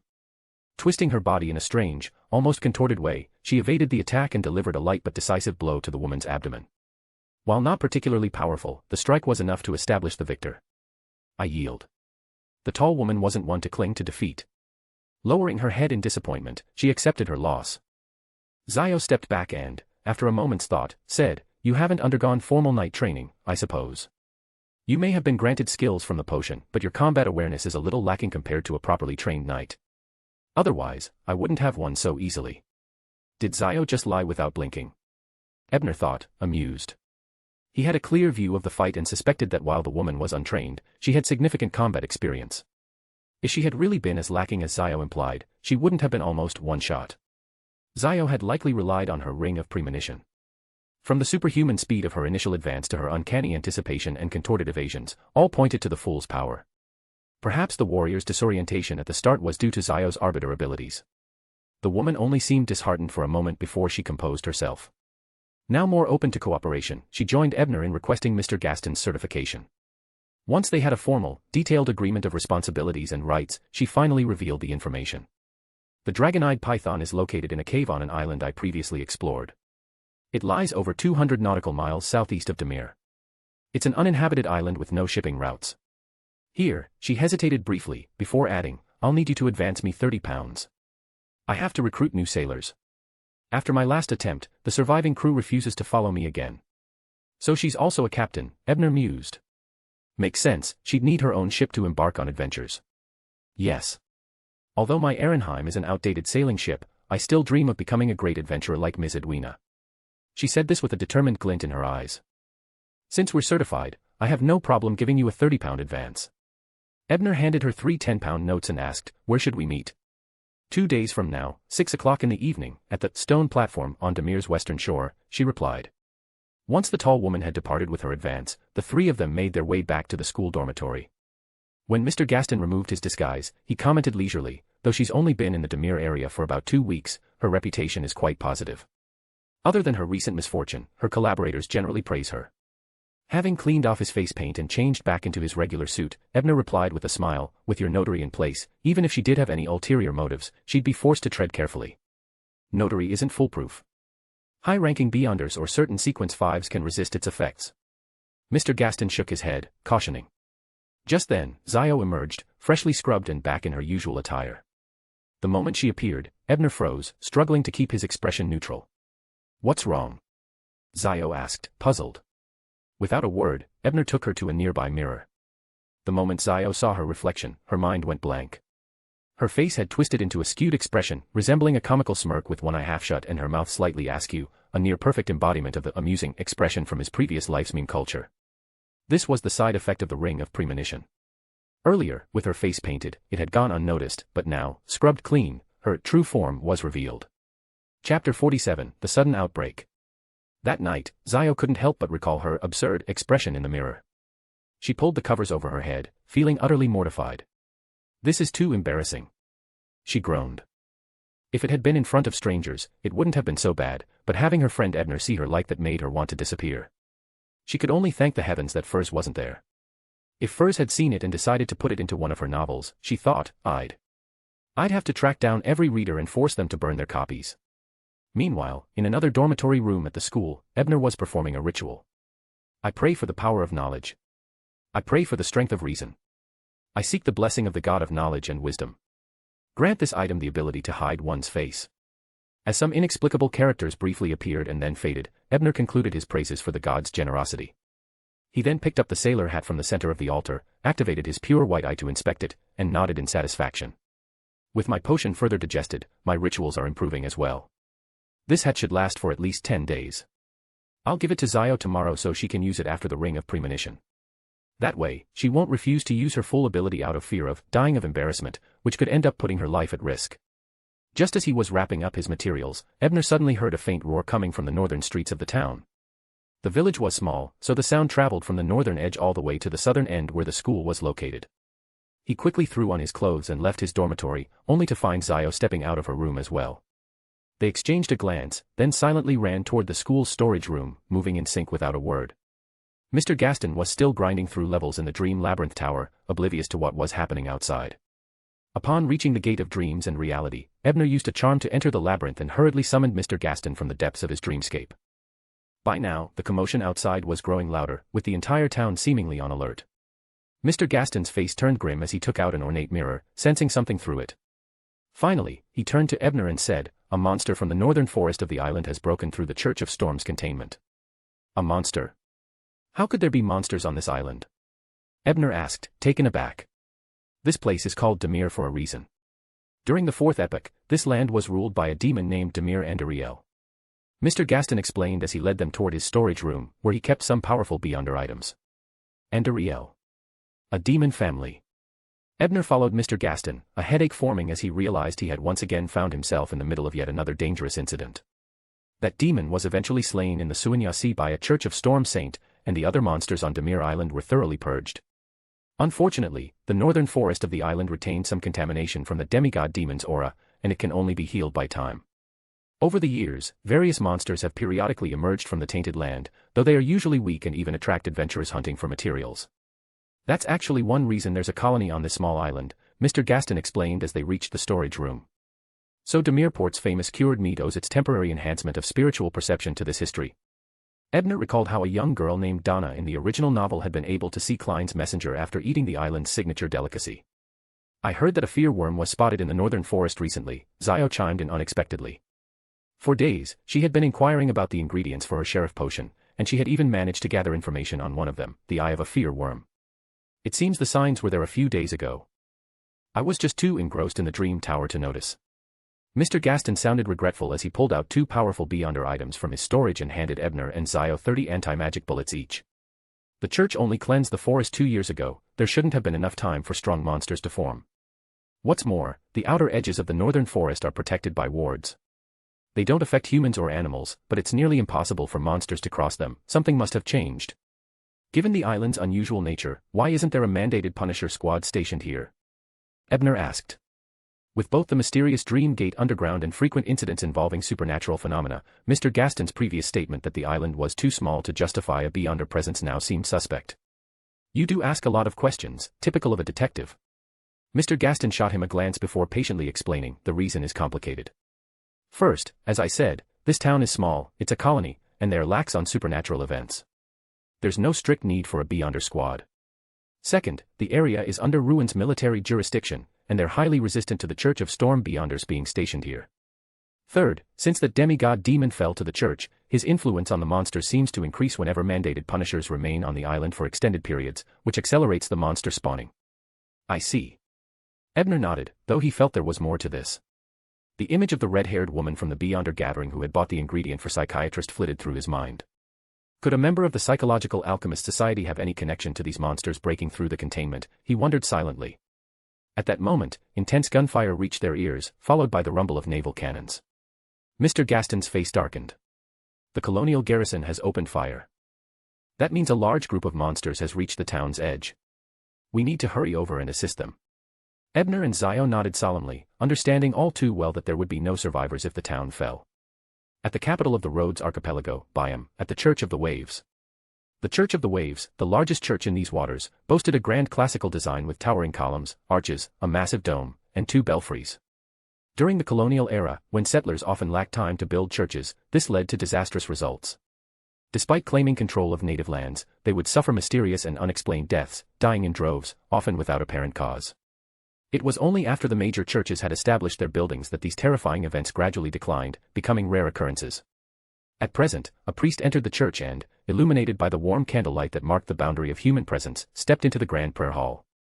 He clenched his right fist over his left chest and respectfully greeted the presiding bishop. "The storm is with you." "The storm is with you," the bishop replied with the same gesture. Only then did the priest retrieve a telegram from his robe and hand it to the bishop, reporting, "We've received a distress telegram from Demir. Monsters have breached the containment and are attacking the port town." Demir.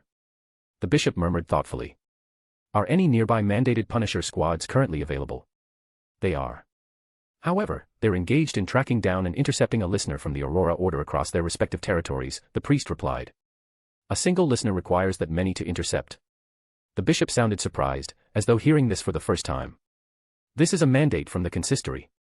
It's not compulsory, but it offers significant merit, so most idle squads have joined the hunt," the priest explained. The bishop nodded in understanding, then said firmly, "Send word in my name to reassign all nearby mandated Punisher squads to Demir. Our followers' lives matter more than hunting cultists." "Yes, Your Grace." The priest nodded, though he hesitated as he asked, "What should we do about the Aurora Order?" I've heard this listener even kidnapped a boy named Jack from Enmat Harbor. Do we have anyone else in the area? The bishop asked after a moment's thought. There is. Alger is currently on leave, the priest replied, as if he had anticipated the question. Alger? Is he the one who recently acquired a ghost ship? The bishop pondered for a moment before asking for confirmation. Yes, he recently came into possession of the Avenger, a fourth epic ghost ship, the priest confirmed, evidently well informed about Alger. Then send him the order to track down the Aurora Order's listener. The bishop concluded decisively. Chapter 48, Fierce Battle. In the streets of Demir Port, the garrison soldiers fought tirelessly to fend off the monstrous creatures assaulting the town, but inevitably, some slipped through their defenses, infiltrating residential areas where civilians lived. Experienced residents quickly lit any available lamps, hoping to avoid the deadly attacks from unseen monsters lurking in the shadows. Unfortunately, unlike the cities on the continent, Backlund, and Matport, or Pritzport, Demir, being a small colonial outpost, lacked the gas infrastructure. The streetlights were few and far between, casting only dim candlelight along with the faint red glow of the moon peeking intermittently through the clouds, barely illuminating the ground and outlining the houses. Amidst the confusion, a thin mist began to spread throughout the town, especially in the northern areas where most of the two-story houses stood. The already sparse lights flickered, dimming further before suddenly extinguishing entirely across vast swathes. The chilling silence of snuffed-out cries filled the air as the buildings turned dark and still, as if long abandoned by life. Ebner followed Mr. Gaston, left hand clutching his revolver and right hand holding his cane sword, which had transformed into a long sword. He moved cautiously through the increasingly quiet streets, while Zio took position to his rear, ready to provide cover at any moment. A hollow whoosh echoed through the mist, a cold wind swirling that sent a chill across Ebner's scalp. His spirituality alerted him to an impending threat, prompting him to stop and activate his spiritual vision. He turned to warn Mr. Gaston, watch the rooftops, knowing that the Savant Pathway's sense of danger was generally low and that Mr. Gaston might not notice the threat in time. Just then, Zio, who had already activated her ring of premonition, raised her revolver and fired several shots toward the second floor of a house up ahead. A sudden image had flashed through her mind. In it, a black shape the size of a watermelon darted from the shadows of the second floor, lunging toward Mr. Gaston's ear. Trusting Ebner's warning, Mr. Gaston didn't hesitate. The instant Zio fired, he activated a Beyonder item in his left hand, a stone the size of a goose egg engraved with intricate sun symbols. The precious object glowed with a pure, radiant light that beamed forward in an arc, striking the shadow directly. A whoa. With a shrill scream, the shadowy creature was forced back as the holy light scorched it. The wounded figure retreated, unwilling to face the relentless purity of the sunlight. In the light of this sacred radiance, Ebner could finally discern the nature of the attacking creature through his spiritual vision. It was a bird whose body had almost entirely decayed. The bird monster floated eerily midair, its once feathery body now covered in mold and maggots.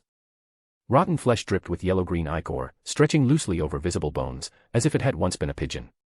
Its eyes, empty sockets teeming with writhing maggots, stared out blindly. Broken remnants of a beak revealed sharp, bloody fangs where there should have been none. A decaying pigeon with fangs. Monsters really are something else. Ebner thought, marveling at the monstrosity while swiftly casting 6 wind blades toward it. The blades sliced through the air toward the demon pigeon, conjured by the sea breeze cap's wind's blessed ability. The grotesque pigeon, despite its ragged appearance, maneuvered deftly in the mist surrounding it, evading the wind blades with surprising agility before diving straight at Ebner. But Ebner remained calm, a gust forming beneath him to propel him backward by several yards. It's a misty pigeon. Dispel the mist around it. Mr. Gaston shouted. Ebner had studied numerous mystical texts with his mentor, and while he had learned about misty pigeons, he hadn't recognized one until Mr. Gaston's reminder. A misty pigeon, of course. Pigeons and doves belong to the same family. I remember reading that its abilities mostly rely on the mist around it. Once the mist is gone, it'll become vulnerable. With a plan in mind, Ebner activated his sea breeze cap again, summoning a forceful gale that cleared the mist on the street in a sweeping gust. The misty pigeon, unexpectedly deprived of the mist that kept it aloft, fell from the air in a dazed tumble. Seizing the opportunity, the three raised their revolvers in unison. Bang. Bang. Bang. 3 shots rang out, each bullet finding its mark as the anti-magic rounds tore through the pigeon's skull. Its limp body hit the ground, unmoving. Mr. Gaston held up a small mirror to examine the creature before sighing in relief, it's dead. Ebner and Zio also relaxed at the confirmation. They knew that parts of a misty pigeon could serve as primary ingredients for Sequence 7 potions, giving it power at the level of a Sequence 7 Beyonder. If it hadn't taken a direct hit from the holy light at the start, killing it might not have been so easy, even with Ebner's wind abilities. Cover me while I gather the materials.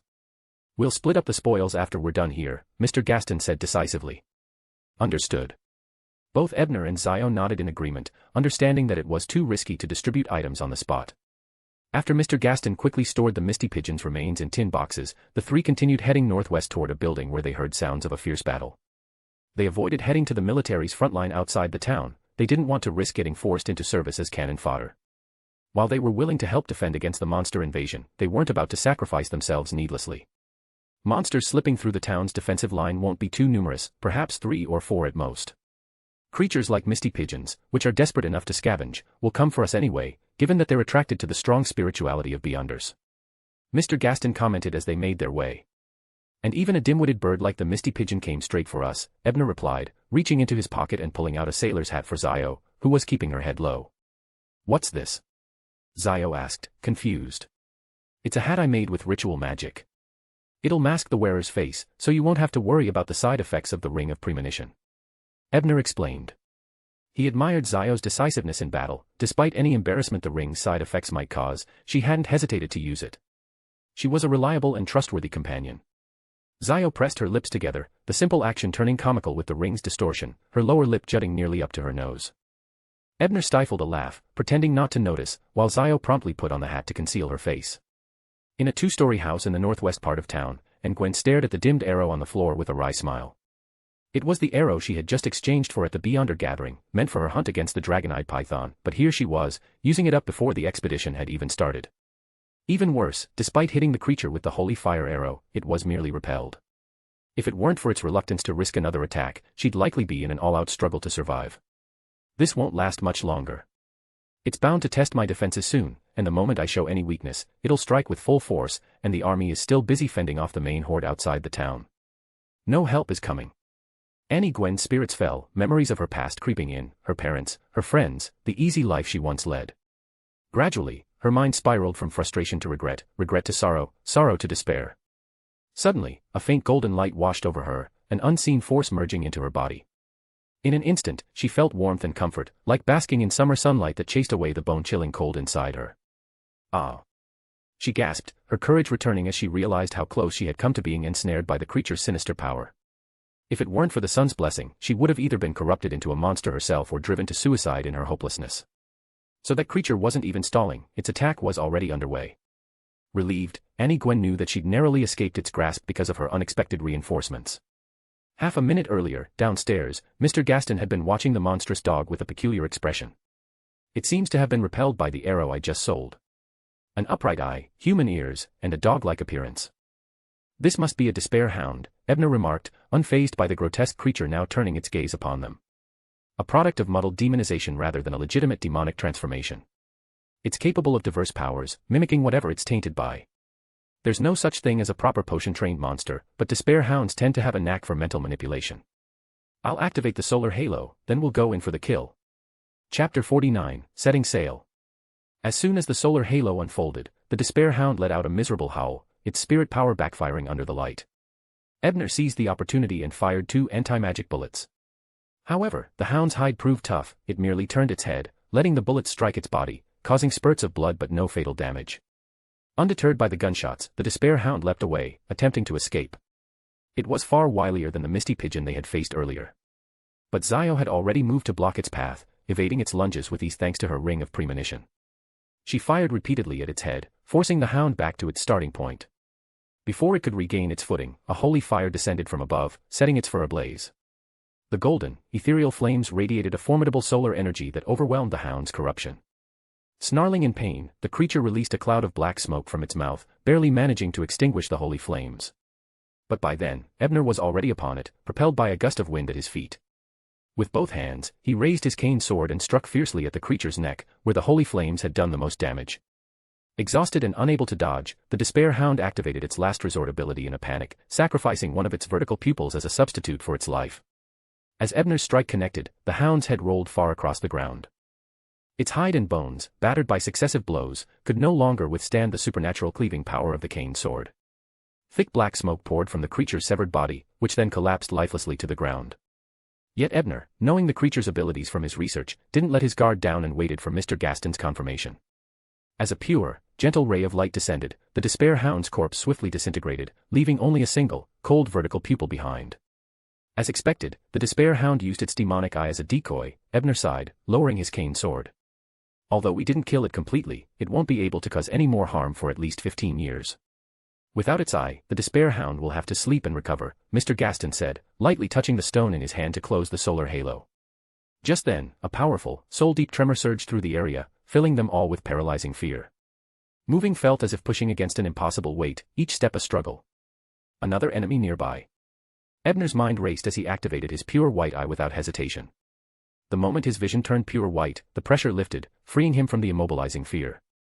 He turned toward the source of the terror, where a massive black worm over a meter high and 4 to 5 meters long had emerged from the ground. It loomed over Zio, mouth open, ready to swallow her whole. The creature had been drawn by the fighting, but the solar halo had previously kept it at bay, nullifying its fear magic. Once the halo dissipated, it immediately seized the chance to ambush its prey, targeting Zio as the most spiritually appetizing individual. Ebner acted without hesitation, casting wind blades to impede the worm while gusts beneath his feet lifted him atop the creature. He retracted his cane sword, turning it back into a cane, and swung it downward with all his strength. With a resounding thud, the cane pinned the giant worm to the ground, immobilizing it completely. No matter how hard it thrashed, the cane remained unmoving. The cane sword's downside is how incredibly heavy it is when swung as a cane, Ebner thought wryly as he fired 6 bullets directly into the worm's head. At that moment, Zio and Mr. Gaston finally shook off the effects of the fear magic. They watched in awe as Ebner dispatched the fearsome creature with a series of headshots. It was a fear worm, hiding underground all along, Mr. Gaston muttered, once again activating the solar halo to remain vigilant. Satisfied the worm was truly dead, Ebner pried out a pair of its eyes and smiled at Zio. If you want these, the other spoils are mine. He said this lightly to Zio, but it was also a clear message to Mr. Gaston, making it understood that the fear worm's eyes were indeed for Zio's use. Knowing the eyes were essential for Zio's next potion, Mr. Gaston graciously stepped back, allowing her to claim them. Grateful, Zio accepted the eyes with a sincere thank you. Just then, the door to the second-floor balcony opened, and Annie Gwen stepped out, stunned by the sight below. She'd witnessed the entire fight, and, recognizing the familiar movements and skills, realized that Ebner and Zio were the same people she had contracted with at the gathering. You two are this powerful? Awe shone in Gwen's eyes. The creatures that had nearly taken her life were dispatched effortlessly, and even a despair hound had been forced to sacrifice its eye to escape, making her believe Ebner must be a high-ranked beyonder. Ebner also recognized her by her distinctive height and the holy fire arrow she'd used, identifying her as the woman who had received his 30 pounds to gather sailors for their expedition. As she approached, he was momentarily taken aback by her striking features, clearly of Faceac descent. Without thinking, he blurted out, Miss Annie Gwen. Gwen was about to thank him when she paused, surprised. Sir, do you know me? I've seen your file. Your parents have been looking for you. Ebner recalled the record that showed she had been slipping away frequently even before her disappearance, possibly to save for a ship and potions, indicating this escape was long planned. Are you the detective they hired to drag me back to marry some fallen noble I don't know? Gwen's expression darkened. She knew she stood no chance against him if he intended to capture her. Ebner shook his head.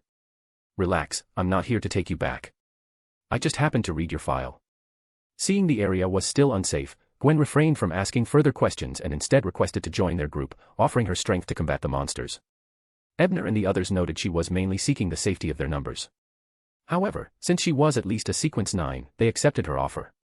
Soon after, the group encountered a shadow creature, but with 4 beyonders and several powerful items, the creature was quickly slain under the holy light. Finally, mandated Punisher teams arrived and took over the hunt and containment of the remaining monsters. On a safe route through the furious sea, a 30-meter-long schooner with spotless sails glided through the waves, its golden hues gleaming under the sun. Compared to similar ships, this one was remarkably unique, featuring a main cannon aligned along its central axis. Runes and symbols covered its barrel, faintly glowing with a pure, soft light, giving the schooner the appearance of a modern warship. A beautiful woman stepped out from the captain's quarters. Her oval face, high nose, and thin lips framed her calm blue eyes like crystal-clear spring water. She wore her chestnut hair in a simple, elegant knot, flowing freely down her back. With no hat to obscure her features, she wore a waist-fitted beige coat adorned with lace flowers and dark pants paired with sturdy boots, giving her a graceful yet formidable look. She approached a man in his 30s with sandy yellow brows, bright blue eyes, and modest features, and instructed him, Danitz, inform Bruce, the Golden Dream is returning immediately. We'll set sail for the waters southeast of Demir Port in 3 days. Aye, Captain, but weren't we heading to West Byron in search of a Bryonian relic? Danitz replied out of habit, not to question her orders but to gain clarification. The captain paused briefly before answering, with your current knowledge, you wouldn't understand. Just consider this a divine directive. A divine directive, what exactly? Danitz swallowed nervously. We're to intercept an Aurora Order vessel and recover a significant artifact from a cave on an island, she replied. Meanwhile, aboard a ship in the fleet under Admiral of Dusk, a striking woman with waist-length crimson hair and lake blue eyes listened to a pirate's report. Miss, as you predicted, the Aurora Order fanatics have indeed broken the forest seal north of Demir. Mandated Punisher teams are arriving from nearby ports as well, the pirate reported, his head lowered, not daring to glance at the enchanting woman before him. The last person to make that mistake had bound himself and leaped into the sea. Ha! The Aurora Order is full of brainless fools. This time, I've even done them a favor. I still don't know why the organization even cares. The red-haired woman sneered before adding, if they start questioning us, just apologize and give them the actual coordinates of the island southeast of here. Make sure to delay them a day or two, though. She knew telling them immediately would reveal the deception even to lunatics. Visibly relieved, the pirate left, happy to have a concrete answer. Stretching lazily, the red-haired woman mused to herself, once this job is done, I'll finally have the contribution points for my hypnotist formula. With that, I'll have a clear path to Sequence 5. Then it's back to Faceac for me. On the evening of July 7th, at 6 o'clock, Ebner and Zio arrived at the western stone platform of Demir as planned to meet Miss Gwen. Chapter 50, Golden Dream. The so-called stone platform was a term used for the deep waters along the western coast of Demir, named after a naturally flat slab of rock nearby. Its depth, lack of reefs, and secluded position made it an ideal spot, often used by adventurers as a private harbor. Ebner and Zio hadn't waited long before spotting a twin-masted brig around 20 meters long coming into view. At the bow, Miss Gwen stood waving at them. Without waiting for the ship's dinghy to pick them up, Ebner adjusted his cap, conjured a gale beneath him, and brought Zio onto the deck with him, both of them landing gracefully. So, you're a wind-blessed, Gwen observed in awe, now even more respectful. Although she'd seen Ebner fight during the previous night's assault, it had been too dark to discern much. Now, witnessing him flying made things much clearer. Ebner didn't correct her misconception, he was happy for the crew to think that. After all, showcasing the skill was as much to deter any trouble from the ship's crew as it was to impress Gwen. Today, Miss Gwen was dressed in a white shirt and dark trousers with a black waistcoat, exuding a certain androgynous charm. It was only practical, as a female captain without the strength to command like a future admiral of ailment, she couldn't afford to stand out too much. After exchanging simple greetings with her, Ebner made his way to a guest cabin, leaving Zio behind to chat with Gwen. He preferred to have a quiet place to think, as he'd come across a few subtle clues during his investigation after the assault on the port town. So it was the Aurora Order who breached the seal in the northern forest of Demir to search for something important, yet they seemed to have found nothing. This all reeks of a setup, a trap to pin the blame on Aurora. And, if my suspicions are correct, Admiral of Dusk's people were present in Demir that very night. As he mused over this, memories of the novel's brief descriptions of the Admiral of Dusk came to mind. Apart from an unexpected conflict with the Blood Admiral's fleet, this pirate admiral's presence in the story was fleeting, almost like a mere backdrop. Admiral of Dusk. Dusk. Is this the Dusk of the Twilight Giant, or something tied to certain indescribable organizations? Or maybe, both. It wouldn't be shocking if such groups have insiders among the top ranks of the churches. Just then, Ebner noticed his student of ratiocination digestion progressing in leaps and bounds. What's going on? Could it be that reasoning related to higher entities has boosted the feedback? Ebner stood up in surprise. Having advanced to Sequence 8 via a characteristic, he had an entire Sequence 9's worth of digestion to work through. Yet now, he estimated he might fully digest within a week. It's not about just involving high entities, it's the reasoned speculation backed by clues. This feedback. Without my pure white eye, I probably wouldn't see traces of these higher powers. And it's only under its concealment that I can safely consider certain leads. Having realized this, Ebner sat back down with a smile. This was indeed a perk of his golden finger. Compared to Klein, who'd been using divination on the eternal blazing sun in his Sequence 9 days, his approach was fairly conservative. To the northwest of Demir Island, on a hidden isle, the Aurora Order's messenger, Mr. D, glared coldly at the pirate before him. His expression remained calm, but his voice carried a deadly chill. So, you made a mistake. The pirate trembled uncontrollably, holding his ground with great difficulty. We made a mistake. It's not on Demir. It's on a smaller island southeast of it. I know the exact coordinates. I'll give that little einhorn whelp the benefit of the doubt this time. But if she's deceived me again, not even her noble angel family or the demigod behind her will prevent the Aurora Order's retaliation. After throwing this warning out, Mr. D turned to his companions. Take him with us. We're heading for this small island he mentioned. Relay this to Emmet Port. If we fail to report back, it's Admiral of Dusk's doing. Yes, messenger, chorused the members in unison. On the afternoon of July 8th, Gwyn's Erenheim had unfurled its sails, fleeing desperately as it sped across the waves. About an hour earlier, a large three-masted steam ensail pirate ship had begun tailing them. Being an old-fashioned sailing ship, the Erenheim couldn't hope to outpace the steam-powered vessel. Only the presence of a rumored wind blast on board prevented the crew from giving up. Who are these pirates? With so many mandated punishers patrolling near Demir recently, aren't they afraid of being caught? Ebner asked from his place on the deck, frowning. He wasn't too worried. Even if their ship were sunk, he could still use his sea breeze hat to escape underwater. Still, with the pirate ship beyond his spell range, there wasn't much he could do for now. Steam ships like that are likely supported by some trading company. Only such firms would invest in pirates to take out competitors, Gwyn replied, feeling her luck was rotten lately. Nothing seemed to go right. Should we let them get closer and engage in a boarding fight? Zio asked. I don't dare risk it. If they open fire when they get close, Erenheim is finished. Gwyn shook her head, disheartened. Our only hope is for a church ship to pass by. But before she could finish speaking, Ebner's sharp eyes noticed that the pirate ship was slowing down. What's going on? Using a gust of wind to lift himself higher, Ebner peered into the distance. He saw a vast, brilliant, and pure beam of light shooting up from the horizon, piercing through the pirate ship and leaving a hole nearly 5 meters wide.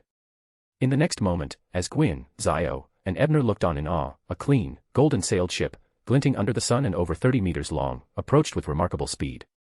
The Golden Dream. Gwyn murmured, mesmerized, gazing at the ship as if it had sailed out of a dream. Vice Admiral Iceberg was her goal, her ideal. The Golden Dream. And that was a purification cannon shot. The novel said it could only be used 10 times before needing 6 light priests to perform a ritual and recharge it. For Vice Admiral Iceberg to expend a shot just to save us. Ebner's thoughts whirled, and he had a sudden inkling, perhaps he had truly found favor with the Knowledge Church after all. However, the Golden Dream didn't stop for them. It sailed right past the Erenheim, heading north. Ebner could only make out a fleeting glance of curiosity cast his way before the ship sped out of sight. On the Golden Dream, Danitz, puzzled, asked the captain, why go out of our way to destroy a pirate ship? Vice Admiral Iceberg didn't answer directly but replied with a knowing smile, this is the true purpose of our return. And besides, there's an Aurora Order ship not far ahead. Meanwhile, back in Tingen City, Klein was sitting in the divination room of the Seer Association, preparing a reading for a woman in a pale blue dress, her demeanor somber and pensive. Hello, Mr. Moretti, she said as she sat down. Good afternoon. May I ask your name? Klein inquired politely, though not particularly expecting an answer. You may call me Anna. Setting her veiled hat aside, the woman looked at Klein with a mixture of hope and doubt. I want a reading on the condition of my fiancé. He went to the southern continent on business in March and sent a telegram to me and his family on the 3rd of last month, saying he was about to set sail back. But 20 days have passed, and he still hasn't returned. At first, I thought it was because of the weather in the furious sea.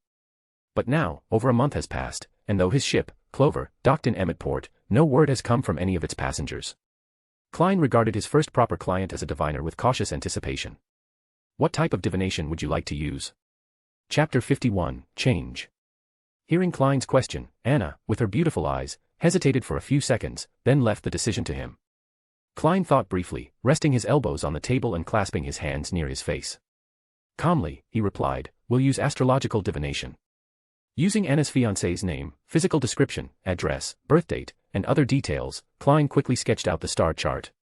Once he finished, he asked Anna to wait outside, then interpreted the signs, constellations, planets' placements, and other symbols, to determine that Anna's fiancé, Joyce Mayer, was in grave danger but would eventually return to Tingen after enduring hardship. Though the divination was complete, Klein wanted to be thorough to establish a reputation, something that would help his act as a seer in the future. Taking a pen, he wrote out a line in Hermes, Joyce Meyer's condition. Muttering this phrase repeatedly, he stared at the written information on the page, focusing on Joyce's birthdate and other details, sinking into concentration. After repeating it 7 times, Klein leaned back in his chair, entering a state of meditation, envisioning a sphere of light. His eyes turned dark as he slipped quickly into an ethereal trance.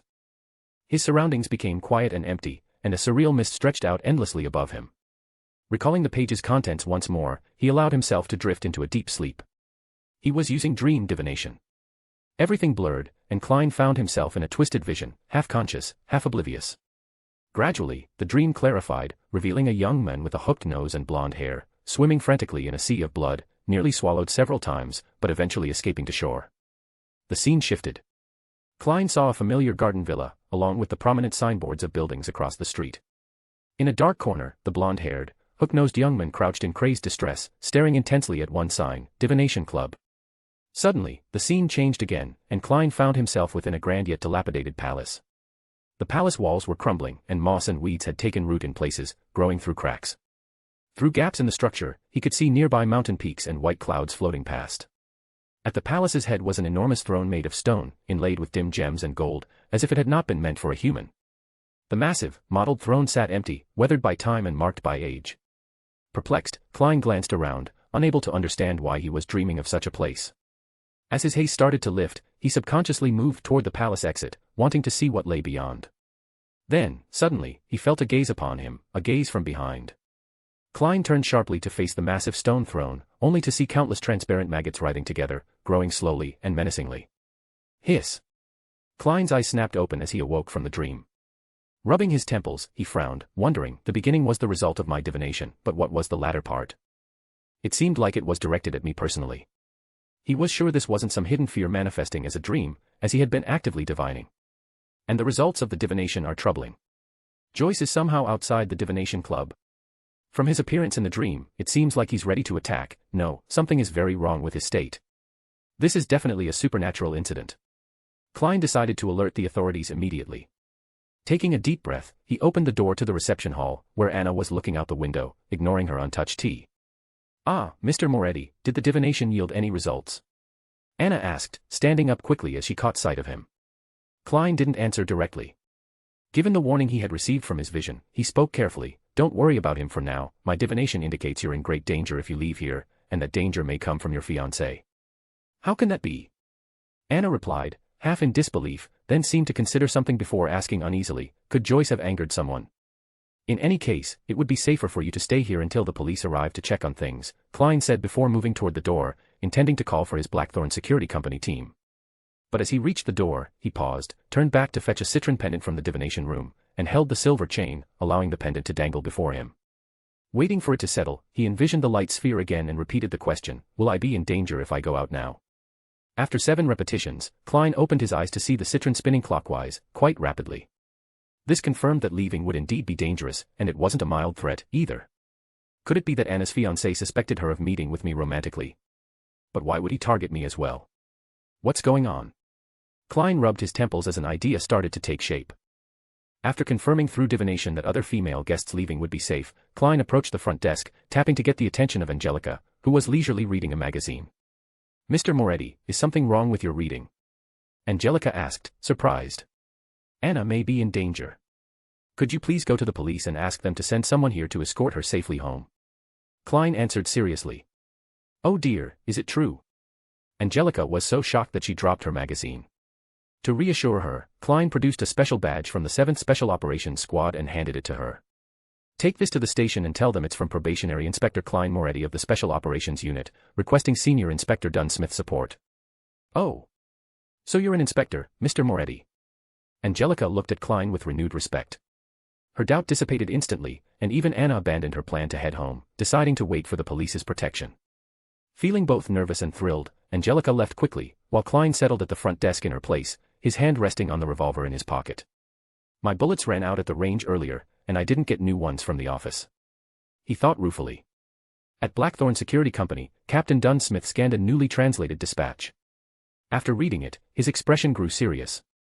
Rising, he walked to the entertainment room and called for a young poet with green eyes. What's the mission, Captain? The young Nighthawks asked with a smile.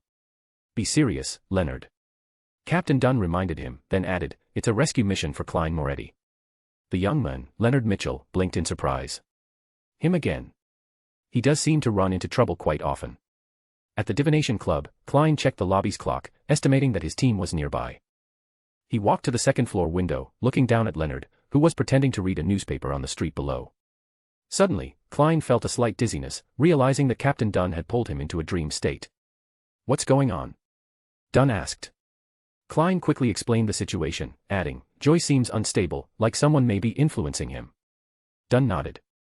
Do a quick divination to see if he's still outside. Then, lead him out with Miss Anna. Understood, Captain, Klein replied without hesitation. After the dream dissolved, Klein divined again, confirming Joyce was indeed outside, and then led Anna and a curious Angelica down the stairs. The moment they exited the club, a figure lunged from an alley, a young man with blonde hair and a hook nose, his face twisted in rage. He brandished a pistol, aiming at them as Anna and Angelica froze in shock. Before Joyce could fire, his vision blurred, and his mind drifted into the boundless cosmos. When he finally returned to himself, he was pinned to the ground by a young man with a poet's air, his weapon confiscated. Joyce. Miss Anna, recovering from her stupor, gasped as she recognized him. Her voice trembled as she cried, "Why did you attack me? Do you know how much I've worried about you?" Joyce glared back at her, his bloodshot eyes fixed as though he would attack if freed from Leonard's grip. Leonard chuckled. "Perhaps he needs a poem," he said, his tone soft and calming. "Why so rash? Wouldn't it be better to treat your lover gently?" he murmured, the sadness in his tone palpable. His words resonated, and with each syllable, a quieting force filled the air. Anna, Angelica, and Klein, standing at a safe distance, felt themselves lulled into a trance, as though under a serene moonlit night. As for Joyce, his contorted face relaxed, and his eyes slowly closed as he drifted into a deep sleep. Miss Anna, sensing something amiss, turned to Klein with confusion. "Inspector, what's happening? Joyce seems like a different person." Klein wanted an answer himself, but instead, he turned to Captain Dunn, who emerged from the shadows nearby. "We didn't detect anyone manipulating him," Dunn said, shaking his head. "If there was, they likely fled the moment things took a turn." Meanwhile, after nearly 2 days at sea, Ebner and his party finally arrived at the island Miss Gwyn had described. Chapter 52, Materials Assembled. Standing at the bow, Ebner gazed intently into the distance, thinking that Miss Gwyn had not exaggerated. The island ahead was indeed quite small. Spanning only about a few miles, it was barren and devoid of vegetation. Rather than calling it an island, it would be more accurate to describe it as a large rock formation. In the vastness of the sea, such a tiny island was like a grain of sand in the desert. Without a guide, even with coordinates, Ebner doubted he'd have found it so easily. After ordering the sailors to anchor the Erenheim in a safe area clear of reefs, Ebner, Zio, and Miss Gwyn left the ship and set foot on the island. Guided by Miss Gwyn, they soon reached a massive rock. Pointing to the ground where there were obvious signs of soil cover beneath the rock, Miss Gwyn said, "The cave entrance is right here. After barely escaping last time, I covered it with a mat and more dirt." Ebner examined the area around the rock without hastily digging up the entrance. Instead, he activated his pure white eye, using that scene recall ability to investigate. Once he was sure that no one else had visited, he moved the dirt-covered mat aside, revealing a pitch-black hole in the ground. Miss Gwyn cast a glance at Ebner, then raised her gun with one hand, lifted a lantern with the other, and led the way into the cave. Ebner and Zio followed closely, one gripping his cane sword and the other her revolver, prepared for any unexpected situations. The cave sloped downward gradually, not overly steep but treacherous enough to be a hazard if someone slipped. After passing through the narrow initial section, about 100 meters long, Ebner's view suddenly expanded as they entered a large, naturally formed cavern. The cavern, about 4 or 5 meters high, still sloped downward. However, except for the stone wall by the entrance, it stretched out in every direction, vanishing into the darkness without any clear end. Left and straight ahead lead to a few other passages, but they're dead ends.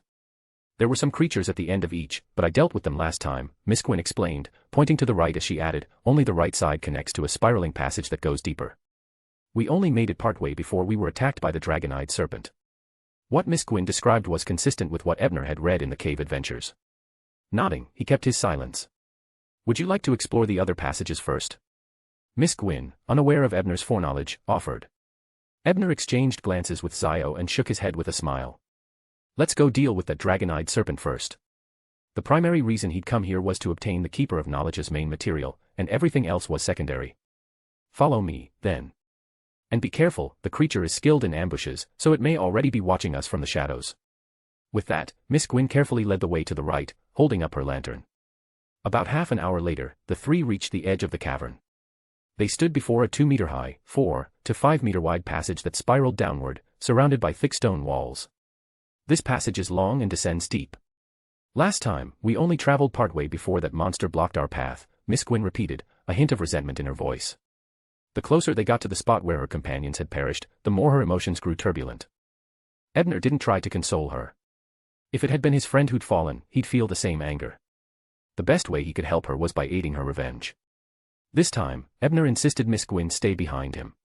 She was only a Sequence 9 warrior with no powerful mystical items. If ambushed, she would be hard-pressed to defend herself. Ebner took the lead, sword cane in hand, occasionally activating his pure white eye for a second or two to scan for any ambushes through scene recall. After another 10 minutes, a chilling chant echoed in the passage. Lotha. The ghostly, eerie tone filled the passage, both hauntingly beautiful and bone-chilling, piercing the mind. Ebner froze in place. Countless thoughts flashed chaotically through his mind as if he were an overloaded server. Fortunately, Ebner was used to this sensation from using the pure white eye to analyze items and snapped back quickly, immediately reactivating his pure white eye. Just then, a massive blue-green serpent's tail shot out from the shadows of the passage, hurtling toward Ebner. Smack! In a split second, Ebner activated the wind blessing in his sea wind hat, creating a wind shield to block the serpent tail's strike. The tail retracted after the failed attack, forcing the monster hiding in the shadows to finally reveal itself. It was a massive serpent, over 10 meters long, its body covered in tough scales. Molten, lava-like eyes with slitted pupils stared coldly at the three of them. Miss Gwyn and Zio, both shaken, had regained their composure. They each held their weapons, eyeing the gigantic serpent warily. Ebner quietly exhaled. While the initial clash appeared evenly matched, he had acted on instinct to defend, whereas the creature had attacked with all its strength, revealing a significant power gap. This serpent's size is intimidating, but its strength seems limited to around sequence 7. Ebner thought as he continued using the pure white eye to analyze the creature's weaknesses. Adjusting his sea wind hat, he summoned dozens of wind blades around him and launched them at the serpent. Despite its scales, the serpent's flesh couldn't withstand the slicing wind blades, which tore numerous wounds across its body. The pain drove it to rear its head, screeching in rage, its slitted eyes flashing madly. In terms of physical defense, it was far inferior to the earthbound spirit left by Jane's father back in St. George's district in Backlund. Furious, the dragon-eyed serpent slammed its tail wildly, sending sprays of blood, transforming the spilled blood into tendrils that lashed out like whips. However, even with its blood under its control, it was no match for a wind-blessed. Under Ebner's sea wind hat's influence, the blood tendrils reversed, slapping back onto the serpent's own body. At that moment, Ebner deactivated his pure white eye, having already pinpointed the serpent's weak spot. Condensing a sharp wind blade, he aimed it precisely at the vulnerable area on the serpent's lower neck, shattering a scale. Guh! The dragon-eyed serpent's pupils narrowed in shock. Its fury now replaced by terror, it began to retreat. Ebner, seeing this, unsheathed his sword cane and flung it into the air with a shout. Zio! Got it. Zio, who had been waiting for her chance, leaped up, catching the sword cane midair. With Ebner's wind as a boost, she quickly reached the serpent's neck.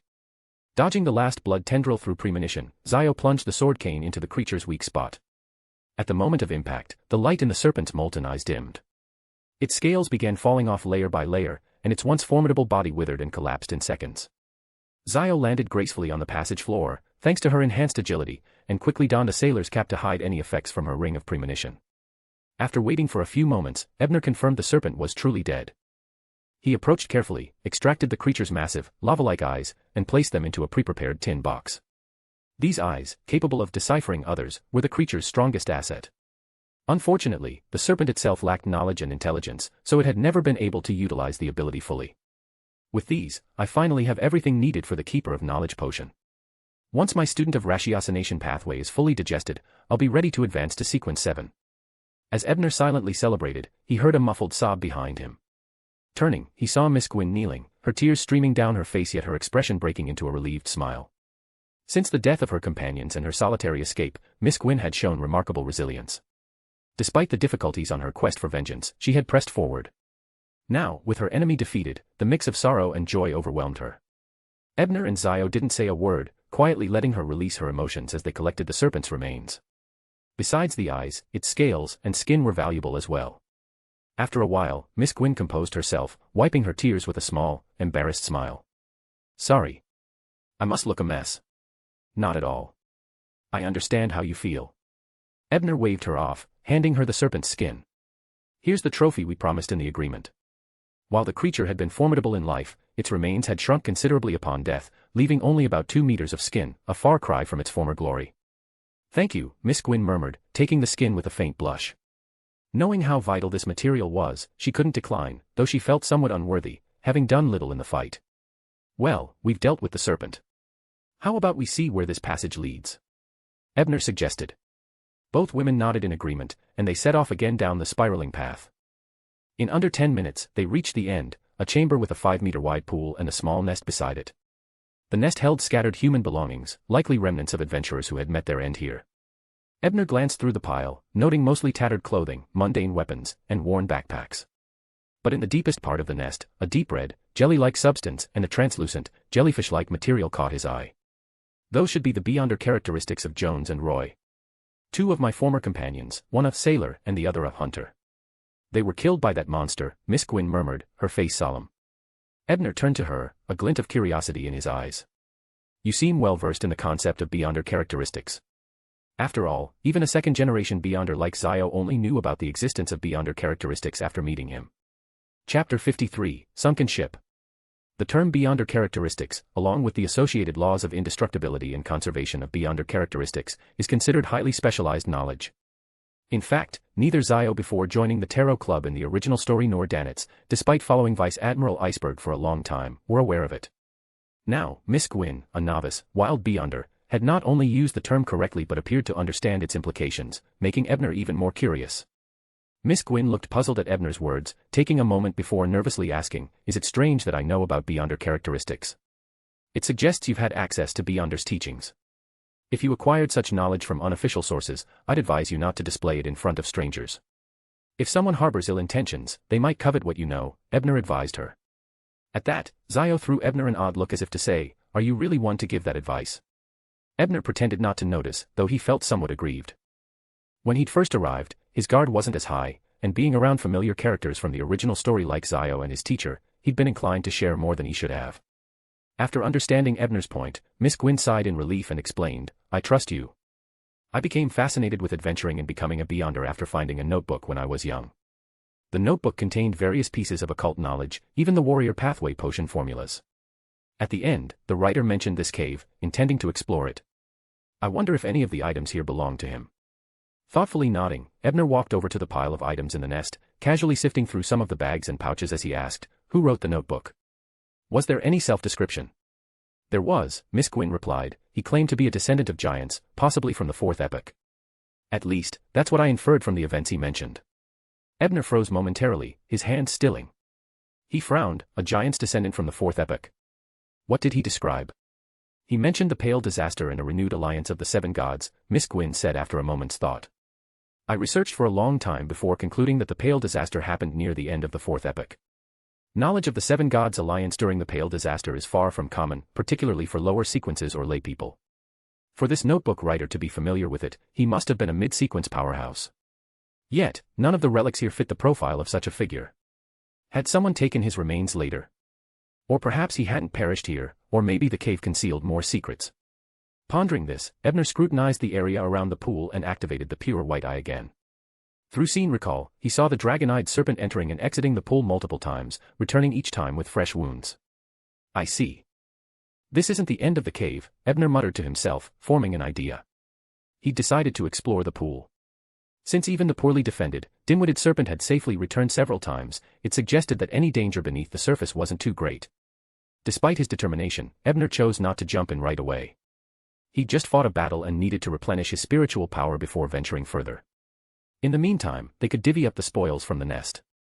After tallying up the items in the nest, they found a collection of ordinary weapons, 22 gold coins, 50 pounds in cash, and 2 sequence 9 beyonder characteristics. After some discussion, Ebner and Zio decided to each take one of the beyonder characteristics, the hunter and the sailor. The cash and coins were handed over to Miss Gwyn as payment for her guide services. As for the ordinary weapons, neither Ebner nor Zio had any use for them or the means to carry them back. They left them to Miss Gwyn, whose newly recruited crew was in need of arms. Miss Gwyn didn't object, pleased to unexpectedly receive weapons for her crew. At Tingen's Blackthorn Security Company, Miss Anna's fiancé, Joyce Meyer, had returned to his senses after awakening but hadn't forgotten his previous madness, falling into a state of remorse and guilt. Fortunately, Miss Anna's affection for him remained unchanged. Rather than blaming him, she comforted him with gentle care. However, Joyce was not yet permitted to return home. After a preliminary interrogation by Captain Dunn, he was being held in protective custody at the company. Klein, who hadn't participated in the interrogation, asked Dunn curiously, "Captain, what exactly happened?" Dunn, dressed in his black trench coat and hatless, handed him a sheet of paper. "Take a look at this wanted poster. It seems we have a particularly vicious beyonder in Tingen." Klein took the paper, his gaze immediately drawn to the sketch. The subject had a round face, an innocent yet shy demeanor, and looked no older than 18 or 19. Triss, suspected beyonder, preliminarily evaluated as a Sequence 8 instigator, with possible ties to the Circle of Ineffable Knowledge. Perpetrator of the Clover disaster. Witnesses have testified that he left Enmat Harbor and traveled to Tingen. Current whereabouts unknown. Triss, the Clover. So it really was the work of a beyonder. Klein thought back to his vision during the dream divination, where Joyce was swimming in a sea of blood. This instigator initially tried to disguise himself as a hero who had saved the Clover, but somehow he slipped up. As soon as he stepped ashore, several of his supposed allies pointed to him as the mastermind. Unfortunately, with no beyonder teams present, the regular police couldn't stop his escape. Dunn's expression was neutral as he added a detail. So he came straight to Tingen? Klein asked, setting the poster down. Not directly. He committed a series of crimes in Enmat Harbor first. Most of those who identified him as the culprit were goaded into killing people close to them. Dunn's gray eyes remained impassive as he added. So Joyce was among them. Klein's words followed the topic, though he privately wondered if this instigator was in the process of acting. Was the Clover massacre not enough to digest his potion? Did he still need to incite more murders? Yes. Joyce and the Clover captain were the first to step forward and accuse him. Only after they insisted did others seem to recall certain details. Dunn paused, then continued, it's all rather strange. Under normal circumstances, two ordinary people wouldn't be able to see through an insider's tricks. Once Mr. Meyer is fully recovered tomorrow, I'd like you to work with him on a dream divination. Yes, Captain. Klein nodded. Wait, take old Neil with you as part of your training, Dunn added after a moment's thought. Understood. Klein agreed, waiting for him to continue. One more thing. I'll send a telegram to Daly for any recommended supplementary herbs. Back at the pool in the island's cave, Ebner waited until his spiritual power had recovered enough before planning to investigate the depths. This time, he decided to go alone, as neither Zio nor Misquin could move freely underwater. If they encountered danger, escape would be nearly impossible. Nodding to the two women who remained on shore, Ebner adjusted his sea wind hat and dove into the water. Thanks to the night vision, underwater breathing, mobility, and pressure resistance abilities granted by his mentor's mystical item, Ebner could still breathe smoothly in the deep pool and swam with great agility. Before long, he found another underwater passage at the bottom of the pool. Recalling the scene of the dragon-eyed serpent's entries and exits, he hesitated only a moment before swimming through it. The tunnel wasn't too long, and within 2 minutes, he surfaced in a vast cavern. The cavern was mostly empty except for seawater. Rather than a cave, it looked more like a trench. Looking around, Ebner's gaze landed on a large, ancient-looking sailboat lying at the very bottom. Is this the ship that the giant descendant in Miss Gwyn's notebook was searching for? Ebner thought, quickly swimming toward the sunken ship. But as he neared it, a rust-covered suit of armor on the deck suddenly stood up. Raising a glowing greatsword in both hands, it swung down at Ebner. Fortunately, they were underwater, and the sea hindered its swing. Ebner, having foreseen this move through scene recall, calmly drew his cane sword, blocking the blow. Unexpectedly, the greatsword was incredibly sharp, managing to chip Ebner's sturdy cane sword, nearly snapping it. Unable to maintain its enchantment, the sword reverted to its cane form, effectively rendered useless. Though pained by the loss, Ebner had no time to dwell on it. The pure white eye had already analyzed his opponent's nature. It turned out the gleaming greatsword was the real entity, while the armor was merely a puppet it manipulated. The sword was a sentient sealed artifact. Chapter 54, Key. To handle a beyonder item with the living trait, it can be both tricky and straightforward. As long as its limitations are discovered, and its movements restricted, success is halfway secured since it isn't truly a living being. With his pure white eye's analysis ability, Ebner was practically an expert in dealing with such things. With this in mind, Ebner didn't try to face off with the armored figure wielding the massive sword. Instead, he used the wind-blessed hat to control water currents, creating turbulence that pushed the armor toward the ship's hull. Though the ship had rested silently underwater for who knew how many years, his pure white eye revealed spell traps and powerful seals everywhere across its surface. If touched recklessly, it could spell disaster. The living greatsword, evidently aware of this, controlled the armor in a desperate struggle to swim away from the runes on the hull, but with limited effect against the relentless force of the currents. As it neared the hull, the armor suddenly threw the sword away, and in that instant, the rusted armor shattered, disintegrating into dust that merged with the surrounding water. Ebner ignored the fate of the armor, focusing on the greatsword flung away. He maneuvered with the water current to swiftly approach the sword from the side, reaching out to grasp its hilt. The moment he touched it, he felt a unique metallic force trying to assimilate his hand. If he didn't stop it or release his grip quickly, he'd soon find himself transformed into armor, enslaved to the sword as its puppet. Fortunately, he was aware of this during his previous analysis. Without hesitation, he reactivated the pure white eye, and the high-grade suppression instantly interrupted the assimilation.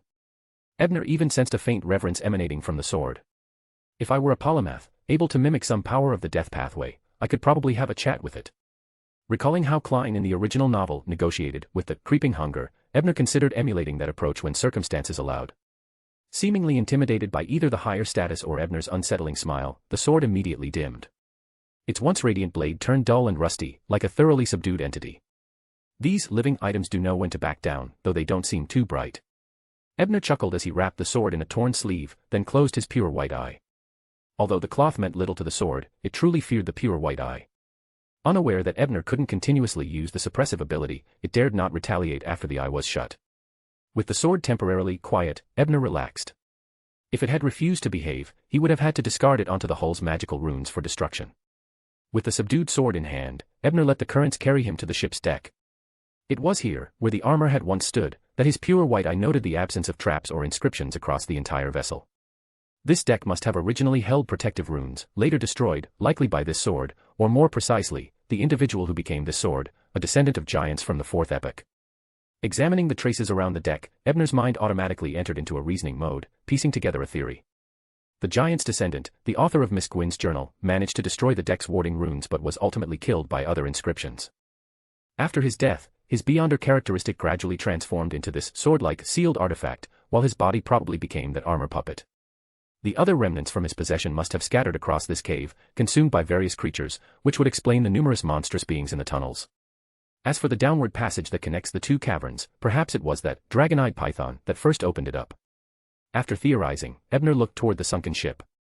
He didn't know what was in the cabin, but the extent of the protective measures suggested it wasn't something trivial. Unfortunately, I can't retrieve it yet. Ebner sighed at the missed opportunity. After all, according to his deduction, the giant's descendant who died here was likely a Sequence 6 Dawn Paladin. Even he was killed by the ship's magic traps, so what hope did an uninitiated Sequence 8 like him have? Although he could locate the vulnerabilities of the enchantments with his pure white eye, he lacked the strength to break them. Moreover, it was likely that there were demigod-level forces inside the cabin. Casting one last wistful glance at the ship, Ebner resolutely turned back, swimming out of the cave. He knew better than to covet something far beyond his capabilities. Back on the cave's shore, Ebner briefly described his underwater experience to Zio and Miss Gwyn. Miss Gwyn merely regarded it as an adventure story since she lacked the skills to dive that deep herself. Zio, however, furrowed her brow with worry, saying, "Ebner, that sword is dangerous. You'll need to find a way to properly seal it." She was unaware of the high-level support Ebner possessed and thus remained wary of the sword. "Don't worry, I've got a plan. For now, I'll keep it with me, and once we're back at Demir and I have the right materials, I'll conduct a ritual to seal it." Ebner reassured Zio with a simple explanation. Miss Gwyn looked at the sword wrapped in cloth, pondering its possible connection to the journal's previous owner, and asked, "Mr. Ebner, if it's alive, shouldn't we give it a name? This would, in a way, be like reviving the giant's descendant." Surprised by her suggestion, Ebner thought for a moment, then smiled. "It seems to like sunrises, so let's call it Sword of Dawn." Name, Sword of Dawn. Danger level, 2, high risk, exercise caution and restraint in use. Can be handled under the pure white eye suppression for prolonged periods. Sealing method, place within a non-biological container and use ritual magic to invoke the powers of death or darkness domains to seal it. Description, resembles a rusty greatsword, which shines brightly when its activity level increases. Derived from the Beyonder characteristic of a fallen Dawn Paladin, it exhibits a living trait. Based on the analysis, any prolonged contact with this item leads to gradual assimilation into a suit of armor under its control. If contact is broken before full assimilation, the user will gradually recover. However, once complete, transformation is irreversible, and the user becomes the sword's puppet. The item may be used with caution but must be exposed to sunlight every morning. It is sharp and durable, and each strike purifies evil. It can invoke a storm of light once a day, destroying bodies, dispelling spirits, and wounding evil entities. With the pure white eye, it can project a weightless, full-body armor for protection. Otherwise, instead of forming armor, it initiates assimilation. The above is the analysis report from the pure white eye. On the morning of July 9th, Ebner and his companions left the small island, setting sail on their way back. Shortly after they returned on a ship, the Golden Dream, which reflected golden light under the sunlight, arrived. Blazing Danitz, Flowery Bow-Tie Jodson, and the other pirates with bounties of thousands of pounds jumped off the deck and came to the cave behind the stone hill. And behind them was the beautiful and outstanding Vice Admiral Iceberg Edwina Edwards. At that moment, her shoulder seemed to be injured as it was wrapped in bandages covered in mysterious patterns. "Captain, someone seems to have been here before. Let's go back." You haven't recovered from the injuries inflicted by the oracle from the Aurora Order. Danitz said worriedly after sizing up the cave. That thing is still down there. Edwina closed her eyes to sense it before saying with certainty. Seeing how determined the captain was, the others didn't dare to persuade her any further. They quickly arrived at the pool in the deepest part of the cave. After a preliminary investigation of the traces left behind by Ebner and company, Edwina took Danitz and Jodson to use the underwater movement charm to dive into the water and found the dangerous sunken ship. The spell traps that could not be helped in Ebner's eyes were not a problem for Edwina. She only analyzed them for a while before using various secret arts to dismantle most of the seals and traps on the deck and the ship. She opened the door to the cabin. However, after arriving here, she finally stopped because there was a demigod-level inscription in the cabin. In the face of a demigod's power, even Vice Admiral Iceberg did not dare to act rashly before he was fully prepared. However, they could already see what was hidden in the cabin. Danitz craned his neck and looked over. Then, he saw a huge black iron key. It was a huge black iron key that had been soaked in seawater for years without any signs of rust. On the morning of July 9th, Klein, who was resting at his house, paced back and forth, as though he was thinking about something. His footsteps were silent, and he walked around in circles. After a long while, he let out a long sigh, and his expression became excited. Following that, he silently chanted. The fool that doesn't belong to this era. The mysterious ruler above the gray fog. The king of yellow and black who wields good luck. I don't know if the ritualistic magic will be effective according to these 3 paragraphs, but I'm certain that it won't attract the attention of other existences, and it won't put justice and the hanged men in danger. Chapter 55, First Meeting. After finalizing his honorable title, Klein recalled the events from his earlier visit to Blackthorn Security Company, where he performed a dream divination for Mr. Meyer. With old Neil's help, they'd almost entirely reconstructed the events of the Clover case. However, even though Mr. Meyer was cooperative, and old Neil confirmed that the divination wasn't tampered with, something about the scene just doesn't feel right. Klein frowned, as if a vague sense of incongruity remained. What method can I use to verify this? Klein paced back and forth in his bedroom, reviewing the various divination techniques he'd learned. 1 step, 2 steps, 3 steps, suddenly, he stopped, an idea forming in his mind. Suppose it's true that Mr. Meyer and the others spotting Triss slip up is suspicious, and I can't divine the truth due to my lower sequence or some outside interference. In that case, what if I tried to divine it in a different environment, somewhere that's even more mysterious and elusive? Klein's eyes brightened as he opened his drawer, taking out a silver knife. Gathering his focus, he let his spirituality flow from the silver blade's tip, forming a wall that gradually sealed the room. His plan was to perform the divination above the gray fog, in that mysterious realm. Above the boundless, hazy gray fog, inside the grand ancient palace, Klein's figure sat at the head of the bronze table, with a parchment freshly manifested before him. He picked up his fountain pen, carefully writing out the divination statement. Extraordinary factors influenced Joyce Meyer's discovery of Triss' mistake. With his spirit sinking into a quiet, ethereal state, Klein held his pendulum in his hand, allowing the yellow crystal pendant to hang still. He half closed his eyes, murmuring the divination statement 7 times to attune his spirituality to the spirit world that reigned above all. Upon feeling the faint pull of the silver chain, Klein opened his eyes to look at the pendulum. To his astonishment, the yellow crystal pendant was rotating in a clockwise direction. This meant that Joyce was indeed guided by an extraordinary factor in his discovery of Triss' mistake. And this contradicted the results of his divination outside, where no trace of supernatural influence had appeared. Such a powerful, inconspicuous force was both awe-inspiring and troubling. What could be the purpose of the person behind it? Were they merely seeking justice? Klein set down the yellow crystal pendant and rubbed his brow, his expression a mixture of curiosity and intrigue. After a moment's thought, he wrote another divination statement. The true reason why Joyce Meyer identified Triss as the culprit behind the incident. Holding the parchment, he silently repeated the statement 7 times before leaning back, closing his eyes as he drifted into a dreamlike state above the gray fog. Soon, he saw a vast, dreamlike world of gray-white mist, the fog gradually parting to reveal a passenger ship sailing across the sea. The scene drew closer, moving down into the lowest deck of the ship. Straining his gaze, Klein saw a young man in a uniform, wearing a tricorn hat and round-rimmed spectacles, pointing to a round-faced youth among a group that included Joyce and the captain. Without warning, the young man fired 6 shots in quick succession. The round-faced youth tried to retreat into the shadows, but a short girl standing by the young man anticipated his move, shooting to block his escape, killing him on the spot. Just then, the scene of the ship's cabin collapsed, disintegrating abruptly. Back in the grand hall above the gray fog, Klein snapped upright, his heart racing wildly for no apparent reason. Phew, it felt like I glimpsed something terrifying. He took 2 deep breaths to steady his nerves before reflecting on what he'd seen. There's no mistaking it, the round-faced youth was Triss. I've seen his photo. But why was he killed? Could I have been seeing a kind of illusion or dream? And if so, this illusion or dream must somehow affect reality, which would explain how Joyce and the captain suddenly noticed Triss slip up in real life. It's also likely that Triss sensed something off in the illusion or dream, which led him to prematurely end the incident, leaving his potion incompletely digested. And the man and woman who killed Triss in the illusion are likely connected to the terrifying entity I nearly glimpsed at the end. When the illusion shattered, they probably returned to that place, and my attempt to spy on it is what brought on that sense of dread. With thoughts swirling, Klein gradually calmed down. Despite the strange place he had nearly glimpsed, he sensed that the men and woman who had slain Triss in the illusion were not villains. In fact, thanks to their actions, the Clover incident hadn't resulted in more casualties. They seemed almost like people from Inception. He mused.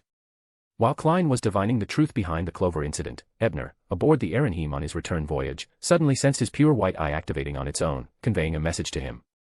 This kind of spontaneous activation had become rare since his promotion to reader, only occurring in response to psychic attacks or curses. Concerned, he concentrated on the information from his cheat's transmission and was taken aback. The Sapphira Castle is divining me. Klein is investigating the truth behind the Clover incident. But what does that have to do with me? Only now did Ebner belatedly realize that his actions in the 7th level of the Dream Labyrinth Tower had impacted reality. My previous attempt to analyze the gray fog must have established a link between the pure white eye and the Sapphira Castle. Because I subconsciously trust the fool, I never rejected this link, so the pure white eye didn't block it. That's why Klein managed to divine some results based on that connection. With the information from the pure white eye, Ebner pieced together the cause and effect. He immediately began mentally rejecting the connection, signaling the pure white eye to block it. While he did want to join the Tarot Club, he wasn't willing to make his prized cheat the basis of his connection with the Sapphira Castle.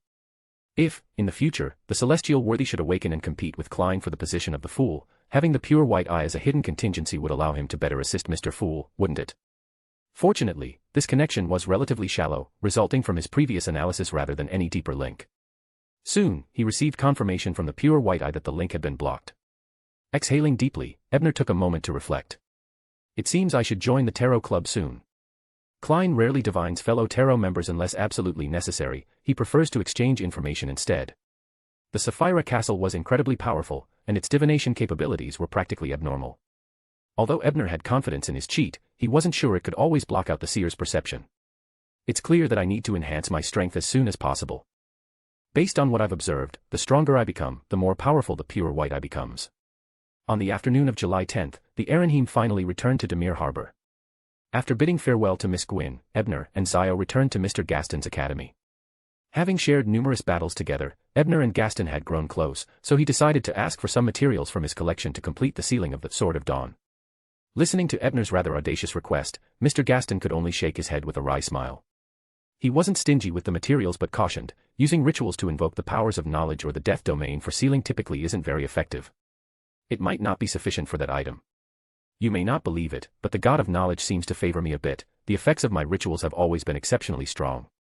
Although they might not surpass the goddess's blessings, they should be more than adequate to seal a sequence 6 level beyonder item. After a silent rebuttal, Ebner sincerely thanked Mr. Gaston for his advice, then set about gathering a large quantity of brass from his collection. He had a blacksmith forge it into a sword case. Finally, he performed a ritual to imbue the brass case with the power of darkness and solemnly placed the Sword of Dawn within it. With the sword safely sealed, Ebner and Zio purchased tickets to Enmat Harbor. Their commission was complete, and they had obtained the necessary potion ingredients. It was time to leave the island. Their journey would continue. Chapter 56, On the Ship. As she was about to board the ship, Zio glanced back at the small coastal town on the island with a twinge of reluctance and melancholy. This had been her first adventure at sea, and every moment had been filled with excitement and thrill, truly unforgettable. The Dream Labyrinth Tower, fighting off various monsters together, exploring that island cave.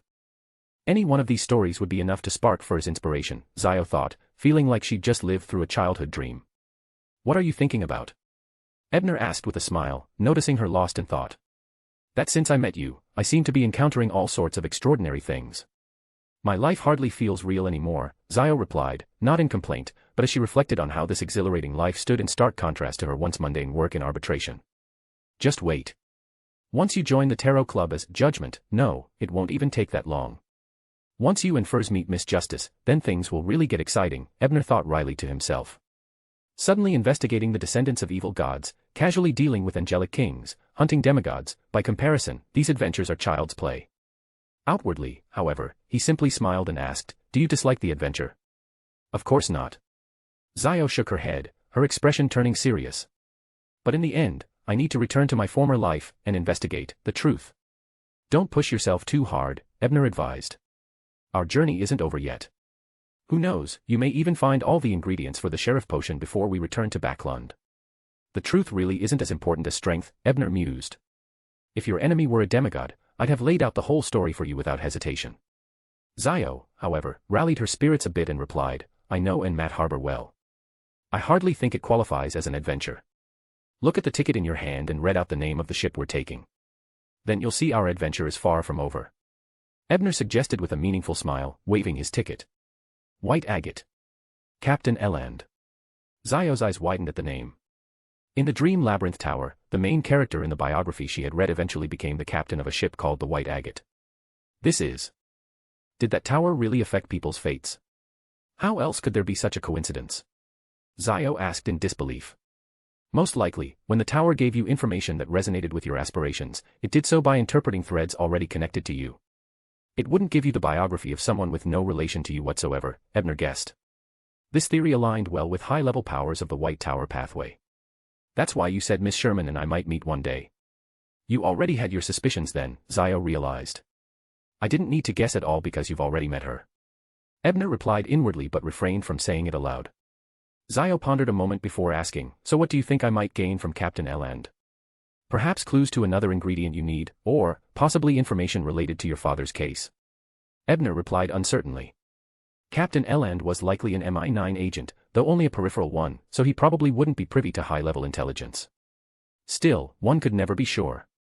Zio's gaze brightened as she realized how close she was to uncovering something significant. "You really do know about my background, don't you? Teacher called you Mr. outright. How could I not have found out?" Ebner shrugged. "I always had the feeling you knew all along." Zio paused, then asked, "The injustice my father suffered, it's tied to the military, isn't it?" While that wasn't entirely accurate, it was close enough. Ebner hesitated a moment, then responded with a question, "Why do you think that?" "You've actually hinted at it several times," Zio explained, "but I didn't catch on because you were so indirect. Captain Eland's only affiliation is with the military, yet you suspect he may know something about my father's case." Seeing that Ebner didn't answer, she bit her lip and guessed, "Did my father discover the military's collusion with cultists and trafficking people, and that's why he was framed?" Ebner, unwilling to deceive her, chose to stay silent in response. Zio sighed in disappointment. "Looks like I guessed wrong. The truth must be more shocking than I thought if you can't even talk about it." "It's because we're still too weak," Ebner finally said, adding after a pause, "become a demigod. Only then will we have the power to make a difference. A demigod, only then will I be able to get involved." Zio murmured, her face turning resolute. The White Agate was a steamship but retained its sails. For a human, it was impressively large, with a capacity for several hundred passengers. Stepping aboard, even before he'd entered the cabin, Ebner caught sight of a figure moving through the crowd toward him. A familiar voice called out, "Ebner. I thought that was you from a distance. What brings you to Demir? Traveling with your shooting instructor again. I see your odd habits haven't changed." That tone could only belong to one person, Etries, the police officer's son Ebner knew well, though he'd run away from home and was no longer a policeman. Noting Ebner's reserved reaction, Etries' face fell, his enthusiasm fading. "If you're going to start lecturing me to go back home, then forget it." Ebner studied Etries' appearance and general condition for a moment before commenting, "I met Miss Gwyn recently. She's doing far better than you. Leaving home with a plan and leaving home without one are worlds apart." Although Etries frowned at the remark, it somehow reinvigorated him. He scoffed, "One day, I'll be much stronger than her." "So, what are you doing now?" "Adventuring?" Ebner asked, genuinely curious. "It's not that easy to be an adventurer. You need money for everything, even just buying a ticket." Etries grumbled. Then he pointed to a spot on the deck, saying, "Right now, I'm a temporary bodyguard, hired to escort my employer's family to Enmat Harbor." Ebner looked over and saw 8 people gathered together. Leading them was a man in his prime, with a healthy, ruddy face and a sharp gaze. Dressed in a double-breasted coat with a gold watch chain and a gemstone tie pin, he had the air of a gentleman. Next to him was a lady in a wide-brimmed hat, her face obscured by a deep blue veil, though her figure was striking. In front of them stood 3 children, a 10-year-old boy in a well-fitted tailcoat with a hint of handsomeness despite his young age, and 2 younger girls, twins of about 4 or 5, whose dimples showed whenever they laughed. A trio of attendants, 2 maids with tanned complexions from the southern continent and a man carrying luggage, stood around the family, marking them as servants. Only you, protecting so many people? Ebner asked offhandedly. Etri shrugged. It's only a short trip. And there seem to be quite a few adventurers on board, most with decent reputations. Generally, safety shouldn't be an issue, as even common pirates would hesitate to raid this ship. Ebner, who had also noticed the presence of many passengers dressed in simple yet practical attire, found himself intrigued. They wore crisp white shirts, black waistcoats, dark trousers, and sturdy leather boots, carrying themselves with sharp gazes and steady demeanors. He had initially assumed it was the latest overseas trend, but now it seemed they really were adventurers. Are you wondering why there are so many adventurers on this ship? Came a slightly mocking voice from behind Ebner. Ebner frowned. How many self-inviting people am I going to meet today? Still, he turned to look. The speaker was a young man with golden blonde hair parted unevenly and serious, emerald green eyes. Once he had Ebner's attention, the young man broke into a warm smile and said, I know why, but I'm not going to tell you. Perfect, a warm smile with the most provoking words. He has to be a hunter, Ebner thought, feeling his patience grow. Even Etries, watching from the side, couldn't help but comment, man, you're even better at this than I am. Since setting off on this adventure, my temper's really improved. That's because you're still not strong enough, which limits your potential, the young man replied with a grin. Something about his appearance and attire struck a familiar note with Ebner, who mulled over the original Lord of the Mysteries novel and asked tentatively, Anderson Hood. Impressive, you actually recognized me. Anderson looked slightly surprised, then grinned knowingly. Well, I suppose it makes sense. After all, I'm the strongest hunter below demigod level, so being recognized is only natural. This is too much. If I could take you on, I'd give you a set of riddles to keep you busy for months. Ebner thought. Keeping a straight face, he nodded and replied, if you're Anderson, then I have an idea of why there are so many adventurers here. Someone's gathering you all, aren't they? Analyzing the original storyline, it likely involved the exploration of the sea region where the gods once waged war, though regrettably, all but Anderson would perish. Chapter 57, Anderson's Message. Hearing Ebner's words, Anderson was genuinely surprised. How do you know that? He asked. Ebner mimicked Anderson's earlier smile. Not telling you. Anderson's expression froze for a moment, and he sighed in defeat. When did people like you start having hunter instincts, too? Sensing there was more to Anderson's comment, Ebner raised an eyebrow and asked, people like us? Is he actually here because of me? And isn't he also an agent for the Church of Knowledge? Wait, why did I say, also? Yeah, people like you. You're as mysterious as an old prophet I met, Anderson emphasized the word prophet. If you've got something to say, just say it, Ebner replied, growing tired of the cryptic hints.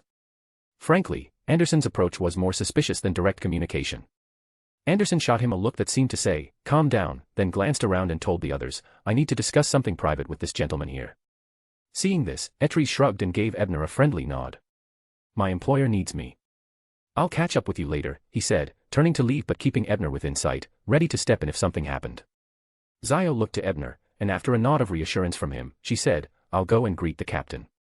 Once they had both gone, Anderson turned back to Ebner. Come with me. Ebner hesitated, recalling the abilities of a Sequence 5 hunter. Though he doubted he could defeat Anderson, he felt confident he could use his items to escape if needed. With this thought in mind, he followed Anderson into the upper-class cabin he had rented. Inside, Anderson finally said, relax. I was passing through West Balam and ran into an old man who asked me to deliver something to you, a message and a package. Contemplating Anderson's words, Ebner discreetly glanced around the cabin, noting the location of the windows and potential escape routes. West Balam. What kind of package and message? Based on the clues, he had a faint guess about the old man Anderson had mentioned.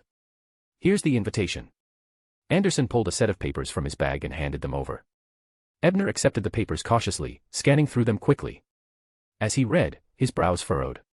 The letter essentially invited him to West Balam in the future, once he became a mysticism magister, for an exchange of knowledge. It even included a specific address. That old man may be a bit strange, but he's harmless. He only wants you if you're an exceptional learner. You are a fast learner, right? If you're not, you might want to avoid the trouble, Anderson added. Apparently, the invitation wasn't very private, as Anderson seemed well aware of its contents. But Anderson had misunderstood. Ebner wasn't worried about the invitation itself but rather the implications behind it. If my guess is correct, he thought, the old man Anderson is talking about is probably the Church of Knowledge's representative stationed in West Balam, most likely the demigod supporting the resistance in the original novel. And if I truly do advance to mysticism magister, I'll indeed need a significant amount of mysticism and magic knowledge, making an exchange beneficial. Ebner's mind whirred through his thoughts. It seems like the god of knowledge and wisdom has a rather strong presence in my life. My teacher initially set me up with a foundational knowledge of mysticism, and my prayers have consistently received top-quality responses, even if restrained. And now there's this invitation from a colonial mystic. It seems the god wishes to avoid overt attention on our connection. Yes, my teacher was pleased with my progress and tried a few times to report it to Lenberg, hoping to send me for further studies. But the cold response from Lenberg. In hindsight, God likely prefers that my growth doesn't have any overly apparent ties to him. Having pieced this together, Ebner forced himself to stop overthinking. Trying to infer the intentions of a god was futile at his level, he lacked both the insight and the context. Overanalysis would only lead to greater confusion. Steadying himself, Ebner turned back to Anderson and asked, "I've received the package. Now, what's the message?" Anderson gave him an odd look before blurting out, "More like a news report than a message, if you ask me." "News report?" Ebner echoed, now intrigued. "Let's hear it." First, the listener seeks a sanctuary for himself and his child. Then, an Einhorn family member masquerades as Vice Admiral Dusk, misleading people into thinking the key is in Demir. Lastly, Vice Admiral Iceberg killed an Aurora Order oracle. Anderson listed the three messages one by one. He'd been puzzling over their meaning for days without any clear insight. However, as Ebner listened, the seemingly unrelated pieces slotted neatly into his prior theories, finally allowing him to understand the underlying connections in Demir's recent turmoil. So, the listener of the Aurora Order, taking his child along, set sail for the Forsaken Land to seek the true Creator's sanctuary. This event will eventually lead to the outcasts of Silver City opening the path to the Dark Angel's slumber. That can't be thwarted, which is why someone from the Psychology Alchemists, or that unnameable organization, spread false information to lure an Aurora Order saint into Demir, triggering the release of the seal. This diversion drew the mandated punishers to the Demir creature incident, allowing the listener's ship to safely reach the Forsaken Land. At that point, the red-haired Einhorn family member must have given the true location of the key to the Aurora Order. So, that sunken ship did indeed contain the Black Iron Key from the original novel. And I didn't encounter the Oracle of the Aurora Order because Vice Admiral Iceberg had killed him. Now the Black Iron Key is likely in Vice Admiral Iceberg's possession, just as it was in the original story. This is the handiwork of gods and angels. Even knowing the novel's plot and the insider secrets, I needed these news reports to finally piece together the whole picture. Just as he realized this, Ebner felt a shift within himself as something melted and integrated with his spirit. He didn't need anyone to tell him, his student of ratiocination potion had been fully digested. But instead of joy, Ebner felt only a slight bitterness as he looked at Anderson, thinking, even this was part of a divine plan, wasn't it? How terrifying. In West Balam, in the headquarters of the rebel army, an elderly man dressed in a plain white robe with brass-threaded embellishments rose to his feet. His hair, fully white, was meticulously combed, and his deep gray-green eyes seemed to hold infinite depths. Sensing something, he whispered a few devout praises to his god before chuckling. Anderson did quite well with that task. He then retrieved an old notebook, where he made a small mark with a pen. Back on the white agate, Anderson had been on the verge of asking Ebner about the messages when he suddenly paused, dazed for a moment or two. Coming to his senses, he looked at Ebner, still lingering in his cabin, and asked, "Why are you still here?" Chapter 58, Sequence 7 Knowledge Keeper.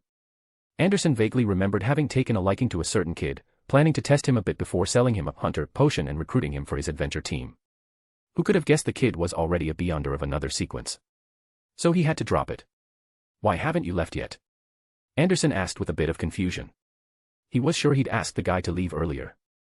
Seeing the drastic shift in attitude from the strongest hunter, Ebner wasn't the least bit surprised. Once a tool has served its purpose, why wouldn't it be wiped clean?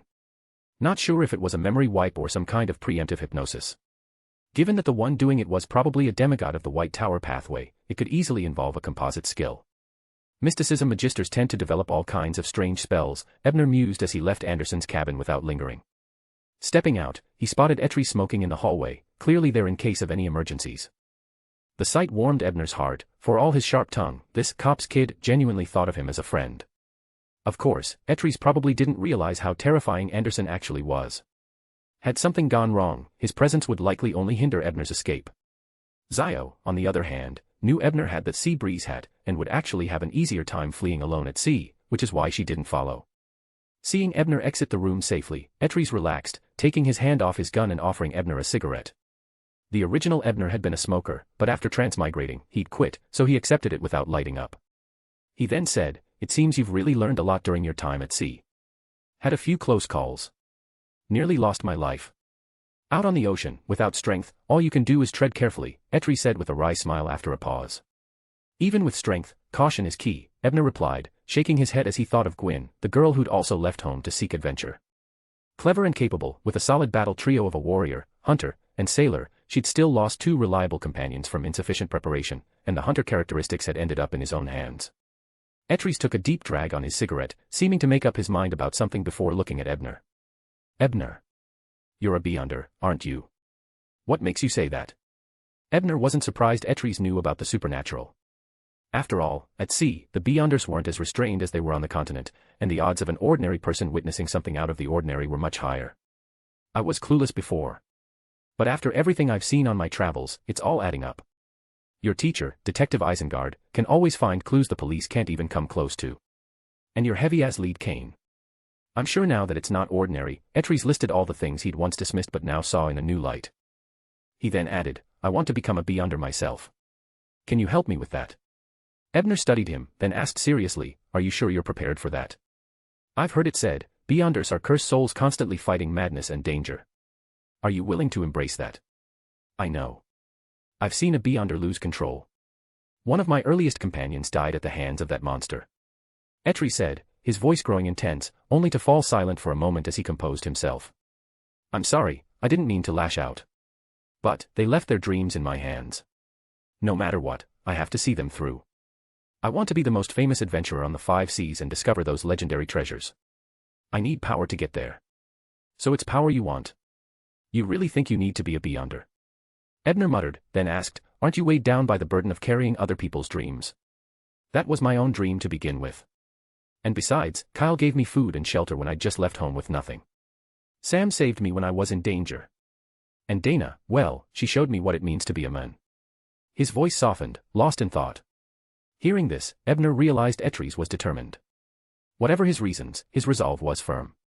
I've got something that could make you a beyonder right away. It's worth 400 pounds, Ebner said. Of course, I can't just give it to you for free. Etris hesitated briefly before asking, will it let me become a beyonder who can fight? Absolutely. It'll make you a hunter, with physical abilities far superior to an ordinary human, Ebner explained. Then save it for me until we reach in Mat Harbor. I'll figure out a way to get the money. Etris clenched his teeth, agreeing without attempting to negotiate, aware that the price was already fair.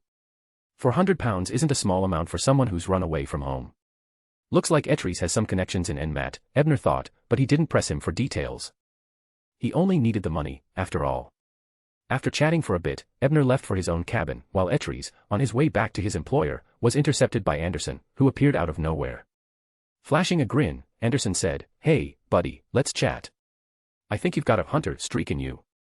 Back in his cabin, Ebner took a few minutes to center himself, setting up a spiritual wall to seal off the room. He then unpacked his materials and pre-prepared ingredients. Having anticipated his potion might fully digest during the trip, he bought all the necessary supplies ahead of time. Following the proper sequence, he placed the auxiliary ingredients into a beaker. Then, carefully, he added the dragon-eyed python's eyes and the golden leaves from the tree of wisdom that his teacher had provided. SSS. A faint blue mist rose in a soft hiss before being sucked back into the beaker by an invisible force. Once everything settled, Ebner stirred the mixture until it reached an oddly distinct state. From any angle, it feels like there's an eye staring right back at me. This was the Knowledge Keeper, Detective, potion. Activating the pure white eye, Ebner briefly analyzed the potion, confirming its purity. Then, he began meditating to calm his mind, clearing away all emotion. Finally, he picked up the glass and drank the potion in one long gulp. Gulp, gulp. The cold liquid slid down his throat, sending bursts of tiny bubbles exploding all the way down. As Ebner adjusted to the sensation, a torrent of information suddenly flooded his mind, crashing through like wave upon wave in a mighty flood. His temples throbbed painfully, and his skull felt on the verge of bursting. But he'd experienced something similar when analyzing the gray fog with the pure white eye, so this felt less intense by comparison. Soon, he regained his composure and started to focus, controlling his thoughts, clearing his mind, and easing into a meditative state. After what felt like an eternity, his vision cleared, though a strange itch crept over his body. Rolling up his sleeves, he saw his arms covered in countless fine, thin slits. As the effects of the potion stabilized, the slits slowly faded and disappeared. Those lines, they almost looked like eye slits. If I had lost control, would I have been covered head to toe in eyes? And to think I chose to advance only after completely digesting the sequence 8 potion. This physical reaction shows just how intense the transformation is. Those who advance simply by waiting out the potion's effects must have an even harder time. No wonder it took teacher 10 years to advance without the acting method. Sighing quietly, Ebner flexed his now stronger arm and smiled, feeling a surge of confidence. I'm finally a knowledge keeper, detective. In the current age, sequence 7 is considered the entry level of the mid-sequences. I've left behind the realm of merely being superior to ordinary people in a few ways. Now I have a far richer set of supernatural abilities. And with the pure white eye, I'll be even stronger. Chapter 59, New Ability. After tidying up his equipment, Ebner stretched his body, loosened his wrists, and practiced a set of nightly training exercises that Zio had taught him. Then, he began to assess the changes in his physical capabilities. Strength, agility, and flexibility have all improved significantly, surpassing ordinary human limits. Physically, I've finally reached the level of a true beyonder. My memory, observational acuity, focus, and analytical abilities have also grown stronger. These were his initial impressions of the transformation. Beyond that, as a knowledge keeper, I finally gained the core skill of the White Tower pathway, analysis. By drawing on existing knowledge and observations, I can trace back and fully comprehend various phenomena and objects. My pure white eye central ability is analysis, and this should serve as the foundation for higher sequence abilities and powers in this pathway. Additionally, the potion has imparted combat and weapon handling knowledge, though I'd already mastered that through the pure white eye, so it's mostly just a refresher that's reinforced my basics. To test his newfound capabilities, Ebner analyzed the materials on the table. He found that his sequence 7 level analysis was not remotely comparable to that of the pure white eye. Analyzing even a familiar object like the desk took him nearly 3 seconds, while the eye had previously allowed him to break down sequence 9 potion ingredients in under 3 seconds. This didn't bother Ebner, as he'd known his pure white eye was of an angelic rank, possibly even close to source level, and thus far beyond the power of sequence 7. The eye's core function might very well be maintaining a shield against corruption from outer gods and divine-level scrutiny. Moving on, Ebner recalled that his teacher had once told him that if a potion granted spell-like abilities, the Beyonder would be able to sense them and grasp specific powers after imbibing it. It seems, Knowledge Keeper offers 3 spell-like abilities, of which I've only experienced scene reversion through the pure white eye, he thought as he reviewed the sensations and abilities tied to the potion. The first of these was essence extraction. This ability allowed him to extract lingering traces of Beyonder essence and store them temporarily. By analyzing the essence, he could gain limited insights into the original owner of the trace. This ability would be invaluable in detective work, as his teacher had once used it to locate the metro station where the instigator who cursed Zio had left their tainted essence. The limitation was that at sequence 7, he could only extract traces from low-ranking Beyonders, as traces from higher beings or those specially masked were nearly impossible to capture. The second spell-like ability was Mechanical Mind. Once activated, this ability granted him a period of absolute calm, dampening emotions, resisting allurements, and allowing him to avoid manipulative influence. It was exceptionally useful in both combat and academic research. With this, I don't have to worry about seductions from witches or emotional manipulation from demons. Ebner thought with amusement, recalling how his teacher's mechanical mind helped him stay calm when dealing with temptations and avoid the wiles of a sequence 5 demon. As Ebner advanced in the pathway, this immunity would strengthen, and one day it could potentially grant complete resistance to all such influences. The third ability was, of course, that scene reversion he had already used with the pure white eye. Scene reversion enabled him to reconstruct past events within a given area based on residual traces and clues, combined with relevant information and knowledge. This was the signature skill of a knowledge keeper or detective. Out of curiosity, Ebner tried scene reversion without the pure white eye, but the results were dismal. The reconstructed scenes were limited in scope and detail, far from what he'd grown accustomed to. Recognizing the immense difference in his eye-enabled results, Ebner resolved to always use the pure white eye with scene reversion when possible. The basis for this spell lies in my own knowledge and analytical ability, but the eye's analysis far surpasses my own. With such a disparity, it's no wonder the outcomes vary, he realized, deciding he'd always opt for his VIP version over the trial version. After familiarizing himself with his new sequence 7 abilities, Ebner donned his glasses and activated the pure white eye, curious to see how it had evolved. A few minutes later, he took off his glasses, feeling slightly drained, yet his gaze sparkled with excitement. I can now sustain the pure white eye for over 5 minutes, long enough for a complete battle. With its unparalleled analysis aiding me, I finally have some self-defense at the mid-sequences. For example, as a normal person, activating the eye granted me enhanced memory and observational powers. At sequence 9, I gained logical reasoning and analytical skills. By sequence 8, I'd learned combat techniques, weapon usage, and scene reversion. Now, sequence 7 is letting me tap into some abilities of sequence 6, the polymath. At the eye's current level, I can analyze and replicate the beyonder abilities others have used.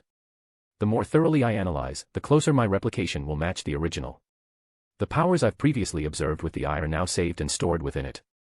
Excited by this discovery, Ebner tested the eye's mimicry feature, finding that learning and replicating abilities of sequence 7 and below was straightforward. Higher-level powers, like the ones embedded in the sea breeze hat, were much more complex, requiring close to a month to master even one.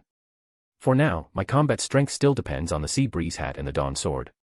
The hat is borrowed, though, so I'll have to return it to my teacher in Backlund, and it's much less potent on land. Seems I'll be taking on the Dawn Paladin role for the foreseeable future. Inwardly amused by the thought, Ebner suddenly sensed someone touching his spiritual wall. It was Zio, back from her excursion. He quickly dismissed the barrier and let her in. When Zio stepped inside, she immediately noticed the remnants of potion-induced energy swirling around Ebner, which would only fade after extended meditation. "You've advanced to sequence 7 already," she exclaimed. While she knew he had the materials, she hadn't expected him to progress this quickly. "It's only been a month, hasn't it?"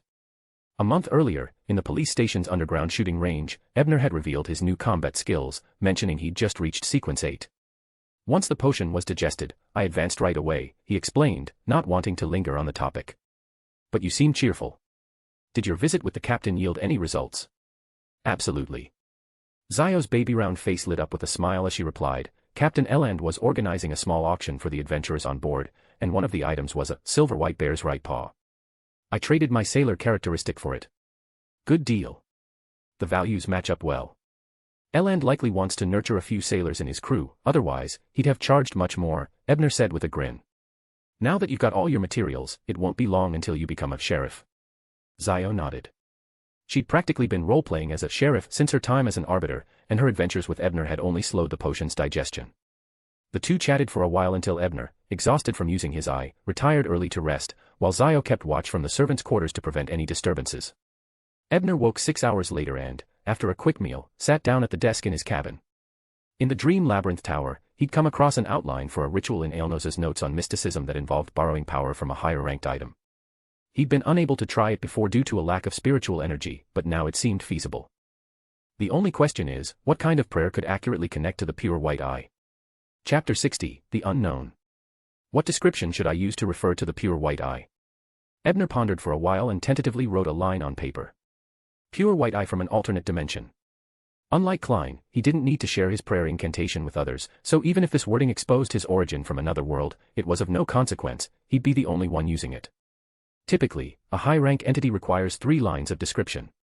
The last 2 lines should elaborate or supplement the first. Ebner furrowed his brows, carefully considering his next lines. After a full minute, he crafted the remaining phrases to reflect the pure white eye's purpose. You are the embodiment of all truth, the analyzer of the universe and its secrets. Since he wasn't sure of the eye's exact rank, he avoided using terms like Lord or King as Klein had when he crafted the fool's title. Next, I'll transcribe this in Ancient Hermes, then analyze it with the pure white eye. Ancient Hermes has inherent power in its words, so even without speaking aloud, I should be able to see if it connects with the eye. As he thought this, Ebner carefully transcribed the phrases while activating the pure white eye. Yet after a second of analysis, his brows drew tighter. No connection. And according to the analysis, the issue lies with the first line.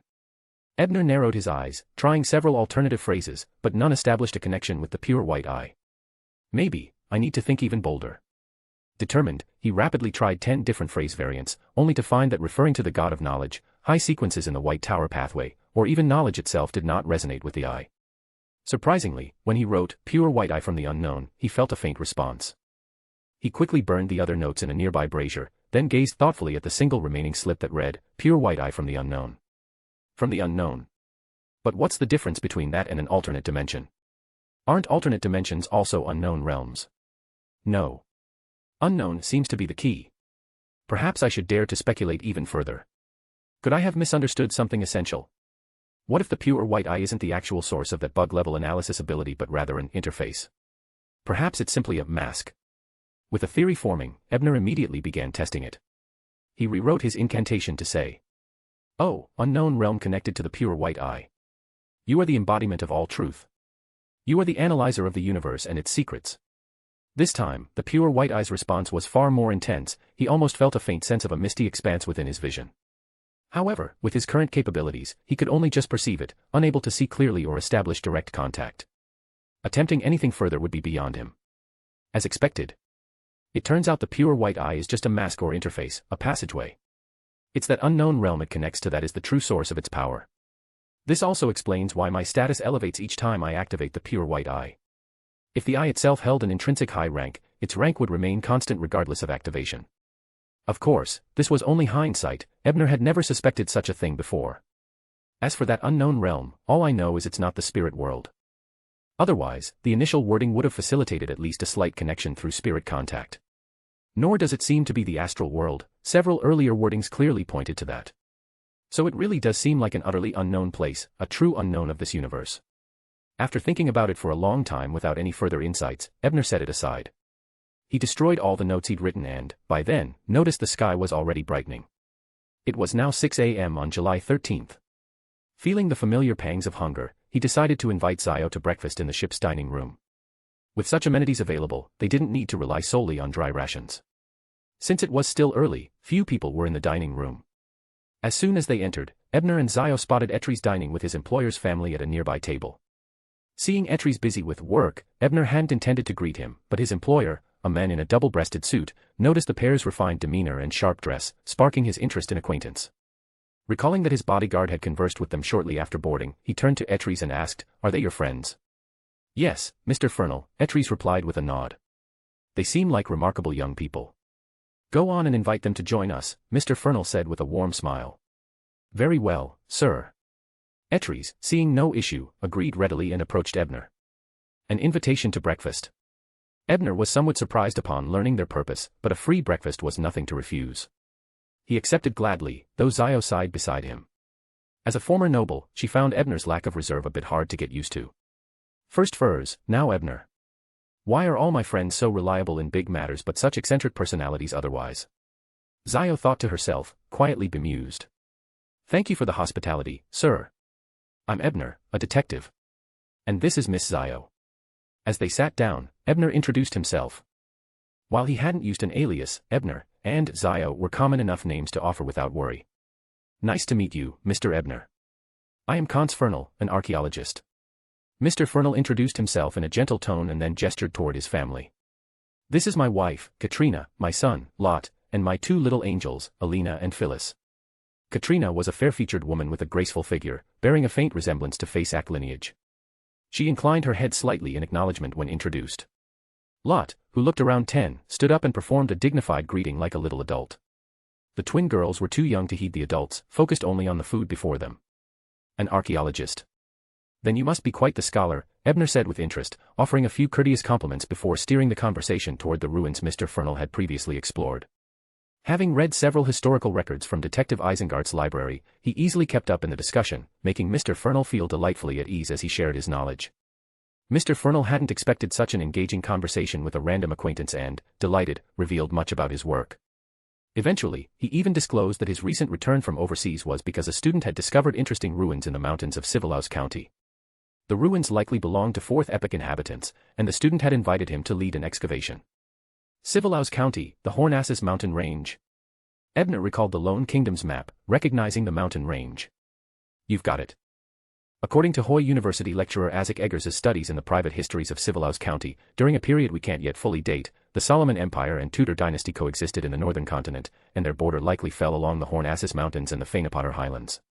In that mysterious stretch of history we barely understand, some inhabitants may have fled their cities to escape the turmoil, entering the mountains to form isolated tribal communities within the Hornassus Mountains. Mr. Fernal spoke with excitement, unaware that Ebner had already begun mentally praying for him, hoping some benevolent deity would watch over him so he wouldn't uncover anything lethal on his next dig. For mortals to settle within the Hornassus Mountains during the time when gods walked the earth. Ebner shuddered at the implications. After breakfast, Ebner took Etries aside and advised, "Once you've escorted Mr. Fernal to Emmetport, it might be best to quit this job. And if you can, persuade him to avoid digging into the Hornassus Mountains." "Is it really that dangerous?" Etries asked, mulling it over. "Extremely. If he's lucky, there'll be no findings, but if he does unearth something." Ebner shook his head, unwilling to imagine the potential consequences. "I understand." Etries nodded gravely. After a pause, he hesitated and added, "Ebner, can I trust that Anderson fellow?" Did Anderson approach Etries? Ebner's suspicions flared but didn't lead him to stop it. After a brief thought, he replied, "From what I know, Anderson may not have the best reputation, and he has a bit of a sharp tongue. But he's generally reliable in serious matters and treats friends fairly well. Etries furrowed his brows, nodding thoughtfully before saying goodbye and catching up with his employer. Afterward, Zio went off to gather more intel from Captain Eland, hoping to pry further information from him. As for Ebner, he returned to his cabin, sealed the room with a spiritual wall, and set up a ritual altar. Finally, he placed an intricately engraved fountain pen on the altar. Since he now had an incantation that could connect to the pure white eye, or rather, the unknown power behind it, it was time to craft an item linked to Sapphira Castle. Oh, unknown realm connected to the pure white eye. You are the embodiment of all truth. You are the analyzer of the universe and its secrets. I pray for the power to reach the spirit world. I pray for the wisdom of the gray fog. I pray for the blessing of the unknown. Grant this pen the ability to connect to the red star in the fog. End of chapter. Chapter 61, Above the Gray Fog. Wearing his usual inexpensive suit and carrying a black cane with silver accents, Klein climbed the steps to the Blackthorn Security Company. The tailcoat he'd worn for the battle with the clown had been damaged and sent to the hat shop for repairs. Just as he was about to greet Roseanne, Captain Dunn stepped out from the partition. "Good morning, Klein. Did you sleep well last night?" Dunn asked, concerned. After all, Klein had taken a life with his own hands during the pursuit of Ray Bieber the previous evening. Klein answered truthfully, "Better than I'd expected. I didn't have nightmares, but thinking back, it's still a bit heavy, a bit nauseating." "Good. That's reassuring." Dunn nodded with a slight smile. At that moment, Klein suddenly sensed his spirituality being stirred by something, though he couldn't pinpoint exactly what. Could it be that Miss Justice or Mr. Hangman is praying to the fool again? With this thought, he noticed Dunn was trying to fill the silence with some small talk, so Klein mentioned, "Captain, I'd like to head to the washroom." Dunn blinked in slight surprise, then donned his hat and nonchalantly gestured toward the door. "Go ahead. I also need to patrol Raphael Cemetery later. Oh, and one more thing, Leonard and the police department made some progress in their investigation of the secret order. They located the carriage driver who transported some members, pinpointed a temporary residence in Tingen, but those cultists were quite cautious and left no substantial clues. As expected of an ancient, secret organization." Klein agreed thoughtfully, turning to leave. But Dunn, just as he reached the door, paused and turned back. "Also, your formal membership application may take another 2 to 3 days for approval. Hey, unlike the Antigonus family diary case, this is handled by a different department, and their efficiency is, well, different." "Understood." Klein responded sincerely. After watching Dunn leave, Klein avoided the company washroom, given that this was the Nighthawks headquarters, and instead waited until Dunn was out of sight before stepping outside to Old Will's restaurant, which catered to the company's lunch orders. Securing himself inside one of the washrooms, Klein locked the door, closed the valves, and, gripping the small silver knife he'd borrowed, brought a glowing orb to mind and slipped into a semi-meditative state. He gathered his will, recalling his training to expel spirituality from the blade's tip, moving it in rhythm with his body to seal the washroom in an intricate connection with his environment. Then, he laid down the knife, turned counterclockwise, and took 4 steps. The familiar sounds of screams and whispers swarmed around him, overwhelming him with madness and torment, but he clung to control, enduring the most harrowing moments with barely a clear mind. Boundless gray mist stretched endlessly around him, the distant orbs of red stars scattered close and far, and the grand temple loomed like a long-dead titan, unchanged, ancient, with centuries of accumulated silence that pressed upon him. Glancing down, he noticed the nearest red stars belonging to Justice and the Hangman, but they showed no signs of swelling or shrinking, leaving him puzzled. No prayer, then what was it? Klein scanned his surroundings but found nothing unusual, so he summoned pen and paper and wrote out a divination statement. The reason my spirituality was stirred. In the hazy, dreamlike trance, Klein saw the towering temple again and the red star that flickered amidst the endless gray mist. As the scene faded, Klein withdrew from the vision. He raised his hand and, with a slight pull, summoned the same crimson star from his dream to him. Knowing these stars preserved prayers like offline messages, Klein focused, eager to hear the words that had stirred his spirituality. And then, he heard a string of words that were all too familiar: Hornassus, Antigonus, half a fool. Back on the white agate, Ebner put down the pen in his hand, a faint smile of amusement playing on his lips as he thought, I wonder if I gave the fool quite a scare. While it'll certainly keep him on his toes, Klein still doesn't fully grasp the harsher side of this world at this point. He's still entangled in the aftermath of the Antigonus family's notebook, and if everything played out as expected last night, he's probably still shaken by the corpse of that clown that startled him. So, if I keep dropping key words here and there without much context, he'll eventually give in and bring me into the gray fog. Hey, this strategy only works while he's still Klein. Once he becomes Sherlock, it won't be so easy to mislead him, and by the time he's Gehrman, well. I'd probably turn into Beyonder characteristics before even joining the tarot club. Not that Gehrman's all that merciless, though, that impression is probably Furza's influence. In a cheerful mood, Ebner continued to study the other Beyonder abilities that had already been parsed by the pure white eye. Even though he now understood that the parsing originated from the unknown realm behind the eye, he was still used to calling it the pure white eye. After all, it maintained some secrecy around the true power source. After lunch, Ebner once again picked up the pen, grabbed a novel as a prop, and muttered a few choice words. Antigonus, fourth epic angel family, in the Four Emperors' War, allied with the Tudor dynasty, before settling into the novel, intending to log off with an appropriate show. In Tingin's Golden Indus district, inside the Deweyville Library. Using a letter of recommendation from his university mentor, Klein successfully obtained a library card. As he examined the small card in his hand, he asked one of the librarians, "Do you have a study of the ancient ruins on Mount Hornassus, published by the Lone Publishing House?" One of the librarians promptly responded, "Please wait a moment. Let me check." The librarian turned toward the numerous card drawers, pulling out the one labeled with Hornassus and, following an established sequence, flipped through several cards filled with words.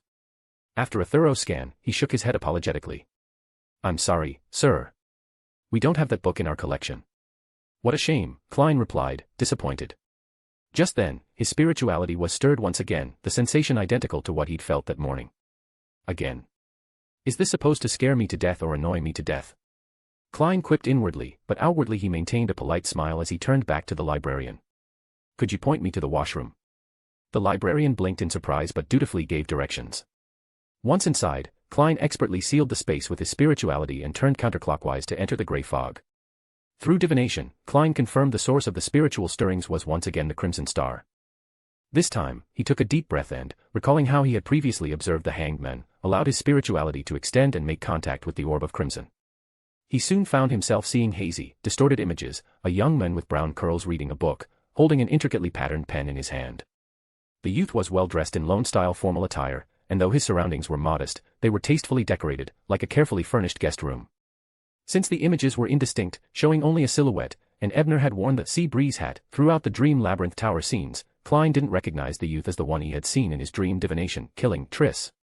Listening closely, Klein tried to make out the young man's words but realized he was just mumbling to himself while reading, with no coherent flow. Klein could barely grasp anything concrete. He probably isn't praying to me on purpose. But the book he's reading seems to hold many secrets about the Antigonus family. This is exactly what I need to know, which explains the reaction from my spirituality. Perhaps I should summon him to the gray fog and ask him more directly. But this goes against my principles. I don't want to force anyone into this mysterious space against their will. But this young man's careless utterance of those names might attract the attention of secretive organizations like the Secret Order. I should at least give him a warning. Klein deliberated for a while before deciding to summon the youth to the gray fog and offer him a word of caution. Whether he would choose to stay and become a member of the gathering would be entirely up to him. If I summon him in my role as a god, he likely won't want to risk further contact but should respect it enough to keep this encounter private. There's some risk, but it's worth it. Resolving himself, Klein extended his right hand to touch the Crimson Star, only to halt midway. After a moment of silence, he let the yellow crystal pendant on his left hand dangle naturally before him. Once its swinging stilled, he visualized a light sphere and began mentally reciting. Touching this Crimson Star will bring me danger. After several repetitions, he opened his eyes and observed the pendulum, noting its slight counterclockwise movement.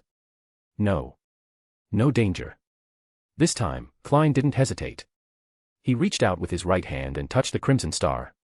Immediately, the star exploded with light, spilling out like flowing water. End of chapter. Chapter 62, The Tower. As Ebner finished reading his novel and prepared to mumble a few more key phrases related to the Antigonus family before logging off, the steel pen in his fingers suddenly emitted a deep red glow. He had anticipated this moment, and his spirits lifted. He knew this was a prelude to Mr. Fool pulling him into the gray fog. Quickly, he activated his mechanical mind ability. Ebner knew that Klein could now observe others' emotional fluctuations through his spiritual vision. He had to avoid appearing overly eager or prepared. If he seemed too enthusiastic, it would only raise suspicion that this was all part of a calculated plan. The absolute calm of the mechanical mind would keep his excitement concealed. He had no intention of revealing his identity as a transmigrator to Klein this early. Klein was still too inexperienced and under watch by several powerful figures. Keeping this secret was paramount. Knowledge was one thing, but Ebner's true origins, that couldn't be revealed so easily. If nothing else, the mystery surrounding his arrival was suspicious enough to rival even an outer deity. Just as Ebner sorted out his thoughts, the light from the pen swelled like flowing water, completely engulfing him. When he began to regain his senses, he found himself standing within a grand palace hall supported by towering stone columns. Before him lay an ancient, mottled bronze table, with a figure shrouded in thick gray fog seated on the opposite side. Beyond, nothing but a void, indistinct and boundless. Below was an endless expanse of gray-white fog, scattered with countless deep red glimmers that seemed unreal. This must be the fool, Klein. Remaining calm and cautious, Ebner looked at the figure enveloped in gray fog. At any other time, he'd have been thrilled to meet one of his favorite characters in person. But under the influence of the mechanical mind, his reaction was quite different. In that first moment, he realized that the originally concealed fragments of knowledge about the outer deities were beginning to resurface in his mind. Yet at the same time, activating the pure white eye was becoming even more difficult. Does this mean that the unknown source behind the pure white eye poses a greater threat than some outer deities? Is it currently focusing all its functionality to shield me from the corruption of this place? The newfound clarity also reminded Ebner that Count Fernal, his employer's patron, was actually a character from the original novel who eventually had dealings with the outer deity, the Mist of Uncertainty, through his excavations of fourth epic ruins in the Hornassus Mountains. The danger level might be far beyond what he had originally anticipated. With various speculations churning through his mind, Ebner offered a polite bow to the silent figure and asked, "Honored sir, may I ask where this place is?" Klein, meanwhile, was observing Ebner closely. Although the fog obscured the young man's features, he could sense that the person he had drawn into the gray fog wasn't even slightly rattled. Habitually, Klein checked the person's aura colors with his spiritual vision. His emotional color radiated cool blue, signifying calmness and rational thought. Maybe I was wrong in thinking he's an average person who stumbled upon a mysterious text. This guy might be a seasoned beyonder with knowledge and experience, probably someone much more powerful than me. With this realization, Klein dismissed his plan to reprimand the men for recklessly mentioning dangerous terms and asking him what he had been reading. Right now, he was more focused on maintaining his mystique in front of someone who looked like a formidable beyonder. If he messed up, the social embarrassment would be the least of his worries. Without the right image, he might even get reported to some organization. In contrast, it would be much better if he could subtly draw out information on the Antigonus family's secrets, maybe even persuade him to join the gatherings atop the gray fog. With this change in approach, a brief silence hung over the gray fog before the figure seated at the head of the bronze table gave a light chuckle and spoke with a neutral tone. "This is my abode. You may call me Mr. Fool. It was your repeated invocation of my name that prompted me to summon you here." The voice was low and unhurried, like a polite response to a visitor's courtesy. "Not bad, he's doing a good job playing the part.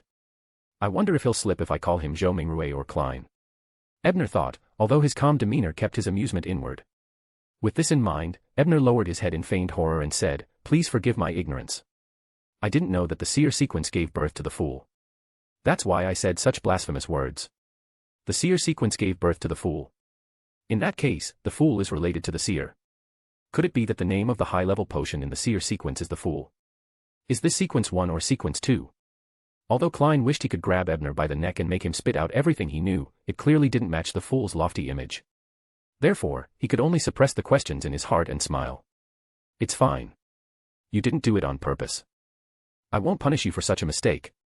Thank you for your magnanimity, Mr. Fool."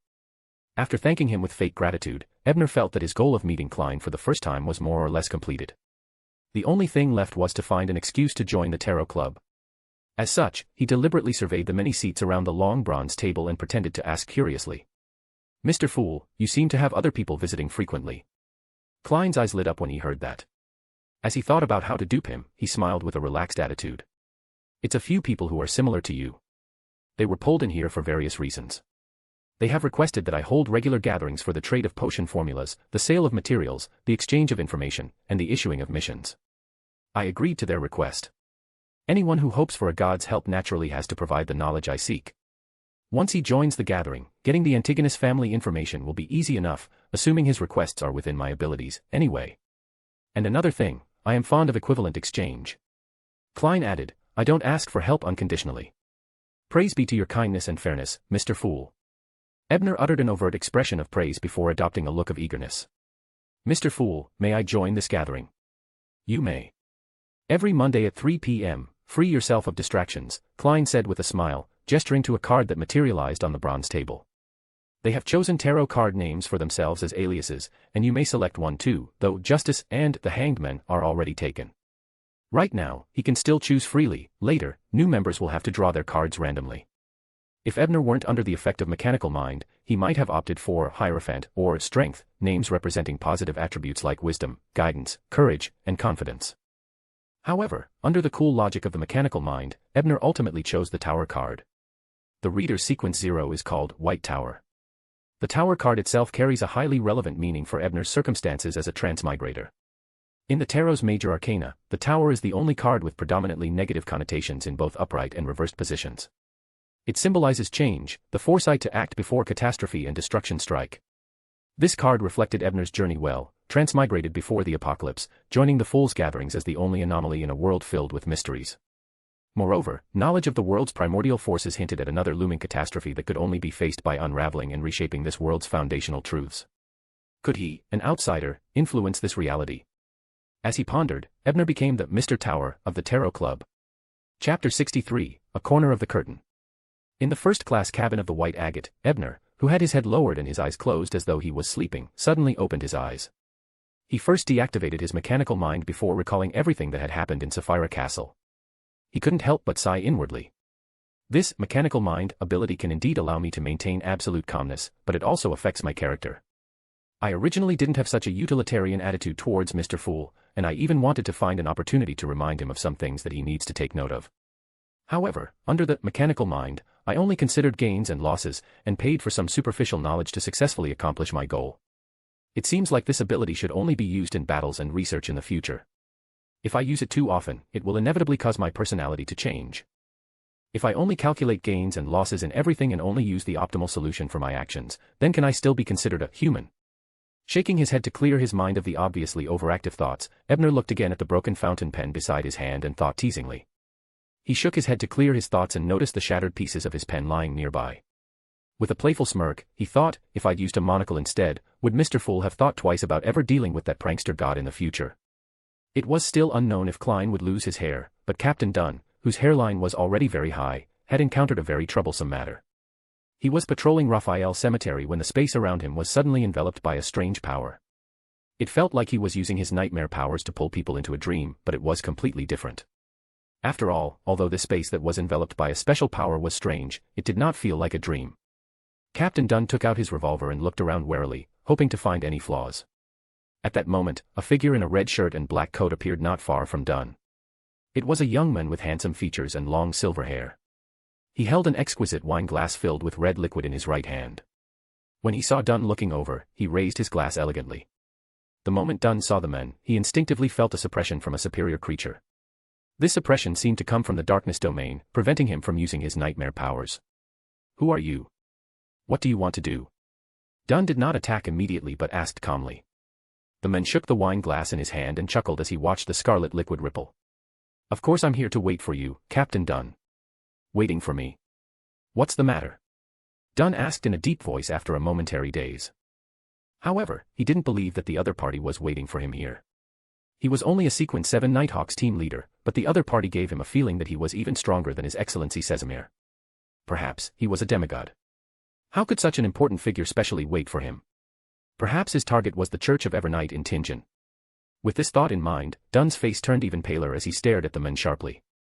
The man shook his head, put down the wine cup, and slowly walked forward. At the same time, two illusory bat wings appeared behind him, completely covering the entire cemetery. The black light rippled like water. Vampire. Dunn narrowed his eyes and raised his revolver. Even if he had no chance of winning, as the leader of the Nighthawks team, he would not surrender without a fight. There's no need to be so nervous. I don't have any ill intentions. I just want to sell a favor to a friend I haven't met yet. The man slowly walked in front of Dunn and smiled leisurely. And I'm really waiting for you. According to the ancestors' decree, that friend thinks highly of this city. It's as if he wants to change his fate here. And I've been here for a long time to observe. Your fate is most disturbed, so I'm here to protect you. What? Dunn could no longer move his fingers due to the suppression of the other party's aura, but that did not stop him from not understanding what the other party meant. Of course, other than befriending that friend, there might be other benefits. As the young man spoke, he looked in the direction of the Deweyville Library. Then, he walked behind Dunn. His white and neat teeth protruded out 4 gleaming silver fangs. It was not scary. Instead, it was strangely beautiful. Don't worry. This is just a precautionary measure, not the embrace. I won't let you lose control and die because of the potion conflict. With that said, he bit Dunn's neck. Much later, Dunn awoke with a jolt, instinctively feeling his neck as confusion clouded his face. All he could remember was falling asleep in the cemetery. But how could a nightmare simply fall asleep? Even his curly-haired baboon assistant would scoff at the idea. Could my memory be so bad that I can forget what just happened? Dunn muttered to himself with an ugly expression. In the outskirts of Tingen, there was a house with a green lawn. It had a spacious garden with fresh flowers and a dark red chimney. There was a desk behind the bedroom window of this house. On it was an ordinary notebook. A quill was writing strangely on the notebook. Dunn Smith suddenly fell into a deep sleep when he was patrolling the cemetery, but when he woke up, he forgot how he fell asleep. He wanted to report this strange incident to the church's headquarters, but as there was no obvious evidence and no subsequent impact, it made him hesitate. He even suspected that he was showing signs of losing control. However, he later realized that his condition was unexpectedly good. Even the frequent adrift that appeared after coming into contact with the Antigonus family's notebook vanished. In the end, he decided to refrain from reporting the incident and increased the frequency of cemetery patrols to uncover any new leads. This decision, of course, was perfectly reasonable. Ebner had just packed up the shattered fragments of the fountain pen and poured them into the trash can when he felt the wall of spirituality he had set up being touched. He sensed it and realized that it was Etries standing outside the room. After removing the spirituality seal, there was indeed a knock on the door. Ebner walked out unhurriedly and opened the door, allowing Etries into the room. "Ebner, is that thing you offered still available? I've got the £400 ready to purchase it." Etries asked eagerly as soon as he entered. "You raised the money so quickly."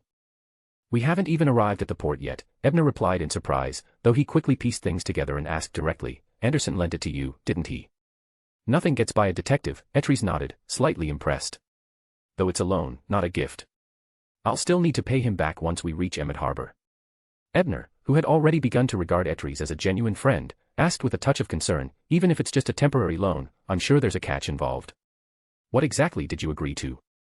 After all, it would have been easier and less costly to borrow from Ebner himself. "He wants me to join his team of hunters, which actually works out well for me. He'll teach me about the hunter path and provide access to further potion formulas. That's precisely what I need." Etries answered firmly. Noting Ebner's worry, he added, "I understand your concern, and I've thought about the risks. But to become a notable figure in the world of adventurers, I have to face them. Anderson's reason for assembling a team of hunters is likely for his promotion ritual. They won't be in danger, but they'll definitely have a hard time." Ebner smiled to himself, thinking of the troubles that would arise when Anderson pulled stunts to create team unity. As Ebner lampooned Anderson's actions in the future, he also took out the tin box with the Hunter Beyonder characteristic sealed in it. After releasing the spirituality seal, he opened the box and showed the jelly-like dark red item to Etries. Lifting the spiritual seal, he opened the box to reveal the deep red, gelatinous item within. "It really is the Hunter characteristic," Etries exclaimed, her excitement overflowing. "Oh. Do you recognize it?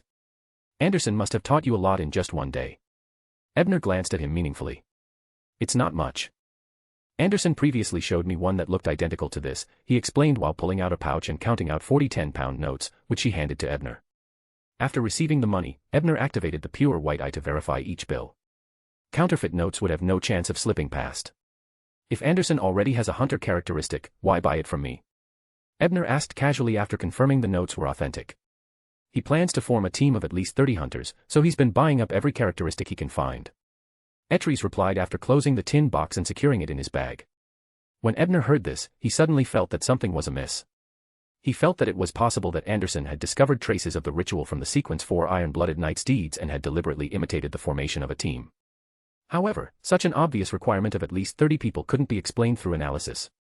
This meant that Anderson had obtained the sequence 4 potion formula. At least a portion of it. But he definitely didn't have it at this time. What's the problem? The biggest difference between him and the original plot should be that he sent me something in a message. Could this be a reward from the Church of Knowledge? At this point, Ebner was even more puzzled. If the Church of Knowledge is involved, then their investment in Anderson might mean something far more intricate. After all, merely delivering a message doesn't merit compensation as valuable as a sequence 4 formula. Chapter 64, Arriving at Emmett Harbor. I remember that Anderson was eventually made into bait by the Angel King who must not be named to catch the 3-in-1 Wraith of Solomon Einhorn Medici. Could the God of Knowledge foresee that and plan to use it somehow? Ebner pondered this possibility, but without the original storyline for guidance, the grand schemes of the gods were increasingly elusive. He finally decided to shelve the matter, but left Etries with one final reminder. Learning from Anderson to become a hunter is fine, but don't join them on this God War Ruins adventure. Starting from this point, Anderson's luck would begin to run thin, and those around him wouldn't necessarily share his resilience. Etries nodded, though with some reluctance. Anderson said this expedition would take at least half a year to organize, with extensive groundwork for route mapping and gathering adventurers. He also mentioned something similar to what you just said, although he was a lot more blunt about it. He told me that if I can't reach mid-sequence by the time they're ready to set off, I'll only be courting death by joining. Anderson at least seems aware of what he's getting into, Ebner thought. But even mid-sequence beyonders will find this extremely dangerous, unless they have some kind of backup, like Klein's extraordinary luck or the Star Admiral secretly looking out for them. Once Etries had left, Ebner returned to his desk to contemplate another thorny issue: how to fulfill the acting method for his role as Knowledge Keeper. Knowledge Keeper literally means someone who guards knowledge, which is clear enough, but how do you act it out? Should I take a position as a library guard? He joked inwardly. However, Ebner doubted that the role was quite so literal. After all, the title, Knowledge Keeper, was also known in modern times as detective, and the detective profession shared a natural connection to the apprentice detective sequence. When I return to Backlund, I'll practice as a consulting detective under my mentor's name. Working through real cases should help me form the right acting method, though I doubt I'll get many hints from him since he's likely under an oath of secrecy. As he checked the time, Ebner noticed it was already 6 p.m., so he gathered his things and made his way to the ship's dining hall. Back in Tingen, Klein was about to leave the Blackthorn Security Company when Captain Dunn called him back to his office with an unusually somber expression.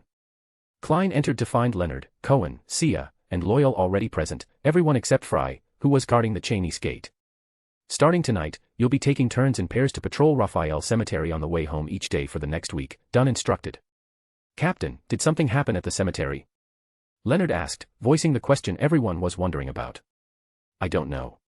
Dunn replied quietly as he glanced down at an unsent telegraph draft on his desk, gray eyes deep with thought. Everyone exchanged puzzled glances. Just be vigilant, and report anything unusual to me immediately, he added. Understood, Captain. Though they all responded in unison, they took their time leaving the office, each half expecting to hear the captain's classic parting line, hold on, there's one more thing. But to their surprise, Dunn said nothing further as they left. This isn't normal, Leonard, the white-haired, black-eyed poet of the Nighthawks, muttered uneasily. The captain is definitely dealing with something serious, Loyal agreed, her brow furrowing. She glanced around at her fellow Nighthawks and asked, does anyone know what's going on? He was patrolling Raphael Cemetery earlier today, Klein offered, recalling his brief exchange with the captain before ducking out to the washroom. Everything seemed normal this morning. Leonard, who had fallen to the back of the group, muttered to himself before visibly relaxing. Hey, maybe there's nothing to worry about. The captain could just be in a good mood for a change. But before he could finish, Cohen, the sleepless, cut him off. Does anyone have a way to contact Ms. Daly? I have her address, Klein replied, having reached out to Ms. Daly before for guidance on dream divination techniques. Good. Write her a letter detailing the captain's unusual behavior and get it sent off, Loyal suggested. With a plan in place, the team dispersed, leaving Leonard awkwardly alone in the corridor. With a resigned shrug, he muttered, Old man, are you sure the captain's okay? As Klein left Blackthorn Security Company, he spotted Anna, Joyce's fiancée, entering with reddened eyes. Joyce had been held under protective custody at the Tingen Nighthawks headquarters since Triss remained at large. Anna had taken a position as a clerk in the office to be near her fiancé, much to the delight of Roseanne, who complained constantly about night shifts. As it wasn't Anna's scheduled shift, Klein assumed she was there to visit Joyce and brought her to the holding room. Anna, what's wrong? Joyce asked as soon as he saw her red eyes.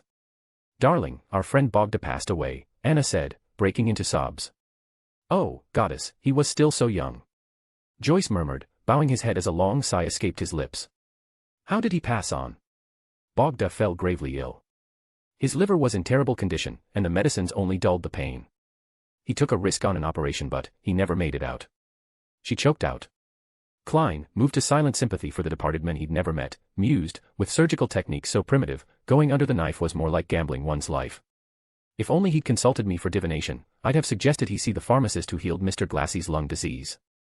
Thinking of the pharmacist, Klein realized the man could well be a beyonder and resolved to visit him soon if only to evaluate any potential risks and report accordingly. As he escorted Anna out of the company, Klein was preparing to head home himself when he suddenly remembered a detail Dunn might have overlooked.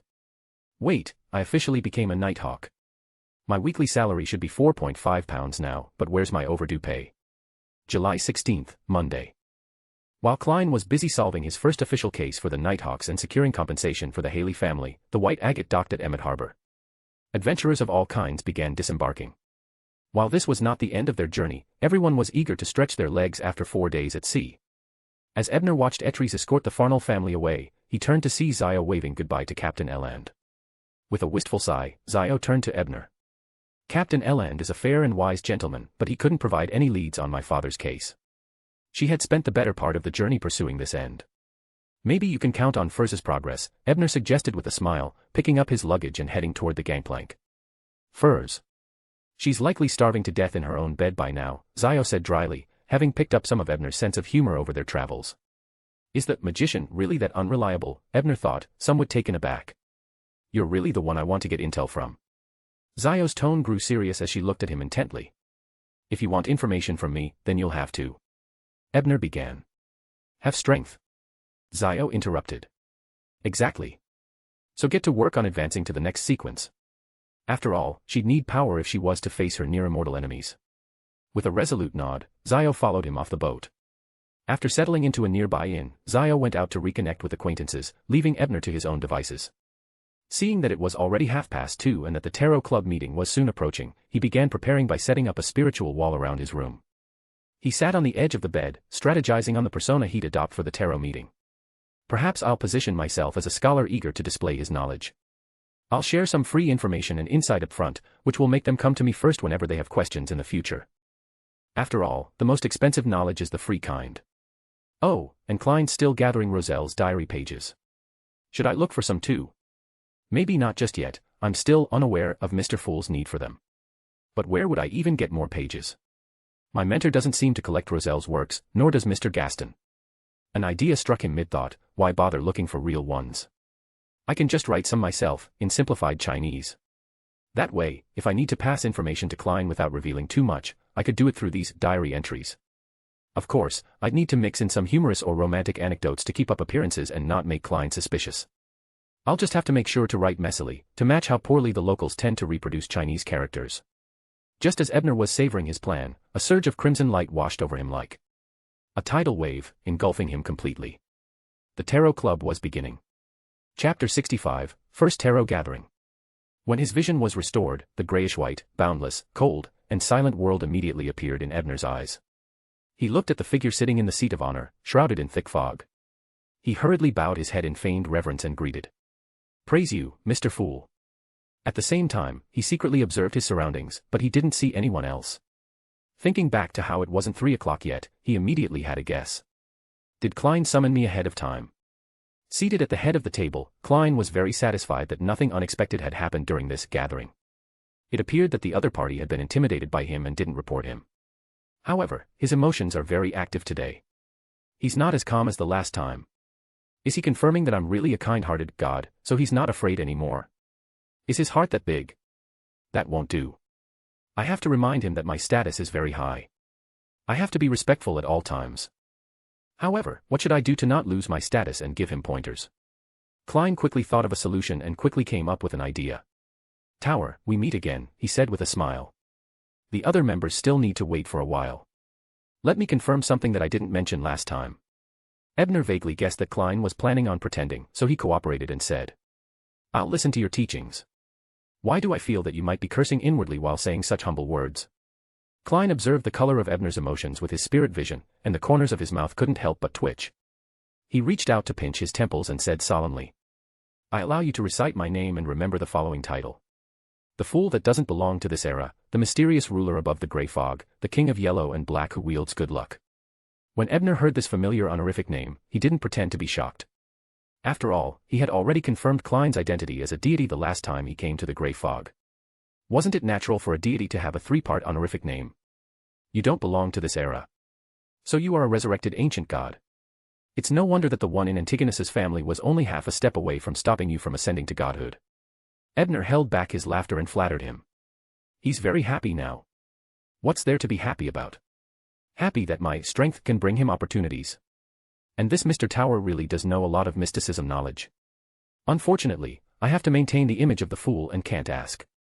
Seeing that 3 o'clock was approaching, Klein pressed his hand towards the crimson star representing justice and the hanged man. Ebner watched the scene with a smile. He saw light erupt from the opposite side and 2 blurry figures stretching out. Audrey Hall looked around and was suddenly stunned. Then, she heard Mr. Fool's forever calm voice. This is a new member, named Tower.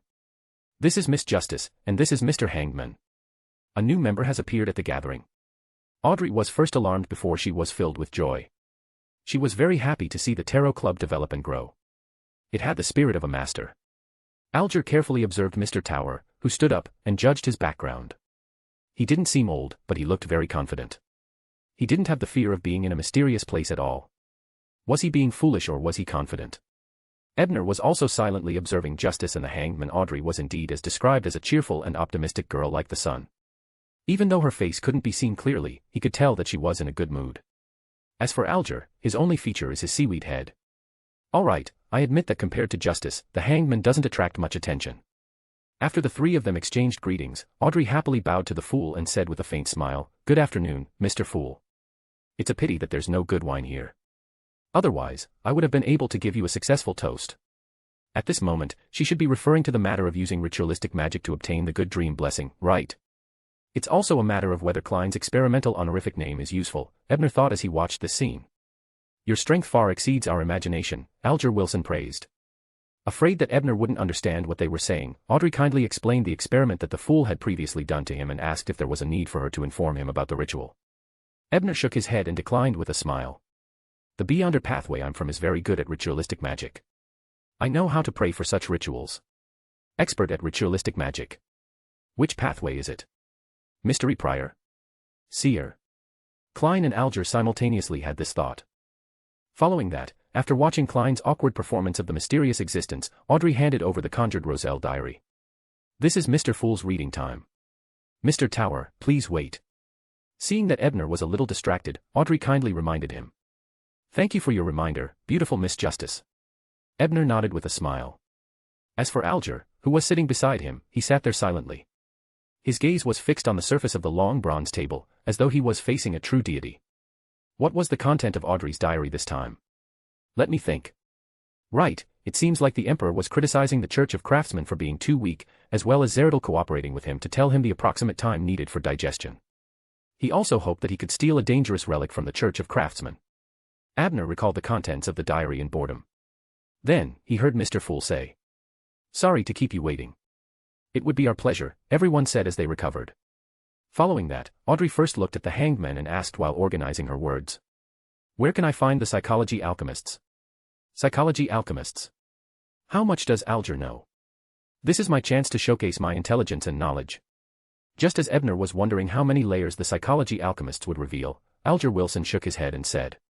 Miss Justice, firstly, I don't know any clues. Secondly, I don't think you need to be in such a rush to find the psychology alchemists. Your current focus should be on digesting the spectator potion. Audrey quickly glanced at the Fool and saw that he had no intention of adding anything. Just as she was feeling slightly disappointed, Ebner suddenly said, Miss Justice, you are an upper-class noble of the Lone Kingdom, right? If that's the case, then it wouldn't be difficult to find the psychology alchemists. The upper-class aristocrat of the Lone Kingdom. Is my performance and accent that obvious? I was clearly hiding it after becoming a spectator. Audrey's mouth gaped as she was taken aback. However, she quickly snapped to her senses and asked curiously. Are the members of the psychology alchemists related to the nobles of the kingdom? In the beginning, the psychology alchemists was just a hobbyist seminar. They believed that the mind had infinite power and infinite wonders. Later, this seminar obtained a treasure map and found the ruins left behind by Hermes. With that said, Ebner surveyed his surroundings and realized that it wasn't just Audrey. Alger and Klein's attention was also focused on him. Only then did he continue in satisfaction. The ruins left behind by Hermes finally established the foundation and direction of the psychology alchemists' research. It's also the spectator sequence that digs out the secrets of the mind. How would he dare to say so much outside? He was finally satisfied. Hermes. Hermes from Hermes? Audrey asked with interest. Yes, he can be considered one of the earliest mysticism masters of humanity. The ancient Hermes language he created has the mystical ability to directly resonate with the powers of nature, Ebner replied with a smile before returning to the main topic. The psychology alchemists are very active in the upper echelons of Backlund. Many family members of aristocrats or businessmen have been developed into members. They also have spies in various secret Beyonder circles. If you wish to come into contact with them, it's actually very simple. You can directly find a secret gathering to purchase or sell the spectator potion formula. If your family has sufficient power and wealth and loan, I believe that it won't be long before a lady of status who can be your friend comes knocking. With that said, be it Audrey, Klein, or Alger, they were all deeply afraid of the psychology alchemists. It was obvious how much power such a huge network of connections could mobilize. At the same time, they had a series of guesses about Ebner's identity. To know such a secret, who was Mr. Tower? Could he be a spy from the psychology alchemists? However, he didn't seem to have a good impression of the organization. He even lacked respect when speaking of Hermes. But won't the various churches interfere with the psychology alchemists doing this? Audrey asked hesitantly. She had completely forgotten her original intention for asking. The churches regularly invite the nobles and merchants who support them to attend the mass. Ebner didn't answer directly, but it made the three people present to understand what he meant. So, the psychology alchemists don't dare to look for Dad. They don't dare to look for nobles who often enter the church, but they develop their families. Like me. Audrey was instantly enlightened. That's right. Ebner first nodded before changing the topic and advising, I don't recommend you contact the psychology alchemists immediately. In addition, it's best if you obtain Mr. Fool's permission and protection before you do so. Otherwise, it's very difficult for you to hide your secret from a beyonder who's at least a psychiatrist. Is that so? Audrey looked at Mr. Fool, who remained indifferent, and sighed in disappointment. Then, she realized that this action was a little rude. She hurriedly adjusted her posture and said to Ebner, Thank you for your explanation, Mr. Tower. In fact, you can first digest the spectator potion while finding a reliable person to bring you into the beyonder gathering circle. When that happens, you might be able to accumulate enough contributions to request Mr. Fool's protection. As Ebner suggested this, he also thought to himself, Miss Salted Fish Furs, this is all I can help you with. Whether you can get in touch with Audrey will depend on your efforts during this period of time. As for Klein, who was sitting at the head of the table, his face was covered in fog. He was dumbfounded. What? Accumulating enough contribution points for me to provide protection. What excuse can I use to reject it? Chapter 66, Reminder. Klein was originally conflicted about how to provide protection, but on second thought, wasn't it completely up to me to decide if I had contributed enough? Yes, as long as I didn't have the ability, it was all because I didn't contribute enough. On the other side, after hearing Ebner's words, Miss Justice's emotions rose again as she asked. Mr. Tower, thank you for your suggestion. In the process of accumulating contributions, I just happen to have plenty of time to make preparations. I can more naturally come into contact with the secret gathering circles. By the way, I still have a question. When will I be able to digest the spectator potion and end my acting? Are there any criteria for judgment? I don't feel vexed or hear ravings anymore. Alger looked at the fool in the grey fog before looking at Ebner. Seeing that he had no intention of speaking, he answered after some deliberation. If one doesn't use the acting method, the general principle is to wait at least 3 years. After confirming that there are no signs of bipolar, auditory, or visual hallucinations, one can use a simple method to determine that one's body is being drained to the limit. In such a state, if one still doesn't hear any crazy whispers or see any strange things, it means that one can advance. As for the acting method, I just came into contact with it. It feels good. It shouldn't take 3 years. Seeing that Miss Justice seemed to be looking down on him for too long, Klein took the opportunity to knock on the long table. As he recalled the knowledge he had read in Roselle's diary, he said in a normal tone. In the low-sequence beyonders, as long as you strictly act, you can completely digest it in half a year. It's not impossible for it to last a month. It's a sign of complete digestion. When the time comes, you'll naturally understand that you don't need anyone to teach you. With that said, Klein focused his gaze and carefully observed the reactions of the 3 people present. Miss Justice's joy is beyond words. Mr. Hangman seems to be both happy and puzzled, and there's more to the latter. As for Tower, he didn't seem to have any special reaction to this. Had he known all along? It was getting harder to see through him. Of course, Ebner already knew the digestive criteria of the acting method. Wasn't the reason why he didn't rush to answer Justice's question to give Mr. Fool some space to inadvertently reveal his strength? It wasn't easy for him to join the Tarot Club, so he didn't wish for this gathering to be dissolved because Mr. Fool had been stripped of his identity. Alger felt a strong sense of puzzlement, wondering why no one in the church could come up with such a practical solution. At this moment, from the corner of his eye, he saw the composed Ebner. He had a deep impression of this gentleman's knowledge. After some thought, he probed, Mr. Tower, you seem to be very familiar with the acting method. Ebner glanced at him when he heard that, well aware of what he wanted to ask. Therefore, after laughing, he directly asked, I guessed what you wanted to ask. Mr. Hangman, you are a subordinate of a particular church, right? From your attire, you should be from the Church of Storms. How did you know? Alger was so surprised that he nearly stood up. As he was participating in the tarot club, he had deliberately not worn clothes with the Church of Storms logo. How could he be so easily guessed? Klein and Audrey were also surprised, but they were hidden by the fog, so no one could see them. This is a deduction. Heh, my pathway is better at this. Besides, I'm quite familiar with the Church of Storms, Ebner explained with a smile. He was especially familiar with the Lord of Storms' true name. Expert at rituals, reasoning. Sequence of reader. No wonder he had so much information and knowledge. As the Church of Storms itself grasped part of the potion formula of this sequence, Alger had some understanding of it. He immediately had a guess as he pretended to be excited and asked, "Mr. Tower, are you also from the Church of Storms?" Ebner didn't answer. Instead, he returned to the previous question and said, "The various churches have a rather consistent attitude towards the acting method, and that is to seal it as much as possible. For example, the Church of Storms. Even if there are intermediate and low-level mandated punishers who summarize it, it will immediately be negotiated by the upper echelons of the church. Then, they will be asked to swear an oath not to spread it. As for why, just imagine it yourself. It's not that I don't want to tell you the laws of Beyonder characteristics, but you probably haven't even seen a Beyonder characteristic yet, so let's talk about it in the future." This evasive attitude made Alger realize that the other party wasn't an inexperienced noob. Even if he liked to show off, he wouldn't be hot-headed enough to say anything. He had been seen through by the other party when he pretended to ask a question. With this in mind, Alger hurriedly apologized sincerely to Ebner. At the same time, he began thinking about why the church would do such a thing. Ebner, on the other hand, waved his hand to indicate that he did not care. Klein watched the entire exchange between the two of them. After hearing Ebner's words, he finally resolved his doubts about why the Nighthawks didn't know about the acting method. However, another question followed. What was the goal of the upper echelons of the church? Seeing the few of them in deep thought, Ebner felt that the tarot club would probably end at this rate. And he still had some things he wanted to reveal to Klein to see if he could change Tingen's story. Therefore, he chose his words carefully and took the initiative to raise the topic. It's suspected that a member of the psychology alchemists broke the seal of the Church of Storms on Demir Island and released the demonic creature. Audrey snapped to her senses when she heard that. She thought to herself, so Mr. Tower is tracking the psychology alchemists. It's no wonder he's so familiar with this organization. Wasn't it done by the Aurora Order? Alger asked in surprise. The information he received didn't mention the psychology alchemists. The one who did it was naturally the Aurora Order, but the person who instigated them was suspected to be from the psychology alchemists, Ebner explained with a smile.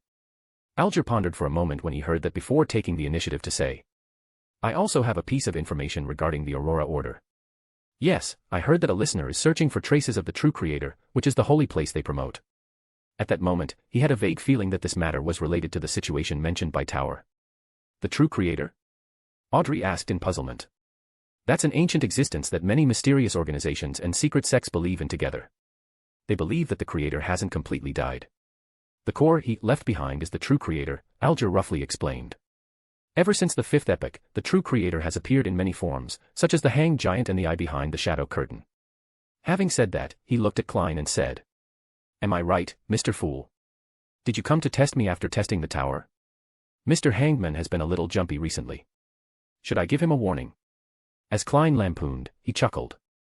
"I'm more willing to call him the fallen creator." This name was also appropriate. Wasn't there a corruption in the power of creation? Ebner actually wanted to continue explaining to them how the true creator came to be, but there was still too little knowledge for the big shots in the future.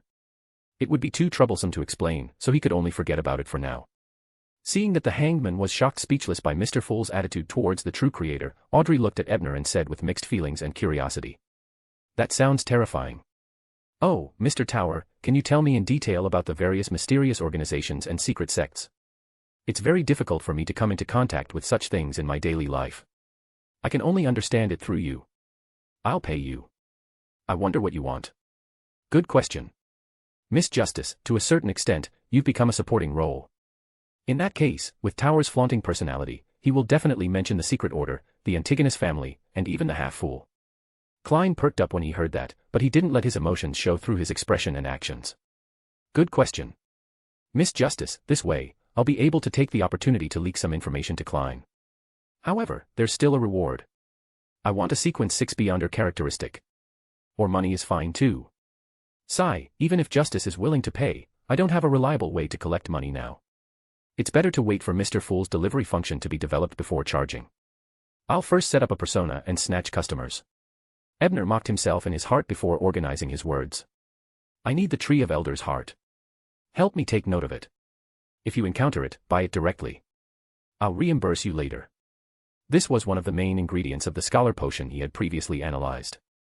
The heart of the Tree of Elders. This is a mid-sequence ingredient. Is Tower a sequence 7 or 6? Alger secretly assessed. He didn't know that he had been robbed of a business worth £1,000. From his original trajectory, he had only used some information from the secret organization that the various churches had given to low-level members to obtain £1,000 from Miss Justice. The heart of the Tree of Elders. All right, Mr. Tower. I'll head to my family's treasure vault to see if there's anything there.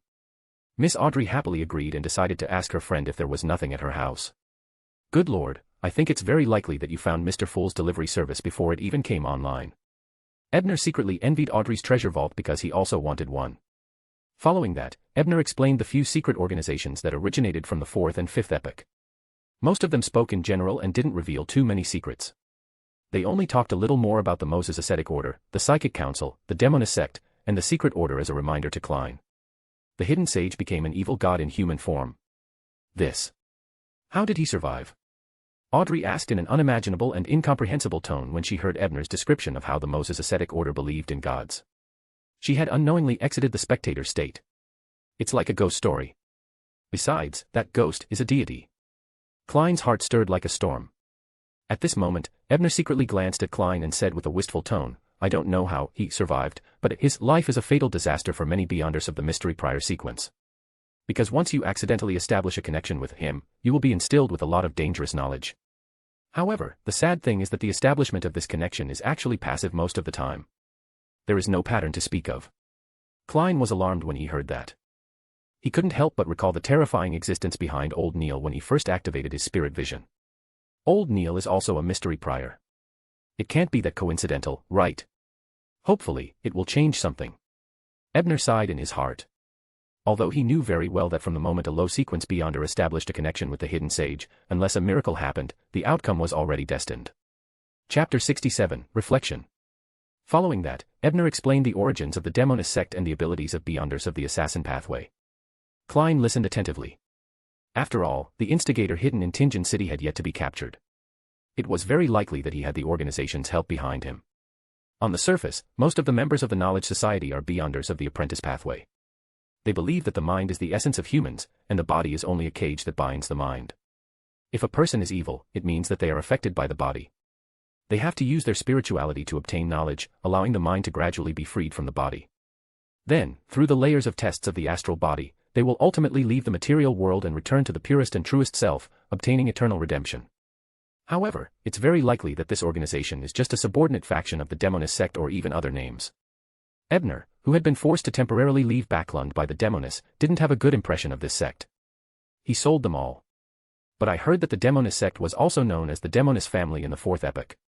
Back then, they had few members and relied on their bloodline to reproduce. Furthermore, they would kill the father of their child and abandon the baby boy. Therefore, all the members were women. And there were many male members in the Psychic Association. Alger raised a question. Abandon the baby boy. Kill the child's father. No, they wouldn't do that. Ebner glanced at Alger and asked, do you know what a sequence 7 of the Assassin Pathway is called? Alger shook his head, indicating that he wasn't sure. The Assassin Pathway's sequence 7 is called Witch, Ebner said simply. Witch. Audrey's attention was attracted by the word, and she naturally made the corresponding association in her mind. She couldn't help but ask, if a man consumed this potion, how would he act?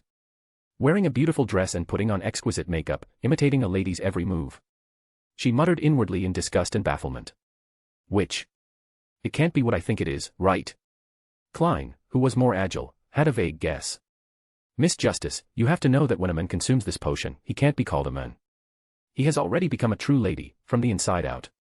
Ebner replied with a smile. As expected. Klein suddenly recalled the night when the official Beyonders had surrounded Triss, and he had strangely escaped the encirclement. Could it be that she had already become a witch by then? Goddess, the witch potion can change a person's gender. Audrey blurted out. This is really unimaginable. Mr. Fool didn't deny it, which means it's true. This is simply a miracle. This is a world of mystery and Beyonders. This is a world filled with all sorts of unbelievable things. This is the world I yearn for. Why am I a little excited? After calming down a little, Audrey quickly and guiltily glanced at Mr. Fool, feeling a little remorse for actually chanting the Evernight goddess's name in front of him. Ebner continued, yes, but it can only make men become women. Women will correspondingly increase their charm. Be it their looks or skin condition, they will appear better on the original foundation. This is why the upper echelons of the demonist sect are all women. Furthermore, they are very passionate about nurturing male instigators. I believe this has something to do with the primordial demoness. Why? Audrey subconsciously asked. Then, as though she had thought of something, she widened her eyes and said, could it be? She did not finish her sentence, but the other three men understood what she meant. Alger felt that this topic was too dangerous. Even in front of Mr. Fool, speculating about an evil god was something he never dared to imagine in the past. As for Audrey, she didn't think that far ahead. She stopped only because she felt that the latter part of her sentence shouldn't come from a lady's mouth. Instead, she asked curiously, what kind of existence is the primordial demoness? Is she really an evil god? Ebner didn't expect Miss Justice to be so rash at this moment. She didn't have any cheat codes and dared to ask about God's knowledge. However, he still thought about it and answered indirectly. At the end of the fourth epoch, the death god and the primordial demoness joined forces to bring a pale disaster to the northern continent. In the end, the death god was killed by the seven deities, and the primordial demoness fell into a deep sleep due to her heavy injuries. Klein would read this information from Roselle's diary in another month or so. It shouldn't be a problem for him to reveal it now. Furthermore, Ebner also wanted to know if Klein and Mr. Azek would think of something ahead of time if they discussed this question. The more variables there were, the more likely Tingen's story would deviate. And at that moment, Alger and Klein were stunned. They thought in unison, the seven deities failed to kill the primordial demoness despite joining forces. Although it was very likely that the seven deities' focus was on death, it also meant that the primordial demoness was a true god. At that moment, the two sides of the ancient and modeled bronze table were silent. Even Ebner, who had wanted to gasp in surprise, felt somewhat embarrassed. He couldn't help but think that the next time, he would really have to make up a few pages of Roselle's diary that were stuffed with dried goods and hand it over. This way, Mr. Fool would be able to cooperate and knock on the table to give me Kopgar's evidence. After all, doing it like this would be too silly. Ebner, who had no choice but to break the silence, went on to talk about the secret order. He still didn't get too involved. It was best to let the owner of Sapphira Castle know about the seer himself. All he needed to do was finish his explanation of Alger. After Ebner finished speaking, everyone exchanged some information. Klein, whose spirituality was almost at its limit, announced the end of the gathering. Follow your will. Audrey, Alger, and Ebner stood up at the same time. After severing the connection and seeing their figures shatter and disappear, Klein rubbed his glabella and attempted to imagine a smuff. Mr. Tower clearly knew a lot, but the feeling of not being able to ask was too unbearable. Just as he had this thought, he saw a figure appear at the bottom of the long bronze table. The figure was dressed in a black tailcoat and a half-top hat. It had a blank expression and its movements were dull. Even with the illusory gray fog enveloping it, he could clearly tell that something was amiss. No way. Klein experimented a few more times and sighed. He had no choice but to give up on the idea of creating a smuff account. Just as he was about to leave, he habitually came into contact with an illusory star nearby. At this moment, he suddenly felt a faint and indiscernible prayer in the crimson red. Opening his eyes, Ebner sat up in his bed at the inn. He thought back to what he had done in the first tarot club and reflected on himself. Without the enhancement of the machinery hive mind, many of my words are clearly inappropriate. Although it's to establish my persona, there's no need to act so deliberately. It's likely that the transmigrator's inexplicable sense of superiority has affected my emotions. In addition, the relatively safe environment in Sapphira Castle has made me somewhat free. This isn't good. I can't be too calm and utilitarian. It's even worse to be too willful. I have to find a balance in this.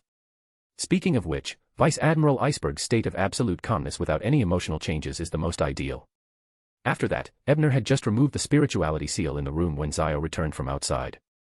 What have you got from visiting friends? Ebner asked with a smile, seeing that she was in a good mood. I got quite a lot. I sold the other materials on the dragon-eyed python for £50. Ebner, I heard that there's a secret beyonder gathering tonight. Do you want to take a look? After killing the dragon-eyed python in the cave, Ebner had taken the eyeballs, and Miss Gwen had gotten the snakeskin, while the rest of the body tissues had been given to Zio. Ebner thought for a moment. Since they were going to take the train to East Chester first thing in the morning, there was not much time, and he had to visit Jane, who was living in seclusion in Enmat, according to his previous plan, so he could only say regretfully, I have something on, so I won't go with you. Zio nodded and asked again, is there anything you want? I'll keep an eye out for you at the party.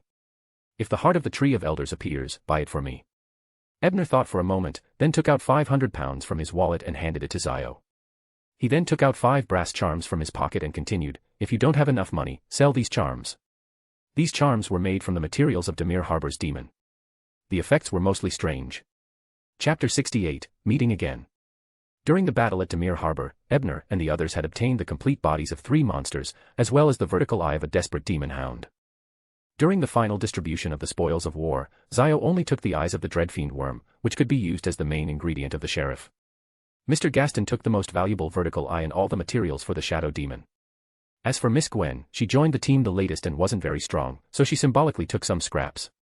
In Ebner's hands were the other parts of the body of the first magic Miss Turtledove and the fearful demon worm. The latter was nothing special.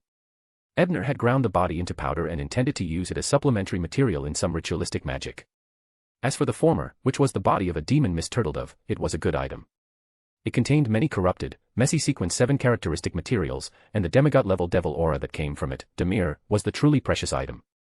At that time, Ebner, who was only a sequence 8 disciple of inference, didn't have the ability to deal with such precious materials. All he could do was seal them.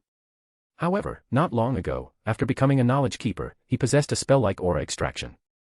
Coupled with the high-level suppression of the white eye, he finally succeeded in making use of the demigod aura. Although most of the aura's power was still wasted, he still used it to create 5 intermediate charms and repair a beyonder item he had previously obtained.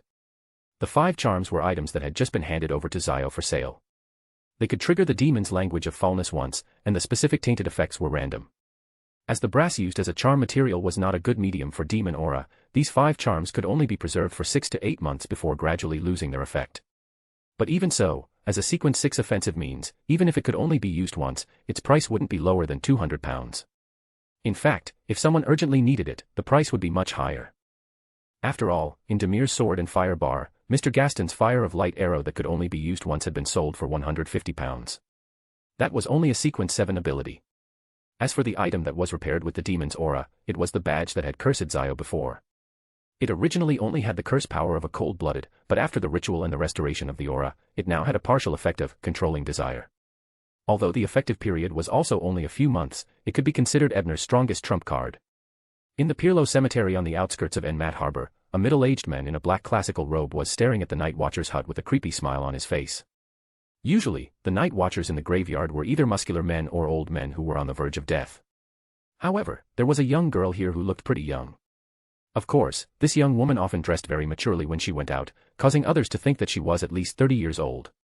However, this experienced and knowledgeable man saw through her disguise with a single glance and set her as his next prey. The man's name was Ed Schran, and he was a swindler. He was best at using various words and means to cheat people of their money and sex. Then, he would decisively escape before he was exposed or noticed by the police department.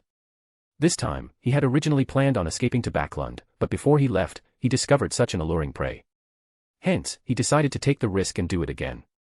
According to his judgment, a beautiful lady who came to do this kind of work at such a young age should be the kind of person who was unwilling to sell out his steadfastness. And he liked to deceive such a lady the most. After straightening his clothes, Ed Schran approached the hut and looked at the ajar door. He knocked very gentlemanly and asked, "Excuse me, is anyone there? I need help." Inside the house, a girl in a black robe sighed and replied, "Isn't it good to be alive?" What? Ed Schran was stunned. He had imagined all kinds of conversations in his mind, but he never had such a reaction. This place only looks empty. There are many little cuties around you.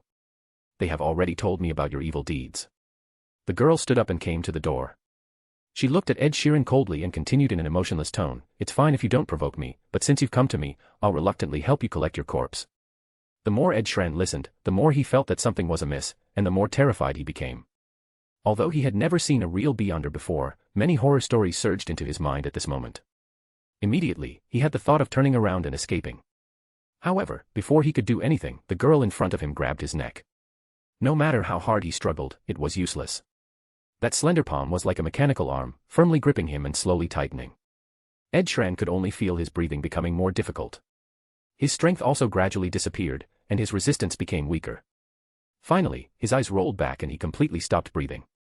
How does it feel to be close to death? A scum like you should have such a way of dying. Bah.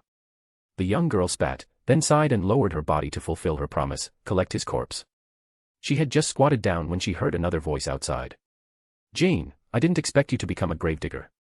The owner of the voice was Ebner. After Zaya went to the Beyonder gathering, he had followed the address that Jane had told him through Casper's. When he saw the men who seemed to be up to no good, he knew that he was going to die. In his spirit vision, all the spirits in the cemetery were glaring at him. It was obvious that Jane had noticed it.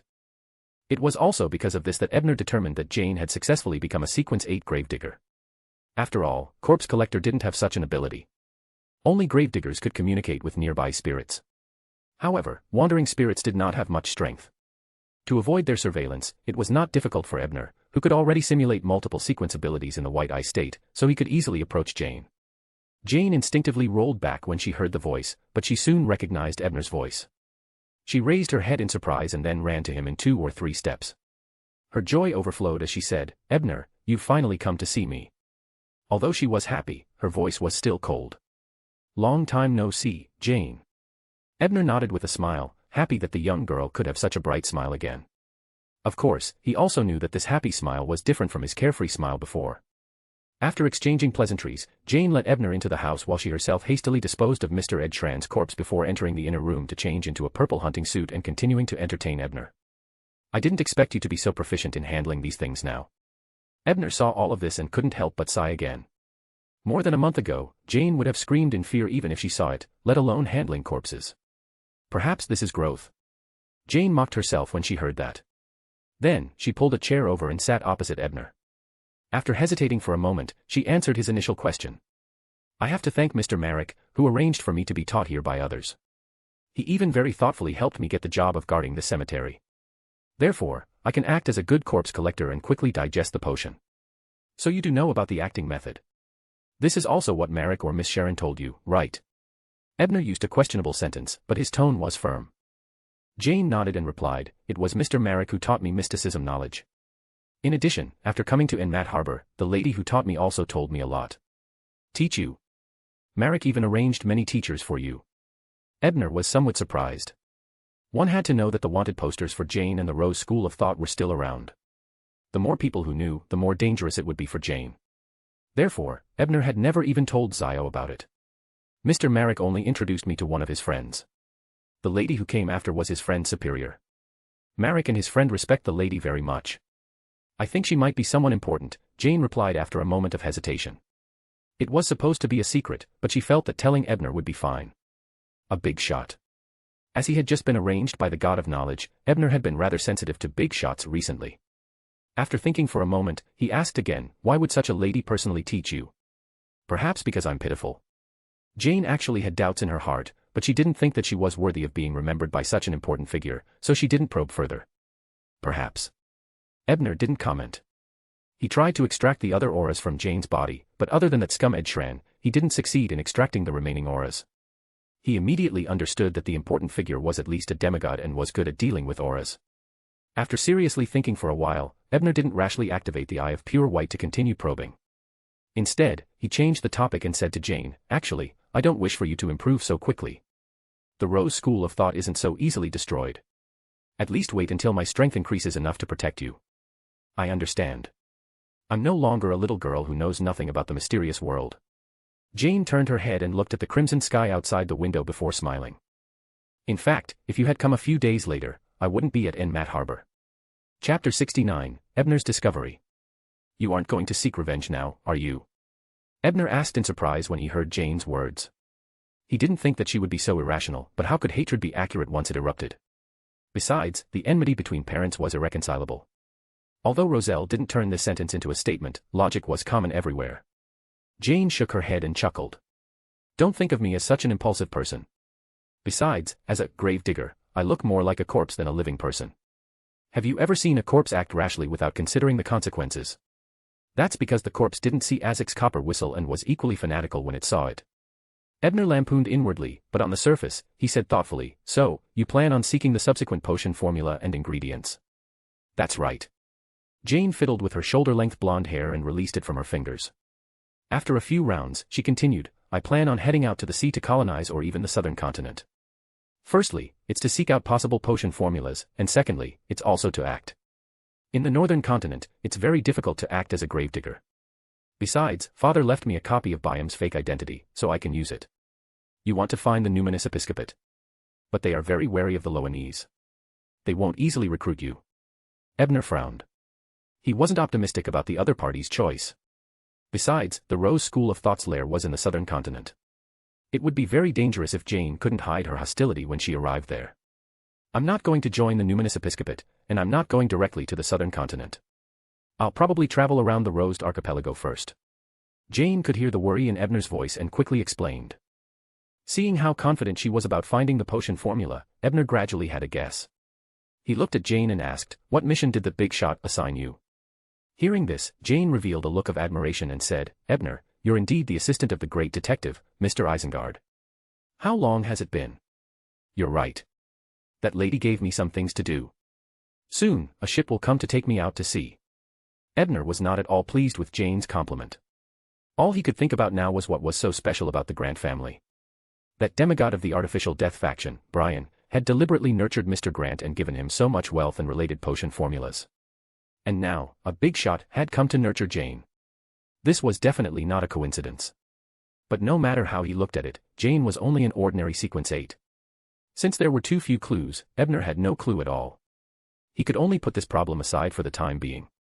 The only good news was that since the big shot wanted Jane to complete the mission, he wouldn't let anything happen to her for the time being.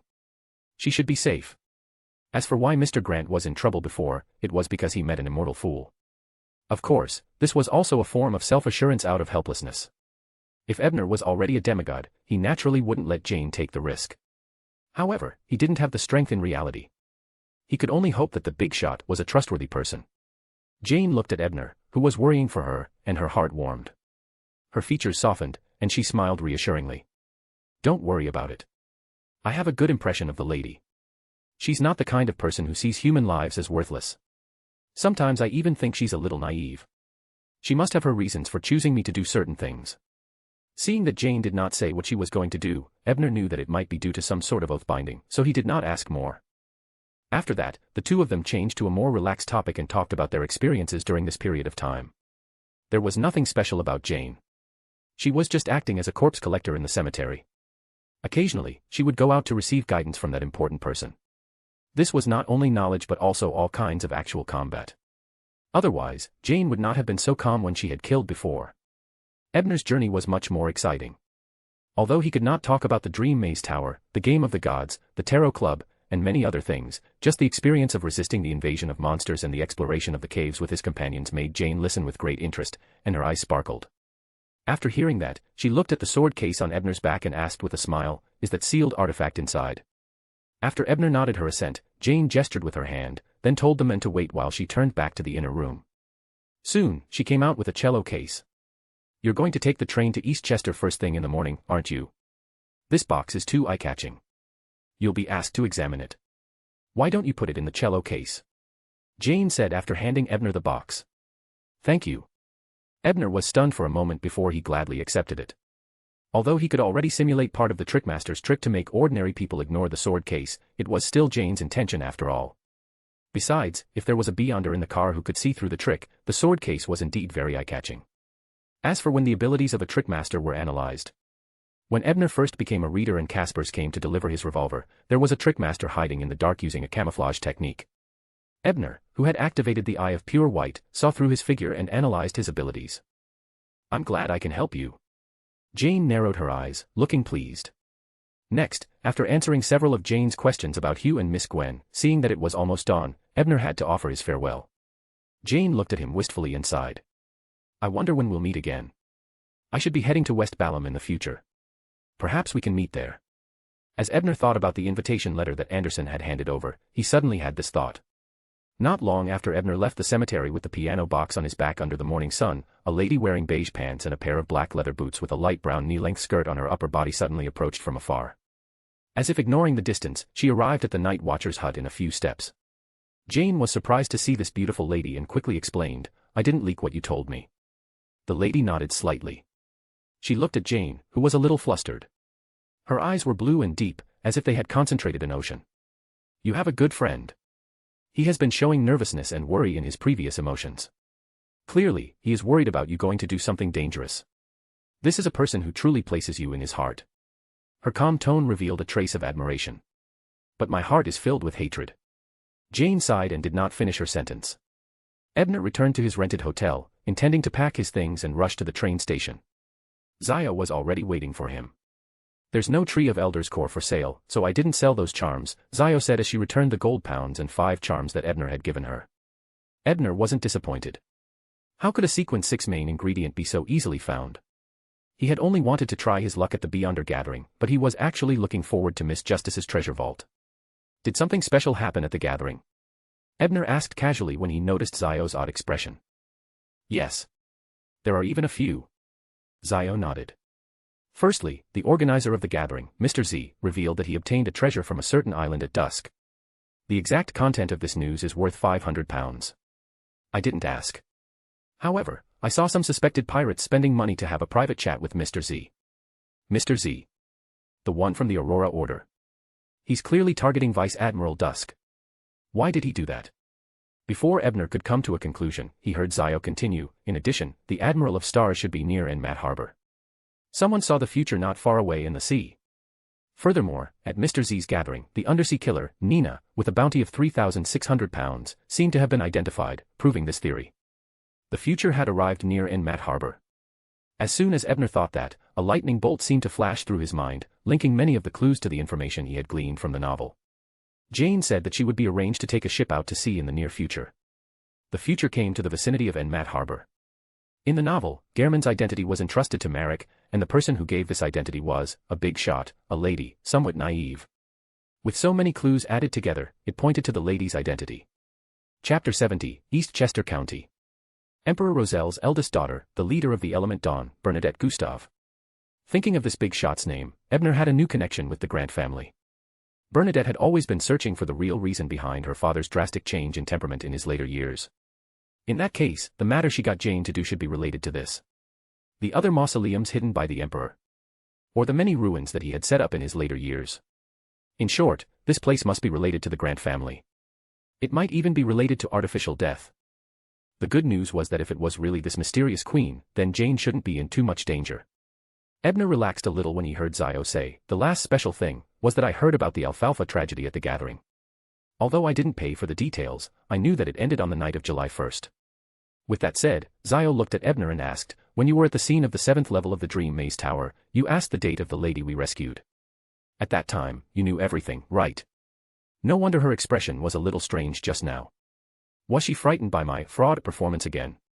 Logically speaking, after so much, she should have gotten used to it, right? Ebner blinked and began to think if he should just make up some random excuse or just leave her with no explanation. Zio could guess what Ebner was thinking when she saw his expression. After all, they had traveled together for so long that they knew each other very well. Ebner, the feeling of knowing everything but not being able to say it, is actually very uncomfortable, right? I can tell that you always have a very heavy burden weighing on your heart, and there seems to be a barrier between you and the things around you. As she spoke, she sighed and looked seriously into Ebner's eyes again. She said firmly, "I'll work hard to advance to the sequence and be qualified to listen to those secrets as soon as possible." Seeing Zio like this, Ebner felt his heart warm up. He thought to himself, it's no wonder she had so many good friends in the past, as well as friends like Furs who had gone through life and death together. It's because once you become friends with her, she will think of you without any selfish motives. So Ebner smiled from the bottom of his heart and said, "Okay, I'll wait for the day I can tell you all the truth." Then it's settled. Zio smiled and raised her head. At the ticket counter of the Enmat steam train station, a beautiful lady wearing a lusterless black funeral suit with a purple coat walked over from the ticket counter. She came to a slightly taller lady and waved the ticket in her hand. She smiled and said, "I bought a ticket to Tingen City." "Shay, your expression doesn't match your clothes. Speaking of which, were you so sad and angry a few days ago that you adjusted your emotions so quickly?"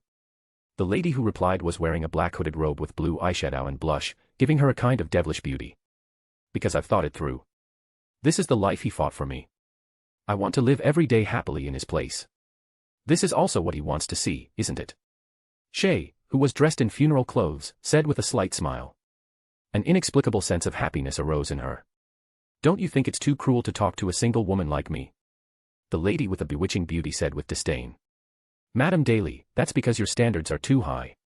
It's obviously worth it. Many colleagues and outstanding men in the company are pursuing you, but you always turn a blind eye to them." When Shay said this, her eyes flashed with gossip as she asked mysteriously, "Ma'am, what type do you like?" Daly looked at her assistant with a faint smile and said, although you've only been in the company for a short period of time, there are many people in the company who have designs on you. If you weren't wearing a funeral suit and had a sorrowful expression earlier, I'm afraid someone would have taken the initiative to attack you. Shay curled her lips unhappily and said, I think they want to approach you through me. All right, stop joking around. The steam locomotive is about to enter the station. Hurry up and carry your luggage. Daly raised her hand to look at the time and instructed. All right, ma'am. Daly. Although they were talking and laughing, Shay was still quite serious about her job. She quickly picked up a small suitcase and followed behind Madame Daly. Then, she asked curiously, weren't you transferred to Backlund? Why did you buy a ticket to Tingen? There seems to be a problem with a friend there. I received a letter from one of his subordinates. I wish to confirm it. At this point, Madame Daly's expression turned solemn. Is it another Beyonder event? Could it be related to that demon, Triss? Shay muttered and stopped talking. However, as soon as she walked into the station, Shay saw a young gentleman in a gray suit with a top hat and a cello box on his back walk onto the platform from the entrance on the other side. Beside him was a short girl with messy hair. The moment Shay saw the girl, she felt that she had a deep impression of her. She felt that she had seen her before, but she could not recall where. She could not help but walk quickly to the girl. Under the surprised gazes of Madame Daly and the man and woman, she asked in a puzzled tone. Ma'am, have we met somewhere before? Since it was already late, Ebner and Zio rushed to the steam locomotive station after retreating from their hotel room. After checking their tickets, they stepped onto the platform. Unexpectedly, they saw a lady carrying luggage and wearing a funeral dress running to them. She asked in a puzzled tone, Madam, have we met before? Was she being hit on? Oh, not me, Zio, that would be fine, Ebner mused, then studied the impudent lady before him. He first found her familiar. After some thought, he recalled that she was the lady that he and Zio had saved in the scene of the alfalfa in the dream labyrinth. After all, Zio had just told him about the alfalfa. Although Ebner already knew that the influence he had caused in that scene extended to reality due to Klein's dream divination, seeing the living Shay made him feel like he had returned to the dream maze tower. Zio had the same feeling, but she reacted quickly, immediately pretending to be frightened as she hid behind Ebner, as if she were a little girl who had met a bad person. Shay only came back to her senses when she saw this. Thinking of what she had just done, she felt a little embarrassed and had to apologize. I'm sorry, but she looks like someone I know. Even though Ebner didn't want to have anything to do with her in real life, it would be more suspicious if he didn't reply at this time. Thus, he could only use a polite and distant tone to say, it's all right, ma'am. Life is full of surprises. It's inevitable to mistake someone else for someone else. However, the train is coming soon. We have to board it as soon as possible. I'm sorry for wasting your time. Shay bowed and gave way. After seeing Ebner and Zio enter the train carriage heading to Storn City, East Chester County's capital, Shay turned around and saw Madame Daly looking at her with a teasing smile. So you like little girls like that? Jimmy, Carol, and the rest are going to be devastated. Don't spout nonsense. Ma'am Daly. I really think she looks familiar. Furthermore, it's our first meeting, but she has a good impression of me from the bottom of her heart. Madame Shay wasn't in the mood to joke. She simply described her feelings. Daly's expression remained unchanged, but she stared at Shay for a long time before she said, they aren't related to the alfalfa. And you don't have any traces of spiritual induction on you. It must be fate. As a Nighthawk, she had read all the files regarding the alfalfa incident. Maybe. Shay looked at the train that had begun to move and added in her heart, I hope we can meet again. Sitting on the train, Ebner and Zio looked at each other. They didn't expect to meet someone they knew on the platform or someone they had just talked about on the alfalfa.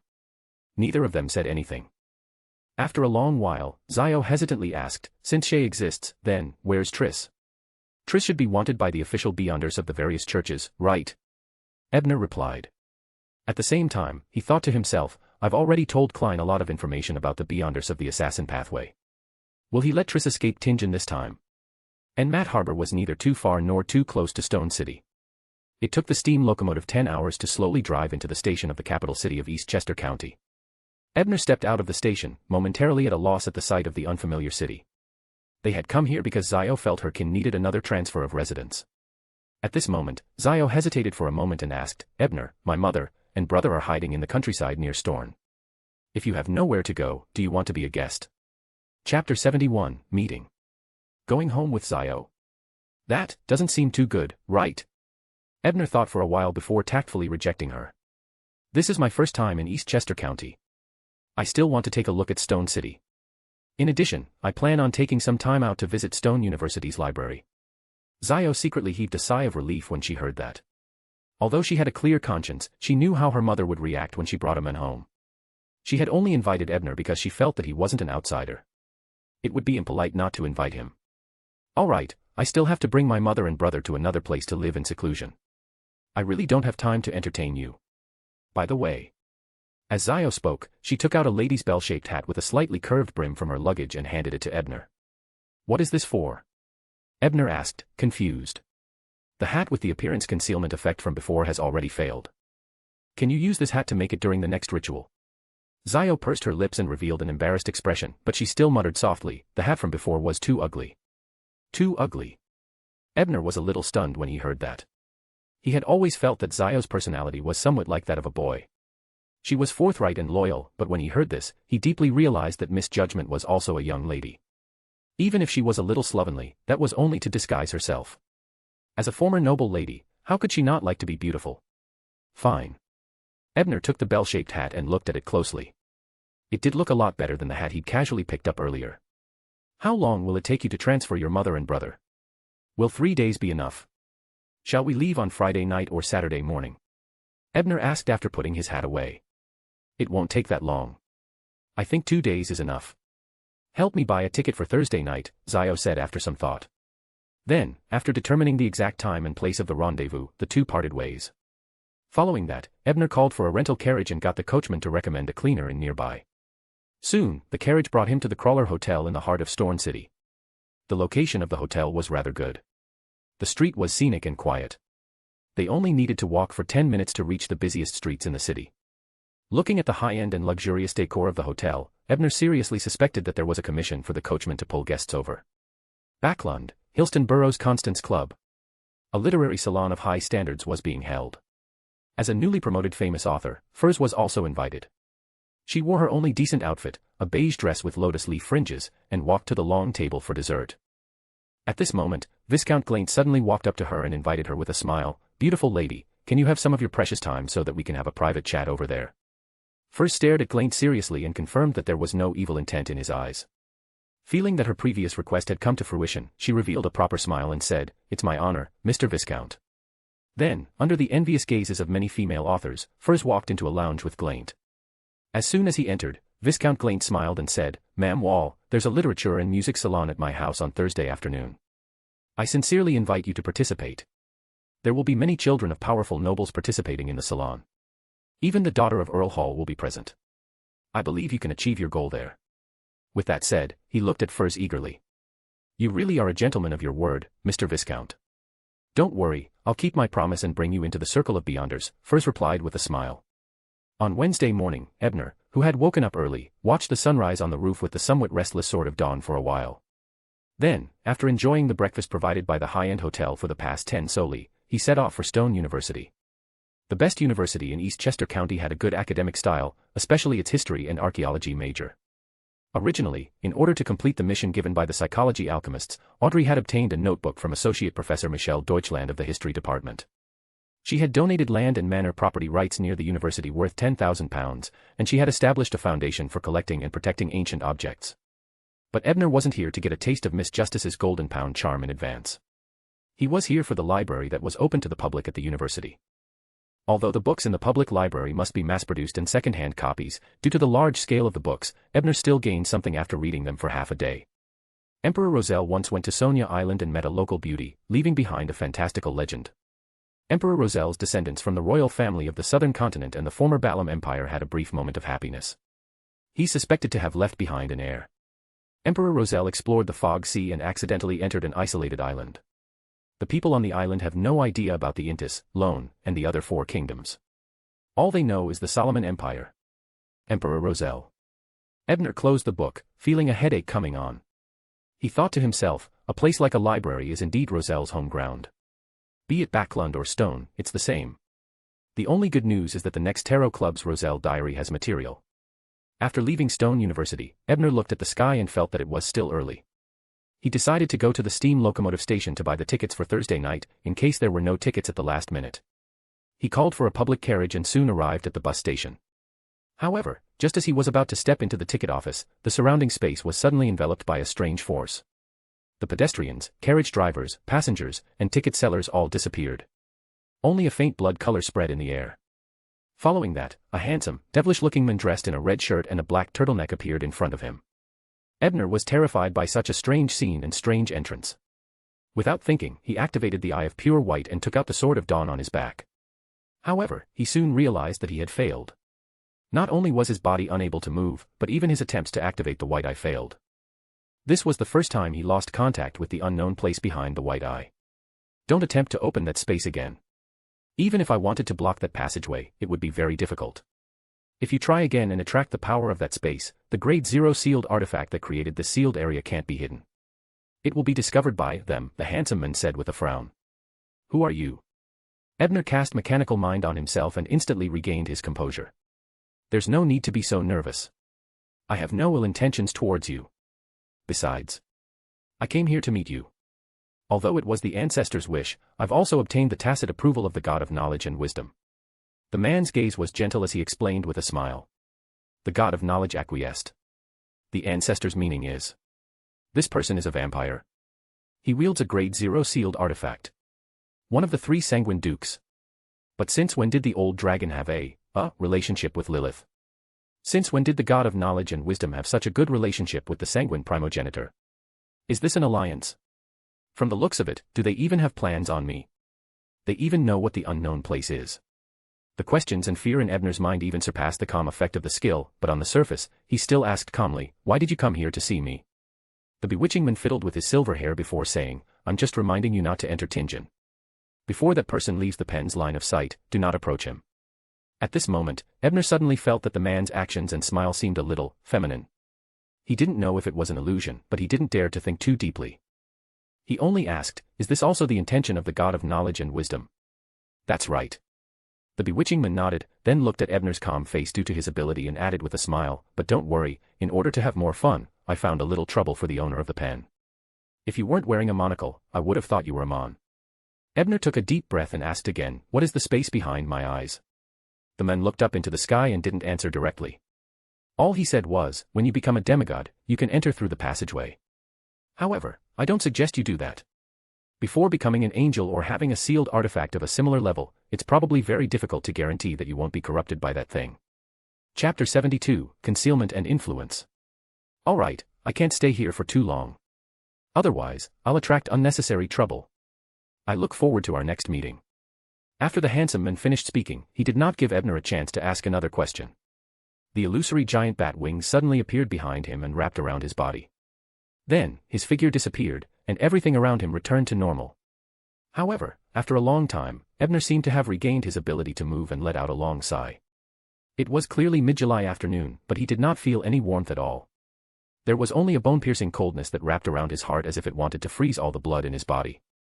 Although this high-level expert who represented the will of the Blood Tribe's ancestor didn't seem to have any ill intentions and had kindly warned him. Believe in the power of the gods, but do not believe in their benevolence. This maxim from the 4th epoch revolved in Ebner's mind. He didn't believe that the God of Knowledge and Wisdom and the sanguine ancestor would be so kind as to nurture him unconditionally. In the future, he would definitely have to pay a huge price to repay this kindness. Even though Ebner had been mentally prepared for the God of Knowledge's attention, his words and the appearance of the strange vampire had undoubtedly confirmed his previous guess. This made it impossible for Ebner to lie to himself anymore. He had to look directly at the question of the gods paying attention to him. Why do they think highly of me? It's only because I'm a transmigrator. However, they seem to know my golden finger like the back of their hand. Is my so-called secret really a secret? Do they also know what I know? If the God of Knowledge and Wisdom really knew all the plots, why didn't he do anything? With this in mind, Ebner suddenly recalled Anderson, who had obtained the iron-blooded night potion formula ahead of time. He couldn't help but narrow his eyes as he continued his calculations. Perhaps, the God of Knowledge already had a plan. And he was definitely very good at dealing with the omnipotent and omniscient. Otherwise, he wouldn't have successfully backstabbed and eaten the characteristics of the ancient sun god.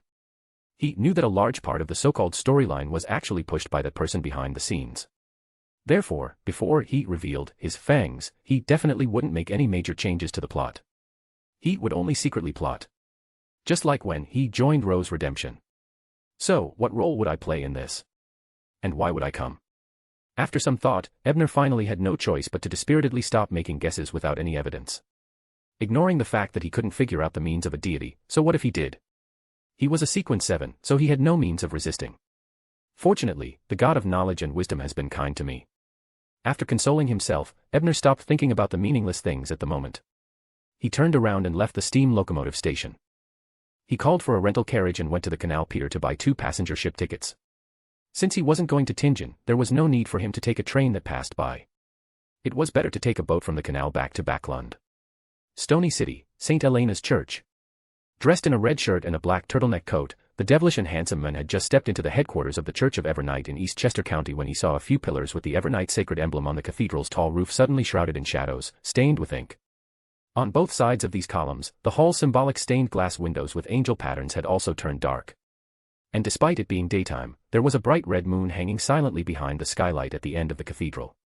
The candles and lights that had been lit in the cathedral had vanished. Apart from the huge red moon outside the sky window, there was only darkness. Under the night sky, the believers who were praying in the cathedral were dyed in a dark color, as though they had turned from living people into ink paintings.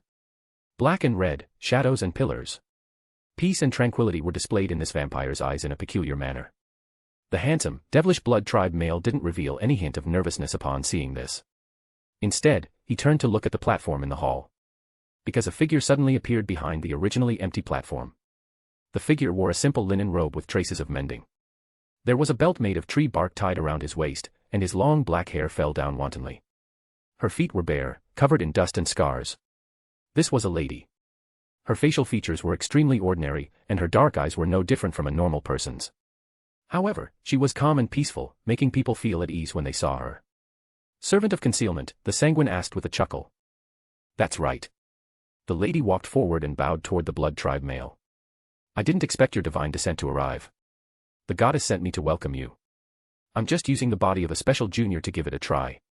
The sanguine smiled and waved his hand before continuing, there's no need to be so reserved. I won't be here for long. I'll leave after a few words. Please instruct me, the lady said calmly. Tell Evernight that I've observed and approved of the person she has her eyes on. Later, she should send an interesting little fellow to interact with him. After the sanguine said that, without waiting for a reply, he transformed into countless bats and disappeared into the cathedral that was shrouded in night. The lady was silent for a moment before whispering, the goddess understands your will. In a terrace house at 2 Daffodil Street in Tingen City, Klein took 4 steps counterclockwise and boarded the gray fog. Clues to the clown potion. At the end of the ancient and mottled bronze table, Klein read the divination statement several times before leaning back and falling asleep. His surroundings quickly became peaceful and silent. What he saw in his eyes was ethereal and hazy. Countless distorted and unrecognizable scenes flashed past quickly, like drops of dew on tender petals in the morning. Gradually, Klein grasped his spirituality and regained some consciousness. He saw a dark room in front of him. There were many sofas and chairs in the room, filled with all kinds of mysterious people. And in the corner of these seats was a woman wearing an iron mask and a black robe. The woman was handing over a blue transparent jelly-like item to a white-haired old man sitting on the central sofa. Although no one revealed their faces, such clear details made Klein certain that this was a secret beyonder gathering. There are clues to the clown potion here. But who is that old gentleman? He bought clues to the potion, so what does it have to do with me? Could that elder or lady be someone I know? Just as Klein's thoughts flashed through his mind, the scene around him changed. It was a grayish-white warehouse. It was hidden in the deepest corner of the same building. There were white bones scattered in it, as well as a few lumps of flesh that were flattened by boulders. In the middle of the warehouse was a grayish-white object the size of a fist. Its surface was covered in ravines, giving off a soft and substantial feeling, as though it was a brain that had been dug out alive. Just as Klein recognized what it was and recalled what it was, the scene in his eyes distorted and shattered like a reflection on the water, producing a new hazy scene. A naked body was lying on a long table covered in white cloth. In front of him floated a ball of blue blood. Klein immediately frowned and mumbled. This is the branded item on the suited clown's wrist. Then, was the item that the old gentleman took just now also left behind after someone died? Just as he was trying to guess what these scenes represented, the scene suddenly changed. There was a marble coffee table, a leather sofa with 2 main and secondary layouts, and a chandelier hanging from the ceiling. Klein Moretti, who had black hair, brown eyes, and a scholarly air. He saw a plump, fair-skinned, rich-looking man. He was a beautiful young lady wearing thin gauze gloves. A middle-aged man in a black robe with thick, stiff, and erect brown hair, a rotund, white-skinned, wealthy-looking man, a middle-aged man with messy eyebrows, sparse brown hair, and grayish-blue eyes, as well as a black notebook placed on the round table between them. It was an ancient and distant notebook. The Antigonus family's notebook. Klein suddenly sat up straight, leaving no trace of his dream behind. Looking at the boundless gray fog and crimson stars outside the magnificent temple, he thought in surprise and puzzlement. I was divining clues to the clown potion. Why would the Antigonus family's notebook appear? Let me think. Let me think. That round fellow is Welch. Yes, Welch. The unlucky person who bought the Antigonus family's notebook and triggered a series of subsequent events. The beautiful young lady wearing gauze gloves is Naya. I remember now. The combination of the marble coffee table and the leather sofa is the symbol of Welch's residence. I saw spirit medium daily there. In other words, I just saw the living room of Welch's residence. I saw the original Klein discussing the notebook with his two classmates. Klein calmed down and regained his composure. His fingers tapped the edge of the long bronze table rhythmically. Then what does the last scene represent? A notebook appeared, and Welch appeared. Could it be the scene when he bought the ancient item? One of the other two people here looks very familiar. I think I've seen that middle-aged man in a black classic robe somewhere before. He has hedgehog-like brown hair and thick dark circles under his eyes. Yes, I know who he is. Hannes Vincent from the Divination Club. Hannes Vincent, who died peacefully after being infiltrated by Captain after Selena secretly learned the secret incantation. Man, he sold that notebook to Welch. After going one round, it's actually connected. The world sure is small. No, Tingen is really small. On careful thought, there's really such a possibility. Hannes Vincent isn't an ordinary fortune teller. He has clearly delved deep into the mysterious domain and obtained the attention of an ancient evil god. He has channels and means to obtain the notes that the secret order accidentally leaked. It's no wonder Captain and company haven't been able to find out where Welch bought the notebook. As the direction was completely wrong, they were trying to investigate the antique market. Later, with the exact location of the notebook, they gave up on this attempt. It's a pity that Hannes Vincent died not too long ago. Otherwise, I would definitely be able to find something related to the notebook from him. As a person who has gone deep into the domain of mystery, he should have studied the notebook. His death was truly a coincidence. However, there is another person here, an old man in his 50s. He might know a lot of things. But I'm divining clues to the clown potion. This isn't scientific. No, this isn't mysticism. After becoming a seer, Klein had once tried to divine where Welch had bought the Antigonus family's notebook, but he hadn't considered the uniqueness of the world above the gray fog and hadn't received any revelations. And now, when he was divining something else, he seemed to have accidentally revealed the truth. After calming down for more than 10 seconds, Klein combined the contents of Roselle's diary and Mr. Tower's description of the secret order and attempted to interpret the dream. The first possibility is that Zeradal, or rather, the secret order, is searching and chasing after the Antigonus family's relic. Therefore, the symbolic meaning of this dream is to use something related to the Antigonus family to lure the secret order to appear and obtain the clown potion formula. The second possibility is that the Antigonus family's notebook directly records the formula for the clown potion. According to what Mr. Tower had revealed, the Antigonus family is related to the so-called half-fool. And according to Mr. Tower's reaction when he heard about the fool, this name is likely the name of a high-level potion from the seer sequence. Then, it's only natural that the Antigonus family possesses the clown formula. But there's no way to link the second symbolism to the brand of the suited clown. Sigh, I wish it was the second one. After the Holy Cathedral finds experts to interpret the notebook, I can obtain the clown potion without any risk. From the looks of it, the first explanation is the most likely, but as a seer's intuition tells me, there should be a deeper meaning to it. Perhaps if I tell Mr. Tower the contents of the dream, he will infer more. But how should I tell him? It's definitely impossible with the fool's identity. And any other method will expose Klein no matter what. With this in mind, Klein rubbed his forehead. He suddenly had a deep understanding of the limitations of a seer. Unless it was a very simple and direct symbol, a seer's interpretation had to be done carefully. It was like walking on the edge of an abyss or on a thin ice lake. Once the interpretation was wrong or failed to understand the most important meaning, the suited clown was a living, bloody example. At that instant, Klein had the illusion that he had grasped the true essence of a seer. It was as though he was only one step away from completely digesting the potion. Thank you for using your life to enlighten me. Praise the lady, he whispered, drawing a crimson moon in front of his chest. At night, Zio woke up abruptly. She had just secretly moved her mother and brother to this village called Hedrak this afternoon. She had thought that this place was quiet and hidden, a good place to hide people. But, she seemed to have dreamed of the dragon just now. Chapter 73, Homicide. So, you dreamed of the dragon in that village called Heartlark, and successfully arbitrated many events in the game set up by the dragon, thereby digesting the potion. The time had come for Thursday afternoon when Zio and Ebner had succeeded in meeting and telling of her strange dream the night before. Ebner rubbed his temples when he heard that. He was no stranger to the name Heartlark. In the original version of the Mysteries novel, the sea of collective subconscious of this village hid ancient dragon Arihog, a sequence too clairvoyant. However, there was no need to tell Zio about it, lest she be frightened. That's right.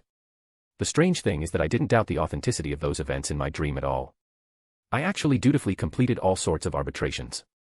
Zio said in disbelief. What about the others you saw in your dreams? Do they remember those things when they wake up? Ebner asked, frowning.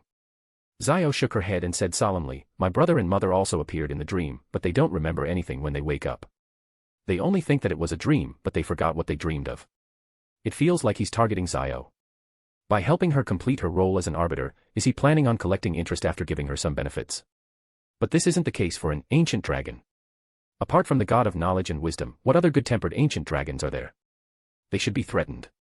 Besides, I can't determine if this ancient dragon is Arihog or the dragon of imagination Ankwelt.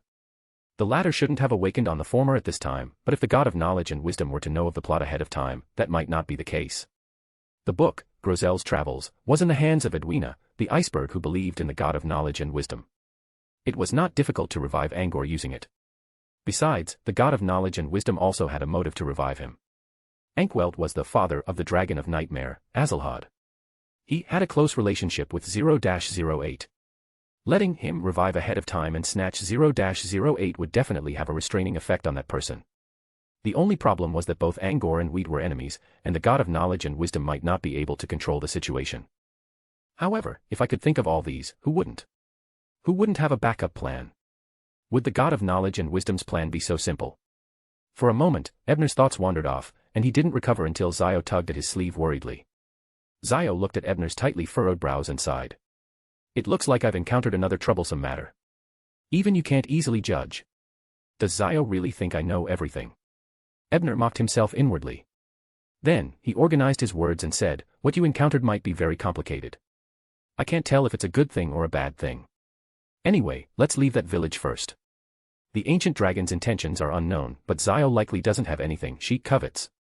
The next tarot club will have to ask Mr. Fool if he can reveal his honorific name to a trustworthy person. In Zio's situation, it's safer to use the gray fog to kill poison. That's what I plan on doing too. So I want to stay for a few more days and move to another place for my mother and brother.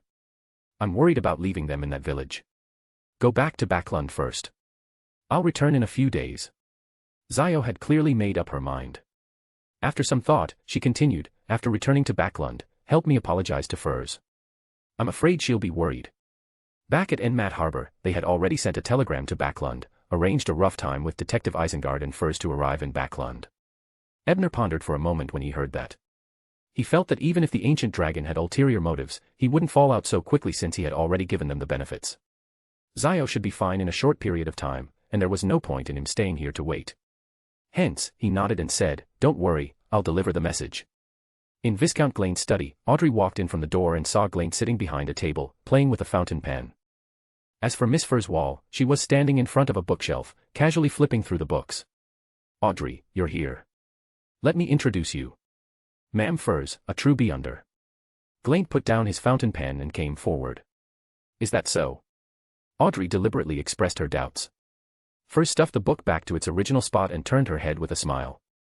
From the looks of it, I need to prove myself. She slowly walked to the wall, reached out her right hand, and pressed it against the wall, performing a show of creating a door out of nothing, successfully making the two nobles' eyes widen. What a magical ability, Glaine praised. Audrey took a light breath and said, I have no more questions. At the same time, Furs's ability made her curious. Which pathways beyonder is this? Perhaps I should ask Mr. Tower at the next tarot gathering. Sigh, it's a pity that my family's treasure vault doesn't have the Tree of Elders heart. It looks like I'll have to write another letter to Alfred to ask. Audrey tried her best to look like an audience as she thought. Furs chuckled and said, let's have a frank exchange. I was once a doctor at a clinic and became a beyonder by chance. It's been more than 2 years since then. I wish for you to help me investigate something, and the reward I'll give you is to lead you into the circle of true beyonders and sell you the formulas and corresponding ingredients for certain sequence potions. Upon hearing such a promise, Glaine asked eagerly, what is it? I have a companion who was forced to leave Backlund because MI9 ordered an investigation. She hasn't returned yet. I hope you can help me find out who gave the order, Furs succinctly described. Audrey carefully observed his expression and body language. She deliberated and asked, "What did your friend do to attract MI9's attention?" Furs organized her words and replied, "My partner is actually very respected. She's noble and kind. Previously, she attacked a loan shark gang and found a related human trafficking case. Then, she was investigated by MI9. Ebner was standing on the deck of the Mart on the inland river liner, admiring the beautiful scenery along the canal. However, at this moment, there was an intense dispute not far behind him. Ebner turned his head and saw a man in his 30s or 40s with short black hair and a round face dancing around in exaggerated movements. He also argued, "I told you, your son's death has nothing to do with me. There's nothing wrong with that medicine. He didn't die because he took my medicine. You should look for the real culprit instead of maligning me." However, the man and woman next to him refused to listen to his explanation. They held onto him tightly and refused to let go. Even the security guards on the ship surrounded him to prevent him from escaping. Is this a murder case? Ebner's heart skipped a beat. He recalled that he had already become a knowledge keeper, and his nickname was Detective. Although he didn't know the acting principles, it shouldn't be too bad to take the initiative to do some detective work. At the thought of this, he separated from the crowd and went to the men who had grabbed the suspect. It was a man in a white shirt and black trousers who looked to be in his 40s or 50s. His face was filled with grief and indignation. Including the ladies around him, all of them were cheap goods. This family didn't seem to be rich. With this in mind, Ebner took the initiative to step forward and promote himself. "Hello, sir. I'm a detective. Perhaps you need my help here. Regardless of whether this gentleman's words are true or false, someone has to verify it. If it's true, I don't think you want the culprit to get away scot-free. If it's false, then you can use it to convict him. What do you think?" The man was stunned for a moment before he hesitated. Finally, he gritted his teeth and said, "Mr. Detective, I do need help. May I know how much you charge?" Ebner knew that the other party was shy, so he smiled and said, "It's not too late to discuss the price after the case is investigated. I'm sure you want to know who the murderer is as soon as possible." Chapter 74, Gold Coins and Pharmacists. After much hesitation, the man agreed to the request and briefly told Ebner what had happened. His name was Sean Skade. He was originally the manager of a certain sea trade company, but over the past year, due to a series of unfortunate events and the strange illness that suddenly struck his son, this gentleman had lost his job, nearly exhausted his savings, and even sold off his ancestral property. This trip to Backlund was also to find a better doctor to treat their son, Alan. Who knew that not long after they set off, Alan's condition would suddenly worsen. While Mr. and Mrs. Skade was at a loss on what to do, the men who had shouted earlier took the initiative to say that he was a very capable apothecary. As long as he was willing to pay £10, he would concoct a potion to help Alan recover. Mr. Skade thought at first that the man was a liar, but seeing that his son seemed unable to bear the pain any longer, he eventually took out the last of his savings and asked the men to concoct a potion. The medicine was very effective at first, but Alan didn't feel any pain after drinking it. He even fell into a rare deep sleep. However, not long after, when Mrs. Skade, who had been staying in the cabin to take care of Alan, went to the bathroom, Alan's face turned purple and he found it difficult to breathe. Before Mrs. Skade, who had rushed back in a hurry, could call her husband, he had completely stopped breathing. When Ebner heard this, he shot a glance at the chubby apothecary who was still shouting about being wronged. He thought to himself, just from Mr. Skade's description, this person really looks like a swindler who sold fake medicine and overturned a car. However, from my observation and analysis, the grievance on this person's face doesn't seem to be fake. And although he's causing a huge ruckus, he's not afraid. It's obvious that he has a clear conscience or is confident of escaping. May I visit the scene of Alan's death? Ebner asked Mr. Skade after a moment's thought. I'm afraid that will require the captain's consent. Mr. Skade said, looking troubled. It doesn't matter. I'm very good at convincing people to agree with my views. Ebner smiled. Having traveled with Zio for so long, her authority as an arbiter had naturally been successfully analyzed and imitated by the White Eye. Although it wasn't as effective as Zio using it herself, it was enough to deal with ordinary people. Sure enough, under the influence of Ebner's convincing charm and sufficient majesty, Captain Matt very happily agreed to his request and took them to the cabin where little Alan was. After entering the cabin, Ebner observed the 10-year-old boy on the bed who was holding his neck with both hands. His face was bruised and swollen, and there was blood in his mouth and nose. He did not miss any clues. Compared to being poisoned by drugs, it looked more like she was suffocated to death. However, some drugs could also cause suffocation, so he couldn't be sure if it was the case. With this in mind, Ebner secretly used his aura extraction as though he was investigating the room to obtain evidence. He extracted a copy of the auras in the room and analyzed them separately to see if any beyonder powers were involved. The boy's own scent, the scent of Skade and his wife, the scent of some semen, the scent of some kind of nutcracker, this is medicine, eh? Soon, he discovered that the bowl containing the medicine concocted by the apothecary had traces of beyonder corrosion. Is there really such a thing? Ebner was somewhat surprised. He never expected that a murder he had suddenly decided to intervene in would involve beyonders. He glanced at the chubby apothecary who was being guarded by the security guards outside the door and analyzed the remnant beyonder aura. This medicine did indeed have the effect of suppressing pain and eliminating mutations in the human body. It looked like that chubby apothecary was really an apothecary. However, this child's death should really have nothing to do with him. With that thought in mind, Ebner activated his scene retrack ability at the same time. Immediately after, he saw that after the boy named Aaron took the medicine, his painful expression clearly faded. Then, perhaps because he had consumed too much energy, he quickly fell asleep. After that, another scene appeared. Mrs. Skade, who was watching over her son, went to the bathroom. The little boy, Alan, opened his eyes and took out an acorn from his pocket that he seemed to have treasured for a long time. Unfortunately, the liner shook violently at that moment. Caught off guard, Alan was stuck in his trachea by the acorn. He coughed hard and hit his throat with his hand, wanting to cough out the acorn. Unfortunately, it didn't work and he eventually suffocated to death. At the end of the retrace, Ebner was speechless. So after all the fuss, Alan was killed by such a small acorn. He didn't know if it was because he was too unlucky, or if the chubby apothecary was even more unlucky. But then a new thought occurred to him. Isn't it too much of a coincidence? And I have a feeling there's something else here I've overlooked. Ebner examined the clues listed by law again, but still found nothing new. He thought for a moment. To be safe, he opened the eye of pure white again. This time, Ebner vaguely found a wisp of faint aura at the tip of the boy Alan's right hand. It was something he did not extract when he extracted the aura. This aura doesn't give me a high level of feeling, but its existence is so weak. Is this a remnant of a beyonder pathway that naturally restricts detection or divination abilities? Ebner frowned and analyzed the tiny auras under the state of the white eye. Then, he used scene retrack again. The picture slowly unfolded. The little boy, Alan, was playing with an ancient-looking gold coin in his hand, but the pain quickly dispelled his interest. He subconsciously rubbed the surface of the gold coin with his fingers and wiped away a black-red stain. The scene changed, and the little boy boarded the ship. Soon, his illness acted up.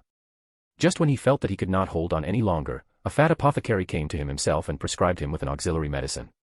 The medicine was very effective, and the pain that had never stopped for almost a year miraculously disappeared. Aaron, who had not slept well for a long time, immediately fell into a relaxed sleep. The scene changed again. After Alan died from eating the nuts, a drop of blood from his mouth and nose dripped onto the gold coin that had slipped out of the boy's pocket at some point in time, forming blood stains again. At the end of the retrospective, Ebner had a general idea of what had happened. He could not help but sigh inwardly. The VIP version of the scene was indeed worlds apart from my own civilian experience version.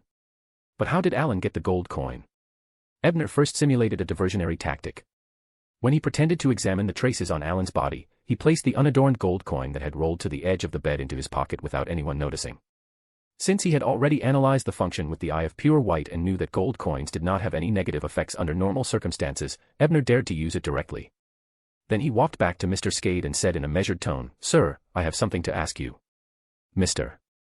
Skade, who had been staring at Ebner, quickly replied, "If you have any questions, feel free to ask." "Did you find any clues?" "I did find something."